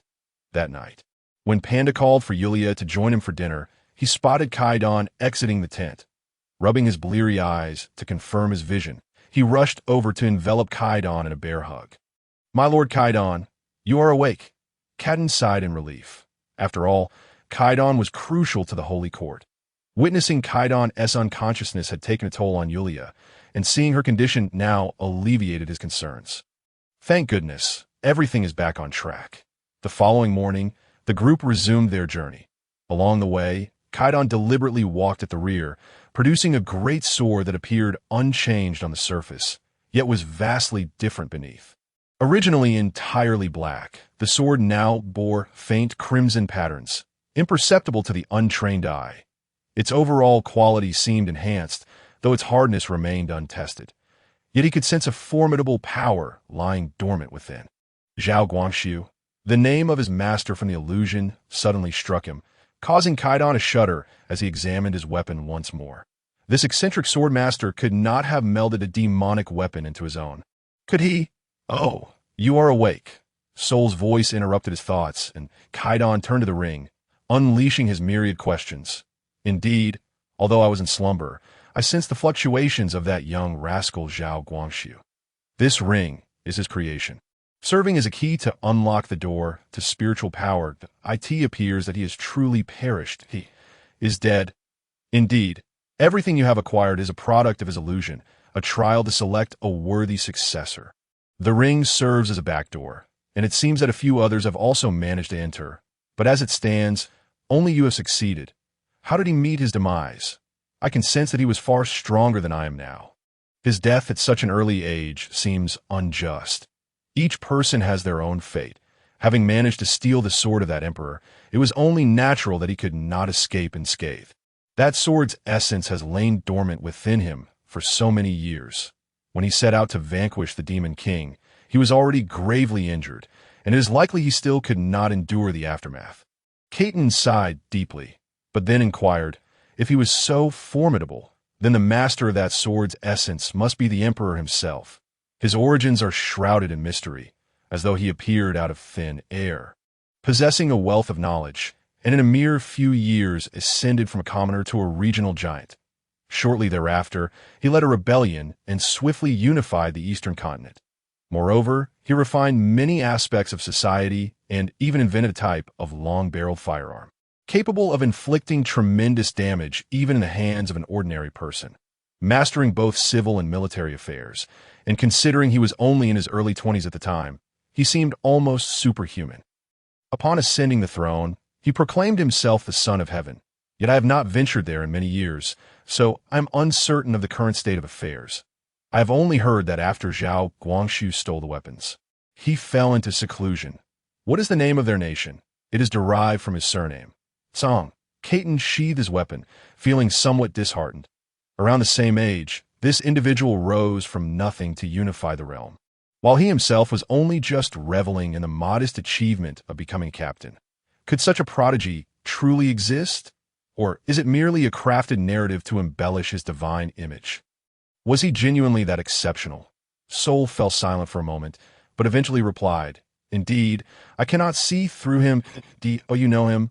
I do. Sol responded with a bitter smile. How could I not know him? My most exceptional disciple, in the past. Those two strikes severed Zhao Guangshu's path to ascend further and utterly dismantled Sol's foundations, forcing him to turn to soul magic in order to survive. Master, I require a legitimate identity as the Son of Heaven. According to future records, all my accomplishments should be attributed solely to my efforts. Therefore, I implore you to vanish from history. In his lifetime, his most outstanding disciple was indeed this individual, yet he was also the one who had caused him the deepest wounds. Fortunately, he had managed to persuade him well back then. Otherwise, this disciple would have insisted on meddling in the affairs of the Western continent. Once human greed is laid bare, it becomes an insatiable abyss. Fortunately, Zhao Guangshu's counteroffensive had left him gravely wounded and in seclusion. Yet one wonders how things stand now. Traversing the mountains, the path ahead became significantly easier. The four of them prepared their supplies, readying themselves for the journey through the forest.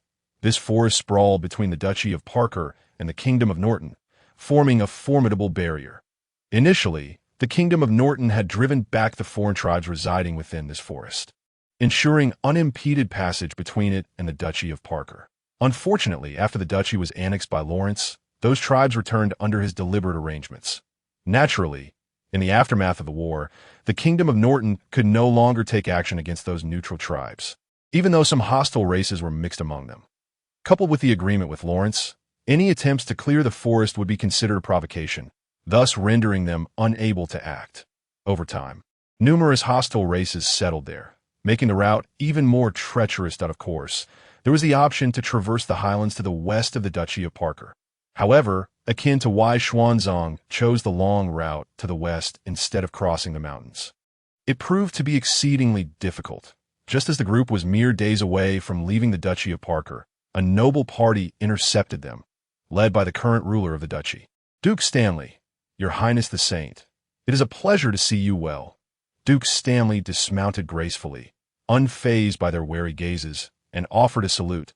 Shortly after Julia was appointed as the saint, Stanley had visited the Kingdom of Nobella to meet her. As one of Lawrence's foremost nobles and the ruler of a duchy in his 30s, Stanley naturally exuded a certain charisma.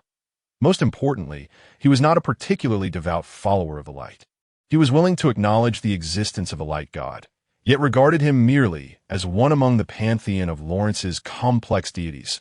This was considered blasphemy within the Holy See. And naturally, Julia held a certain disdain for him. "We have matters to attend to. Might I ask Duke Stanley to let us pass? Today, I merely wish for the saint to stay with us for a few days." Stanley gestured towards Caton and added, "And I would like to inquire about this warrior's relationship with the Dark Church and Okamet." Caton unsheathed his great sword, casting a cold glare at Stanley. "Then there is nothing to be done." The Duke, exasperated, clapped his hands, unleashing a powerful aura point 5 minutes later. A bound Stanley watched as the group receded into the distance, angrily kicking one of his subordinates and cursing, "You useless lot." His subordinates, on the verge of tears, had not intended to engage at all. They had merely heard from local residents that a girl resembling Julia had passed through the previous official road, choosing to take a detour through the mountains. After Stanley's failure to inherit his title, he was already in a foul mood. Upon hearing this, he immediately gathered his men to pursue. However, the disparity in their strengths determined the outcome. Watching the group vanish, Stanley furrowed his brow. That white-haired youth always evoked a sense of familiarity in him. As soon as he broke free from his restraints, he promptly reported the incident to his superiors. Meanwhile, the group, having been discovered and opting for the mountain route, gathered around a campfire, roasting meat. "Boss, why did you hold back this time?" Panda poked the roasting meat with a stick, casually inquiring, "Are you out of your mind?" Caton retorted, "Do you have any idea what the consequences would be if you actually killed a ruler of a duchy? What? Do you wish for war?" Panda scratched his head. "In our tribal conflicts, we always took pride in claiming the heads of opposing chieftains. That may be so in wartime, but the scale of your village squabbles hardly compares to the disputes between great nations." Panda nodded, half understanding, and dropped the subject. As the sun dipped below the horizon, Caton instinctively took out his flute and played a melody upon witnessing the sunset. Listening to the melodious notes, Julia gazed at the young man who was diligently tending the fire. A gentle smile gracing her lips, as the tune concluded, Caton suddenly asked, "What is the name of this piece?" "The Sunset of Nita," that the Nita that was annihilated by Nobella. Indeed, it was a beautiful little nation, renowned for its scenic landscapes, though it was marred by certain unfortunate elements. Caton reflected wistfully. Julia did not engage in their conversation. She had heard of Nita as well. Approximately a decade ago, the royal family of Nobella discovered some exceptional resources there and sought to negotiate trade. But naturally, the locals refused as it was their national treasure. Subsequently, Nobella acted just as Lawrence had, for in this world, might makes right, and Nita quickly fell to the ironclad forces of Nobella's royalty. At that time, the Holy See attempted to intervene and halt the invasion, yet the royal family ignored their pleas, leading to considerable discord. Ultimately, it was only through the intervention of Velictor that the tensions within the Holy See were quelled, preventing an earlier eruption of conflict in the aftermath of the war. The Holy See secretly took in some of Nita's children. Caton glanced at Caton, noting that he was lost in thought, and chose not to say more. He took out a knife, slicing a generous portion of meat to offer to Panda, then shared another piece with Julia, ultimately dividing the remaining portion with Caton. After they finished their meal, Caton led Julia back to their tent. "Shujing, after we pass through this forest, we will reach my kingdom. The young girl nodded. "Our Holy Father wishes to meet you." "Meet me?" Julia replied, puzzled. "Does Lord Alder have something to discuss?" Though the relationship between the two factions was relatively amicable, with minimal disputes, they were ultimately of two different faiths. The other party's pope specifically requesting her presence indicated that the intention was likely not so simple. "Shujing." Caton grasped her wrist, though I am uncertain of the Holy Father's intentions. "Rest assured that he means you no harm. Trust me. All right? All right." The girl chuckled lightly. "Then when you visit the kingdom of SK, will you be able to meet Lord Velictor? Does he wish to see me?" I have always believed that it would be best for both parties to meet in person. In truth, she feared confronting the amiable elder alone and lacked the courage to utter the words of departing from the radiant sanctuary to follow Caton into the unknown. As night deepened, Caton turned over, casting a silent enchantment upon himself to mask Pandar's thunderous snores, and fell into a deep slumber. Yulia lay on the inner side, covered by a blanket, while Caton reclined on his side. Propped up on his elbow, gazing outward, whether it was merely an illusion or not, he harbored a persistent feeling that the tumultuous events of their journey were not mere coincidences, but rather orchestrated by unseen hands. As for whom, he had contemplated, but deemed it absurd. Last time, you traversed the beast forest without passing through here, so this time you should be passing by the elves, right? Indeed. Then I have a favor to ask of you. Deliver this item to their elder. Why don't you do it yourself? Oh, I can hardly claim to be deceased, can I? It might be too much of a shock for her. Listening to the murmurs beside him, Caton shook his head and turned to embrace the girl. Inhaling her fragrant scent before succumbing to sleep himself, in the southernmost region of the Duchy of Parker lay an expansive, unspoiled forest, home to countless towering trees. This area marked a definitive departure from the borders of Parker Duchy. While other nations might fortify their borders in fear of foreign incursions, the borders of Parker Duchy were notably lax, with various races traversing freely within. The pass from the Kingdom of Lawrence remained valid, albeit a certain young lady had obtained a new one that the drowsy guard had barely scrutinized the application before issuing the documents, allowing Yulia, who had spent over 10 days learning hypnosis from Sol, to feel somewhat thwarted. It was only when the four of them officially stepped into the forest that Yulia finally relaxed. Isn't Duke Stanley thinking of issuing a warrant for our capture? Who knows what he is thinking? Caton glanced at the nearby path and consulted the map. All right, just follow my lead. Especially you. He directed a look at Yulia. Stay out of trouble and leave quickly. The girl met his gaze briefly and nodded slowly. Since entering the forest, Caton had grown increasingly vigilant, shedding his usual carefree demeanor, while Pandar seemed to have returned to his element, his steps lighter. Your Highness, to my knowledge, the fallen elves have been particularly active in this region. Do exercise caution. Fallen elves? Strictly speaking, they are a faction within the elven community, skilled in combat and curses, harboring a deep-seated hatred for those who disrupt nature, particularly human women. Though Caton walked ahead, he listened to their conversation. Interjecting in an opportune moment, Caton, are you certain your information is accurate? Lord Caton, that won't be necessary. I trust your words. The young man's progress halted as he spotted a human woman's head impaled on a stake ahead. Her eyes had been gouged out, with tendril-like plants emerging from the sockets. Her hair was tied in knots and bound to the stake below, her mouth sewn shut, with a sign dangling from the end inscribed in human script. Women forbidden to enter. This gruesome sight made Yulia feel nauseous, evoking memories of Hannah's tragic fate. She turned her head slightly, clasping her hands together in prayer for the innocent woman who had met such a dreadful end. Once she finished her prayer, Caton began to explain, Your Highness, in previous conflicts between humans and other races, the factions within the elves became irrevocably divided. The opposing faction was subsequently dubbed the Fallen by the current elven kin, a term that has endured to this day. It was a powerful female sorceress who led a legion to defeat the fallen elves, employing brutal tortures to extract information and dissecting numerous fallen elven captives to break their curse, which has resulted in the extreme animosity the fallen elves now harbor towards human women. Hence, even in a resistance war, should one cross the line or fall prey to desire, it only begets further calamity. The girl remarked with a hint of melancholy. Nonsense, Caton interrupted. The mistake made by that sorceress was failing to eradicate the root of the problem. The girl cast him a frustrated glance. They too are oppressed. Thus they resist us. If only we had forged peace with them from the beginning. All right, when we encounter them, why don't you take on the task of fostering a friendly, cooperative environment? He glanced at her. I reckon this head has served its purpose long enough. It's time for a new one. Caton, Yulia exclaimed, kicking him in irritation, feeling a pang of pain in her toes while he remained unaffected. Tears welled in her eyes as she crouched down, gently pressing her hand against her foot. Shall I carry you? Absolutely not. Without further ado, Caton scooped her up, and as she protested, he softly said, Not all races resist out of oppression. At least the fallen elves do not. Previously, the elves coexisted harmoniously with humans. After all, they bore similar appearances, and their lifestyles were not vastly different, akin to that of dwarves. However, when numerous races began to assault humanity, This faction of elves emerged, eager to claim their share of the spoils, simultaneously fearing that if humans were vanquished, the other races would seek retribution against them for their inaction. The elven kin excelled in nature-based magic.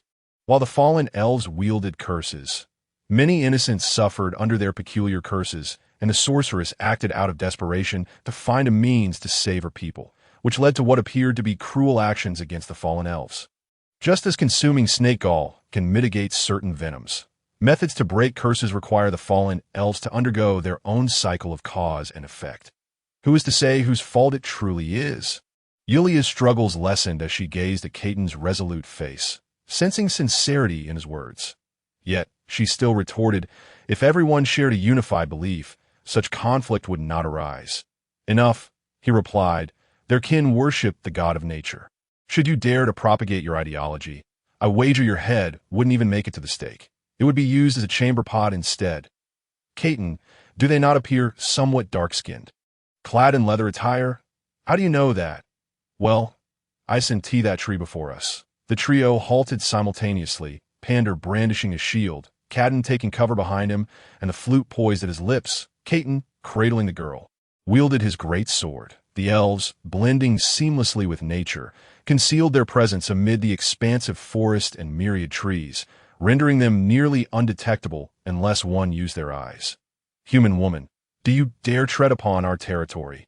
A fallen elf drew back his bow, his gaze filled with utter loathing. We mean no harm. We merely wish to traverse this area. So please, before she could finish, an arrow flew toward her, only to be deflected by Caton's great sword. Enough. There is no need for idle chatter with them. The young man sneered his adversary. I may not have mastered other skills recently, but I excel at felling trees. With that, he released Yulia, grasped his sword, and with a horizontal slash, cleaved through the entire grove of trees where the fallen elf stood. Now, the focus of their ire shifted from Yulia to Caton. Enraged by this destroyer of nature, the fallen elf trembled with fury, narrowly evading the strike before sounding a horn. The ancient and melodious horn reverberated throughout the forest, while Caton plunged his great sword into the ground. His arms crossed as he regarded his opponent. Curse the humans. You will pay dearly for this. Seeing Caton's dismissive demeanor and allowing him to rally his comrades, the fallen elf drew back his bow once more. Magical energy swirling around the arrow, which then flew forth at several times the speed of the last, trailing a green flame at its tip. Pander roared, his shield radiating with a golden glow. Deflecting the arrow, Yulia recognized that this was not the time for leniency. As she prepared to chant a supportive spell, she found her hands grasped by the young man. Enough. Are you unaware of how overpowered your supportive magic is? Can't you let me enjoy this a little? Aye. The girl felt somewhat aggrieved. I always exhaust my mental energy to assist you. And you still, all right, as he once put it, why use a sledgehammer to crack a nut? Right? Kaidun gently rubbed her somewhat aggrieved face, letting out a soft chuckle before turning to face the furious fallen elves, who were practically hopping in anger. To be fair, their gathering speed was impressively swift. In just a few minutes, a group of fallen elves had assembled atop a nearby treetop. Gazing at the collapsed forest, the imposing figure at the forefront glared at him. Human, why this? It was he who had struck first. The burly man cast a glance at the young man, then at Yulia, and solemnly declared, spare that woman and the one who just felled the tree. I can let the others go. Here we go again. You are all so dreadfully ordinary, yet brimming with confidence. Kaidun raised his colossal sword. Panda, hold steady. Do not let yourself be sent flying. Upon hearing this, Panda, aware that his leader never boasted, immediately summoned all his strength. Raising his shield in front of Yulia, suddenly, an unprecedented power erupted from Kaidun, one that Yulia had never witnessed before, gentle yet intense, akin to a graceful gentleman possessing formidable strength. Gale force. Kaidun tightened his grip on the massive sword, leveraging the strength of his shoulder to swing it, unleashing a visibly ferocious whirlwind toward them. The elven giant was taken aback by this force, and quickly joined with many elves to cast wood-based spells in an attempt to block the tempest. Unfortunately, against Kaidun's swordsmanship, they could not mount an effective defense. The fallen elves here were merely a branch, lacking in formidable strength. Perhaps they posed a terrifying threat to the defenseless human female, but in Kaidan's eyes, they were far less interesting than a small squad of knights. Vines and branches intertwined, only to be scattered by the fierce wind, while numerous towering trees were uprooted and toppled, just as Kaidan was about to pursue. Another horn sounded, causing the beleaguered remnants to change countenance and flee in the opposite direction of the sound. The young man sheathed his great sword. Observing a group of approaching elves, his expression unusually softened. "Lord Kaidan of the Dark Church, have you come to destroy the home we rely upon for survival?" A cold female voice echoed, carrying a hint of authority that suddenly piqued Yulia's interest in the speaker. "Elder Emily, I trust you are well." Kaidan stepped forward, performing a customary gesture of respect from the church. In truth, he did not feel the need to bow to her, but this elder had some ties to the old sage within his ring.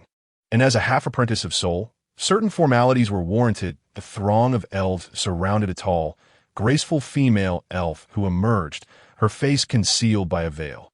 Yet her elongated, alluring eyes captivated the attention of several men present. If Yulia was akin to a snow lotus on Tian Shan, beautiful yet untouchable, then Elder Emily resembled a fairy, perpetually exuding an enchanting aura. Witnessing Kaidan's unexpected bow, Emily's initial intention to be somewhat difficult diminished significantly. "Since you are here, might I invite you to our village for a visit?" Surely, Lord Kaidan would not decline. Upon seeing Yulia, Emily's expression shifted momentarily before returning to calm, prompting her to utter those words. It would be an immense honor. As Kaidan genuinely prepared to accompany them, Yulia suddenly grasped his arm. "Did you not say we should leave quickly? What about Soul's matters?" Kaidan replied, lowering his voice. Hearing this, Yulia inexplicably felt a sense of relief. She followed closely behind him, her gaze lowered to the grass beneath her feet. "I thought you had some connection with that elven elder." The young man's grip tightened around her delicate hand, and with an exceptionally gentle tone, he reassured her, "Rest assured, I hold no affection for any other woman." The girl shivered slightly, raising her gaze to the elegant silhouette of Emily ahead, then casting a dubious glance at Kaidan. "Shouldn't men be drawn to women like Elder Emily?" "That depends on who one is comparing to," Kaidan replied. "I must say, it is hardly gentlemanly to discuss women behind their backs, especially when comparing me to such a beautiful lady, esteemed Saint Yulia. You know me, by chance, but we of the same kin shall forever be friends with humanity." Yulia nodded and offered a polite bow. "I apologize for my earlier indiscretion." "Very well. Let us discuss certain matters once we return to our village. After all, there are still many creatures with ill intentions lurking nearby." Emily surveyed the surroundings with a keen eye, hastening her pace. Upon reaching her village, Yulia quickly observed that the number of female elves vastly outnumbered the males. Perhaps due to the rarity of outsiders, these female elves swarmed towards them, some even daringly casting flirtatious glances. The attire of the elves was not particularly modest, although Emily donned several layers. Most female elves wore simple woven garments that left their thighs and arms exposed to the air. Witnessing several female elves appraising Panda's robust physique, Yulia noted a hint of shyness on the usually stoic bear's face for the first time. However, as thoughts of Panda mingling with the elves crossed her mind, she felt a twinge of unease. Was it a case of a pear tree pressing down upon a begonia? While she was lost in her musings, Kaidan wrapped his arm around her slender waist, seemingly conveying a silent message, prompting many female elves to sigh in envy. That Yulia's cheeks flushed as she shifted her stance, attempting to evade the intimate attention of onlookers. Yet, she couldn't help but silently criticize these audacious elves for their immodesty and lack of shame. How could they behave in such a manner? "Lord Kaidan, Princess Yulia, please follow me." Emily smiled lightly, seemingly unfazed by the behavior of her fellow villagers, perhaps accustomed to it. After all, with a sparse population and elves often being quite devoted, a little boldness before formal commitments was not entirely unwarranted. If they did not take the initiative, these elves might very well face extinction. She did not mind the idea of Kaidan and Panda leaving behind offspring for the elven race. After all, the union of human males and elven females could produce healthy elven offspring. However, Given that Kaidun was the leader of the Dark Church and Panda's appearance suggested a roguish nature, it was unlikely either would remain here long-term. And she certainly did not wish for her village's female elves to live in solitude. As for Panda's formidable physique and magical resistance, they had always been topics of interest among the elves. But alas, the bear folk and elves were reproductively isolated, and the challenges of such unions were considerable. Upon arriving at Emily's residence, Kaidun and Panda were ushered away to another area, leaving only Kaidun and Yulia to accompany her inside. Esteemed guests, I must confess, I have a personal matter I wish to entrust to you. Upon seeing Emily suddenly perform an elaborate elven courtesy, though they had never met, both felt it was something extraordinary and quickly rose to assist her. Elder Emily, what is it you wish to discuss? Perhaps the natural deity has favored us, allowing you both to arrive together. Emily smiled at them. It is a task that requires both abundant light and dark powers to accomplish. Our elven kin originate from the Tree of Life, and every elven village possesses a moonwell. The moonwell allows us to communicate more effectively with the forces of nature. That Emily's voice was cool, yet not unwelcoming. Thus, each moonwell is a treasure of the elven tribe. Regrettably, not long ago, a colossal monster attacked our village. Although we ultimately managed to drive it away, it still damaged the essence of the moonwell, rendering its magical efficacy nearly non-existent. The cost of reconstructing the moonwell is exorbitant, requiring a journey to the elven tribe of the Tree of Life, a distant trek. Therefore, your arrival may indeed be a matter of fate. Yulia listened intently to her words and inquired, Elder Emily, why can the powers of light and darkness restore the moonwell? In truth, it also requires the guidance of our natural power. Emily carefully chose her words. Glancing at the young woman, Princess Yulia, I wonder if this statement might inadvertently offend you. Please speak freely, Yulia replied calmly. The natural power embodies all things. Light represents hope, while darkness signifies destruction. When the three merge, it encapsulates the entire cycle of existence, from birth to ultimate demise, which is the essence of life itself. The life force can revive the fallen or hasten decay. To wield such power is to tread upon the realm of the divine. Centuries ago, several of our elven elders diligently researched the method to restore the moonwell, conducting thousands of experiments before finally discovering this approach. Of course, they also benefited from the assistance of the two popes at that time. The young maiden furrowed her delicate brows, pondering the fusion of three distinct powers as the essence of life itself. This notion implied that the deity of light might pale in comparison to the so-called god of life. Nevertheless, the Western continent is home to myriad beliefs. As long as there is no overt provocation, it is deemed inconsequential. Perhaps a greater force is required, though it remains uncertain whether the two are willing. Emily cast an expectant gaze towards them, and after exchanging glances, both slowly nodded in agreement. Splendid. Please, follow me. Emily's tone took on a more cheerful note as she led them to a nearby altar.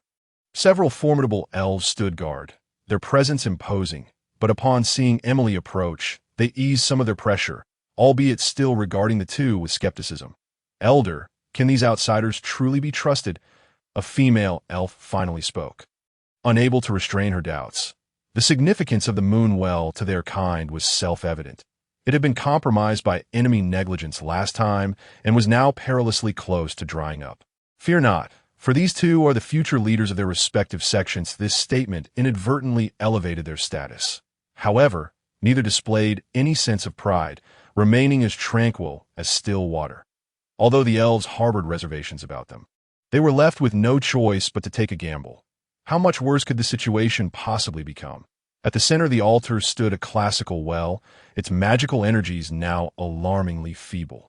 Yulia peered into the depths of the well, noting the dwindling water level, which exuded an aura of desolation. Both of you, please unleash your respective powers, Emily instructed, settling cross-legged beside them while the young maiden followed suit.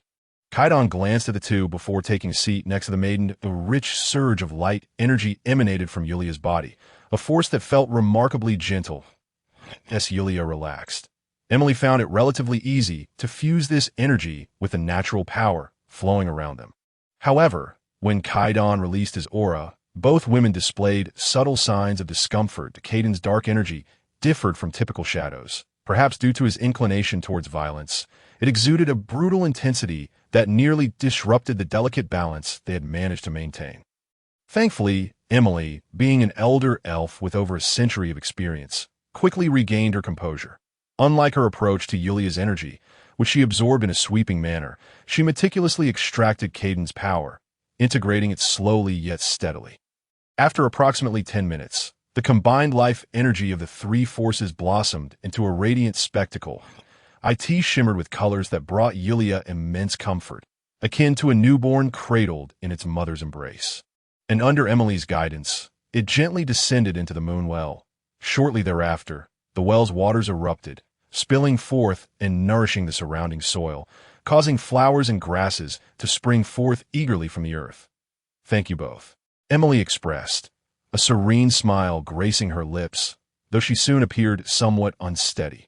Fortunately, an elf caught her, preventing her from collapsing. "I apologize. My mental energy is somewhat depleted. Please allow them to attend to you," she said softly. "Very well, and thank you for your efforts, Elder Emily," Yulia replied with a polite bow before following the other elves to the quarters arranged for them. Upon entering their room, the elf offered a brief introduction before preparing to leave. "Excuse me, elf sir, why is there only one room?" "Indeed, just one," the elf replied, somewhat perplexed. "The warrior panda informed us earlier. One room for the two of you, and another for the rest." After saying this, he seemed to recall something, muttering an apology before departing. "Panda!" Yulia bit her silver teeth, irritated by the bear's presumptuousness. Meanwhile, Kaidan, pursing his lips, surveyed the spacious room before plopping down onto the soft, inviting bed. "Quite nice, very thoughtful," he reclined, hands behind his head. Gazing at the wooden ceiling, in less than a week, they would reach the kingdom of Norton, and at that point, whether by carriage or otherwise, they would have their choices. "Get up." Yulia approached him, her expression tinged with discontent. "What? Am I not allowed to lie down in the room assigned to me?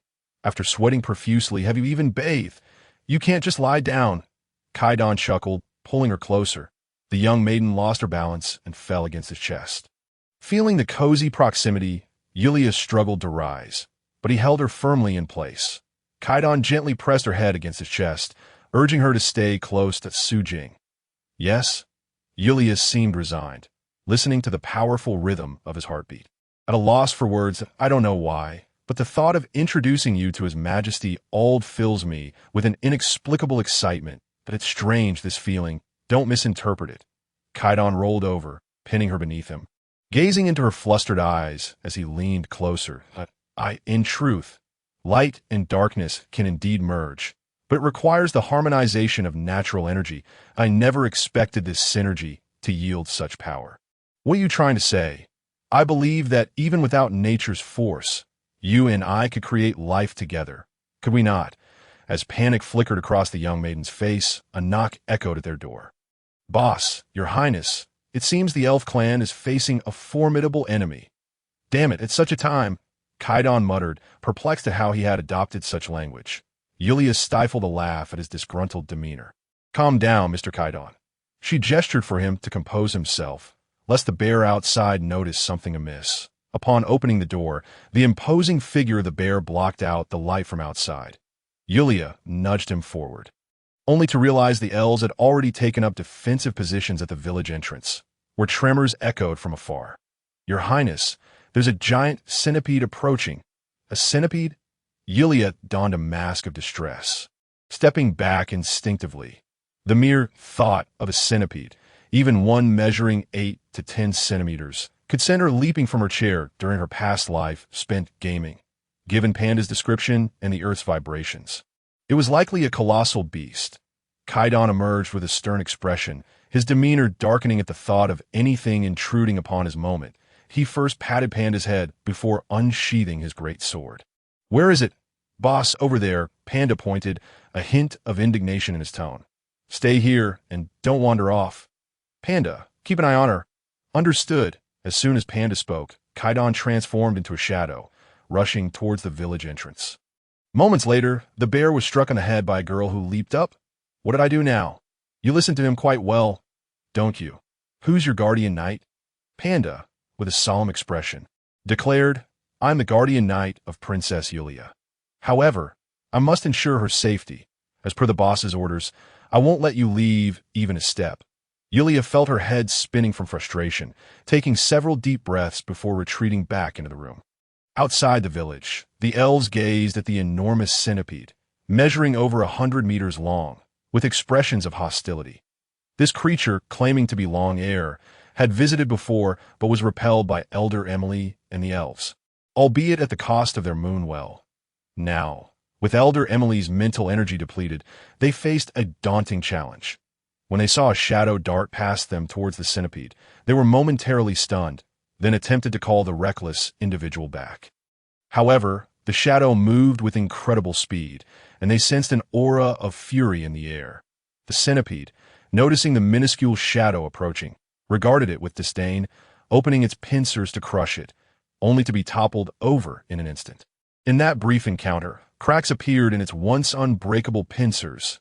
In agony, it emitted a piercing shriek, prompting the nearby elves to cover their ears. However, Keaton remained utterly unfazed. Wielding his sword with both hands, he slashed from left to right, unleashing a blade of energy that stretched for 100 meters, forcing the colossal centipede back several 100 meters. Its formidable armor withstood the blow, but once it regained its senses, it charged swiftly towards the young man. Keaton leapt into the air, drawing upon every ounce of energy within him, his aura radiating outward, and then, with a mighty downward swing, he struck. This blow nearly drained half of the energy he had cultivated in the illusory realm, leaving a massive scar that extended over 1,000 meters upon the earth.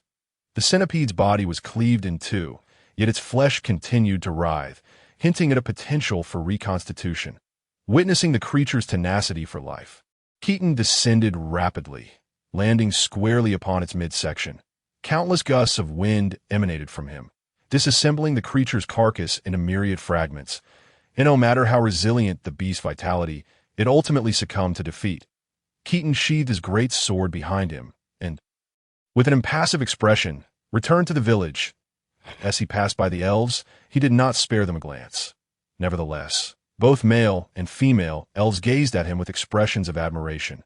Finding a secluded corner, Keaton collapsed onto the ground, panting heavily, as if he were a bellows that it was no jest. Although it appeared effortless, he had just unleashed the full might of his swordsmanship. Apart from certain technique he had yet to master, he had utilized all his capabilities. He had also intended to assess the reliability of Zhao Guangshu's techniques, and now he found them commendable. Moreover, his great sword had indeed been fortified significantly, while this creature's strength did not match that of the Lord of Fear. It had only recently been resurrected and was not at its peak. Furthermore, his swift victory over the Lord of Fear had been facilitated by Yulia's assistance. Regardless, he could not allow himself to appear disheveled before outsiders. A true man must maintain his composure. After resting for considerable time, he finally rose and made his way to Yulia's chamber. The young woman seemed disinclined to engage with him, silently engrossed in her book. After sending Panda back, Keaton first took a refreshing shower, then, in the midst of Yulia's somewhat complex gaze, he lay on the bed clad only in his undergarments, closing his eyes to rest. Time slipped away until Yulia roused him with a gentle shake. "Keaton, dinner is ready. I heard from the elves that we will be having centipede meat tonight.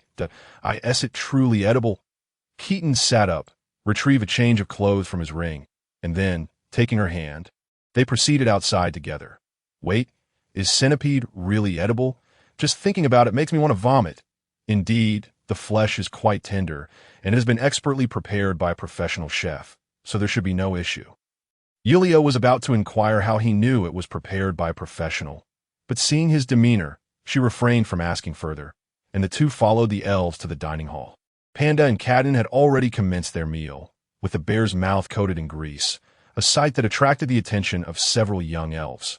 Meanwhile, Cadden was cheerfully conversing with a group of female elves, eliciting fits of giggles from them, gazing at the translucent meat on her plate and inhaling the aroma of the elves' special spices. Yulia pondered for a moment before tentatively using her fork to sample a bite. The texture was incredibly tender and smooth, requiring minimal chewing as it slid down her throat. It was indeed delicious. Observing the joy on the young woman's face, Keaton quickly finished his meal and sought out Emily at the head table, where they retreated to a secluded spot. "Elder, please take this ring. Sol wishes to speak with you." "Sol?" Emily was unfamiliar with the name, and Keaton continued. "He mentioned he wanted to see you dance beneath the moonlight." Upon hearing this, Emily was momentarily stunned, tears streaming down her face as she choked out. Does he still remember me? That old man. After all these years, without allowing her to finish, Keaton returned to the dining hall and sat back down beside Yulia. That evening, Yulia ventured alone to the river where the female elves bathed as she was washing. She heard soft footsteps approaching. Instinctively, Yulia covered her chest and turned to see Emily approaching, clad in revealing attire. It appeared she too intended to bathe. Having never bathed with other women, Yulia squatted down and greeted her. Feeling rather shy, Emily's boldness surpassed her expectations. After acknowledging Yulia, she unexpectedly shed her garments and stepped into the water. As Emily drew near, Yulia instinctively turned her back, only to be surprised when Emily embraced her from behind. "Elder Emily, this..." Emily rested her head against Yulia's nape, chuckling softly. "Oh, it's nothing. This is simply how our elven kin express gratitude. As for embracing Mr. Keaton, it feels rather inappropriate, don't you think?" Yulia let out a nervous laugh, just as she noticed Emily gliding her fingers over her right wrist, revealing a crescent moon symbol that appeared on her arm. "What is this?" "This is the blessing of the moon well. Only those with an exceptionally harmonious spirit can wield it. Perhaps your essence contributed to its restoration. It is merely a token of gratitude." Yulia observed the fading lunar mark on her arm, her understanding only partially formed. Just as she was about to inquire about its significance, an unusual scent wafted through the my apologies, Princess Yulia. "But this is something someone commissioned me to do in a daze." Yulia watched as Emily donned her clothes and departed, leaving her alone, crouched in the water, struggling to suppress the growing heat within her. "Sol, you lunatic, you wanted to spy on the elven maidens bathing, and you dragged me into this. You little rascal. I'm delivering you a grand gift. Get lost. If Yulia finds out, she'll never speak to me again." "All right, I blocked it. You enjoy yourself." Amid Keaton's bewildered gaze, he caught sight of a young woman by the riverbank. "Yulia," at the sound of his call, Yulia slowly raised her head to meet the gaze of the silver-haired youth. "Keaton, you scoundrel, just now at dinner. I barely restrained myself from discomfort," she bit out through gritted teeth. "You sought out Elder Emily just to do this? I truly misjudged you." Keaton was genuinely taken aback. After Emily had tearfully returned the ring to him, she had left. Then Sol had beckoned him to follow, claiming there was a surprise. Following Sol's lead, he soon arrived at the riverbank, only to discover it was the bathing spot for the elven maidens. "You may have misunderstood. I must take my leave." Keaton turned to depart, but Yulia urgently called out, her voice tinged with shyness. "Don't leave. Come here." Inside the humble abode of the elven village, Keaton laid the utterly exhausted Yulia on the bed, subsequently lying beside her. "Keaton, you truly are insufferable." Listening to the young woman's murmurs, Keaton remained silent. "Is this truly your desire?" Noting Keaton's lack of response, Yulia, having regained some strength, poked his shoulder with her finger. "You promised me you wouldn't pressure me, that truly was not me." Keaton embraced her, planting a gentle kiss on the corner of her mouth. "That I witnessed you seek out Elder Emily, and you still wish to deny it." Keaton chose not to elaborate. Regardless, he had seized the advantage this time, satisfying his long-held desires without the foolishness of betraying Sol. That it was rather juvenile of Sol and Emily to orchestrate such antics for his benefit. "May good fortune follow you throughout your life." Drowsiness enveloped him. Yulia, too, ceased her protests, nestling against Keaton and closing her eyes. Meanwhile, far away in the radiant sanctum of the Nobila kingdom, Balan stood in the resplendent hall with several others.